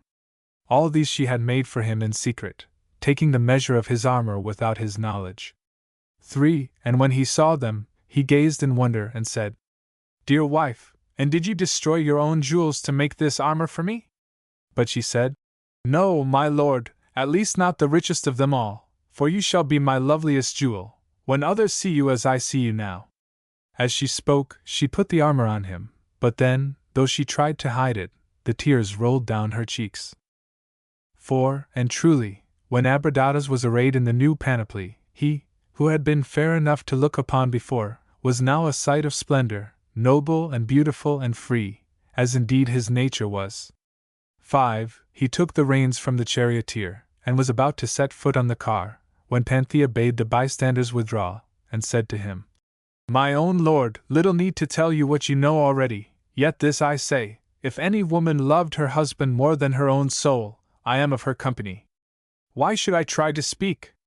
Our lives say more than any words of mine. 6. And yet, feeling for you what you know, I swear to you by the love between us that I would rather go down to the grave beside you after a hero's death than live on with you in shame. I have thought you worthy of the highest, and believed myself worthy to follow you. 7. And I bear in mind the great gratitude we owe to Cyrus, who, when I was his captive, chosen for his spoil, was too high-minded to treat me as a slave, or dishonor me as a free woman. He took me and saved me for you, as though I had been his brother's wife. 8. And when Arispaz, my warder, turned from him, I promised, if he would let me send for you, I would bring him a friend in the other's place, far nobler and more faithful. 9. And as Panthea spoke, Abradatas listened with rapture to her words, and when she ended, he laid his hand upon her head, and looking up to heaven he prayed aloud. O most mighty Zeus, make me worthy to be Panthea's husband, and the friend of Cyrus who showed us honor. 10. Then he opened the driver's seat and mounted the car, and the driver shut the door, and Panthea could not take him in her arms again, so she bent and kissed the chariot box. Then the car rolled forward and she followed unseen till Abradatas turned and saw her and cried, Be strong, Panthea, be of a good heart. Farewell, and hie thee home. 11. Thereupon her chamberlains and her maidens took her and brought her back to her own carriage, and laid her down and drew the awning. But no man, of all who was there that day, splendid as Abradatas was in his chariot, had eyes to look on him until Panthea had gone. 12. Meanwhile Cyrus had found the victims favorable, and his army was already drawn up in the order he had fixed. He had scouts posted ahead, one behind the other, and then he called his officers together for his final words. 13. Gentlemen, my friends and allies, the sacred signs from heaven are as they were the day the gods gave us victory before, and I would call to your minds thoughts to bring you gladness and confidence for the fight. 14. You are far better trained than your enemies, you have lived together and worked together far longer than they, you have won victories together. What they have shared with one another has been defeat, and those who have not fought as yet feel they have traitors to right and left of them, while our recruits know that they enter battle in company with men who help their allies. 15. Those who trust each other will stand firm and fight without flinching, but when confidence has gone no man thinks of anything but flight.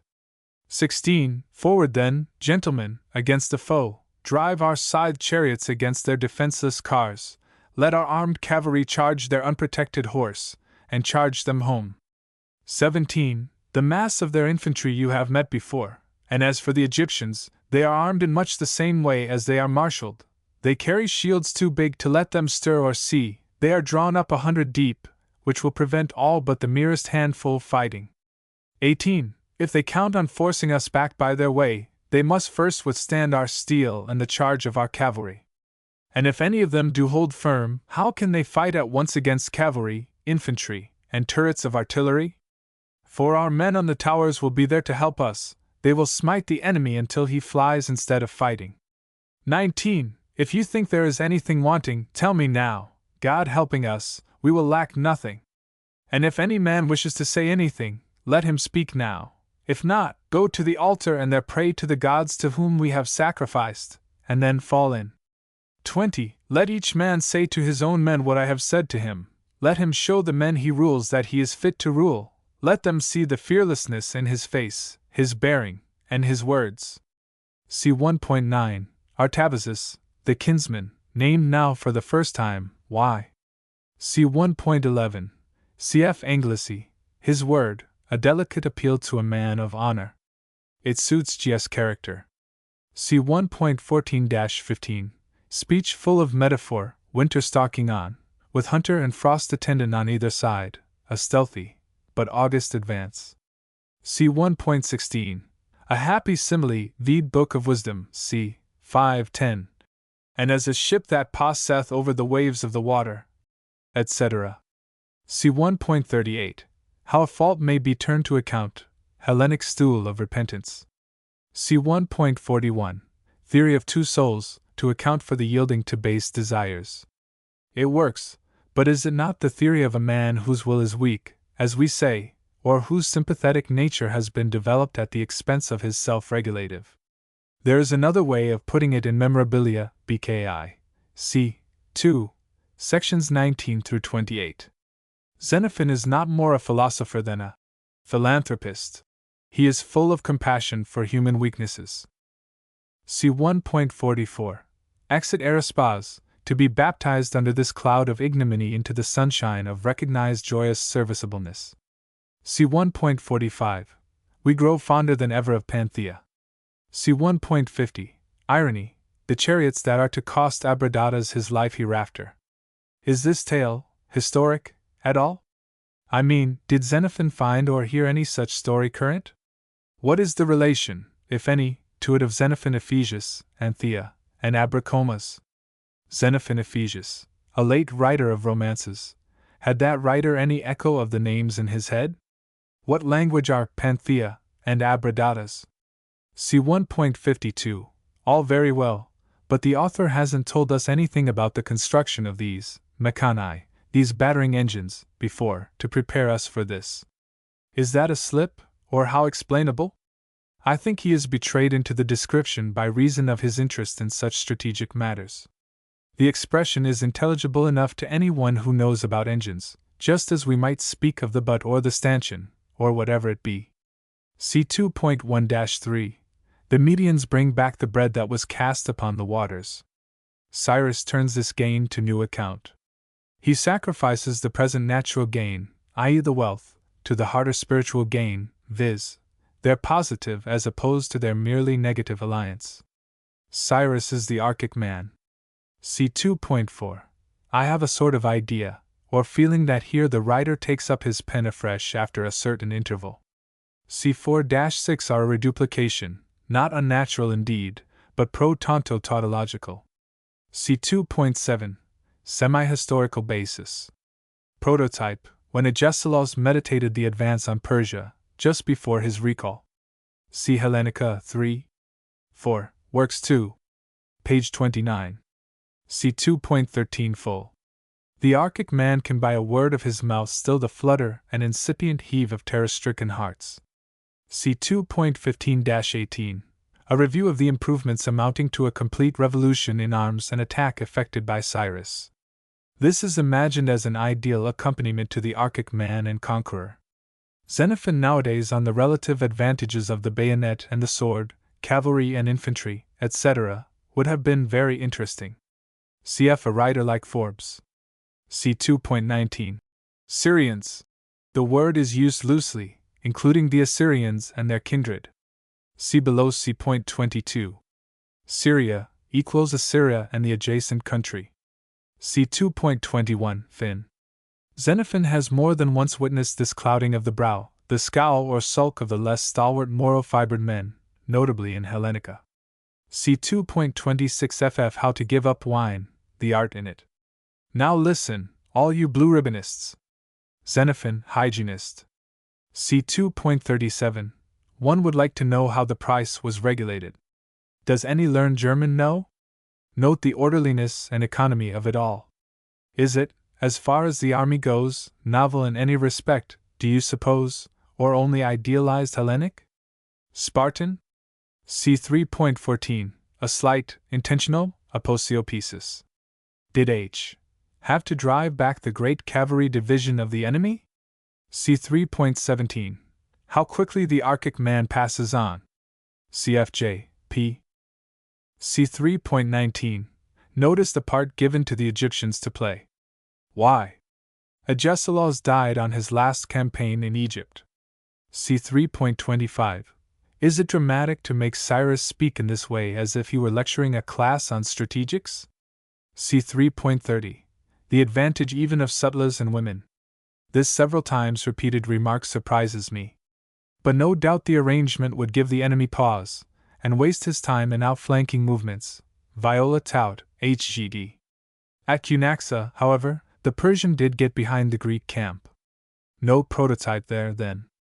Xenophon, Anabasis, BKI, c. 10. C 4.2. We are more and more enamored of Panthea. C 4.7.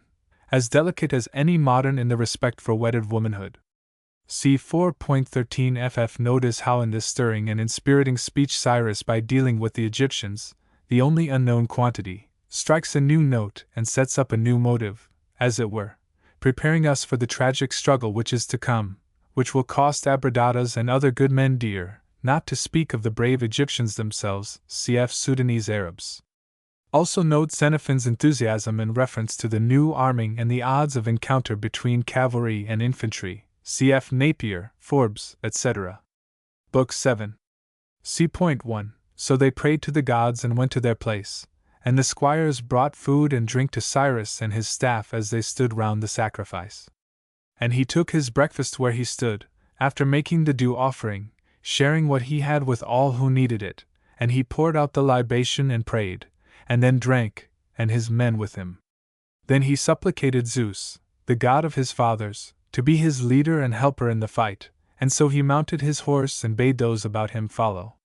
2. All his squires were equipped as he was, with scarlet tunics, breastplates of bronze, and brazen helmets plumed with white, short swords, and a lance of cornel wood apiece. Their horses had frontlets, chestplates, and armor for their shoulders, all of bronze, and the shoulder pieces served as leg guards for the riders. In one thing only the arms of Cyrus differed from the rest. Theirs was covered with a golden varnish, and his flashed like a mirror. 3. As he sat on his steed, gazing into the distance, where he meant to go, a peal of thunder rang out on the right, and he cried, "We will follow thee, O Zeus most high!" So he set forth with Chrysantas on his right at the head of cavalry, and Arsamas on his left with infantry. 4, and the word went down the lines. Eyes on the standard and steady marching. The standard was a golden eagle, with outspread wings, borne aloft on a long spear shaft, and to this day such is the standard of the Persian king. Before they came in full sight of the Assyrians, Cyrus halted the army thrice. 5. And when they had gone about 2 miles or more, they began to see the enemy advancing. As soon as both armies were in full view of each other, and the Assyrians could see how much they outflanked the Persians on either side, Croesus halted, in order to prepare an encircling movement, and pushed out a column on the right wing and the left, so that the Persian forces might be attacked on every side at once. 6. Cyrus saw it, but gave no sign of stopping. He led straight on as before. Meanwhile he noticed that the turning point where the Assyrians had pushed out on either flank was an immense distance from their center, and he said to Chrysantas, "Do you see where they have fixed their angle?" "Yes, I do," answered Chrysantas, "and I am surprised at it. It seems to me they are drawing their wings too far away from their center." "Just so," said Cyrus, "and from ours too." 7. "Why are they doing that?" asked the other. "Clearly," said Cyrus, "they are afraid we shall attack, if their wings are in touch with us while their center is still some way off." "But," went on Chrysantas, "how can they support each other at such a distance?" "Doubtless," said Cyrus, "as soon as their wings are opposite our flanks, they will wheel round, and then advance at once on every side and so set us fighting everywhere at once." 8. "Well," said Chrysantas, "do you think the movement wise?" "Yes," said Cyrus. "It is good enough in view of what they can see, but, in view of what they cannot, it is worse for them than if they had advanced in a single column. Do you," he said, turning to Arsamas, "advance with your infantry slowly, taking your pace from me, and do you, Chrysantas, march beside him with your cavalry, step for step. I will make for their angle myself, where I propose to join battle, first riding round the army to see how things are with all our men. 9. When I reach the point, and we are on the verge of action, I will raise the paean, and then you must quicken your pace. You will know when we have closed with the enemy, the din will be loud enough. At the same moment Abradatas will dash out upon them, such will be his orders. Your duty is to follow, keeping as close to the chariots as possible. Thus we shall fall on the enemy at the height of his confusion. And God helping me, I shall be with you also, cutting my way through the rout by the quickest road I can." 10. So he spoke, and sent the watchword down the lines, "Zeus our savior, and Zeus our leader," and went forward. As he passed between the chariots and the cuirassiers, he would say to some, "My men, the look on your faces rejoices my heart," and to others, "You understand, gentlemen, that this battle is not for the victory of a day, but for all that we have won ere now, and for all our happiness to come." 11. And to others, "My friends, we can never reproach the gods again, today they have put all blessings in our hands. 12. Let us show ourselves good men and true. Or else, gentlemen, can we invite each other to a more glorious feast than this? This day all gallant hearts are bidden, this day they may feast their friends." 13. Or again, "You know, I think, the prizes in this game. The victors pursue and smite and slay, and win wealth and fame and freedom and empire. The cowards lose them all. He who loves his own soul, let him fight beside me, for I will have no disgrace." 14. But if he met soldiers who had fought for him before, he only said, "To you, gentlemen, what need I say? You know the brave man's part in battle, and the craven's."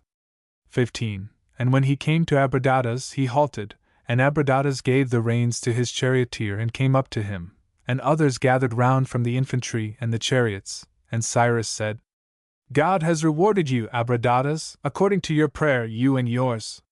You hold the first rank among our friends. And you will not forget, when the moment for action comes, that those who watch you will be Persians, and those who follow you, and they will not let you bear the brunt alone." 16. And Abradatas answered, "Even so, Cyrus, and with us here, methinks, all looks well enough, but the state of our flanks troubles me. The enemy's wings are strong and stretch far, he has chariots there, and every kind of arm as well, while we have nothing else with which to oppose him. So that for myself," said he, "if I had not won by lot the post I hold, I should feel ashamed to be here in the safest place of all. 17. Nay, answered Cyrus. If it is well with you, have no concern for the rest. God willing, I mean to relieve our flanks. But you yourself, I conjure you, do not attack until you see the rout of those detachments that you fear. So much of boasting did Cyrus allow himself on the eve of action, though he was the last man to boast at other times. When you see them routed, he said, you may take it that I am there, and then make your rush, for that is the moment when you will find the enemy weakest and your own men strongest. 18. And while there is time, Abradatas, be sure to drive along your front and prepare your men for the charge, kindle their courage by your looks, lift up their hearts by your hopes. Breathe a spirit of emulation into them, to make them prove themselves the flower of the chariot force. Be assured if things go well with us all men will say nothing is so profitable as valor. 19. Accordingly Abradatas mounted his chariot, and drove along the lines to do as Cyrus bade. Meanwhile Cyrus went on to the left where Hystaspes was posted with half the Persian cavalry, and he called to him, and said, Hystaspes, here is work to test your pace. If we are quick enough in cutting off their heads, none of us will be slaughtered first. 20. And Hystaspes answered with a laugh, Leave it to us. We'll see to the men opposite. But set someone to deal with the fellows on our flank, it would be a pity for them to be idle. And Cyrus answered, I am going to them myself. But remember, Hystaspes, to whichever of us God grants the victory, so long as a single foeman is on the field, attack we must, again and again, until the last has yielded. 21. With that he passed on, and as he came to the flank he went up to the officer in command of the chariots, and said to him, Good, I intend to support you myself. And when you hear me fall on the wing, at that instant do your best to charge straight through your opponents. You will be far safer once outside their ranks than if you are caught halfway.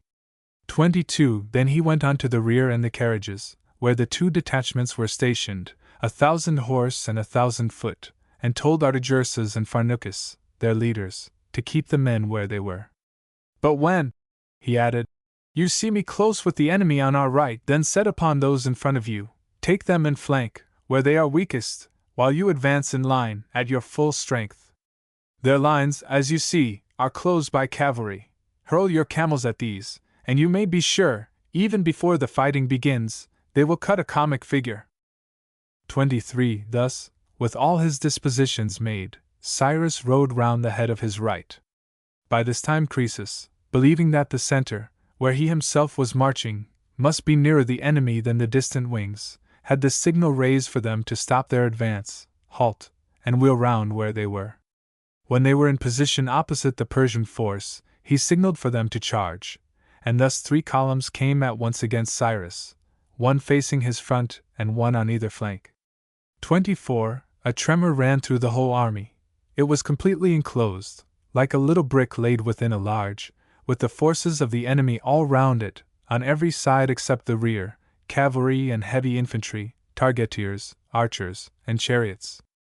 25. Nonetheless, the instant Cyrus gave the word they swung round to confront the foe.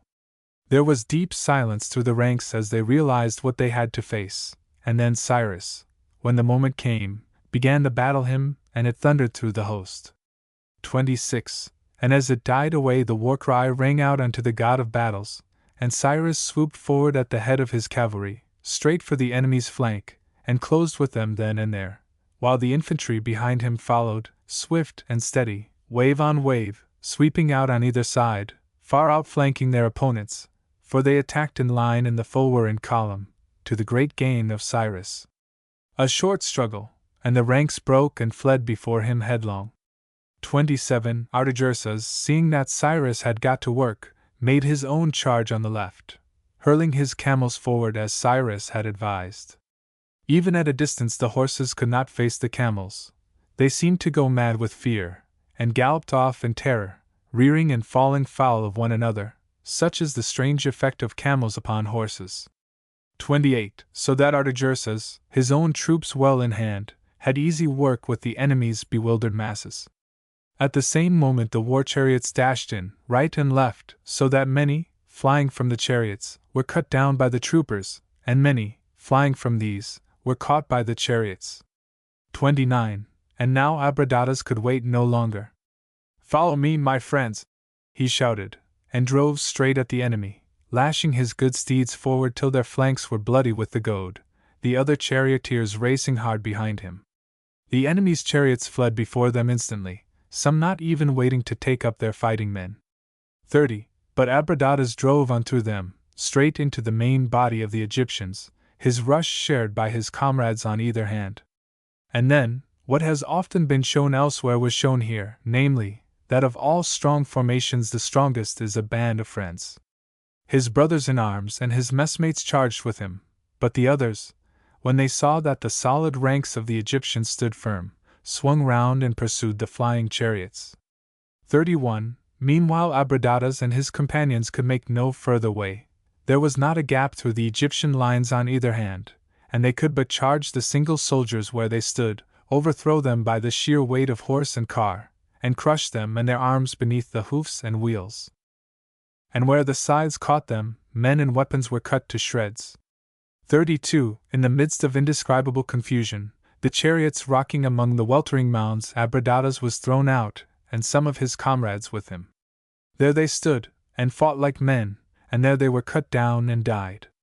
The Persians, pouring in after them, dealt slaughter and destruction where Abradatas and his men had charged and shaken the ranks, but elsewhere the Egyptians, who were still unscathed, and they were many, moved steadily on to meet them. 33. There followed a desperate struggle with lance and spear and sword, and still the Egyptians had the advantage, because of their numbers and their weapons.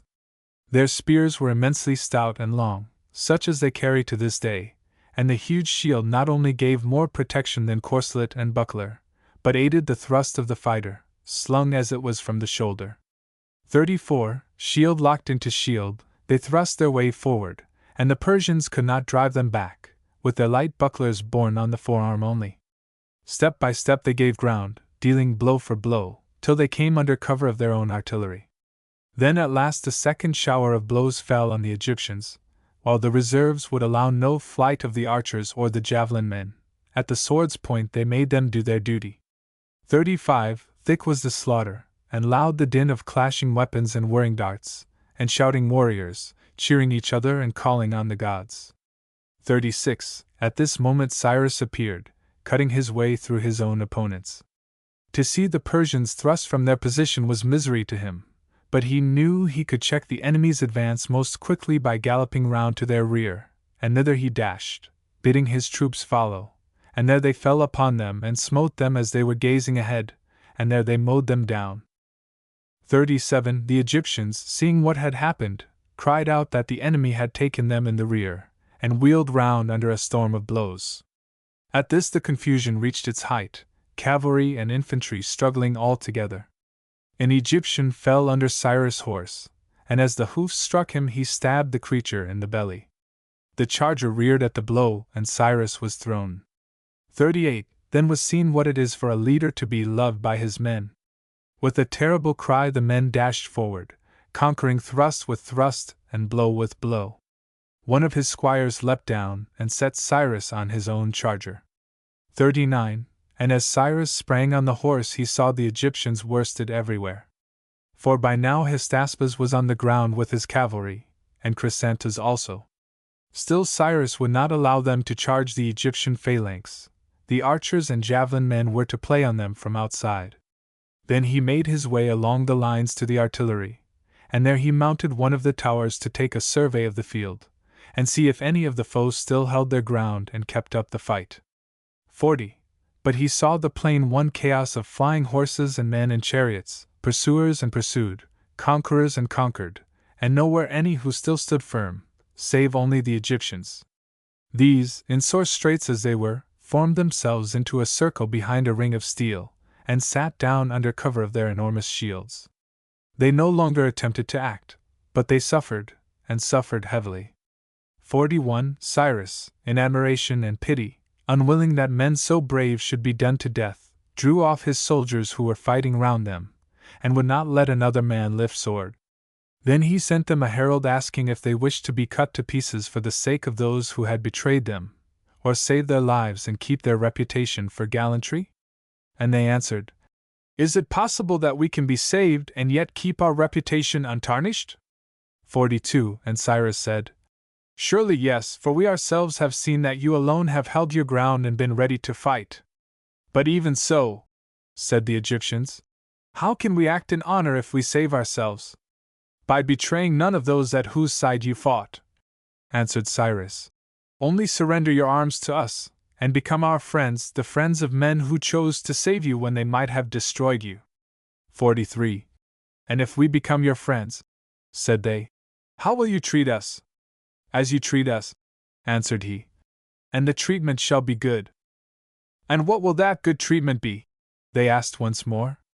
This, said Cyrus, better pay than you have had, so long as the war lasts, and when peace comes, if you choose to stay with me, lands and cities and women and servants.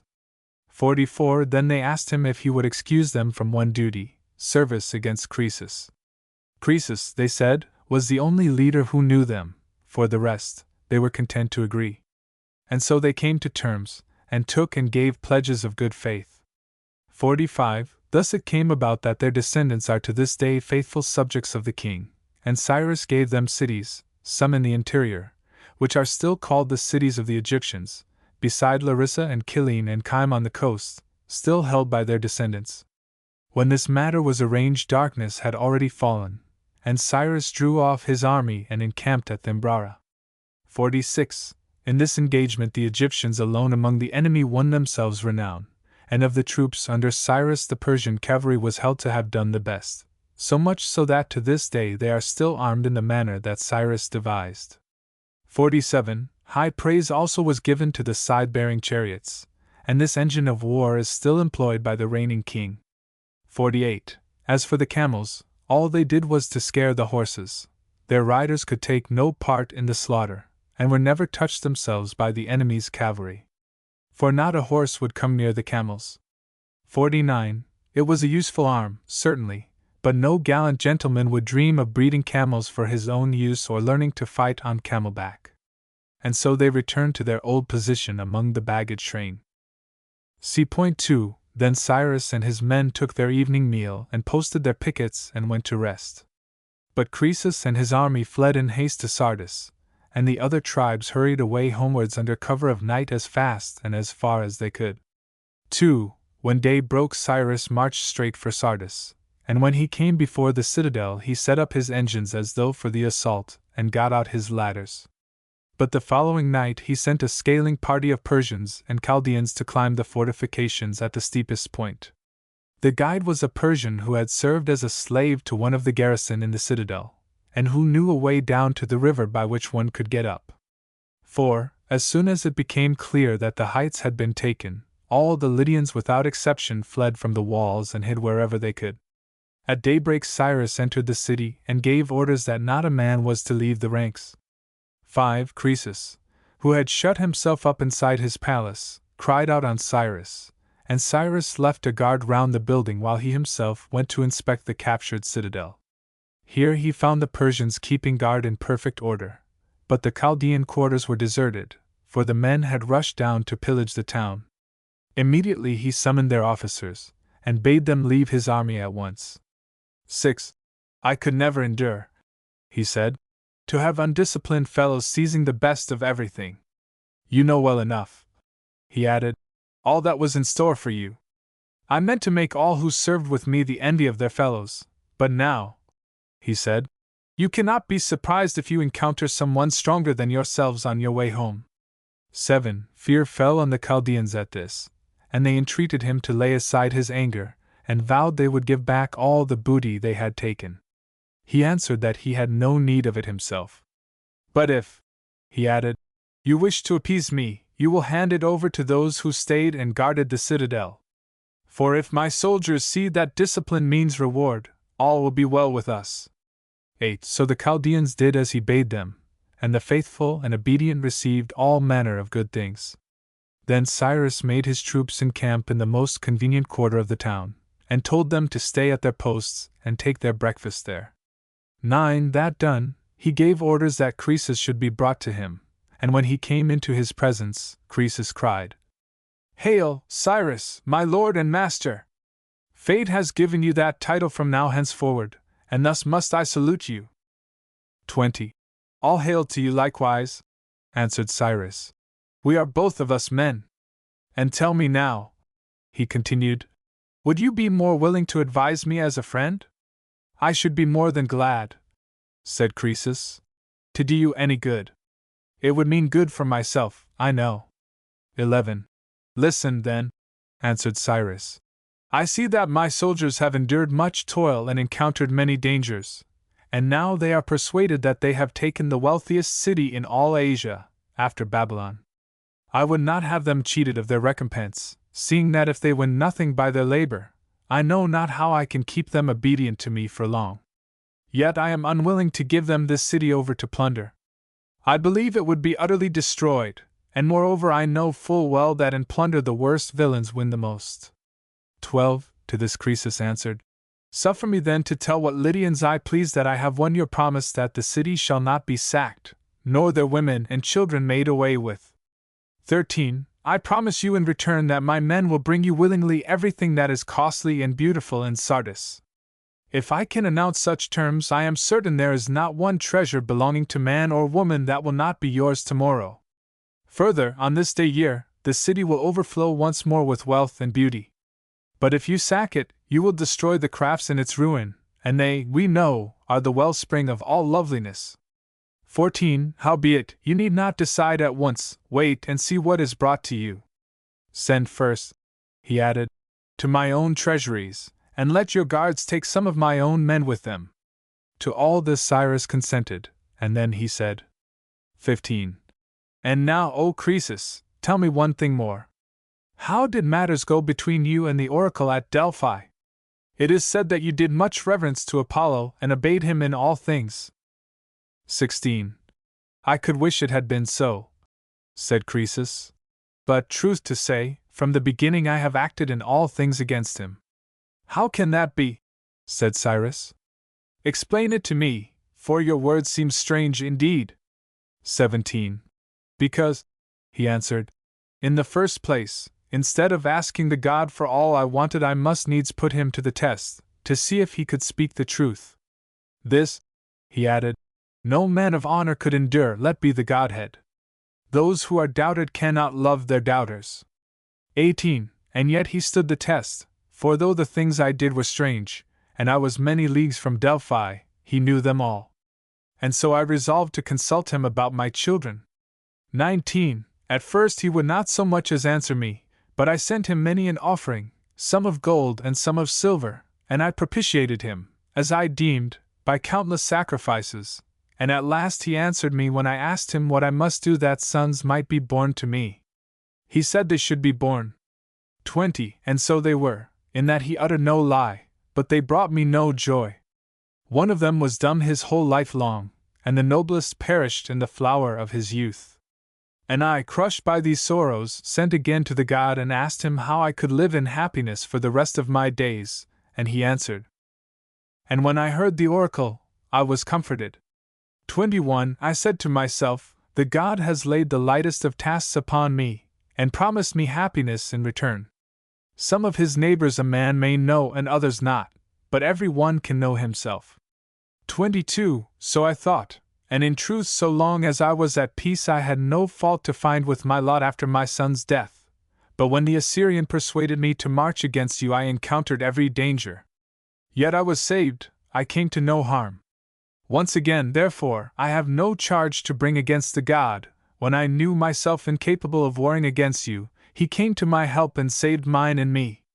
23. But afterwards, intoxicated by my wealth, cajoled by those who begged me to be their leader, tempted by the gifts they showered on me, flattered by all who said that if I would but lead them they would obey me to a man, and that I would be the greatest ruler in all the world, and that all their kings had met together and chosen me for their champion in the war, I undertook the generalship as though I were born to be the monarch of the world, for I did not know myself. 24. I thought myself able to fight against you, you who are sprung from the seed of the gods, born of a royal line, trained in valor and virtue from your youth, while I, I believe that the first of my ancestors to reign won his freedom and his crown on the selfsame day. For this dull ignorance of mine I see I am justly punished. 25. But now at last, O Cyrus, he cried, now I know myself. And tell me, do you think the God will still speak truth? Do you think that, knowing myself, I can be happy now? I ask you, because you of all men have it in your power to answer best. Happiness is yours to give. 26. Cyrus answered, give me time to deliberate, Croesus. I bear in mind your former happiness and I pity you. I give you back at once your wife and your daughters, for they tell me you have daughters, and your friends and your attendants, they are yours once more. And yours it is to sit at your own table as you used to live. But battles and wars I must put out of your power. 27. Now by the gods above us, cried Croesus, you need take no further thought about your answer. If you will do for me what you say, I shall live the life that all men called the happiest of lives, and I knew that they were right. 28. And who, said Cyrus, who was it that lived that life of happiness? My own wife, said Croesus. She shared all my good things with me, my luxuries, my softest joys, but in the cares on which those joys were based, in war and battle and strife, she had no part or lot. Methinks you will provide for me as I provided for her whom I loved beyond all others in the world, and I must needs send to Apollo again, and send thank offerings. 29. And as Cyrus listened he marveled at the man's contentedness of soul, and for the future wherever he went he took Croesus with him, either because he thought he might be useful or perhaps because he felt it was safer so. See point 3. So for that night they rested. But the next day Cyrus called his friends and generals together, and told some to make an inventory of their treasures and others to receive all the wealth that Croesus brought in. First they were to set aside for the gods all that the Persian priests thought fit, and then store the rest in coffers, weight them, and pack them on wagons, distributing the wagons by lot to take with them on the march, so that they could receive their proper share at any convenient time. 2. So they set about the work. Then Cyrus called some of his squires and said, tell me, have any of you seen Abradatas? I wonder that he who used to come to me so often is nowhere to be found. 3. Then one of the squires made answer, my lord, he is dead. He fell in the battle, charging straight into the Egyptian ranks. The rest, all but his own companions, swerved before their close array. 4. And now, he added, we hear that his wife has found his body and laid it in her own car, and has brought it here to the banks of the Pactolus. 5. Her chamberlains and her attendants are digging a grave for the dead man upon a hill, and she, they say, has put her fairest raiment on him and her jewels, and she is seated on the ground with his head upon her knees. 6. Then Cyrus smote his hand upon his thigh and leapt up and sprang to horse, galloping to the place of sorrow, with 1,000 troopers at his back. 7. He bade Gadatas and Gobryas take what jewels they could find to honor the dear friend and brave warrior who had fallen, and follow with all speed, and he bade the keepers of the herds, the cattle, and the horses drive up their flocks wherever they heard he was, that he might sacrifice on the grave. 8. But when he saw Panthea seated on the ground and the dead man lying there, the tears ran down his cheeks and he cried, O noble and loyal spirit, have you gone from us? Then he took the dead man by the hand, but the hand came away with his own, it had been hacked by an Egyptian blade. 9. And when he saw that, his sorrow grew, and Panthea sobbed aloud and took the hand from Cyrus and kissed it, and laid it in its place, as best she could, and said, 10. It is all like that, Cyrus. But why should you see it? And presently she said, all this I know, he suffered for my sake, and for yours too, Cyrus, perhaps as much. I was a fool, I urged him so to bear himself as became a faithful friend of yours, and he, I know, he never thought once of his own safety, but only of what he might do to show his gratitude. Now he has fallen, without a stain upon his valor, and I, who urged him, I live on to sit beside his grave. 11. And Cyrus wept silently for a while, and then he said, Lady, his end was the noblest and the fairest that could be, he died in the hour of victory. Take these gifts that I have brought and adorn him. for now Gobrias and Gadatas appeared with store of jewels and rich apparel. "He shall not lack for honor," Cyrus said. "Many hands will raise his monument, it shall be a royal one, and we will offer such sacrifice as befits a hero. 12 And you, lady," he added, "you shall not be left desolate. I reverence your chastity and your nobleness, and I will give you a guardian to lead you whithersoever you choose, if you will but tell me to whom you wish to go." 13 And Panthea answered, "Be at rest, Cyrus, I will not hide from you to whom I long to go." 14 Therewith Cyrus took his leave of her and went, pitying from his heart the woman who had lost so brave a husband, and the dead man in his grave, taken from so sweet a wife, never to see her more. Then Panthea bade her chamberlain stand aside. "Until," she said, "I have wept over him as I would." But she made her nurse stay with her, and she said, "Nurse, when I am dead, cover us with the same cloak." And the nurse entreated and besought her, but she could not move her, and when she saw that she did but vex her mistress, she sat down and wept in silence. Then Panthea took the scimitar, that had been ready for her so long, and drew it across her throat, and dropped her head upon her husband's breast and died. And the nurse cried bitterly, but she covered the two with one cloak as her mistress had bidden her. 15 And when Cyrus heard what Panthea had done, he rushed out in horror to see if he could save her. And when the 3 chamberlains saw what had happened, they drew their own scimitars and killed themselves, there where she had bidden them stand. 16 17 And when Cyrus came to that place of sorrow, he looked with wonder and reverence on the woman, and wept for her, and went his way, and saw that all due honor was paid to those who lay there dead, and a mighty sepulchre was raised above them, mightier, men say, than had been seen in all the world before. C.4 After this the Carians, who were always at war and strife with one another, because their dwellings were fortified, sent to Cyrus and asked for aid. Cyrus himself was unwilling to leave Sardis, where he was having engines of artillery made and battering rams to overthrow the walls of those who would not listen to him. But he sent Odysseus, a Persian, in his place, a man of sound judgment, and a stout soldier, and withal a person of winning presence. He gave him an army, and the Cilicians and Cypriots were very ready to serve under him. 2 That was why Cyrus never sent a Persian satrap to govern either Cilicia or Cyprus. He was always satisfied with the native kings.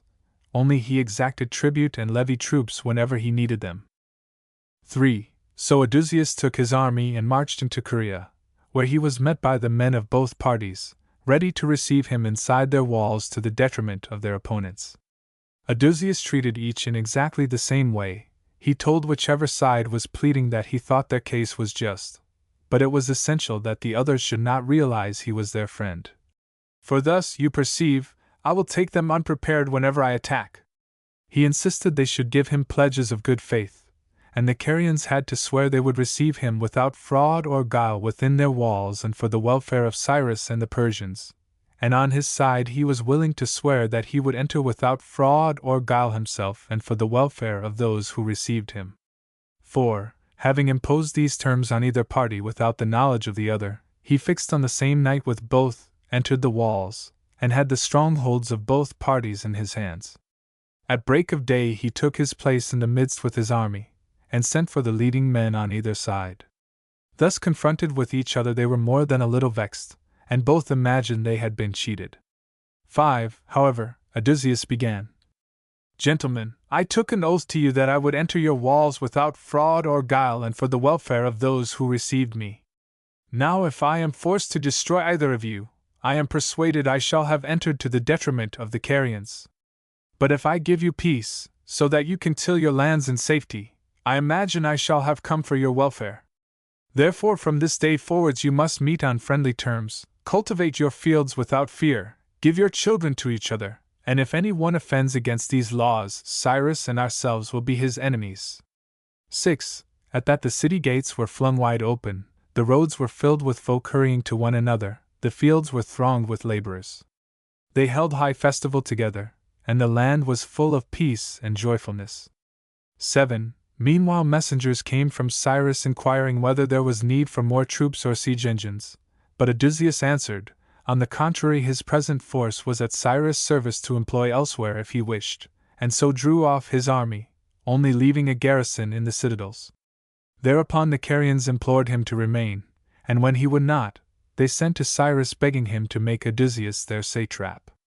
8. Meanwhile Cyrus had sent Hystaspes with an army into Phrygia on the Hellespont, and when Odysseus came back he bade him follow, for the Phrygians would be more willing to obey Hystaspes if they heard that another army was advancing.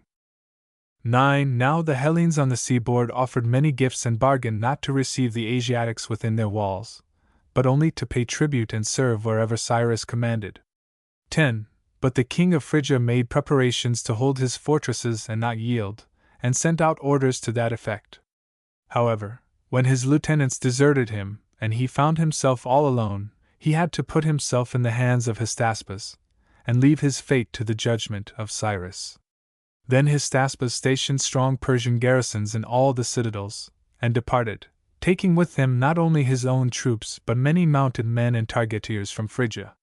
11. And Cyrus sent word to Odysseus to join Hystaspes, put himself at the head of those who had submitted and allow them to retain their arms, while those who showed a disposition to resist were to be deprived of their horses and their weapons and made to follow the army as slingers.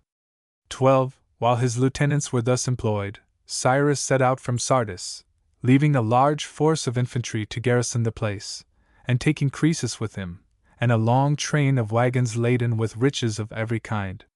Croesus presented an accurate inventory of everything in each wagon, and said, as he delivered the scrolls, "With these in your possession, Cyrus, you can tell whether your officers are handing over their freights in full or not."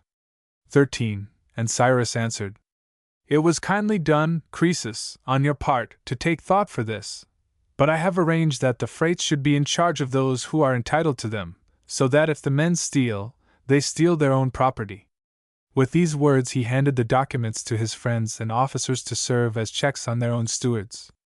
14. Cyrus also took Lydians in his train, allowing some to carry arms, those, namely, who were at pains to keep their weapons in good order, and their horses and chariots, and who did their best to please him, but if they gave themselves ungracious airs, he took away their horses and bestowed them on the Persians who had served him from the beginning of the campaign, burnt their weapons, and forced them to follow the army as slingers. 15. Indeed, as a rule, he compelled all the subject population who had been disarmed to practice the use of the sling. It was, he considered, a weapon for slaves. No doubt there are occasions when a body of slingers, working with other detachments, can do excellent service, but taken alone, not all the slingers in the world could face a mere handful armed with steel. 16. Cyrus was marching to Babylon, but on his way he subdued the Phrygians of Greater Phrygia and the Cappadocians, and reduced the Arabians to subjection. These successes enabled him to increase his Persian cavalry till it was not far short of 40,000 men, and he had still horses left over to distribute among his allies at large. At length he came before Babylon with an immense body of cavalry, archers, and javelin men, besides slingers innumerable. C.5. When Cyrus reached the city he surrounded it entirely with his forces, and then rode round the walls himself, attended by his friends and the leading officers of the allies.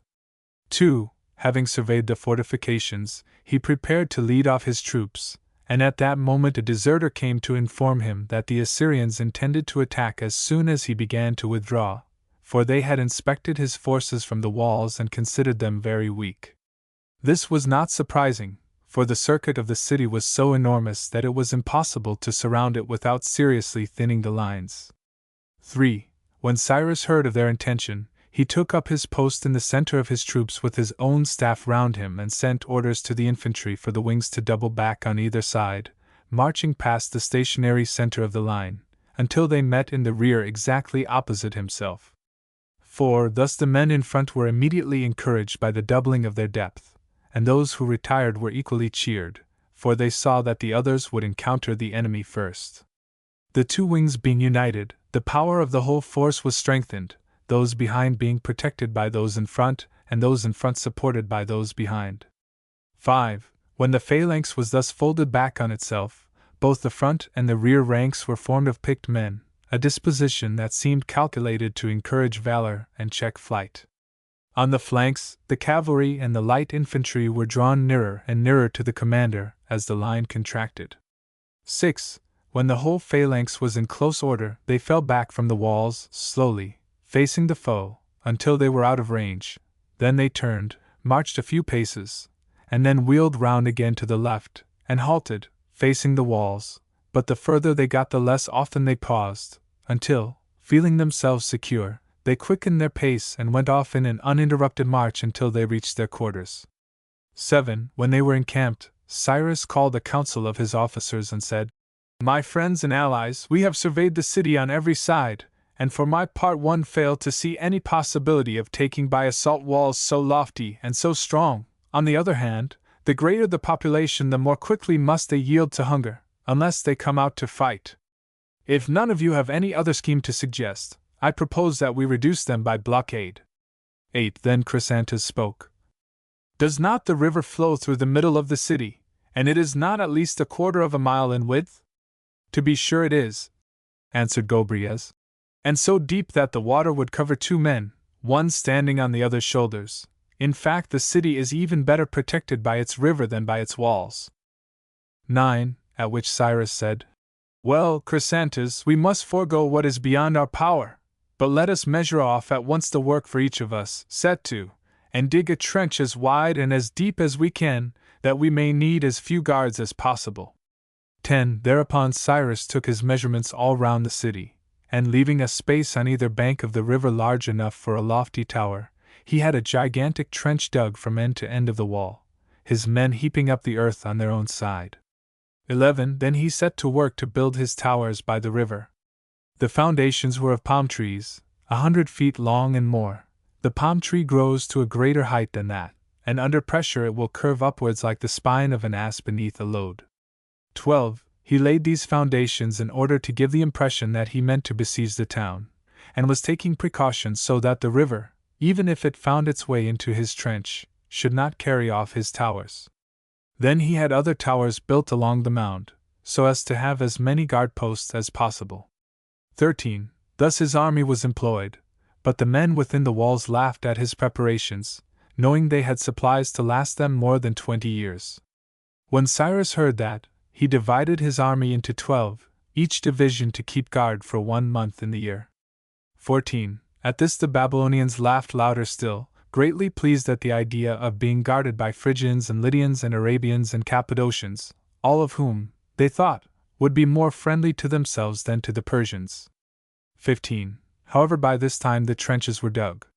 And Cyrus heard that it was a time of high festival in Babylon, when the citizens drink and make merry the whole night long. As soon as the darkness fell, he set his men to work. 16. The mouths of the trenches were opened, and during the night the water poured in, so that the riverbed formed a highway into the heart of the town. 17. When the great stream had taken to its new channel, Cyrus ordered his Persian officers to bring up their thousands, horse and foot alike, each detachment drawn up 2 deep, the allies to follow in their old order. 18. They lined up immediately, and Cyrus made his own bodyguard descend into the dry channel first, to see if the bottom was firm enough for marching.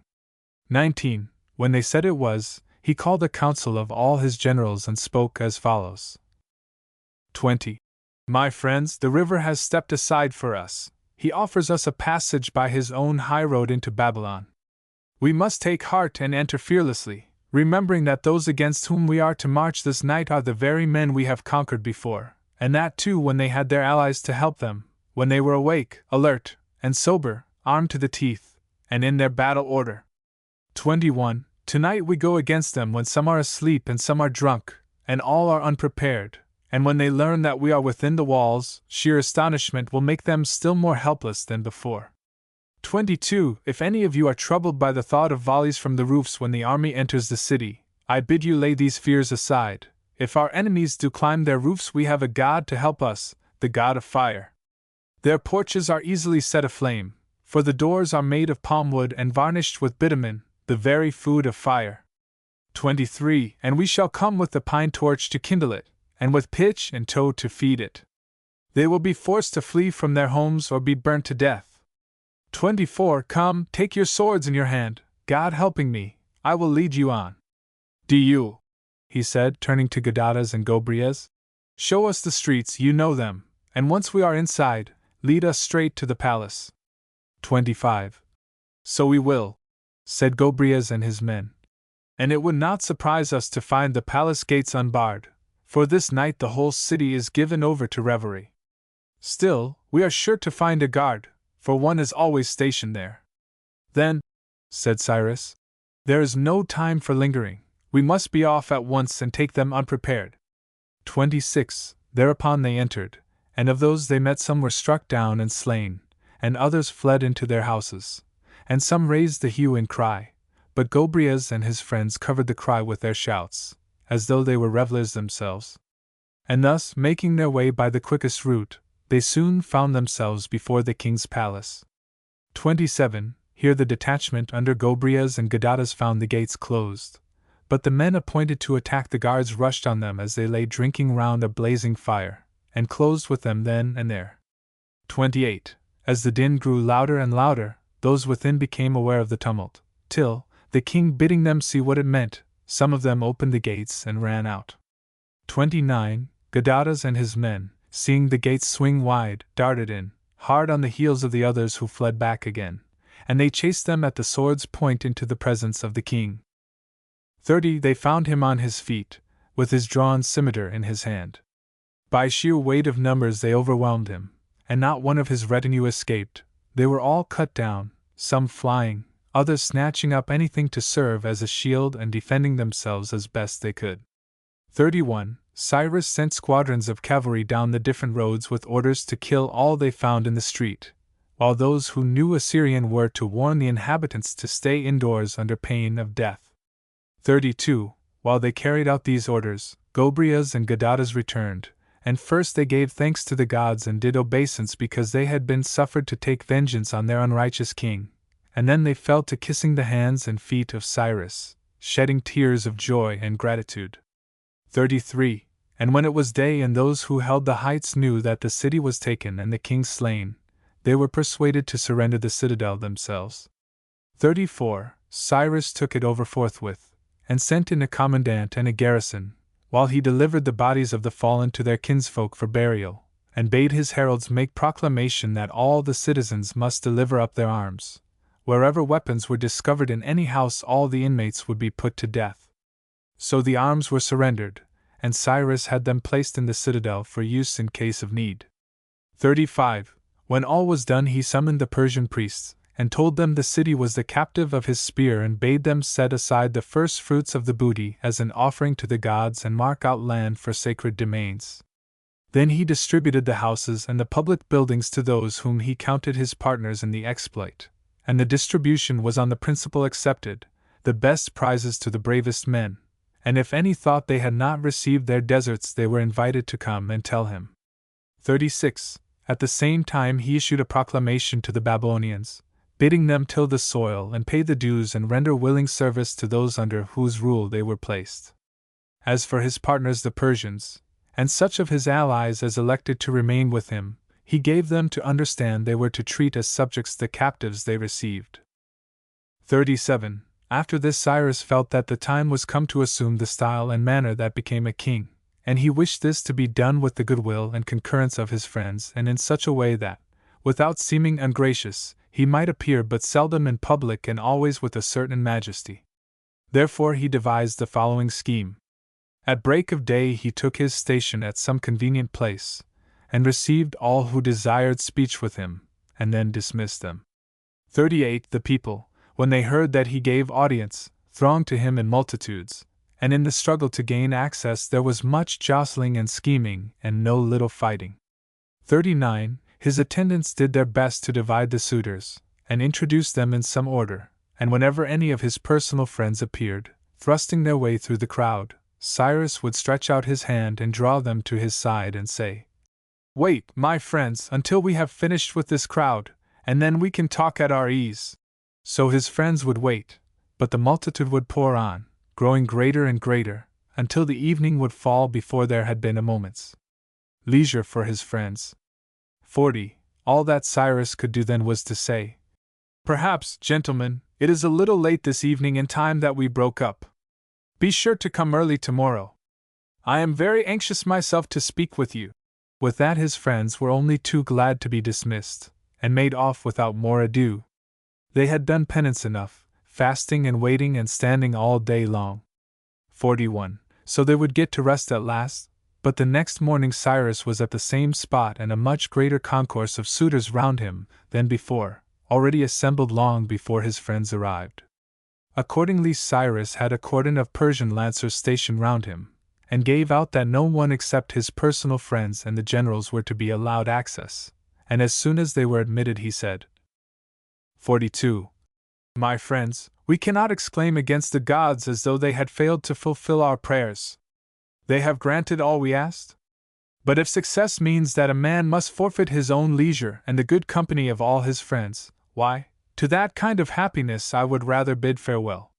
43. Yesterday, he added, I make no doubt you observed yourselves that from early dawn till late evening I never ceased listening to petitioners, and today you see this crowd before us, larger still than yesterday's, ready with business for me.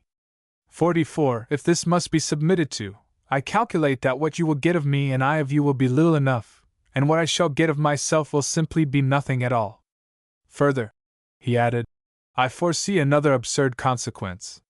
45. I, personally, have a feeling towards you which I need not state, but, of that audience yonder, scarcely one of them do I know at all, and yet they are all prepared to thrust themselves in front of you, transact their business, and get what they want out of me before any of you have a chance.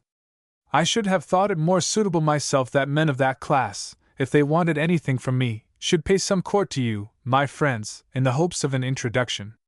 46. Perhaps you will ask why I did not so arrange matters from the first, instead of always appearing in public. Because in war it is the first business of a commander not to be behindhand in knowing what ought to be done, and seeing that it is done, and the general who is seldom seen is apt to let things slip. 47. But today, when war with its insatiable demands is over, I feel as if I had some claim myself to rest and refreshment.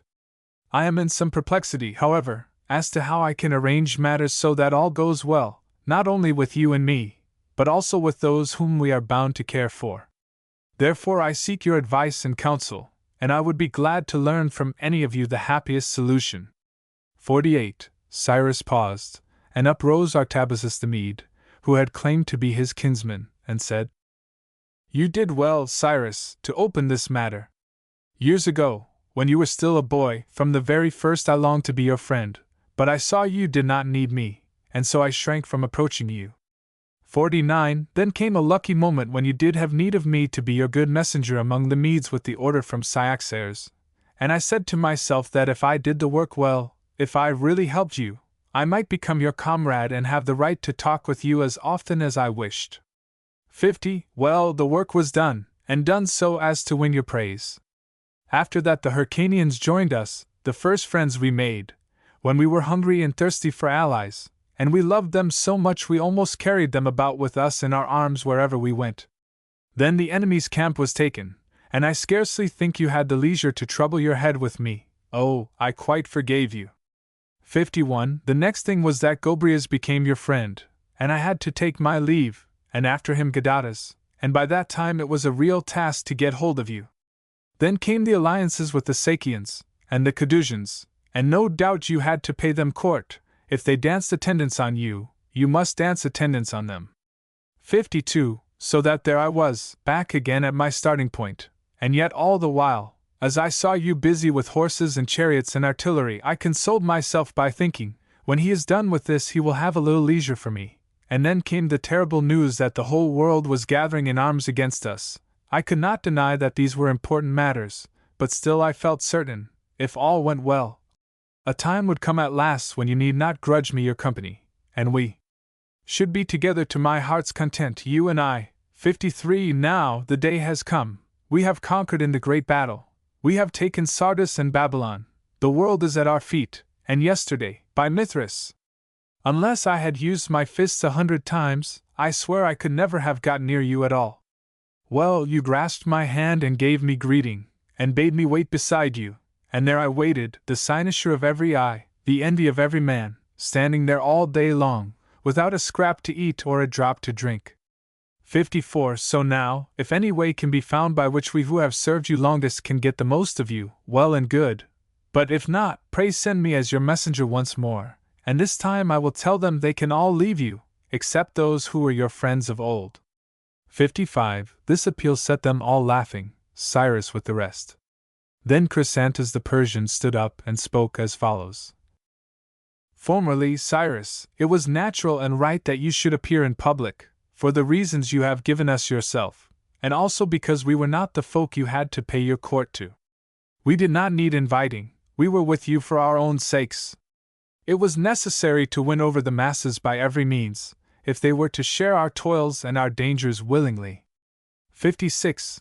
But now you have won them, and not them alone, you have it in your power to gain others, and the moment has come when you ought to have a house to yourself. What would your empire profit you if you alone were left without hearth or home? Man has nothing more sacred than his home, nothing sweeter, nothing more truly his. And do you not think, he added, that we ourselves would be ashamed if we saw you bearing the hardships of the camp while we sat at home by our own firesides? Should we not feel we had done you wrong, and taken advantage of you? 57. When Chrysantas had spoken thus, many others followed him, and all to the same effect. And so it came about that Cyrus entered the palace, and those in charge brought the treasures from Sardis thither, and handed them over. And Cyrus, when he entered, sacrificed to Hestia, the goddess of the hearth, and to Zeus the Lord, and to any other gods named by the Persian priests. 58. This done, he set himself to regulate the matters that remained. Thinking over his position, and the attempt he was making to govern an enormous multitude, preparing at the same time to take up his abode in the greatest of all famous cities, but yet a city that was as hostile to him as a city could be, pondering all this, he concluded that he could not dispense with a bodyguard for himself. 59. He knew well enough that a man can most easily be assassinated at his meals, or in his bath, or in bed, or when he is asleep, and he asked himself who were most to be trusted of those he had about him. A man, he believed, can never be loyal or trustworthy who is likely to love another more than the one who requires his guardianship.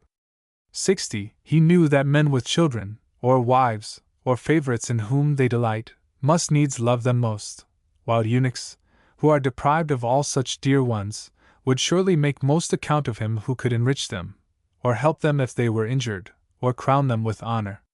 And in the conferring of such benefits, he was disposed to think he could outbid the world. 61. Moreover, the eunuch, being degraded in the eyes of other men, is driven to seek the assistance of some lord and master. Without some such protection there is not a man in the world who would not think he had the right to overreach a eunuch, while there was every reason to suppose that the eunuch would be the most faithful of all servants. 62. As for the customary notion that the eunuch must be weak and cowardly, Cyrus was not disposed to accept it. He studied the indications to be observed in animals. A vicious horse, if gelded, will cease to bite and be restive, but he will charge as gallantly as ever. A bull that has been cut will become less fierce and less intractable, but he will not lose his strength, he will be as good as ever for work. Castration may cure a dog of deserting his master, but it will not ruin him as a watchdog or spoil him for the chase. 63. So, too, with men.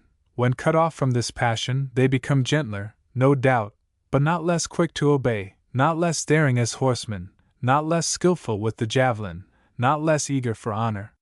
64. In war and in the chase they show plainly enough that the fire of ambition is still burning in their hearts.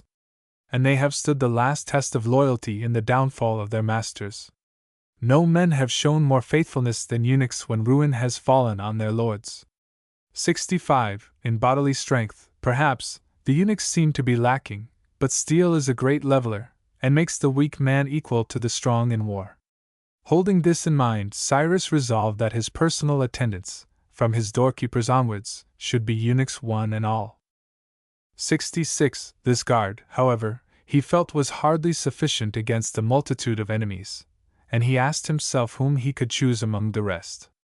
67. He remembered how his Persians led the sorriest of lives at home owing to their poverty, working long and hard on the niggard soil, and he felt sure they were the men who would most value the life at his court. 68. Accordingly, he selected 10,000 lancers from among them, to keep guard round the palace, night and day, whenever he was at home, and to march beside him whenever he went abroad. 69. Moreover, he felt that Babylon must always have an adequate garrison, whether he was in the country or not, and therefore he stationed a considerable body of troops in the city, and he bade the Babylonians provide their pay, his object being to make the citizens helpless, and therefore humble and submissive. 70. This royal guard that he established there, and the city guard for Babylon, survive to this day unaltered.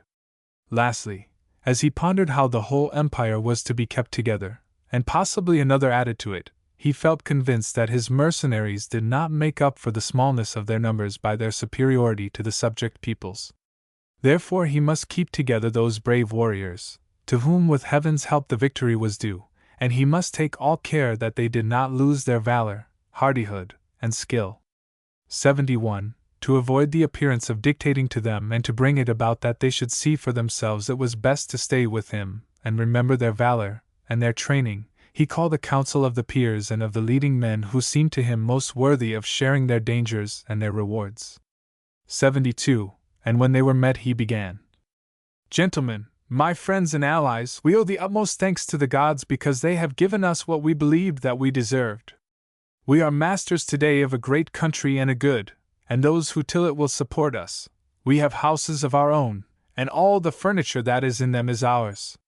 73. For you need not think that what you hold belongs to others. It is an eternal law the wide world over, that when a city is taken in war, the citizens, their persons, and all their property fall into the hands of the conquerors. It is not by injustice, therefore, that you hold what you have taken, rather it is through your own human kindness that the citizens are allowed to keep whatever they do retain. 74.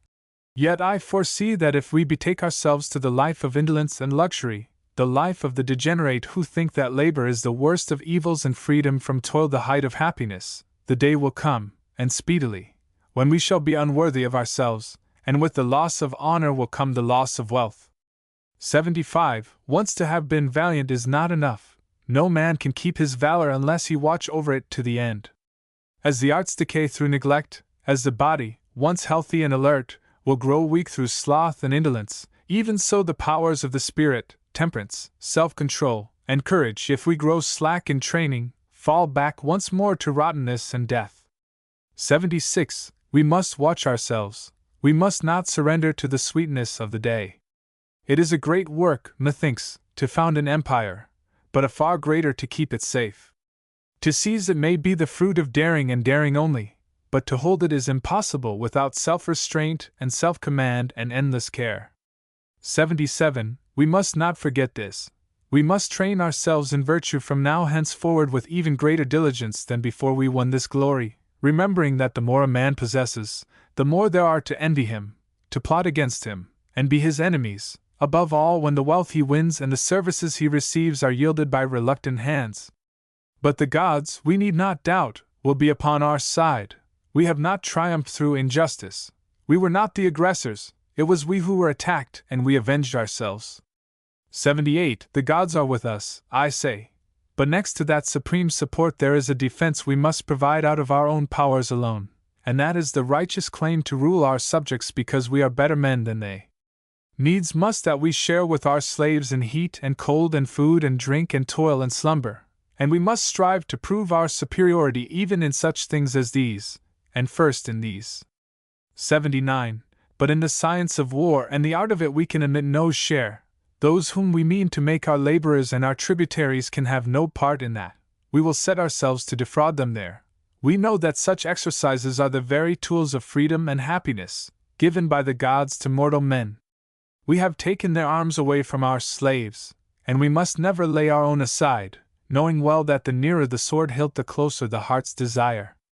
So, does any man ask himself what profit he has gained from the fulfillment of his dreams, if he must still endure, still undergo hunger and thirst and toil and trouble and care? Let him learn the lesson that a man's enjoyment of all good things is in exact proportion to the pains he has undergone to gain them. Toil is the seasoning of delight. Without desire and longing, No dish, however costly, could be sweet. 81. Yes, if some spirit were to set before us what men desire most, and we were left to add for ourselves that final touch of sweetness, I say that we could only gain above the poorest of the poor in so far as we could bring hunger for the most delicious foods, and thirst for the richest wines, and weariness to make us woo the deepest slumber. 82. Therefore, we must strain every nerve to win and to keep manhood and nobleness, so that we may gain that satisfaction which is the sweetest and the best, and be saved from the bitterest of sorrows, since to fail of good altogether is not so hard as to lose the good that has once been ours. 83. And let us ask ourselves what excuse we could offer for being unworthy of our past. Shall we say it is because we have won an empire? Surely it is hardly fitting that the ruler should be baser than the ruled. Or is it that we seem to be happier today than heretofore? Is cowardice, then, an adjunct of happiness? Or is it simply because we have slaves and must punish them if they do wrong? But by what right can a man, who is bad himself, punish others for badness or stupidity? 84. Remember, too, that we have arranged for the maintenance of a whole multitude, to guard our persons and our houses, and it would be shameful for us to depend for safety on the weapons of others and refuse to carry weapons for ourselves. Surely we ought to know that there can be no defense so strong as a man's own gallantry. Courage should be our companion all our days. For if virtue leave us, nothing else whatever can go well with us. 85. What, then, would I have you do? How are we to remember our valor and train our skill? Gentlemen, I have nothing novel to suggest. At home in Persia the peers spend their days at the public buildings, and here we should do the same. Here we are the men of rank and honor, as we are there, and we should hold to the same customs. You must keep your eyes on me and watch whether I am diligent in my duty, and I shall give heed to you, and honor him who trains himself in what is beautiful and brave. 86. And here too let us educate our sons, if sons are born to us. We cannot but become better ourselves if we strive to set the best example we can to our children, and our children could hardly grow up to be unworthy, even if they wished, when they see nothing base before them, and hear nothing shameful, but live in the practice of all that is beautiful and good. C1. Notice the epic tone now adopted, or rather swum into, or rather which floats the writer up of its own motion. See 1.2 ff. On the whole, this description of the battle is, for Xenophon, obscure. See 1.5-6, Xenophon, artist. This military criticism and technical discussion juxtaposed to the epic prelude and the epic sequel is a clever device enough. We are pleased. See 1.8-9, final injunctions somewhat obscure, I think. See 1.24 ff. The epic and Homeric vein. See 1.33. The Egyptians have the advantage. This is noticeable in reference to Cyrus' criticisms of their arms before battle. That is not a slip, but a dramatic touch on the part of the author, I think. And Cyrus is speaking of cavalry there, and anticipates the result. See 1.34 fin. A singular feature this in ancient battles. Is it simply and solely Oriental, or general, and Hellenic also? Has it any analogue nowadays anywhere? Probably with Egyptian troops in the Sudan it has, Hgd. 1884. See 2.6-7. The Archaic man through an act of bad discipline makes good discipline more acceptable. See 2.13. The civilized method of dealing with a conquered city. Instead of pillage and rapine, an indemnity, which will bring in to the conqueror's wealth, and yet not destroy the arts of the population, which are the fountainheads of beauty. Modern. So the Archaic man asserts his superiority once more. See 2.24. Is this also Xenophon's view? If so, it throws light on his theory of rank and caste. See 3.2. Curious Cyrus should be so little suspicious of Abradata's death, is it not? Because the victory was not bloodless. Notice, too, how little is said of the bloodshed. That is Hellenic as well as Xenophantine, I fancy. See 3.7. Something epic in all this. Cf. Archelaus sacrificing at the tomb of Patroclus. See 3.8 ff. The pathos of the situation, and the ironia at its maximum. Euripidean, touches throughout. See 3.16. This is bracketed in most editions, no doubt rightly, as an interpolation. It was not translated in Mr. Dakin's manuscript, but his marginal note is characteristic, and evidently he would have translated the section in a footnote. It may be rendered thus. It is said that a monument was raised above the eunuchs and is in existence to this day. On the upper slab the names of the husband and the wife are written in Syrian letters, and below are 3 other slabs, inscribed to the chamberlains. See 3.16. Interesting, especially if of later insertion, and perhaps given the historical basis of the story in some monument on the Pactolus, known to Xenophon. I wish a new Schliemann would find it. HGD. C4. Semi-historical? The version is to be found, I think, in C4.2, which is the piece justificative. The episode itself is full of humor, as good as a play. Xenophon has seen these duplicities often. Bur Fox outwitted by Bur Rabbit. C4.4. Can these rival fastnesses of the Carians be identified? All this country is well known to Xenophon, vide Hellenica 3. C4, etc. C4.6. Beautiful renewal of the peaceful arts, festivals, and merrymakings after the internecine party strife. C4.9. This again is a district Xenophon is well acquainted with. Has he one eye on the old insurrection against Persia, Tempori Histiaeus, and another on the new arrangements, Tempori and Alcides? C4.12-13. Croesus and his bills of lading. Some humor.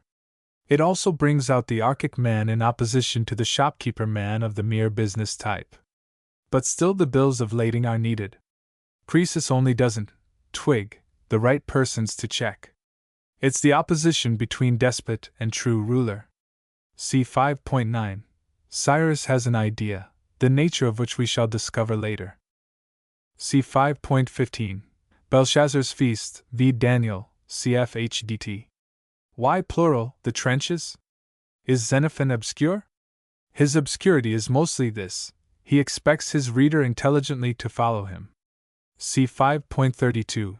Jars somewhat on our feelings, perhaps, in its thirst for revenge, but cf. the feeling against the assassins of Lord Frederick Cavendish and Mr. Burke.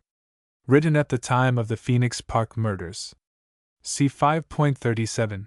Is a turning point in the rise of the Archic man, and yet hardly yet, but at c. 5.58 we shall come to bodyguards and eunuchs. At this highest pinnacle of archy, Cyrus desires to furnish himself as befits a king. It is an historical difficulty which Xenophon has to get over or round, or is Xenophon himself in the same condemnation, so to speak? Does he also desire his Archic man to be got up in a manner befitting royalty at a certain date? Consider. See 5.42-47. These sections pose the difficulty well, and it is a difficulty, and no mistake. See 5.42 ff. Xenophon Hellenic Theory of Life. The leisure to invite one's own soul and see one's friends which is needed to make life worth living, versus negotia. How far are we to be consciously self-regarding? Cyrus versus Buddha. The Hellenic hero is not equal to absolute non-self-regarding devotion to mere work. The Buddha might be. See 5.48. Perhaps nothing is cleverer in the neat and skillful mosaic work of this composition than the fitting in here of Artabaz's personal view with the, at last necessary, impersonal or public theory of leadership. It is pretty also that Artabazus should at length get his reward, and humorous that he doesn't, after all, get it in the old form. See 5.49 ff. He keenly remembers each tantalizing moment of approach and separation. A splendid speech of the humorous type. Xenophon himself must be credited with so much fun, and real fun it is. See 5.56 ff. Curious on this page, a Xenophon's domestic hearth theory without which, archy, is a tinkling cymbal and empire no burthen to be borne. His feeling for the sweetness of home, modern. In this the secret of his happiness, HGD. B. His justification or raison d'etre explanation of the eunuch system. Why doesn't he point out its hollowness also? Not from any lack of sympathy with this barren mankind. Cf. Gadatas. I think this all logically follows if the archon is to rule political enemies as well as friends. To do so, Epistemenos, Asian expert, some strange devices must be resorted to. What think you, Dakins? See 5.58. The need of a bodyguard. The dragonfly must wing his flight in armor case. That is the law of his development. So Cyrus must be in the end an ideal. Tyrannus, the one spoken of by Simonides the poet to Hiero, vide the dialogue Hiero, and the notes thereto in Mr. Dakin's translation, Volume 3. See 5.64. The faithfulness of the eunuch has its parallel in that of the old Negro slave. See 5.67. These are the sort of fellows Xenophon would have chosen himself, I take it. Again, the historical basis has to be taken account of. Xenophon has to explain to himself the existence of their body, and how the archaic man came to invent it. Throughout we must compare the Hiero for Xenophon's own political theory apart from his romantic and philosophical interest in Cyrus. See 5.69. Not a pleasant picture of subject and ruling race. Cf. the Austrians in Italy. See 5.73. The Hellenic, the modern theory, but more rudely expressed. The conqueror's right to the land he has taken, and what Cyrus proceeds to say is quite up to the modern mark. See 5.74. Of course, this is precisely what the Persians as they degenerated did come to, nor did the good example of the archaic man nor his precepts nor his institutions save them. See 5.77-79. Military, theory of virtue, almost barbaric, ex mea sententia hcd. But Xenophon is not absolutely equals Cyrus. See 5.80 ff. This is the Socratico-Xenophantine hedonism and Stoicism combined. See 5.82 ff. A noble sermon on the need of straining every nerve to virtuous training. Splendidly rhetorical and forceful. See 5.84. Cyrus, i.e. Xenophon, is aware of the crisis he and his are going through. If externalism has to be adopted to hedge royalty, still a further interchange is demanded. There must be a corresponding spiritual growth. See 5.86. One of the noblest sayings in all Xenophon. The one somehow which touches me most. The best way to improve ourselves is to see that we set our boys the best examples. Book 8. See point 1. Such were the words of Cyrus, and Chrysantas rose up after him, saying, Gentlemen, this is not the first time I have had occasion to observe that a good ruler differs in no respect from a good father. Even as a father takes thought that blessings may never fail his children, so Cyrus would commend to us the ways by which we can preserve our happiness. And yet, on one point, it seemed to me he had spoken less fully than he might, and I will try to explain it for the benefit of those who have not learned it. 2. I would have you ask yourselves, was ever a hostile city captured by an undisciplined force? Did ever an undisciplined garrison save a friendly town? When discipline was gone, did ever an army conquer? Is ever disaster nearer than when each soldier thinks about his private safety only? Nay, in peace as in war, can any good be gained if men will not obey their betters? What city could be at rest, lawful, and orderly? What household could be safe? What ship sail home to her haven? 3. And we, to what do we owe our triumph, if not to our obedience? We obeyed. We were ready to follow the call by night and day. We marched behind our leader, ranks that nothing could resist. We left nothing half done of all we were told to do. If obedience is the one path to win the highest good, remember it is also the one way to preserve it. For, now in the old days, doubtless, many of us ruled no one else, we were simply ruled. But today you find yourselves rulers, one and all of you, some over many and some over few. And just as you would wish your subjects to obey you, so we must obey those who are set over us. Yet there should be this difference between ourselves and slaves. A slave renders unwilling service to his lord, but we, if we claim to be freemen, must do of our own free will that which we see to be the best. And you will find, he added, that even when no single man is ruler, that city which is most careful to obey authority is the last to bow to the will of her enemies. 5. Let us listen to the words of Cyrus. Let us gather round the public buildings and train ourselves, so that we may keep our hold on all we care for, and offer ourselves to Cyrus for his noble ends. Of one thing we may be sure, Cyrus will never put us to any service which can make for his own good and not for ours. Our needs are the same as his, and our foes the same. 6. When Chrysantas had said his say, many others followed to support him, Persians and allies alike, and it was agreed that the men of rank and honor should be in attendance continually at the palace gates, ready for Cyrus to employ, until he gave them their dismissal. That custom is still in force, and to this day the Asiatics under the great king wait at the door of their rulers. 7. And the measures that Cyrus instituted to preserve his empire, as set forth in this account, are still the law of the land, maintained by all the kings who followed him. 8. Only as in other matters, so here, with a good ruler the government is pure, with a bad one, corrupt. Thus it came about that the nobles of Cyrus and all his honorable men waited at his gates, with their weapons and their horses, according to the common consent of the gallant men who had helped to lay the empire at his feet. 9. Then Cyrus turned to other matters, and appointed various overseers. He had receivers of revenue, controllers of finance, ministers of works, guardians of property, superintendents of the household. Moreover, he chose managers for his horses and his dogs, men who could be trusted to keep the creatures in the best condition and ready for use at any moment. 10. But when it came to those who were to be his fellow guardians for the commonwealth, he would not leave the care and the training of these to others. He regarded that as his own personal task. He knew, if he were ever to fight a battle, he would have to choose his comrades and supporters, the men on his right hand and left, from these and these alone. It was from them he must appoint his officers for horse and foot. 11. If he had to send out a general alone, it would be from them that one must be sent. He must depend on them for satraps and governors over cities and nations. He would require them for ambassadors, and an embassy was, he knew, the best means for obtaining what he wanted without war. 12. He foresaw that nothing could go well if the agents in his weightiest affairs were not what they ought to be, while, if they were, everything would prosper. This charge, therefore, he took upon his own shoulders, and he was persuaded that the training he demanded of others should also be undergone by himself. No man could rouse others to noble deeds if he fell short of what he ought to be himself.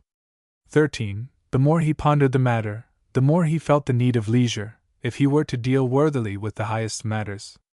It was, he felt, impossible to neglect the revenues, in view of the enormous funds necessary for so vast an empire, yet he foresaw that if he was always to be occupied with the multitude of his possessions he would never have time to watch over the safety of the whole. 14. As he pondered how he could compass both objects, the prosperity of the finances and the leisure he required, the old military organization came into his mind. He remembered how the captains of 10 supervised the squads of 10, and were supervised themselves by the company captains, and they by the captains of the thousands, and these by the captains of 10,000, and thus even with hundreds of thousands not a man was left without supervision, and when the general wished to employ his troops one order to the captains of 10,000 was enough. 15. On this principle Cyrus arranged his finances and held his departments together. In this way, by conferring with a few officers he could keep the whole system under his control, and actually have more leisure for himself than the manager of a single household or the master of a single ship. Finally, having thus ordered his own affairs, he taught those about him to adopt the same system. 16. Accordingly, having gained the leisure he needed for himself and his friends, he could devote himself to his work of training his partners and colleagues. In the first place he dealt with those who, enabled as they were to live on the labor of others, yet failed to present themselves at the palace. He would send for them and seek them out, convinced that attendance would be wholesome for them. They would be unwilling to do anything base or evil in the presence of their king and under the eye of their noblest men. Those who were absent were so through self-indulgence, or wrongdoing or carelessness. 17. And I will now set forth how he brought them to attend. He would go to one of his most intimate friends and bid him lay hands on the property of the offender, asserting that it was his own. Then of course the truants would appear at once crying out that they had been robbed. 18. But somehow for many days Cyrus could never find leisure to hear their complaints, and when he did listen he took care to defer judgment for many more. 19. This was one way he had of teaching them to attend. Another was to assign the lightest and most profitable tasks to those who were punctual, and a third to give nothing whatever to the offenders. 20. But the most effective of all, for those who paid no heed to gentler measures, was to deprive the truant of what he possessed and bestow it on him who would come when he was needed. By this process Cyrus gave up a useless friend and gained a serviceable one. To this day the king sends for and seeks out those who do not present themselves when they should. 21. Such was his method with the truants. With those who came forward he felt, since he was their rightful leader, that he could best incite them to noble deeds by trying to show that he himself had all the virtues that became a man. 22. He believed that men do grow better through written laws, and he held that the good ruler is a living law with eyes that see, inasmuch as he is competent to guide and also to detect the sinner and chastise him. 23. Thus he took pains to show that he was the more assiduous in his service to the gods the higher his fortunes rose. It was at this time that the Persian priests, the Magians, were first established as an order, and always at break of day Cyrus chanted a hymn and sacrificed to such of the gods as they might name. 24. And the ordinances he established service to this day at the court of the reigning king. These were the first matters in which the Persians set themselves to copy their prince, feeling their own fortune would be the higher if they did reverence to the gods, following the man who was fortune's favorite and their own monarch. At the same time, no doubt, they thought they would please Cyrus by this. 25. On his side Cyrus looked on the piety of his subjects as a blessing to himself, reckoning as they do who prefer to sail in the company of pious men rather than with those who are suspected of wicked deeds, and he reckoned further that if all his partners were God-fearing, they would be the less prone to crime against each other or against himself, for he knew he was the benefactor of his fellows. 26. And by showing plainly his own deep desire never to be unfair to friend or fellow combatant or ally, but always to fix his eyes on justice and rectitude, he believed he could induce others to keep from base actions and walk in the paths of righteousness. 27. And he would bring more modesty, he hoped, into the hearts of all men if it were plain that he himself reverenced all the world and would never say a shameful word to any man or woman, or do a shameful deed. 28. He looked for this because he saw that, apart from kings and governors who may be supposed to inspire fear, men will reverence the modest and not the shameless, and modesty in women will inspire modesty in the men who behold them. 29. And his people, he thought, would learn to obey if it were plain that he honored frank and prompt obedience even above virtues that made a grander show and were harder to attain. 30. Such was his belief, and his practice went with it to the end. His own temperance, and the knowledge of it made others more temperate. When they saw moderation and self-control in the man who above all others had license to be insolent, lesser men were the more ready to abjure all insolence of their own. 31. But there was this difference, Cyrus held, between modesty and self-control. The modest man will do nothing shameful in the light of day, but the man of self-control nothing base, not even in secret. 32. Self-restraint, he believed, would best be cultivated if he made men see in himself one who could not be dragged from the pursuit of virtue by the pleasure of the moment, one who chose to toil first for the happy-hearted joys that go hand in hand with beauty and nobleness. 33. Thus, being the man he was, he established at his gates a stately company, where the lower gave place to the higher, and they in their turn showed reverence to each other, and courtesy, and perfect harmony. Among them all there was never a cry of anger to be heard, nor a burst of insolent laughter. To look at them was to know that they lived for honor and loveliness. 34. Such was the life at the palace gates, and to practice his nobles and martial exercises he would lead them out to the hunt whenever he thought it well, holding the chase to be the best training for war and the surest way to excellence in horsemanship.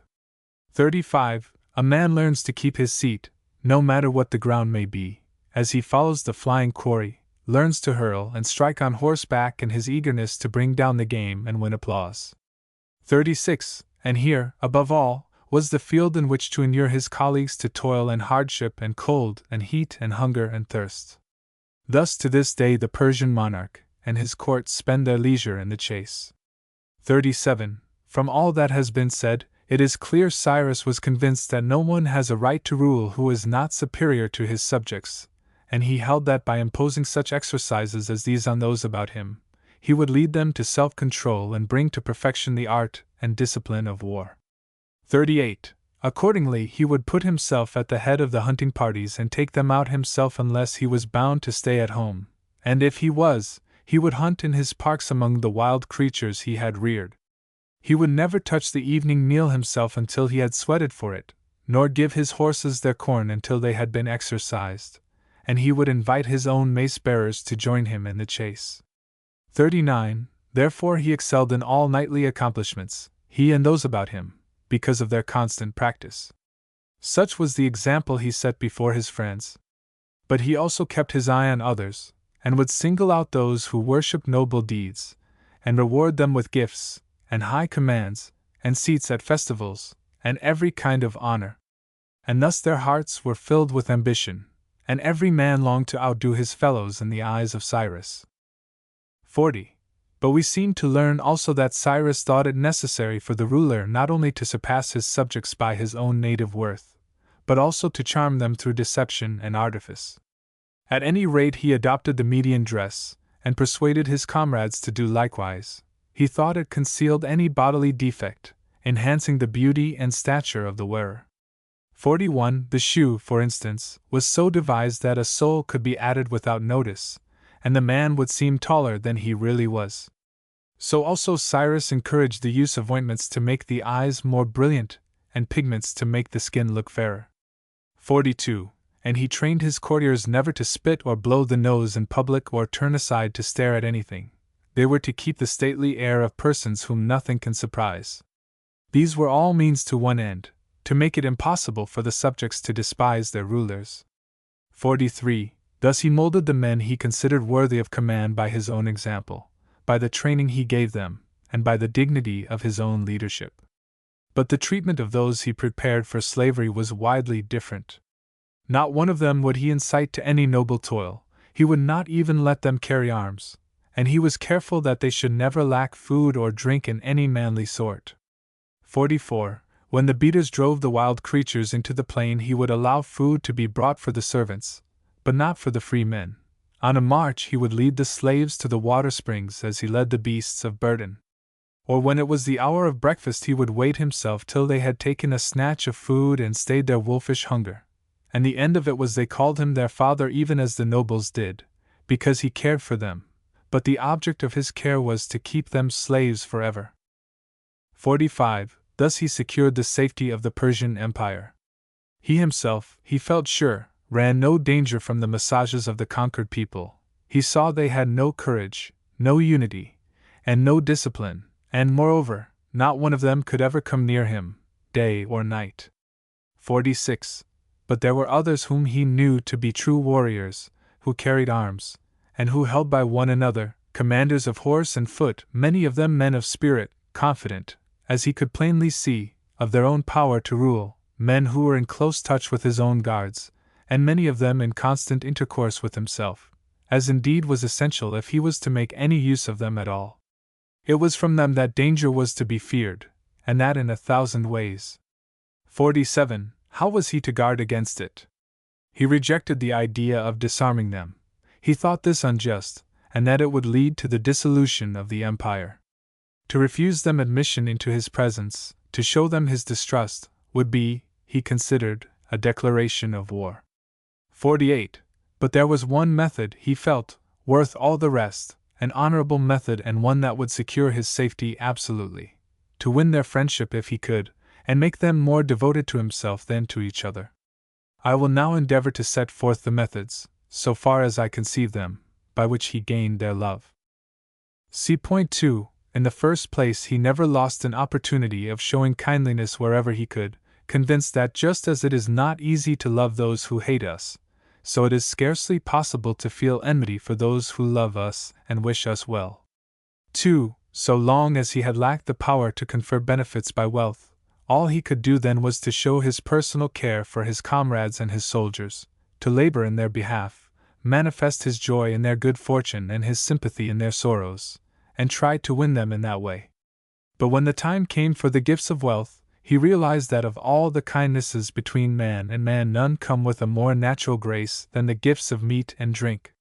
3. Accordingly he arranged that his table should be spread every day for many guests in exactly the same way as for himself, and all that was set before him, after he and his guests had dined, he would send out to his absent friends, in token of affection and remembrance. He would include those who had won his approval by their work on guard, or in attendance on himself, or in any other service, letting them see that no desire to please him could ever escape his eyes. 4. He would show the same honor to any servant he wished to praise, and he had all the food for them placed at his own board, believing this would win their fidelity, as it would a dog's. Or if he wished some friend of his to be courted by the people, he would single him out for such gifts. Even to this day the world will pay court to those who have dishes sent them from the great king's table, thinking they must be in high favor at the palace, and can get things done for others. But no doubt there was another reason for the pleasure in such gifts, and that was the sheer delicious taste of the royal meats. 5. Nor should that surprise us, for if we remember to what a pitch of perfection the other crafts are brought in great communities, we ought to expect the royal dishes to be wonders of finished art. In a small city the same man must make beds and chairs and plows and tables, and often build houses as well, and indeed he will be only too glad if he can find enough employers in all trades to keep him. Now it is impossible that a single man working at a dozen crafts can do them all well, but in the great cities, owing to the wide demand for each particular thing, a single craft will suffice for a means of livelihood, and often enough even a single department of that. There are shoemakers who will only make sandals for men and others only for women. Or one artisan will get his living merely by stitching shoes, another by cutting them out, a third by shaping the upper leathers, and a fourth will do nothing but fit the parts together. Necessarily the man who spends all his time and trouble on the smallest task will do that task the best. 6. The arts of the household must follow the same law. If one and the same servant makes the bed, spreads the table, kneads the dough, and cooks the various dishes, the master must take things as they come, there is no help for it. But when there is work enough for one man to boil the pot, and another to roast the meat, and a third to stew the fish, and a fourth to fry it, while someone else must bake the bread, and not all of it either, for the loaves must be of different kinds, and it will be quite enough if the baker can serve up one kind to perfection, it is obvious, I think, that in this way a far higher standard of excellence will be attained in every branch of the work. 7. Thus it is easy to see how Cyrus could outdo all competitors in the grace of hospitality, and I will now explain how he came to triumph in all other services. Far as he excelled mankind in the scale of his revenues, he excelled them even more in the grandeur of his gifts. It was Cyrus who set the fashion, and we are familiar to this day with the open-handedness of Oriental kings. 8. There is no one, indeed, in all the world whose friends are seen to be as wealthy as the friends of the Persian monarch. No one adorns his followers in such splendor of rich attire, no gifts are so well known as his, the bracelets, and the necklaces, and the chargers with the golden bridles. For in that country no one can have such treasures unless the king has given them.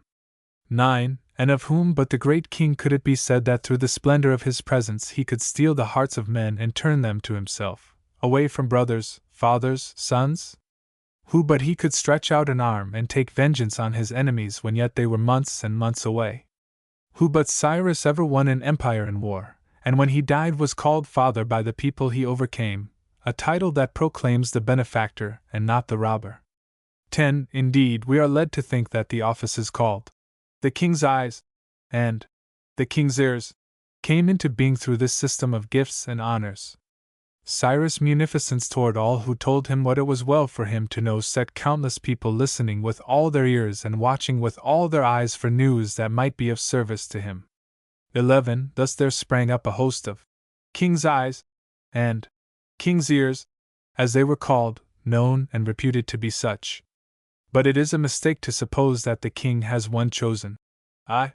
It is little that one man can see or one man hear, and to hand over the office to one single person would be to bid all others go to sleep. Moreover, his subjects would feel they must be on their guard before the man they knew was the king's eye. The contrary is the case. The king will listen to any man who asserts that he has heard or seen anything that needs attention. 12. Hence the saying that the king has 1,000 eyes and 1,000 ears, and hence the fear of uttering anything against his interest, since he is sure to hear, or doing anything that might injure him. since he may be there to see. So far, therefore, from venturing to breathe a syllable against Cyrus, every man felt that he was under the eye and within the hearing of a king who was always present. For this universal feeling towards him I can give no other reason than his resolve to be a benefactor on a most mighty scale. 13. It is not surprising, no doubt, that being the wealthiest of men, he could outdo the world in the splendor of his gifts. The remarkable thing was to find a king outstrip his courtiers in courtesy and kindness. There was nothing, so the story runs, that could ever shame him more than to be outdone in courtesy. 14. Indeed, a saying of his is handed down comparing a good king to a good shepherd. The shepherd must manage his flock by giving them all they need, and the king must satisfy the needs of his cities and his subjects if he is to manage them. We need not wonder, then, that with such opinions his ambition was to excel mankind in courtesy and care. 15. There was a noble illustration of his philosophy in the answer we are told he gave to Croesus, who had taken him to task, saying his lavish gifts would bring him to beggary, although he could lay by more treasures for himself than any man had ever had before.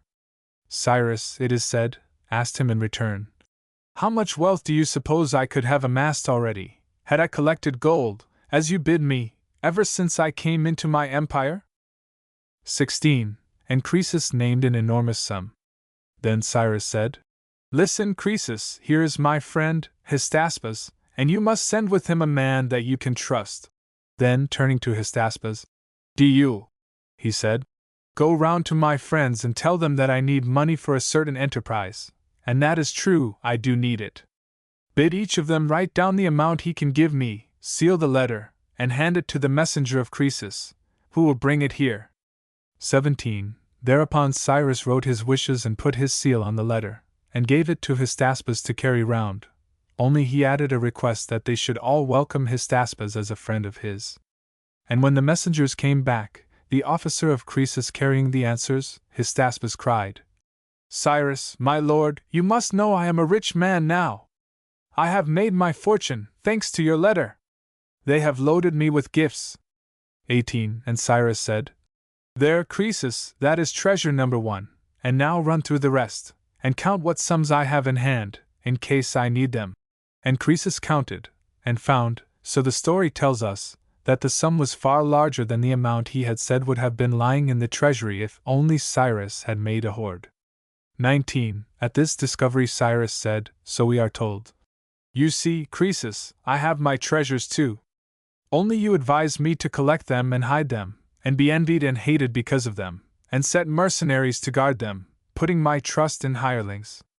But I hold to it that if I make my friends rich they will be my treasures themselves, and far better guards too, for me and all we have, than if I set hired watchmen over my wealth."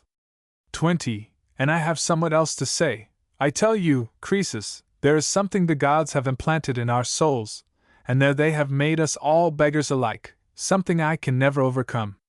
21. I too, like all the rest, am insatiate of riches, only in one respect I fancy I am different. Most men, when they have more wealth than they require, bury some of it underground, and let some of it rot, and some they count and measure, and they guard it and they air it, and give themselves a world of trouble, and yet for all their wealth they cannot eat more than they have stomach for. They would burst asunder if they did, nor wear more clothes than they can carry. They would die of suffocation, and so their extra wealth means nothing but extra work. 22. For my part, I serve the gods, and I stretch out my hands for more and more. Only when I have got what is beyond my own requirements I piece out the wants of my friends, and so, helping my fellows, I purchase their love and their goodwill, and out of these I garner security and renown, fruits that can never rot, rich meats that can work no mischief, for glory, the more it grows, the grander it becomes, and the fairer, and the lighter to be borne. It even gives a lighter step to those who bear it. 23. One thing more, Croesus, I would have you know, the happiest men, in my judgment, are not the holders of vast riches and the masters who have the most to guard, else the sentinels of our citadels would be the happiest of mortals, seeing they guard the whole wealth of the state. He, I hold, has won the crown of happiness who has had the skill to gain wealth by the paths of righteousness, and use it for all that is honorable and fair. 24. That was the doctrine Cyrus preached, and all men could see that his practice matched his words. Moreover, he observed that the majority of mankind, if they live in good health for long, will only lay by such stores and requisites as may be used by a healthy man, and hardly care at all to have appliances at hand in case of sickness. But Cyrus was at the pains to provide these. He encouraged the ablest physicians of the day by his liberal payments, and if ever they recommended an instrument, or a drug, or a special kind of food or drink, he never failed to procure it, and have it stored in the palace. 25. And whenever any one fell sick among those who had peculiar claims on his attentions, he would visit them and bring them all they needed, and he showed especial gratitude to the doctors if they cured their patients by the help of his own stores. 26. These measures, and others like them, he adopted to win the first place in the hearts of those whose friendship he desired. Moreover, the contests he proclaimed and the prizes he offered to awaken ambition and desire for gallant deeds all redounded to his own glory as a man who had the pursuit of nobleness at heart, while they bred strife and bitter rivalry among the champions themselves. 27. Further, he laid it down that in every matter needing arbitration, whether it were a suit at law or a trial of skill, the parties should concur in their choice of a judge. Each would try to secure the most powerful man he knew and the one most friendly to himself, and if he lost he envied his successful rival and hated the judge who had declared against him, while the man who won claimed to win because his case was just and felt he owed no gratitude to anybody. 28. Thus all who wished to be first in the affections of Cyrus, just as others in democratic states, were full of rancor against each other. In fact, most of them would sooner have seen their rivals exterminated than join with them for any common good. Such are some of the devices by which he made the ablest of his subjects more attached to himself than to one another. See point 3. I will now describe the first public progress that Cyrus made. For the very solemnity of the ceremony was one of the artifices by which he won reverence for his government. The day before it he summoned the officers of state, the Persians and the others, and gave them all the splendid Median dress. This was the first time the Persians wore it, and as they received the robes he said that he wished to drive in his chariot to the sacred precincts, and offer sacrifice with them. 2. You will present yourselves at my gates, he added, before the sun rises, attired in these robes, and you will take your places where Pheraulas the Persian bids you on my behalf. As soon as I lead the way you will follow in your appointed order. And if any of you should think of some change to heighten the beauty and stateliness of our procession, you will acquaint me with it, I pray, on our return. It is for us to see that all is done in the manner you feel to be most beautiful and best.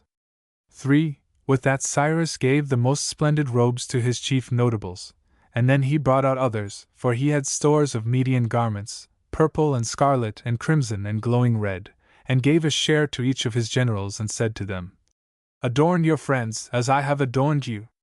4. Then one of them asked him, And you, O Cyrus, when will you adorn yourself? But he answered, Is it not adornment enough for me to have adorned you? If I can but do good to my friends, I shall look glorious enough, whatever robe I wear. 5. So his nobles took their leave, and sent for their friends and put the splendid raiment on them. Meanwhile Cyrus summoned Pheraulas, knowing that, while he was a man of the people, he was also quick-witted, a lover of the beautiful, prompt to understand and to obey, and one who had ever an eye to please his master. It was he who had supported Cyrus long ago, when he proposed that honor should be given in proportion to desert. And now Cyrus asked him how he thought the procession might be made most beautiful in the eyes of friends and most formidable in the sight of foes. 6. So they took counsel and were of the same mind, and Cyrus bade Pheraulas see that all was done on the morrow as they had agreed. I have issued orders, he added, for all to obey you in the matter, but to make them the more willing, take these tunics yourself and give them to the captains of the guard, and these military cloaks for the cavalry officers, and these tunics for those who command the chariots. 7. So Pheraulas took the raiment and departed, and when the generals saw him, they met him with shouts and cries. A monstrous fine fellow you are, Pheraulas, said one. You are to give us our orders, it seems. Oh, yes, said Pheraulas, and carry your baggage too. Here I come with 2 cloaks as it is, one for you and another for somebody else. You must choose whichever you like the best.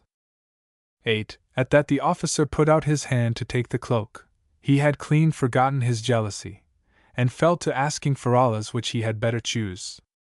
And Pheraulas gave his advice, adding, "But if you inform against me, and let out that I gave you the choice, the next time I have to wait upon you, you will find me a very different sort of serving man." Thus he distributed the gifts he brought, and then he saw to the arrangements for the procession so that everything should be as far as possible. 9. On the morrow all things were ready before daybreak, ranks lining the road on either hand, as they do to this day when the king is expected to ride abroad.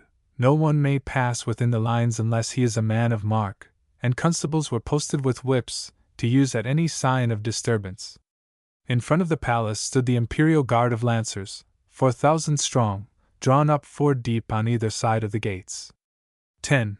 And all the cavalry were there, the men standing beside their horses, with their hands wrapped in their cloaks, as is the custom to this day for every subject when the king's eye is on him. The Persians stood on the right, and the allies on the left, and the chariots were posted in the same way, half on one side and half on the other. 11. Presently the palace gates were flung open, and at the head of the procession were led out the bulls for sacrifice, beautiful creatures, 4 and 4 together. They were to be offered to Zeus and to any other gods that the Persian priests might name. For the Persians think it of more importance to follow the guidance of the learned in matters pertaining to the gods than in anything else whatever. 12. After the oxen came horses, an offering to the sun, then a white chariot with a golden yoke, hung with garlands and dedicated to Zeus, and after that the white car of the sun, wreathed like the one before it, and then a third chariot, the horses of which were caparisoned with scarlet trappings, and behind walked men carrying fire upon a mighty hearth. 13. And then at last Cyrus himself was seen, coming forth from the gates in his chariot, wearing his tiara on his head, and a purple tunic shot with white, such as none but the king may wear, and trews of scarlet, and a cloak of purple. Round his tiara he wore a diadem, and his kinsmen wore the same, even as the custom is to this day. 14. And the king's hands hung free outside his cloak. Beside him stood a charioteer. He was a tall man, but he seemed to be dwarfed by Cyrus. Whether it was really so, or whether there was some artifice at work, Cyrus towered above him. At the sight of the king, the whole company fell on their faces. Perhaps some had been ordered to do this, and so set the fashion, or perhaps the multitude were really overcome by the splendor of the pageant, and the sight of Cyrus himself, stately and tall and fair. 15. For hitherto none of the Persians had done obeisance to Cyrus. And now, as the chariot moved onwards, the 4,000 lancers went before it, 2,000 on either side, and close behind came the mace-bearers, mounted on horseback, with javelins in their hands, 300 strong.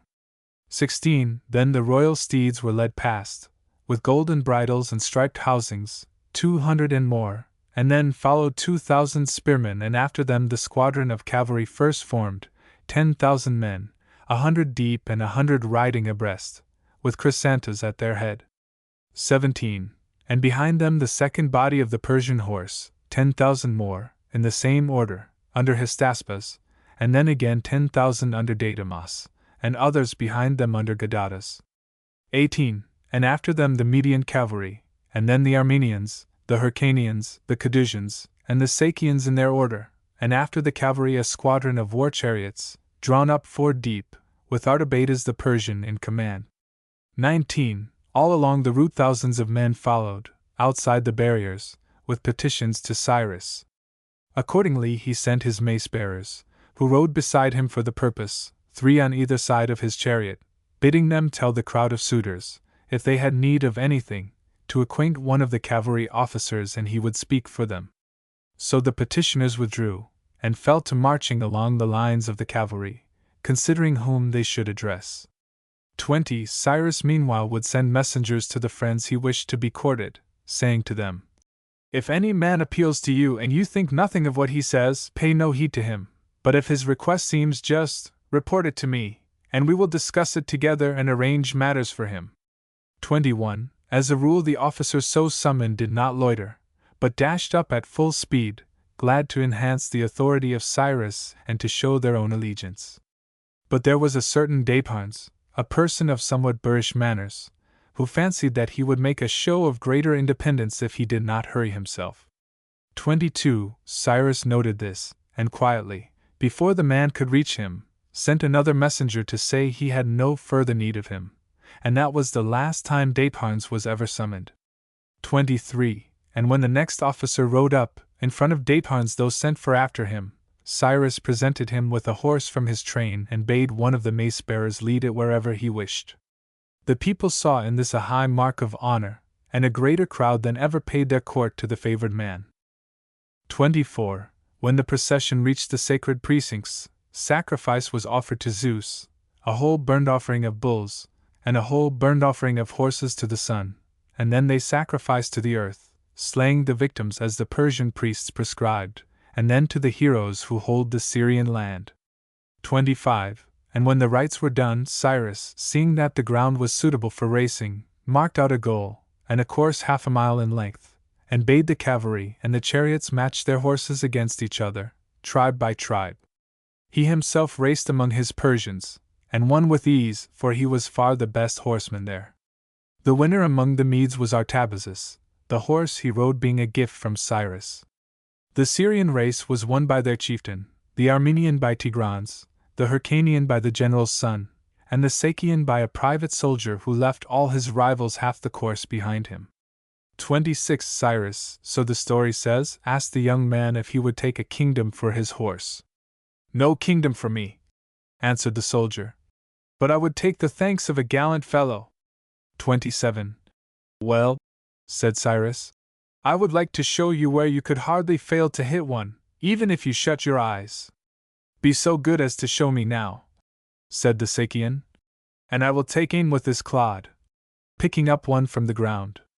28. Then Cyrus pointed to a group of his best friends, and the other shut his eyes and flung the clod, and it struck Pheraulas as he galloped by, bearing some message from Cyrus. But he never so much as turned, flashing past on his errand. 29. Then the Sakian opened his eyes and asked whom he had hit. "Nobody, I assure you," said Cyrus. "Who is here?" "And nobody who is not, of course," said the young man. "Oh, yes, you did," answered Cyrus. "You hit that officer over there who is riding so swiftly past the chariot lines." 30. "And how is it," asked the other, "that he does not even turn his head?" "Half-witted, probably," said Cyrus. Whereat the young man rode off to see who it was, and found Pheraulas, with his chin and beard all begrimed and bloody, gore trickling from his nostrils where the clod had struck him. 31. The Sakian cried out to know if he was hit. "As you see," answered Pheraulas. "Then," said the other, "let me give you my horse." "But why?" asked Pheraulas. And so the Sakian had to tell him all about the matter, adding, "And after all, you see, I did not miss a gallant fellow." 32. "Ah," said Pheraulas, "if you had been wise, you would have chosen a richer one, but I take your gift with all my thanks. And I pray the gods," he added, "who let me be your target, to help me now and see that you may never regret your gift. For the present, mount my horse yourself and ride back. I will be with you shortly." So they exchanged steeds and parted. The winner of the Cadusian race was Ruthens. 33. Then followed chariot races, tribe by tribe as before, and to all the winners Cyrus gave goblets of price, and oxen, that they might have the wherewithal for sacrifice and feasting. He himself took an ox for his own mead, but he gave all the goblets to Pheraulas to show his approval of the arrangements for the march. 34. And the manner of that procession, then first established by Cyrus, continues to this day, the same in all things, save that the victims are absent when there is no sacrifice. And when it was over, the soldiers went back to the city, and took up their quarters for the night, some in houses and some with their regiments. 35. Now Pheraulas had invited the Sakian who had given him the horse, and he entertained him with the best he had, and set before him a full board, and after they had dined he filled the goblets Cyrus had given him, and drank to his guest, and offered them all to him. 36. And the Sakian looked round on the rich and costly rugs, and the beautiful furniture, and the train of servants, and cried, Tell me, Pheraulas, do you belong to wealthy folk at home? 37. Wealthy folk indeed! Cried Pheraulas. Men who live by their hands, you mean? My father, I can tell you, had work enough to rear me and get me a boy's schooling. He had to toil hard and live sparely, and when I grew to be a lad he could not afford to keep me idle. He took me to a farm in the country and set me there to work it. 38. Then it was my turn, and I supported him while he lived, digging with my own hands and sowing the seed in a ridiculous little plot of ground, and yet it was not a bad bit of soil either, but as good and as honest earth as ever you saw. Whatever seed it got from me, it paid me back again, and so prettily and carefully and duly, principal and interest both. Not that the interest was very much, I won't say it was, though once or twice, out of pure generosity, that land gave me twice was much, as I put into it. That's how I used to live at home, in the old days. Today it's different, and all that you see here I owe to Cyrus. 39. Then the Sakian cried, "O lucky fellow! Lucky in everything, and most of all in coming to wealth from beggary! I know your riches must taste the sweeter, because you hungered for them first, and now are full." 40. But Pheraulas answered, "Do you really think, my friend, that my joy in life has grown with the growth of my wealth? Do you not know," he went on, "that I neither eat nor drink nor sleep with any more zest than I did when I was poor? What I get by all these goods is simply this: I have more to watch over, more to distribute, and more trouble in looking after more. 41. I have a host of servants now, one set asking me for food, another for drink, another for clothing, and some must have the doctor, and then a herdsman comes, carrying the carcass of some poor sheep mangled by the wolves, or perhaps with an ox that has fallen down a precipice, or maybe he has to tell me that a murrain has broken out among my flocks. It seems to me," Pheraulas ended, "that I suffer more today through having much than ever I did before through having nothing." 42. "But heaven help us!" cried the Sakian. "Surely, when it is all safe, to see so much of your own must make you much happier than me?" "I assure you, my friend," said Pheraulas, "the possession of riches is nothing like so sweet as the loss of them is painful. And here is a proof for you. No rich man lies awake from pure joy at his wealth, but did you ever know a man who could close his eyes when he was losing?" 43. "No," said the Sakian, "nor yet one who could drop asleep when he was winning." 44. "True enough," answered the other. "And if having were as sweet as getting, the rich would be 1,000 times more happy than the poor. And remember, stranger," he added, "a man who has much must spend much on the gods and his friends and his guests, and if he takes intense delight in his riches, spending will cause him intense annoyance." 45. "Upon my word," said the Sakian, "for myself, I am not that sort of man at all. To have much and to spend much is just my idea of perfect happiness." 46. "Heavens!" cried Pheraulas. "What a chance for us both! You can win perfect happiness now, this instant, and make me happy too. Here, take all these things for your own, make what use of them you please, and as for me, you can keep me as your guest, only much more cheaply if you like. It will be quite enough for me to share whatever you have yourself." "You are jesting," said the Sakian. 47. But Pheraulas swore with all solemnity that he spoke in earnest. "Yes, my friend," he added, "and there are other matters that I can arrange for you with Cyrus, freedom from military service or attendance at the gates. All you will have to do will be to stay at home and grow rich. I will do the rest on your behalf and mine. And if I win any treasure through my service at court or on the field, I will bring it home to you, and you will be lord of more. Only," he added, "you must free me from the responsibility of looking after it, for if you give me leisure from these cares I believe you will be of great use to Cyrus and myself." 48. So the talk ended and they struck a bargain on these terms, and kept it. And the Sakian thought he had found happiness because he was the master of much wealth, and the other felt he was in bliss because he had got a steward who would leave him leisure to do what he liked best. 49. For the character of Pheraulas was amiable. He was a loving comrade, and no service seemed so sweet to him, or so helpful as the service of man. Man, he believed, was the noblest of the animals and the most grateful. Praise, Pheraulas saw, will reap counterpraise, kindness will stir kindness in return, and goodwill goodwill. Those whom men know to love them they cannot hate, and, in a way no other animals will, they cherish their parents in life and in death and requite their care. All other creatures, in short, compared with man, are lacking in gratitude and heart. 50. Thus Pheraulas was overjoyed to feel that he could now be quit of anxiety for his wealth, and devote himself to his friends, while the Sakian was delighted with all that he had and all that he could use. The Sakian loved Pheraulas because he was forever adding something to the store, and Pheraulas loved the Sakian because he was willing to assume the entire burden, and however much the cares increased he never broke into the other's leisure. Thus those two lived their lives. See point 4. Now Cyrus offered sacrifice and held high festival for his victories, and he summoned to the feast those of his friends who bore him most affection, and had shown most desire to exalt him. With them were bidden Artabazus the Mede, and Tigranes the Armenian, and the commander of the Hyrcanian cavalry, and Gobryas.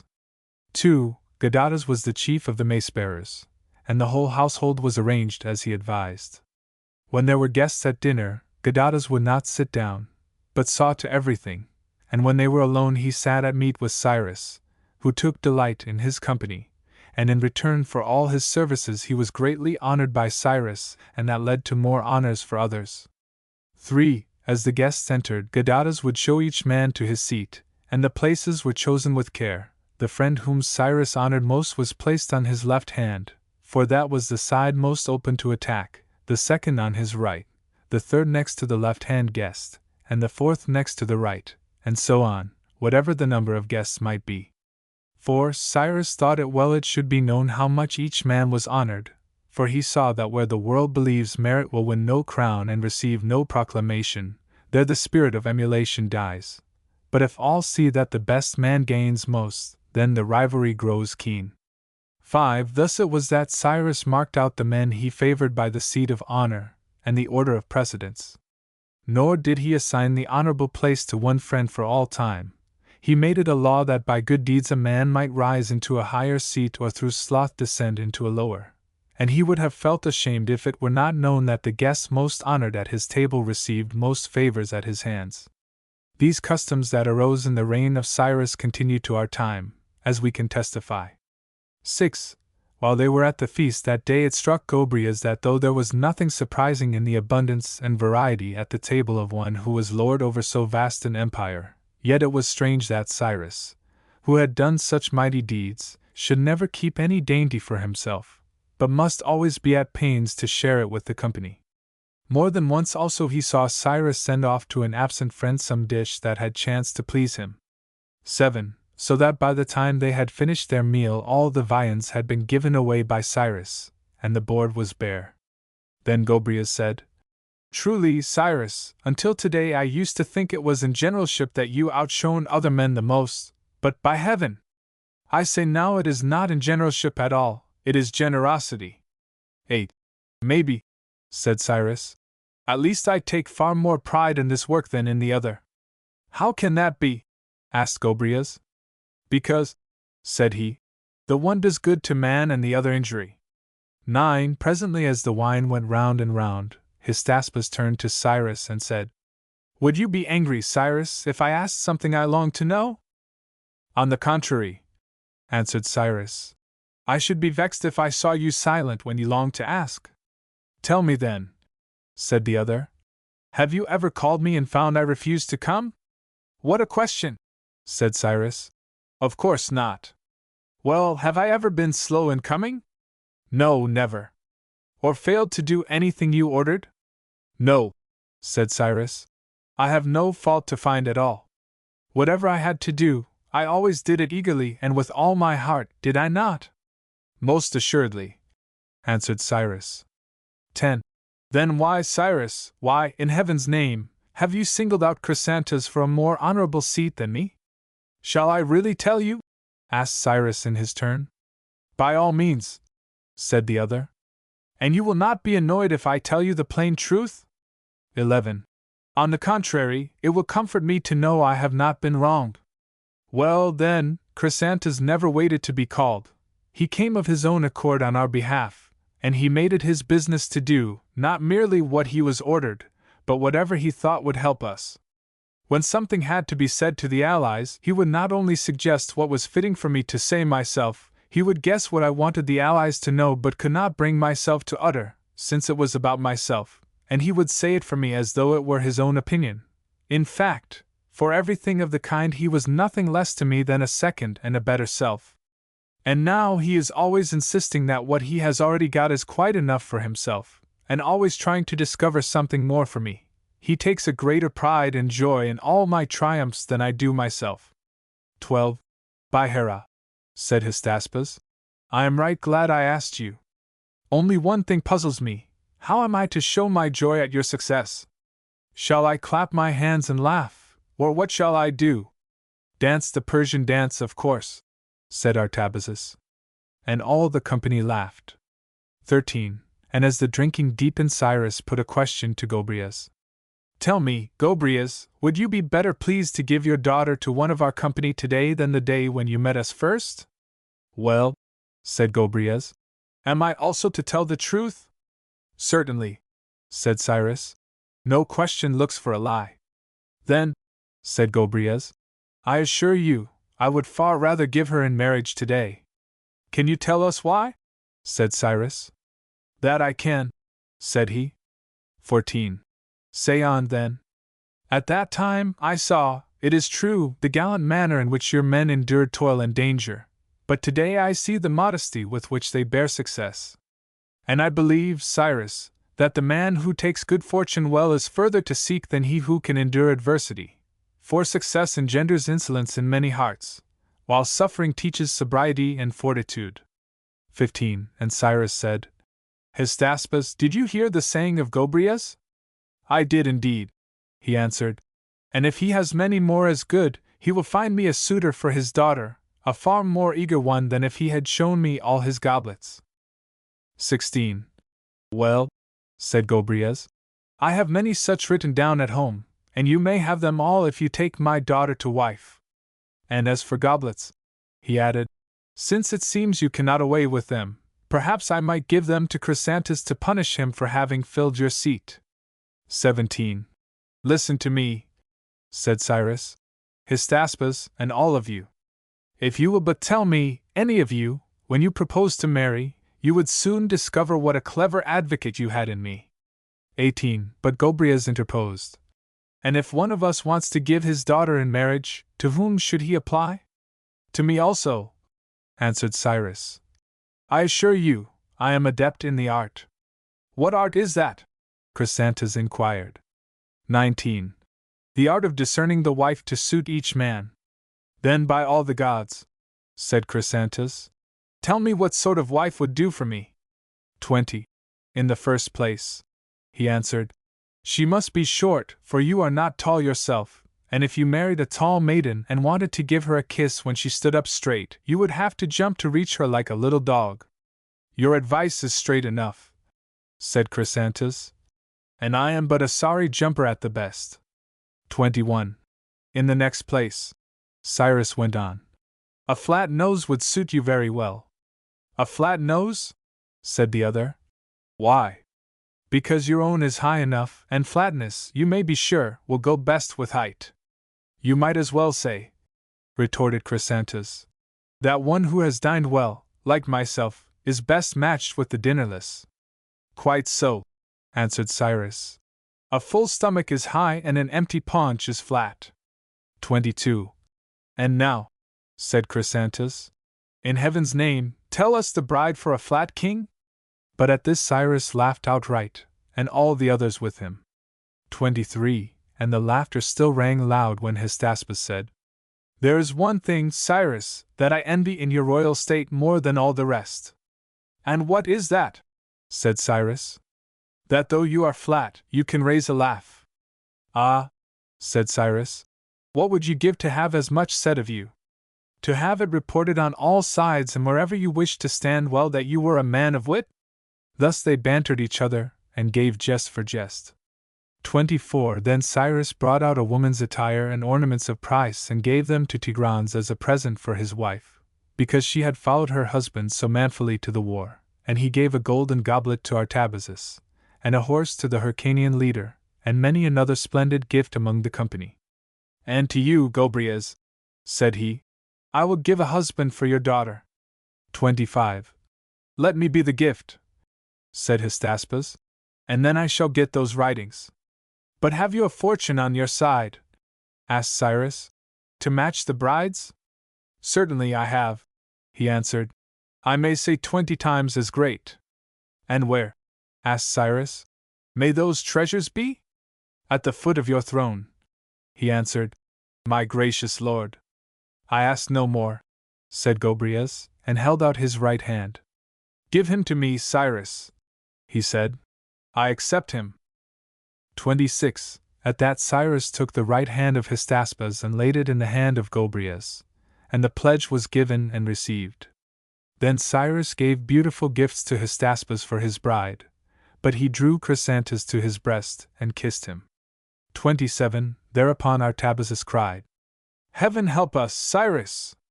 The goblet you gave me is not of the fine gold you have given Chrysantas now. Well, said Cyrus, you shall have the same one day. When? asked the other. 30 years hence, said Cyrus. I will wait, said Artabazus. I will not die, be ready for me. And then the banquet came to an end, the guests rose, and Cyrus stood up with them and conducted them to the door. 28. But on the morrow he arranged that all the allies and all who had volunteered should be sent back to their homes, all except those who wished to take up their abode with him. To these he gave grants of land and houses, still held by their descendants, Medes for the greater part, and Hyrcanians. And to those who went home he gave many gifts and sent them away well content, both officers and men. 29. After this he distributed among his own soldiers all the wealth he had taken at Sardis, choice gifts for the captains of 10,000 and for his own staff in proportion to their deserts, and the rest in equal shares, delivering to every captain one share with orders to divide it among their subordinates, as he had divided the whole among them. 30. Thereupon each officer gave to the officers directly under him, judging the worth of each, until it came to the captains of 6, who considered the cases of the privates in their own squads, and gave each man what he deserved, and thus every soldier in the army received an equitable share. 31. But after the distribution of it all there were some who said, How rich Cyrus must be, to have given us all so much! Rich? Cried others. What do you mean? Cyrus is no money-maker. He is more glad to give than to get.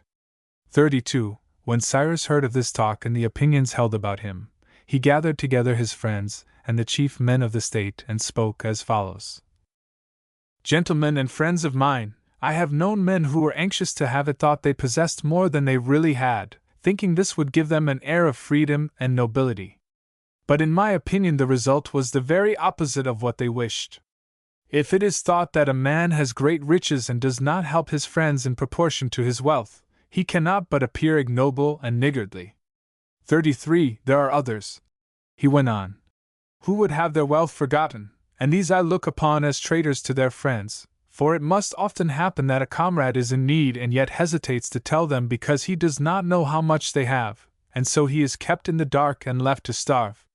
34. The straightforward course, it seems to me, is always to make no secret of our own resources, but to use them all, whatever they are, in our efforts to win the crown of honor. Accordingly, I am anxious to show you all my possessions so far as they can be seen, and to give you a list of the rest. 35. With these words he proceeded to point out his visible treasures, and he gave an exact account of those that could not be shown. He ended by saying, 36. All these things, gentlemen, you must consider yours as much as mine. I have collected them, not that I might spend them on myself or waste them in my own use. I could not do that if I tried. I keep them to reward him who does a noble deed, and to help any of you who may be in want of anything, so that you may come to me and take what you require. Such were the words of Cyrus. C.5. But now that all was well in Babylon, and Cyrus felt he might leave the land, he began to prepare for a march to Persia, and sent out orders to his men. And when he had all he needed, the steeds were yoked, and he set off. 2. And here we will explain how it was that so vast a host could unpack and pack again without a break of order, and take up a position with such speed wherever it was desired. When the king is on the march, his attendants, of course, are provided with tents and encamp with him, winter and summer alike. 3. From the first, the Cyrus made it a custom to have his tent pitched facing east, and later on he fixed the space to be left between himself and his lancers, and then he stationed his bakers on the right and his cooks on the left, the cavalry on the right again, and the baggage train on the left. Everything else was so arranged that each man knew his own quarters, their position, and their size. 4. When the army was packing up after a halt, each man put together the baggage he used himself, and others placed it on the animals, so that at one and the same moment all his bearers came to the baggage train, and each man laid his load on his own beasts. Thus all the tents could be struck in the same time as one. 5. And it was the same when the baggage had to be unpacked.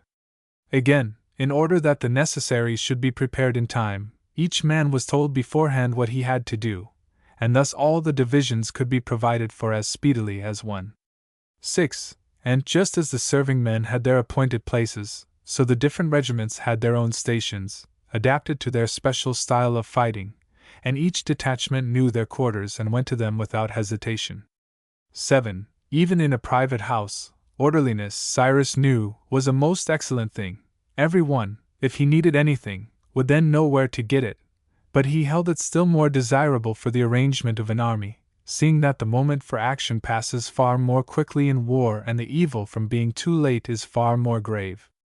Therefore he gave more thought and care to order and arrangement than to anything else.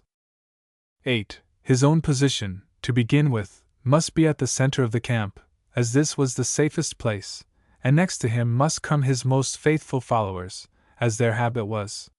Beyond these, in a ring, lay the cavalry and the charioteers. 9. For Cyrus held to it that these troops also needed a safe position.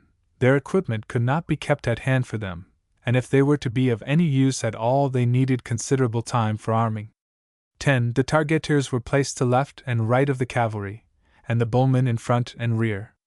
11. Finally, the heavy-armed troops and those who carried the huge shields surrounded the whole encampment like a wall, so that in case of need, if the cavalry had to mount, the steadiest troops would stand firm in front and let them arm in safety. 12. He insisted that the targeteers and archers should, like the soldiers of the line, sleep at their posts, in case of alarm at night, and be ready at any moment, while the infantry dealt with the assailant at close quarters, to hurl darts and javelins at them over the others' heads.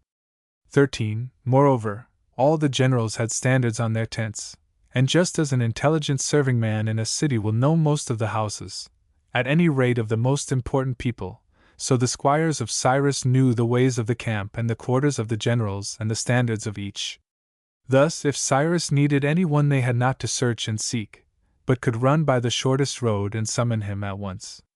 14. Owing to this clear arrangement, it was easy to see where good discipline was kept and where duty was neglected. With these dispositions, Cyrus felt that if an attack should be made, by night or day, the enemy would find not so much a camp as an ambuscade. 15. Nor was it enough, he considered, for a real master of tactics to know how to extend his front without confusion, or deepen his ranks, or get from column into line, or wheel round quickly when the enemy appeared on the right or the left or in the rear. The true tactician must also be able to break up his troops into small bodies, whenever necessary, and place each division exactly where it would be of the greatest use. He must know how to quicken speed when it was essential to forestall the enemy. These and 100 other operations are part of his science, and Cyrus studied them all with equal care. 16. On the march he varied the order constantly to suit the needs of the moment, but for the camp, as a rule, he adopted the plan we have described. 17. And now when the march had brought them into Media, Cyrus turned aside to visit Cyaxares. After they had met and embraced, Cyrus began by telling Cyaxares that a palace in Babylon, and an estate, had been set aside for him so that he might have a residence of his own whenever he came there, and he offered him other gifts, most rich and beautiful. 18. And Cyaxares was glad to take them from his nephew, and then he sent for his daughter, and she came, carrying a golden crown, and bracelets, and a necklace of wrought gold, and a most beautiful Median robe, as splendid as could be. 19. The maiden placed the crown upon the head of Cyrus, and as she did so Cyaxares said, "I will give her to you, Cyrus, my own daughter, to be your wife. Your father wedded the daughter of my father, and you are their son, and this is the little maid whom you carried in your arms when you were with us as a lad, and whenever she was asked whom she meant to marry, she would always answer Cyrus, and for her dowry I will give her the whole of Media, since I have no lawful son." 20. So he spoke, and Cyrus answered, "Cyaxares, I can but thank you myself for all you offer me, the kinship and the maiden and the gifts, but I must lay the matter before my father and my mother before I accept, and then we will thank you together." That was what Cyrus said, but none the less he gave the maiden the gifts he thought would please her father. And when he had done so, he marched on home to Persia. 21. And when he reached the borders of his fatherland, he left the mass of his troops on the frontier, and went forward alone with his friends to the city, leading victims enough for all the Persians to sacrifice and hold high festival. And he brought special gifts for his father and his mother and his friends of old, and for the high officers of state, the elders, and all the Persian peers, and he gave every Persian man and every Persian woman such bounties as the king confers today whenever he visits Persia. 22. After this Cambyses gathered together the elders of the land and the chief officers, who have authority in the highest matters, and spoke as follows. "Men of Persia, and Cyrus, my son, both of you are dear to me and must needs be dear. I am the king of my people and the father of my son, therefore I am bound to lay before you openly all that I believe to be for the good of both. 23. In the past the nation has done great things for Cyrus by giving him an army and appointing him the leader, and Cyrus, God helping him, has made my Persians famous in all the world by his leadership, and crowned you with glory in Asia. Of those who served with him he has made the bravest wealthy for life, and given sustenance and full pay to numbers. By founding the cavalry he has won the plains for Persia. 24. If your hearts are still the same in future, all of you will bless each other. But if you, my son, would be puffed up by your present fortune and attempt to rule the Persians for your own advantage as you ruled the rest of the world, or if you, my people, should envy this man's power and try to drive him from his throne, I tell you, you will cut each other off from many precious things. 25. Therefore, that this should never be, and only good be yours, I counsel you to offer sacrifice together, and call the gods to witness and make a covenant. You, Cyrus, shall vow to resist with all your strength any man who attacks our land of Persia or tries to overthrow our laws, and you, my people, must promise that if rebels attempt to depose Cyrus or if his subjects revolt, you will render aid to him and to yourselves in whatever way he wishes. 26. Now, so long as I live, the kingdom of Persia is and continues mine, but when I die it passes to Cyrus if he is still alive, and whenever he visits Persia it should be a holy custom for him to offer sacrifice on your behalf, even as I do now, and when he is abroad, it will be well for you, I think, if the member of our family whom you count the noblest fulfills the sacred rites." 27. Cambyses ended, and Cyrus and the officers of Persia agreed to all he said. They made the covenant and called the gods to witness, and to this day they keep it still, the Persians and the great king. And when it was done, Cyrus took his leave and came back to Media. 28. There, with the full consent of his father and his mother, he wedded the daughter of Cyaxares, the fame of whose beauty has lasted to this day. And after the marriage his steeds were yoked, and they set out for Babylon. See point 6. When he was in Babylon once more, he thought it would be well to appoint satraps and set them over the conquered tribes. Yet he did not wish the commandants in the citadels and the captains in charge of the garrisons throughout the country to be under any authority but his own.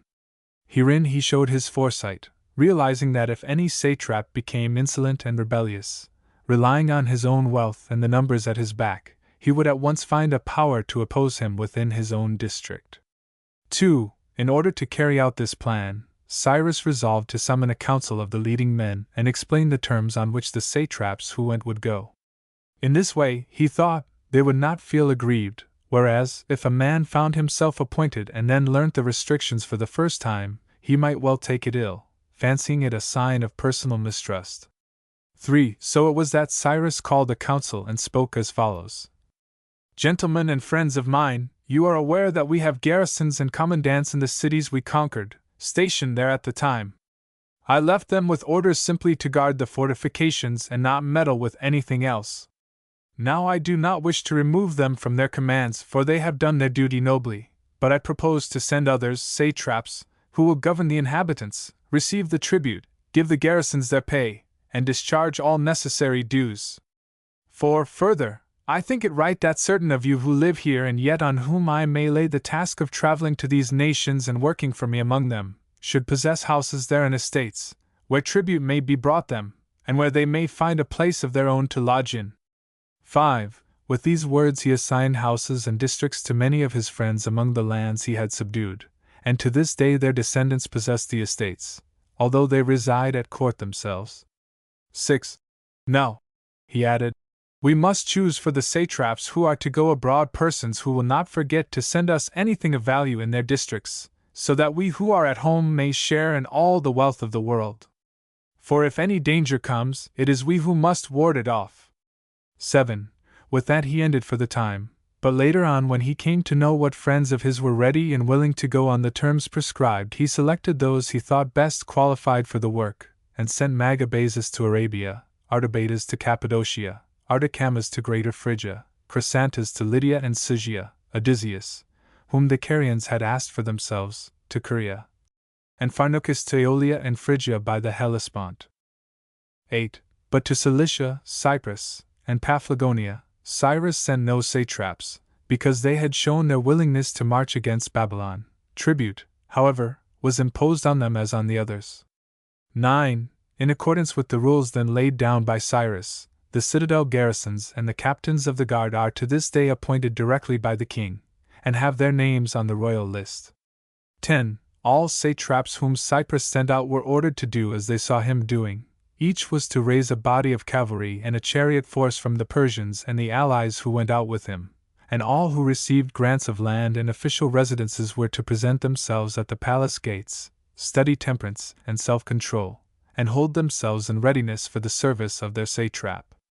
Their boys were to be educated at the gates, as was Cyrus, and the satrap was to lead his nobles out to hunt, and train himself and his followers in the art of war. 11. Whichever of you, Cyrus added, can show the greatest number of chariots in proportion to his power, and the largest and finest body of cavalry, I will honor him as my best ally and most faithful fellow guardian of the Persian Empire.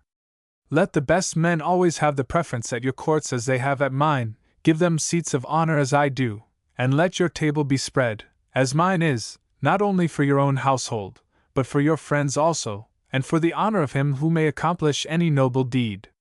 12. You must lay out parks and breed game, and never touch food until you have toiled for it, nor give your horses fodder until they have been exercised.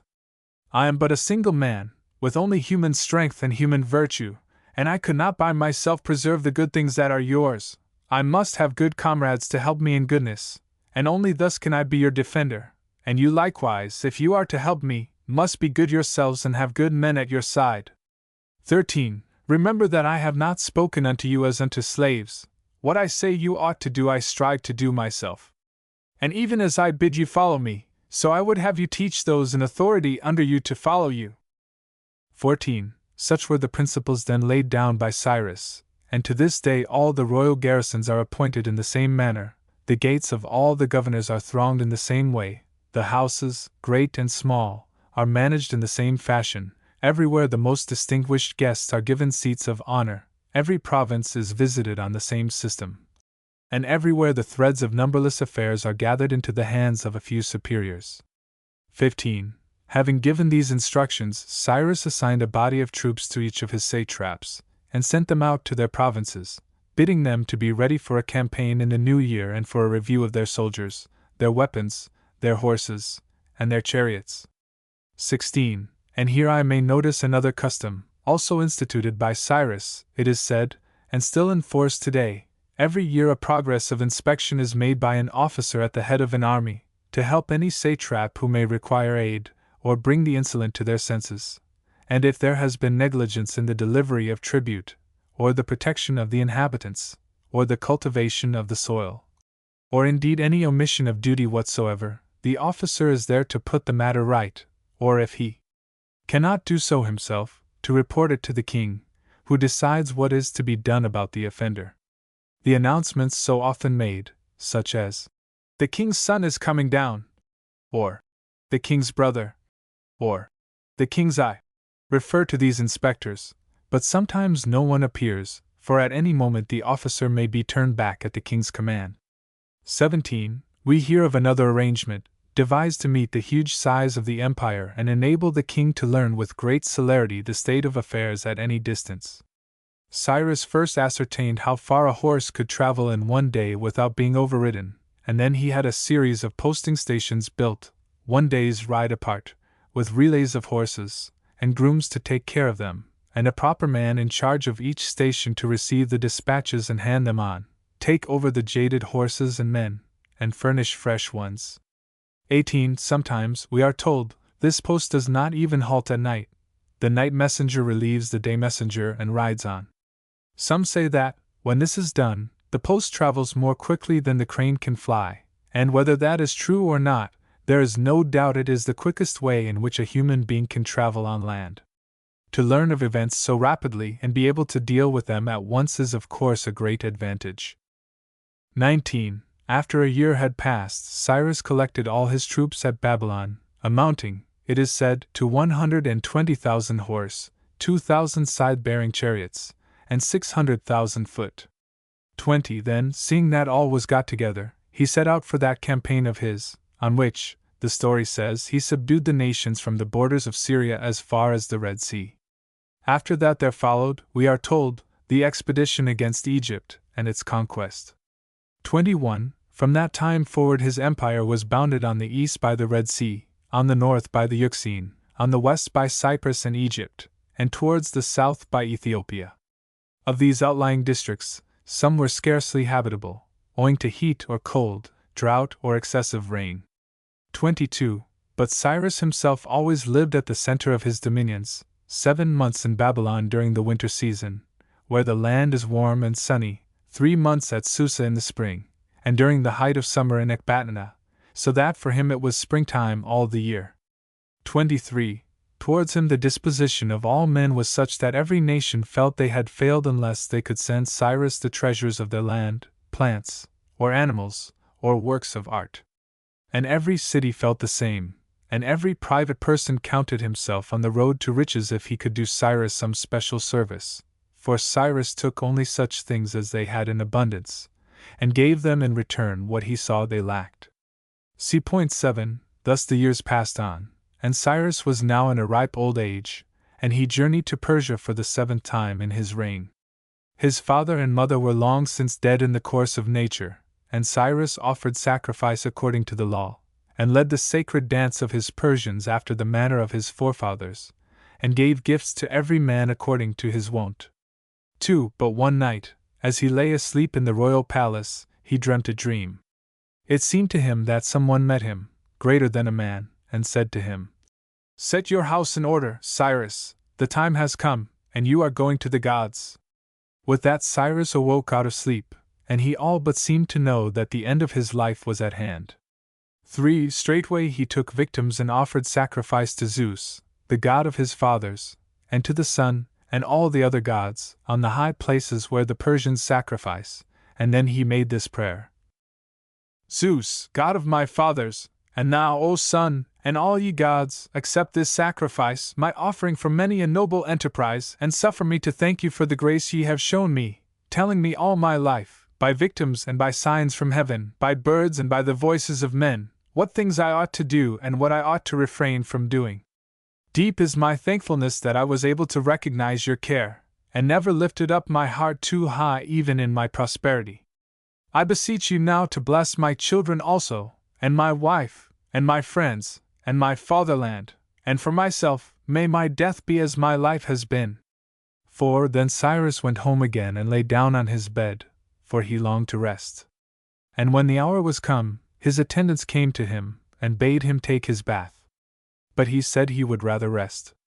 and others came afterwards, at the usual time, to set the meal before him.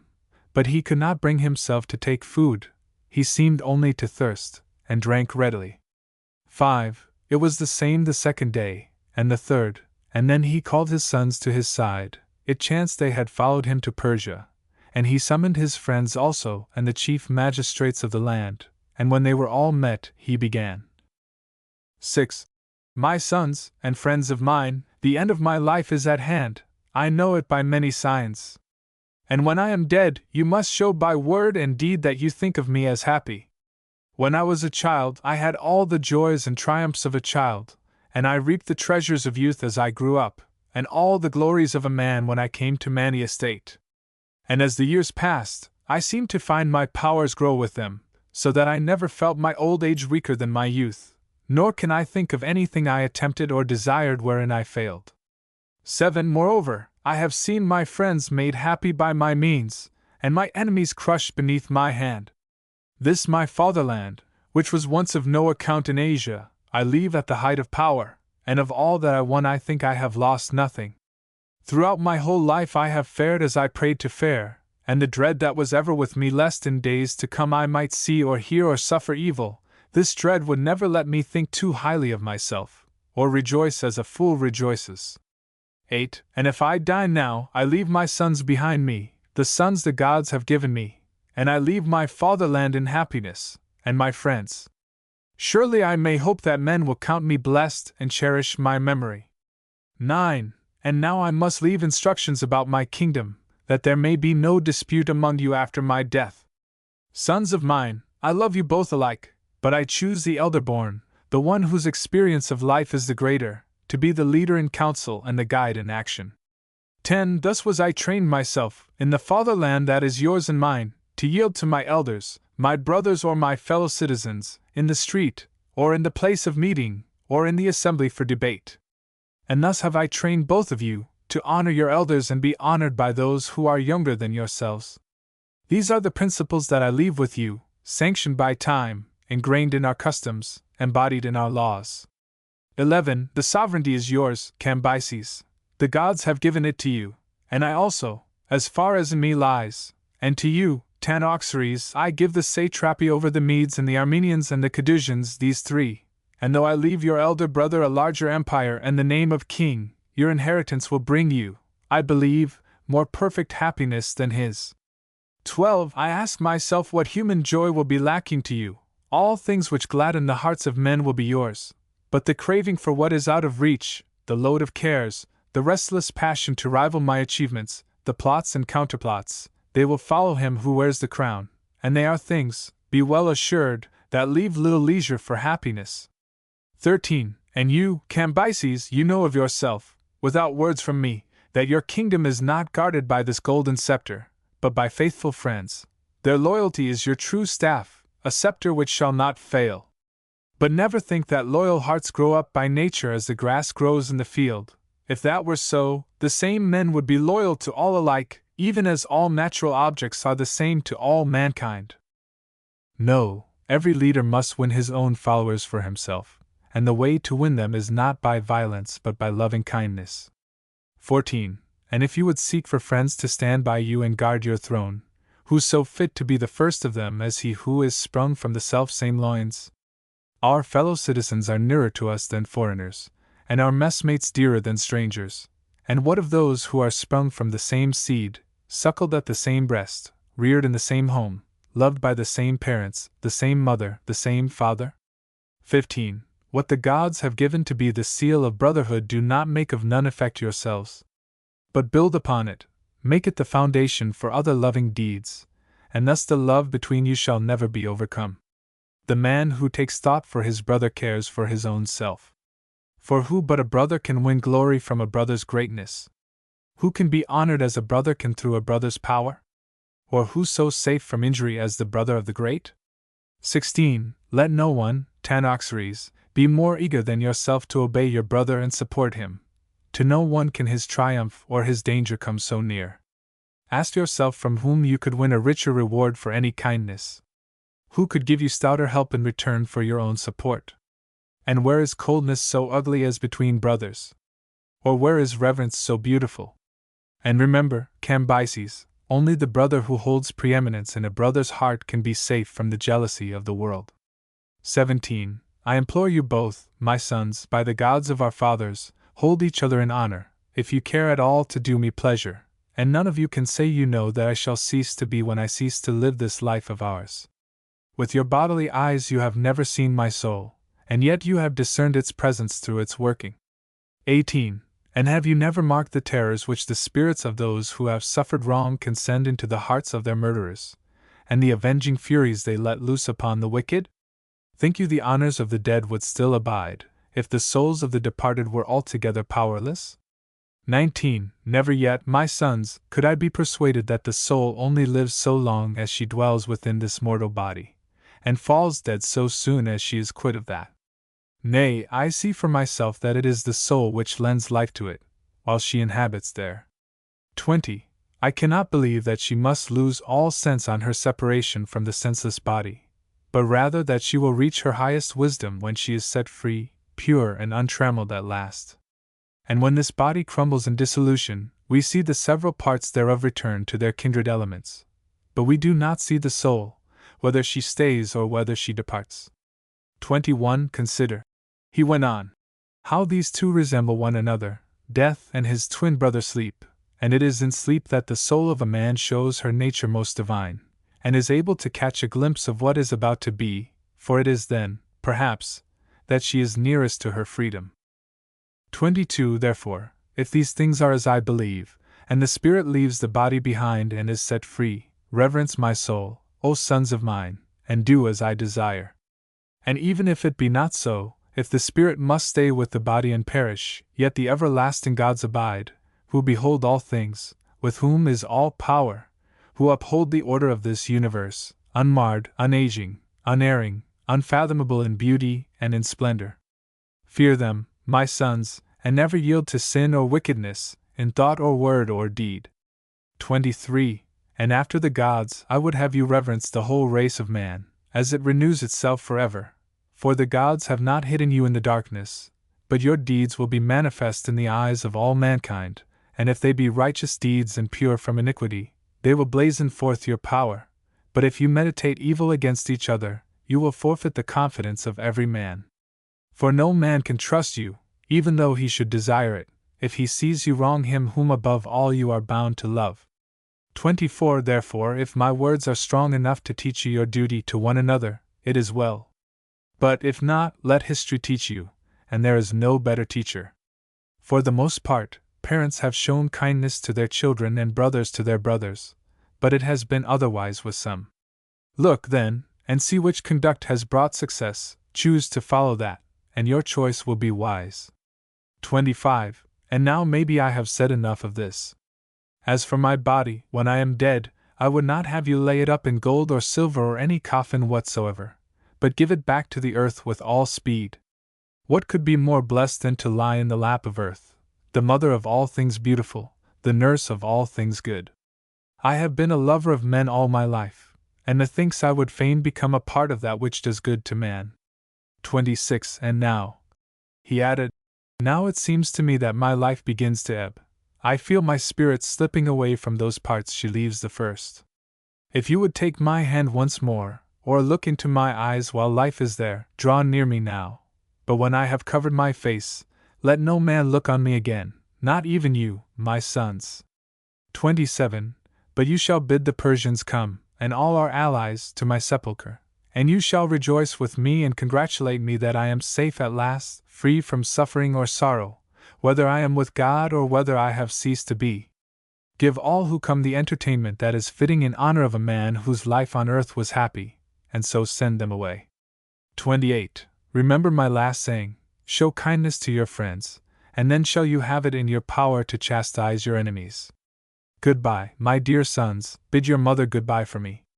And all my friends, who are here or far away, goodbye. And with these words he gave his hand to them, and then he covered his face and died. See point 8. Of all the powers in Asia, the kingdom of Cyrus showed itself to be the greatest and most glorious. On the east it was bounded by the Red Sea, on the north by the Euxine, on the west by Cyprus and Egypt, and on the south by Ethiopia. And yet the whole of this enormous empire was governed by the mind and will of a single man, Cyrus. His subjects he cared for and cherished as a father might care for his children, and they who came beneath his rule reverenced him like a father. 2. But no sooner was he dead than his sons were at strife, cities and nations revolted, and all things began to decay. I can show that what I say is true, and first I will speak of their impiety. In the early days, I am aware, the king and those beneath him never failed to keep the oaths they had sworn and fulfill the promises they had given, even to the worst of criminals. 3. In fact, if such had not been their character and such their reputation, none of the Hellenic generals who marched up with the younger Cyrus could have felt the confidence they did. They would not have trusted a Persian any more than one trusts them today, now that their perfidy is known. As it was, they relied on their old reputation and put themselves in their power, and many were taken up to the king, and there beheaded. And many of the Asiatics who served in the same war perished as they did, deluded by one promise or another. 4. In other ways also the Persians have degenerated. Noble achievement in the old days was the avenue to fame. The man was honored who risked his life for the king, or brought a city or nation beneath his sway.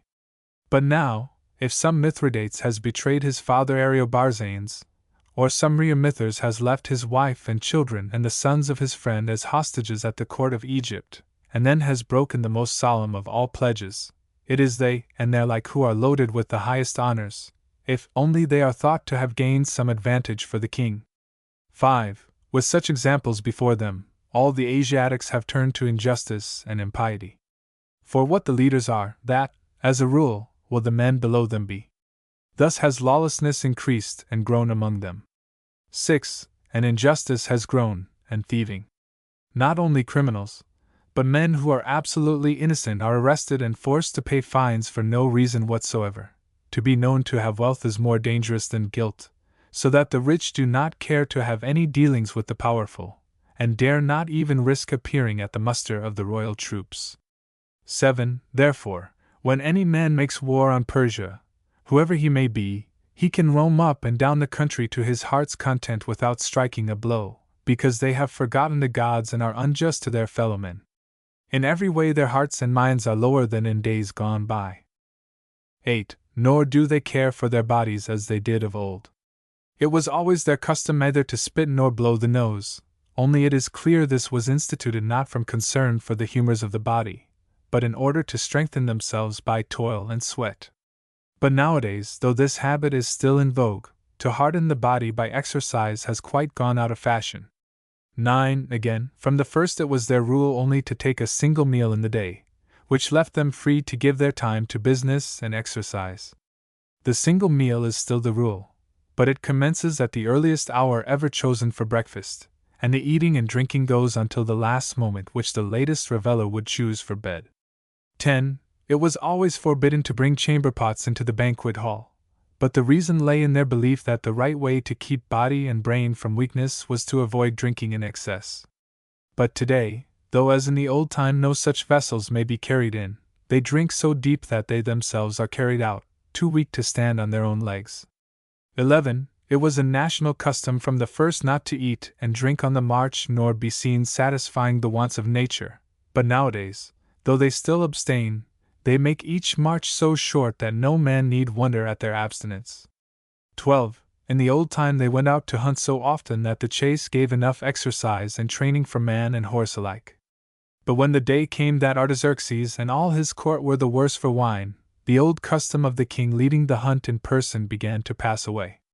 And if any eager spirits hunted with their own followers, it was easy to see the jealousy, and even the hatred, aroused by such superiority. 13. It is still the habit to bring up the boys at the palace gates, but fine horsemanship has disappeared, for there is no place where the lads can win applause by their skill. The old belief that the children of Persia would learn justice by hearing the judges decide the cases has been turned upside down. The children have only to use their eyes and they see that the verdict goes to the man with the longest purse. 14. Children in former times were taught the properties of plants in order to use the wholesome and avoid the harmful.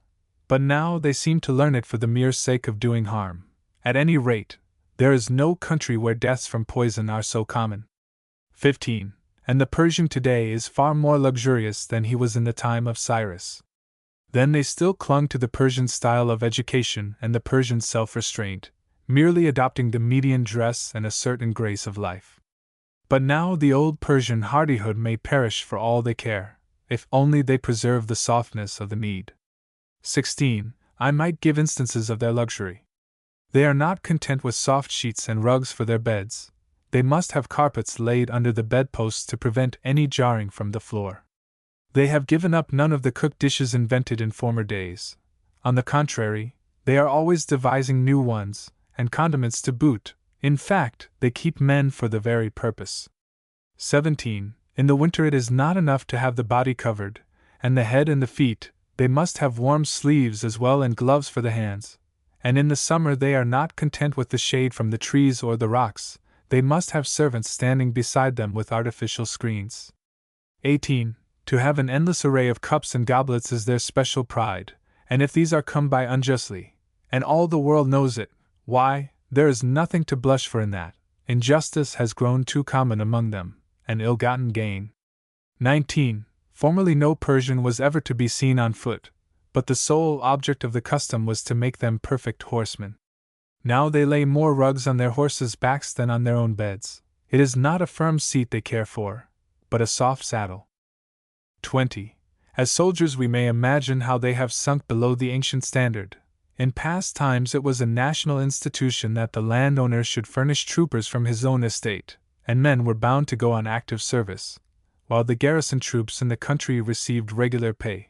But now the Persian grandees have manufactured a new type of cavalry, who earn their pay as butlers and cooks and confectioners and cupbearers and bathmen and flunkies to serve at table or remove the dishes, and serving men to put their lords to bed and help them to rise, and perfumers to anoint them and rub them and make them beautiful. 21. In numbers they make a very splendid show, but they are no use for fighting, as may be seen by what actually takes place. An enemy can move about their country more freely than the inhabitants themselves. 22. It will be remembered that Cyrus put a stop to the old style of fighting at long range, and by arming men and horses with breastplates and giving each trooper a short spear he taught them to fight at close quarters. But nowadays they will fight in neither one style nor the other. 23. The infantry still carry the large shields, the battle axes, and the swords, as if they meant to do battle as they did in Cyrus' day. 24. But they will never close with the enemy. Nor do they use the side-bearing chariots as Cyrus intended. By the honors he gave he raised the dignity and improved the quality of his charioteers till he had a body of men who would charge right into the enemy's ranks. But the generals of today, though they do not even know the charioteers by sight, flatter themselves that untrained men will serve their purpose quite as well as trained. 25. So the charioteers will dash off, but before they reach the enemy half the men have fallen from their boxes, and the others will jump out of their own accord, and the teams, left without their drivers, will do more harm to their friends than to their foes. 26. And since in their hearts the Persians of today are well aware what their fighting condition really is, they always give up the struggle, and now none of them will take the field at all without Hellenes to help them, whether they are fighting among themselves or whether Hellenes are in arms against them. Even then it is a settled thing that they must have the aid of other Hellenes to face them. 27. I venture to think I have shown the truth of the statement that I made.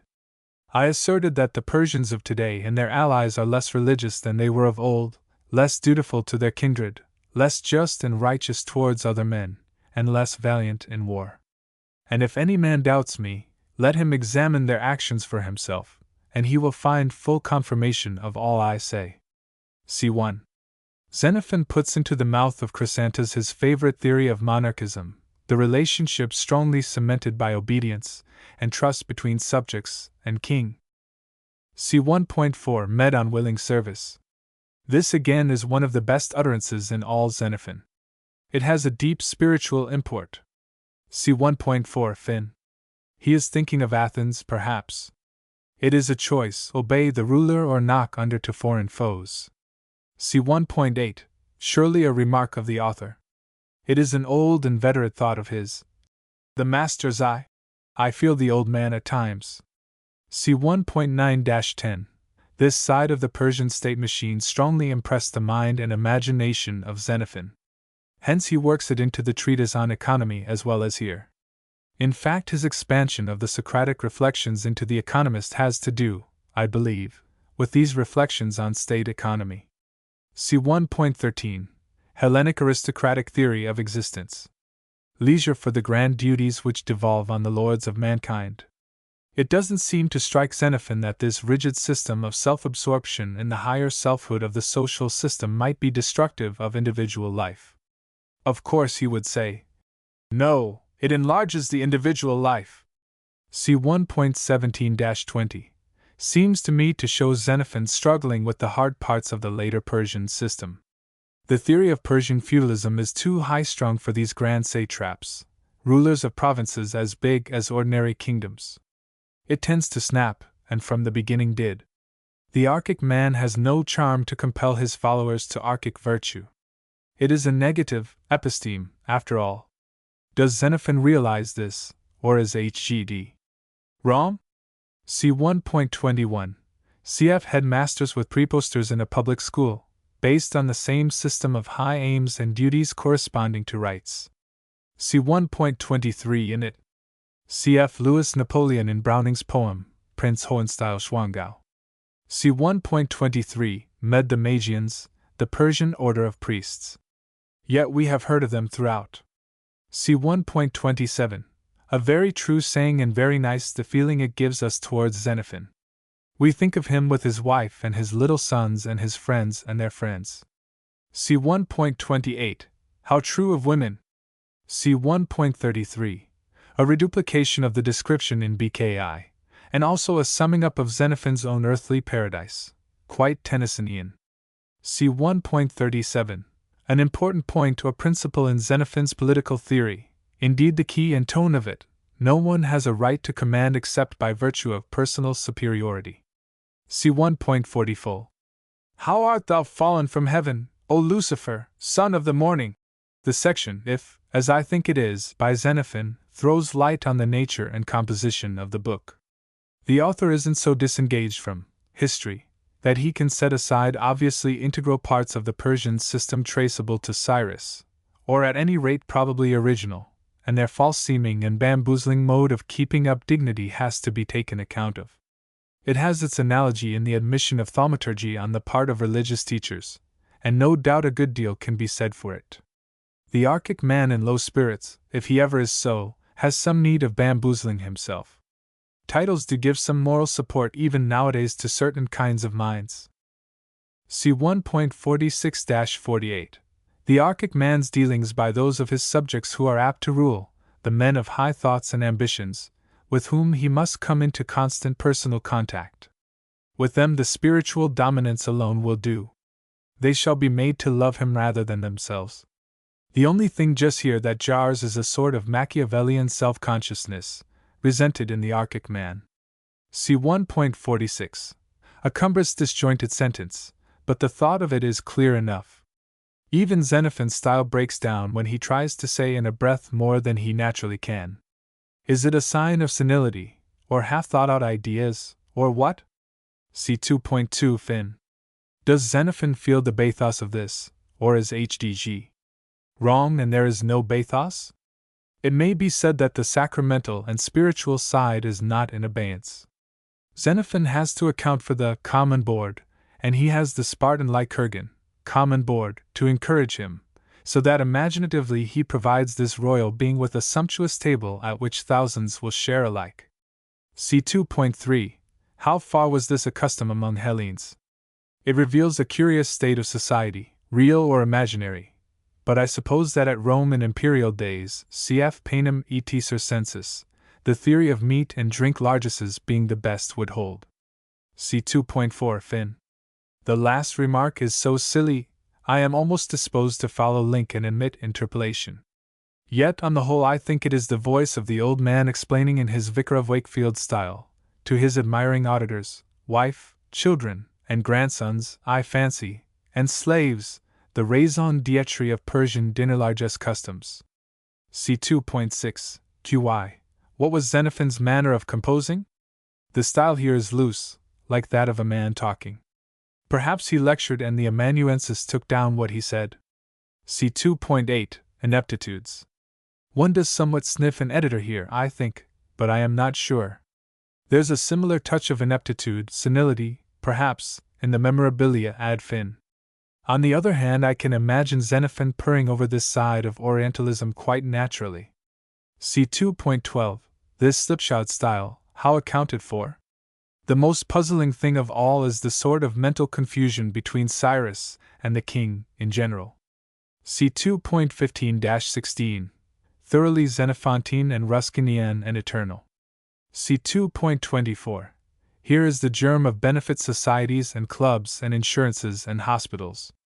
Xenophon probably learns it all from Ctesias, and others of the sort.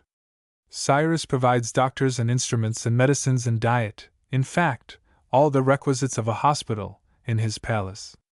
Nor does he forget to be grateful to the doctors who cured the sick. Ctesias, the Greek physician to the Persian king. See Anabasis Sci. 8. Works, Volume 1, page 108. See 2.26 ff Xenophon's Machiavellianism. Does it work? See 2.17-28. It seems to me that all this is too elaborate for an interpolator. It smacks of Xenophon in his armchair, theorizing and half-dreaming over his political philosophy. See 3.2. Prototype, a procession to Eleusis or elsewhere, the Panathenaic, possibly. Xenophon's sumptuous taste and love of bright colors. See 3.3 Fin, see 3.4. What a curious prototypic sound! Truly this is the very modus of the evangelist's type of sentence. His narrative must run in this mold. See 3.4 Fin. This is the old Cyrus. It comes entouchingly here, this refrain of the old song, now an echo of the old life. See 3.14. Xenophon delights somewhat in this sort of scene. It is a turning point, a veritable moral peripety, though the decisive step was taken long ago. What is Xenophon's intention with regard to it? Has he any part 1 pre for or against? Does he wish us to draw conclusions? Or does it correspond to a moral meeting of the waters in his own mind? Here love of Spartan simplicity, and there of splendor and regality and monarchism? He does not give a hint that the sapping of the system begins here, when the archic man ceases to depend on his own spiritual archic qualities and begins to eke out his dignity by artificial means and external shows of reverence. See 3.20. Is this worthy of the archic man? It is a method, no doubt, of archy, but has it any spiritual last in it? The incident of Daphne somewhat diverts our attention from the justice of the system in reference to the suitors. On the whole, I think Xenophon can't get further. He is blinded and befogged by two things: 1, his, i.e., their, aristocratism, and again, 2, his satisfaction in splendor and get-up, provided it is attached to moral greatness. We are in the same maze, I fancy. Jesus was not, nor is Walt Whitman. See 3.23. Cyrus is made to behave rather like the autocratic father of a goody story book. See 3.25. Realistic and vivid detailing. Our curiosity is satisfied. Who has won? We ask. Oh, so-and-so Smith. Well, it's something to know that Smith has won. Xenophon, the artist, cutely introduces the Sakian to us. One scene takes up another, just as in real life. Quite soon we know a great deal more about this young man, a mere Sakian private soldier, who wins the race so easily on his splendid horse. Cyrus and good fortune introduce him to the very man he is suited to, viz. Pheraulas. See 3.37. Pheraulas' boyhood has already been sketched by himself, too. See 3.7. The active, sturdy little youngster, snatching at a knife, and hacking away con amore. We know him well. Xenophon's modernism comes out in these things. Here we have the old father, a heart of oak, like the old Acharnian in Aristophanes. One of the prettiest morsels in all Xenophon. Xenophon's own father, is he there? See 3.47. The desire for leisure is as strong in Xenophon as in Hgd. Or St. I think. St. Irwin, also a master at Clifton. See 4.1. Why is the Hyrcanian never named? Is it conceivable that Xenophon shrinks from using a proper name except when he has some feeling for the sound of the language? Sakians, Cadusians, Indians, etc. See 4.4 the mark system again, which Xenophon believes in, but Hgd. not. Shows how he tried to foster competitiveness. It's after all a belief in the central sun, a species of monarch worship, logical and consistent enough. See 4.8. Xenophon reveals himself and the Hellenic feeling with regard to war and its use. The Pax Romana is anticipated in their minds. See 4.9. Hystaspes is rather like the sons of Zebedee or the elder brother of the prodigal. See 4.12. Finn looks rather like a Greek joke. But what is the joke? See 4.13-23. Broad type of joke, but not unhealthy or prurient. Prototype probably Agesilaus and the younger Cyrus at the supper table, with just this touch of coarseness. See 4.32-36. This is equals to the Comte's theory of the duties of capitalists, and is one of the noblest disquisitions in all Xenophon, osge moi dokiai. Cyrus' theory is based on fraternal feeling among the elite of the world, and that is the sole difference, a large one doubtless, and measures the gap between Xenophon and A.C., and our advance in democracy. See 5.17. How far is this historical, i.e., semi-historical? I can't help supposing that the commoner notion of a conquest of Media by Persia was current and familiar to Xenophon apart from any other account, which for his present purpose he chose to go upon, and possibly believed in. See 5.18-20. Will Cyrus take her to wife, his old playmate? All this shows once more Xenophon's love of children. See 5.23-25. The Persian Magna Carta, parallel to that between the Spartan king and the Ephorate. See 6.1-3. A. Satraps, to be counterposed by B. Military governors in the citadels, and C. Visitors living at court, but possessed of lands in the provinces. The object is, no doubt, to create a common interest between the nobles and the king which will keep the satrap in counterpoise. See 6.11. The Oriental feeling again. See 6.12. Finn. One of the nicest, monarchical, remarks ever uttered. See 6.13. Marked Greek Testament parallel S. Joan. 13:13. Surely the evangelist had read this at school. I mean, the Greek scribe who Hellenized the evangel. See 6.23. Free trade or favored nation principle and commercial treaty. See 7.10. Prototype, Socrates and his sons. Perhaps also Xenophon and his. One seems to hear his own voice addressing Gryllus. See 7.14. A very noble passage. See 7.27. That's also nice. Summon the Persians to rejoice with me at my joyous release. A refined form of funeral festival. Nothing is here for tears. Nor have we, perhaps, arrived beyond it. See 7.28. His last remark is Xenophon Hellenic, but less edifying. Fortunately, it is only the penultimate, for there is the final, carried, goodbye, and message to his wife. Why was she not present? I suppose she was at home in Babylon. C8. It has been doubted whether C8 is by Xenophon at all. C8.3, with its reference to the Anabasis, certainly looks as though it might have been written after his death. Some scholars have also thought the style unlike Xenophon's, but it is clear from his marginal notes that Mr. Dakins did not lean towards this view. To stress the degeneracy of the Persians is, no doubt, to make a curious comment on the institutions of the born ruler. But on the other hand, the preceding chapter, C7, is full of grave warnings, and throughout, Xenophon has been at pains to insist that everything depends on the continuous and united effort of the ruling classes towards virtue and self-control. Again, as Mr. Dakins pointed out, in his sketch of Xenophon's life, Works, Volume 1, p. xvi, the epilogue bears a marked analogy to the account of Spartan degeneracy in c. 14. Of the Laconian polity, see Volume 2. Page 322, a chapter he took to be genuine.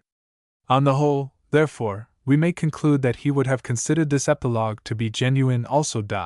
F. Mess.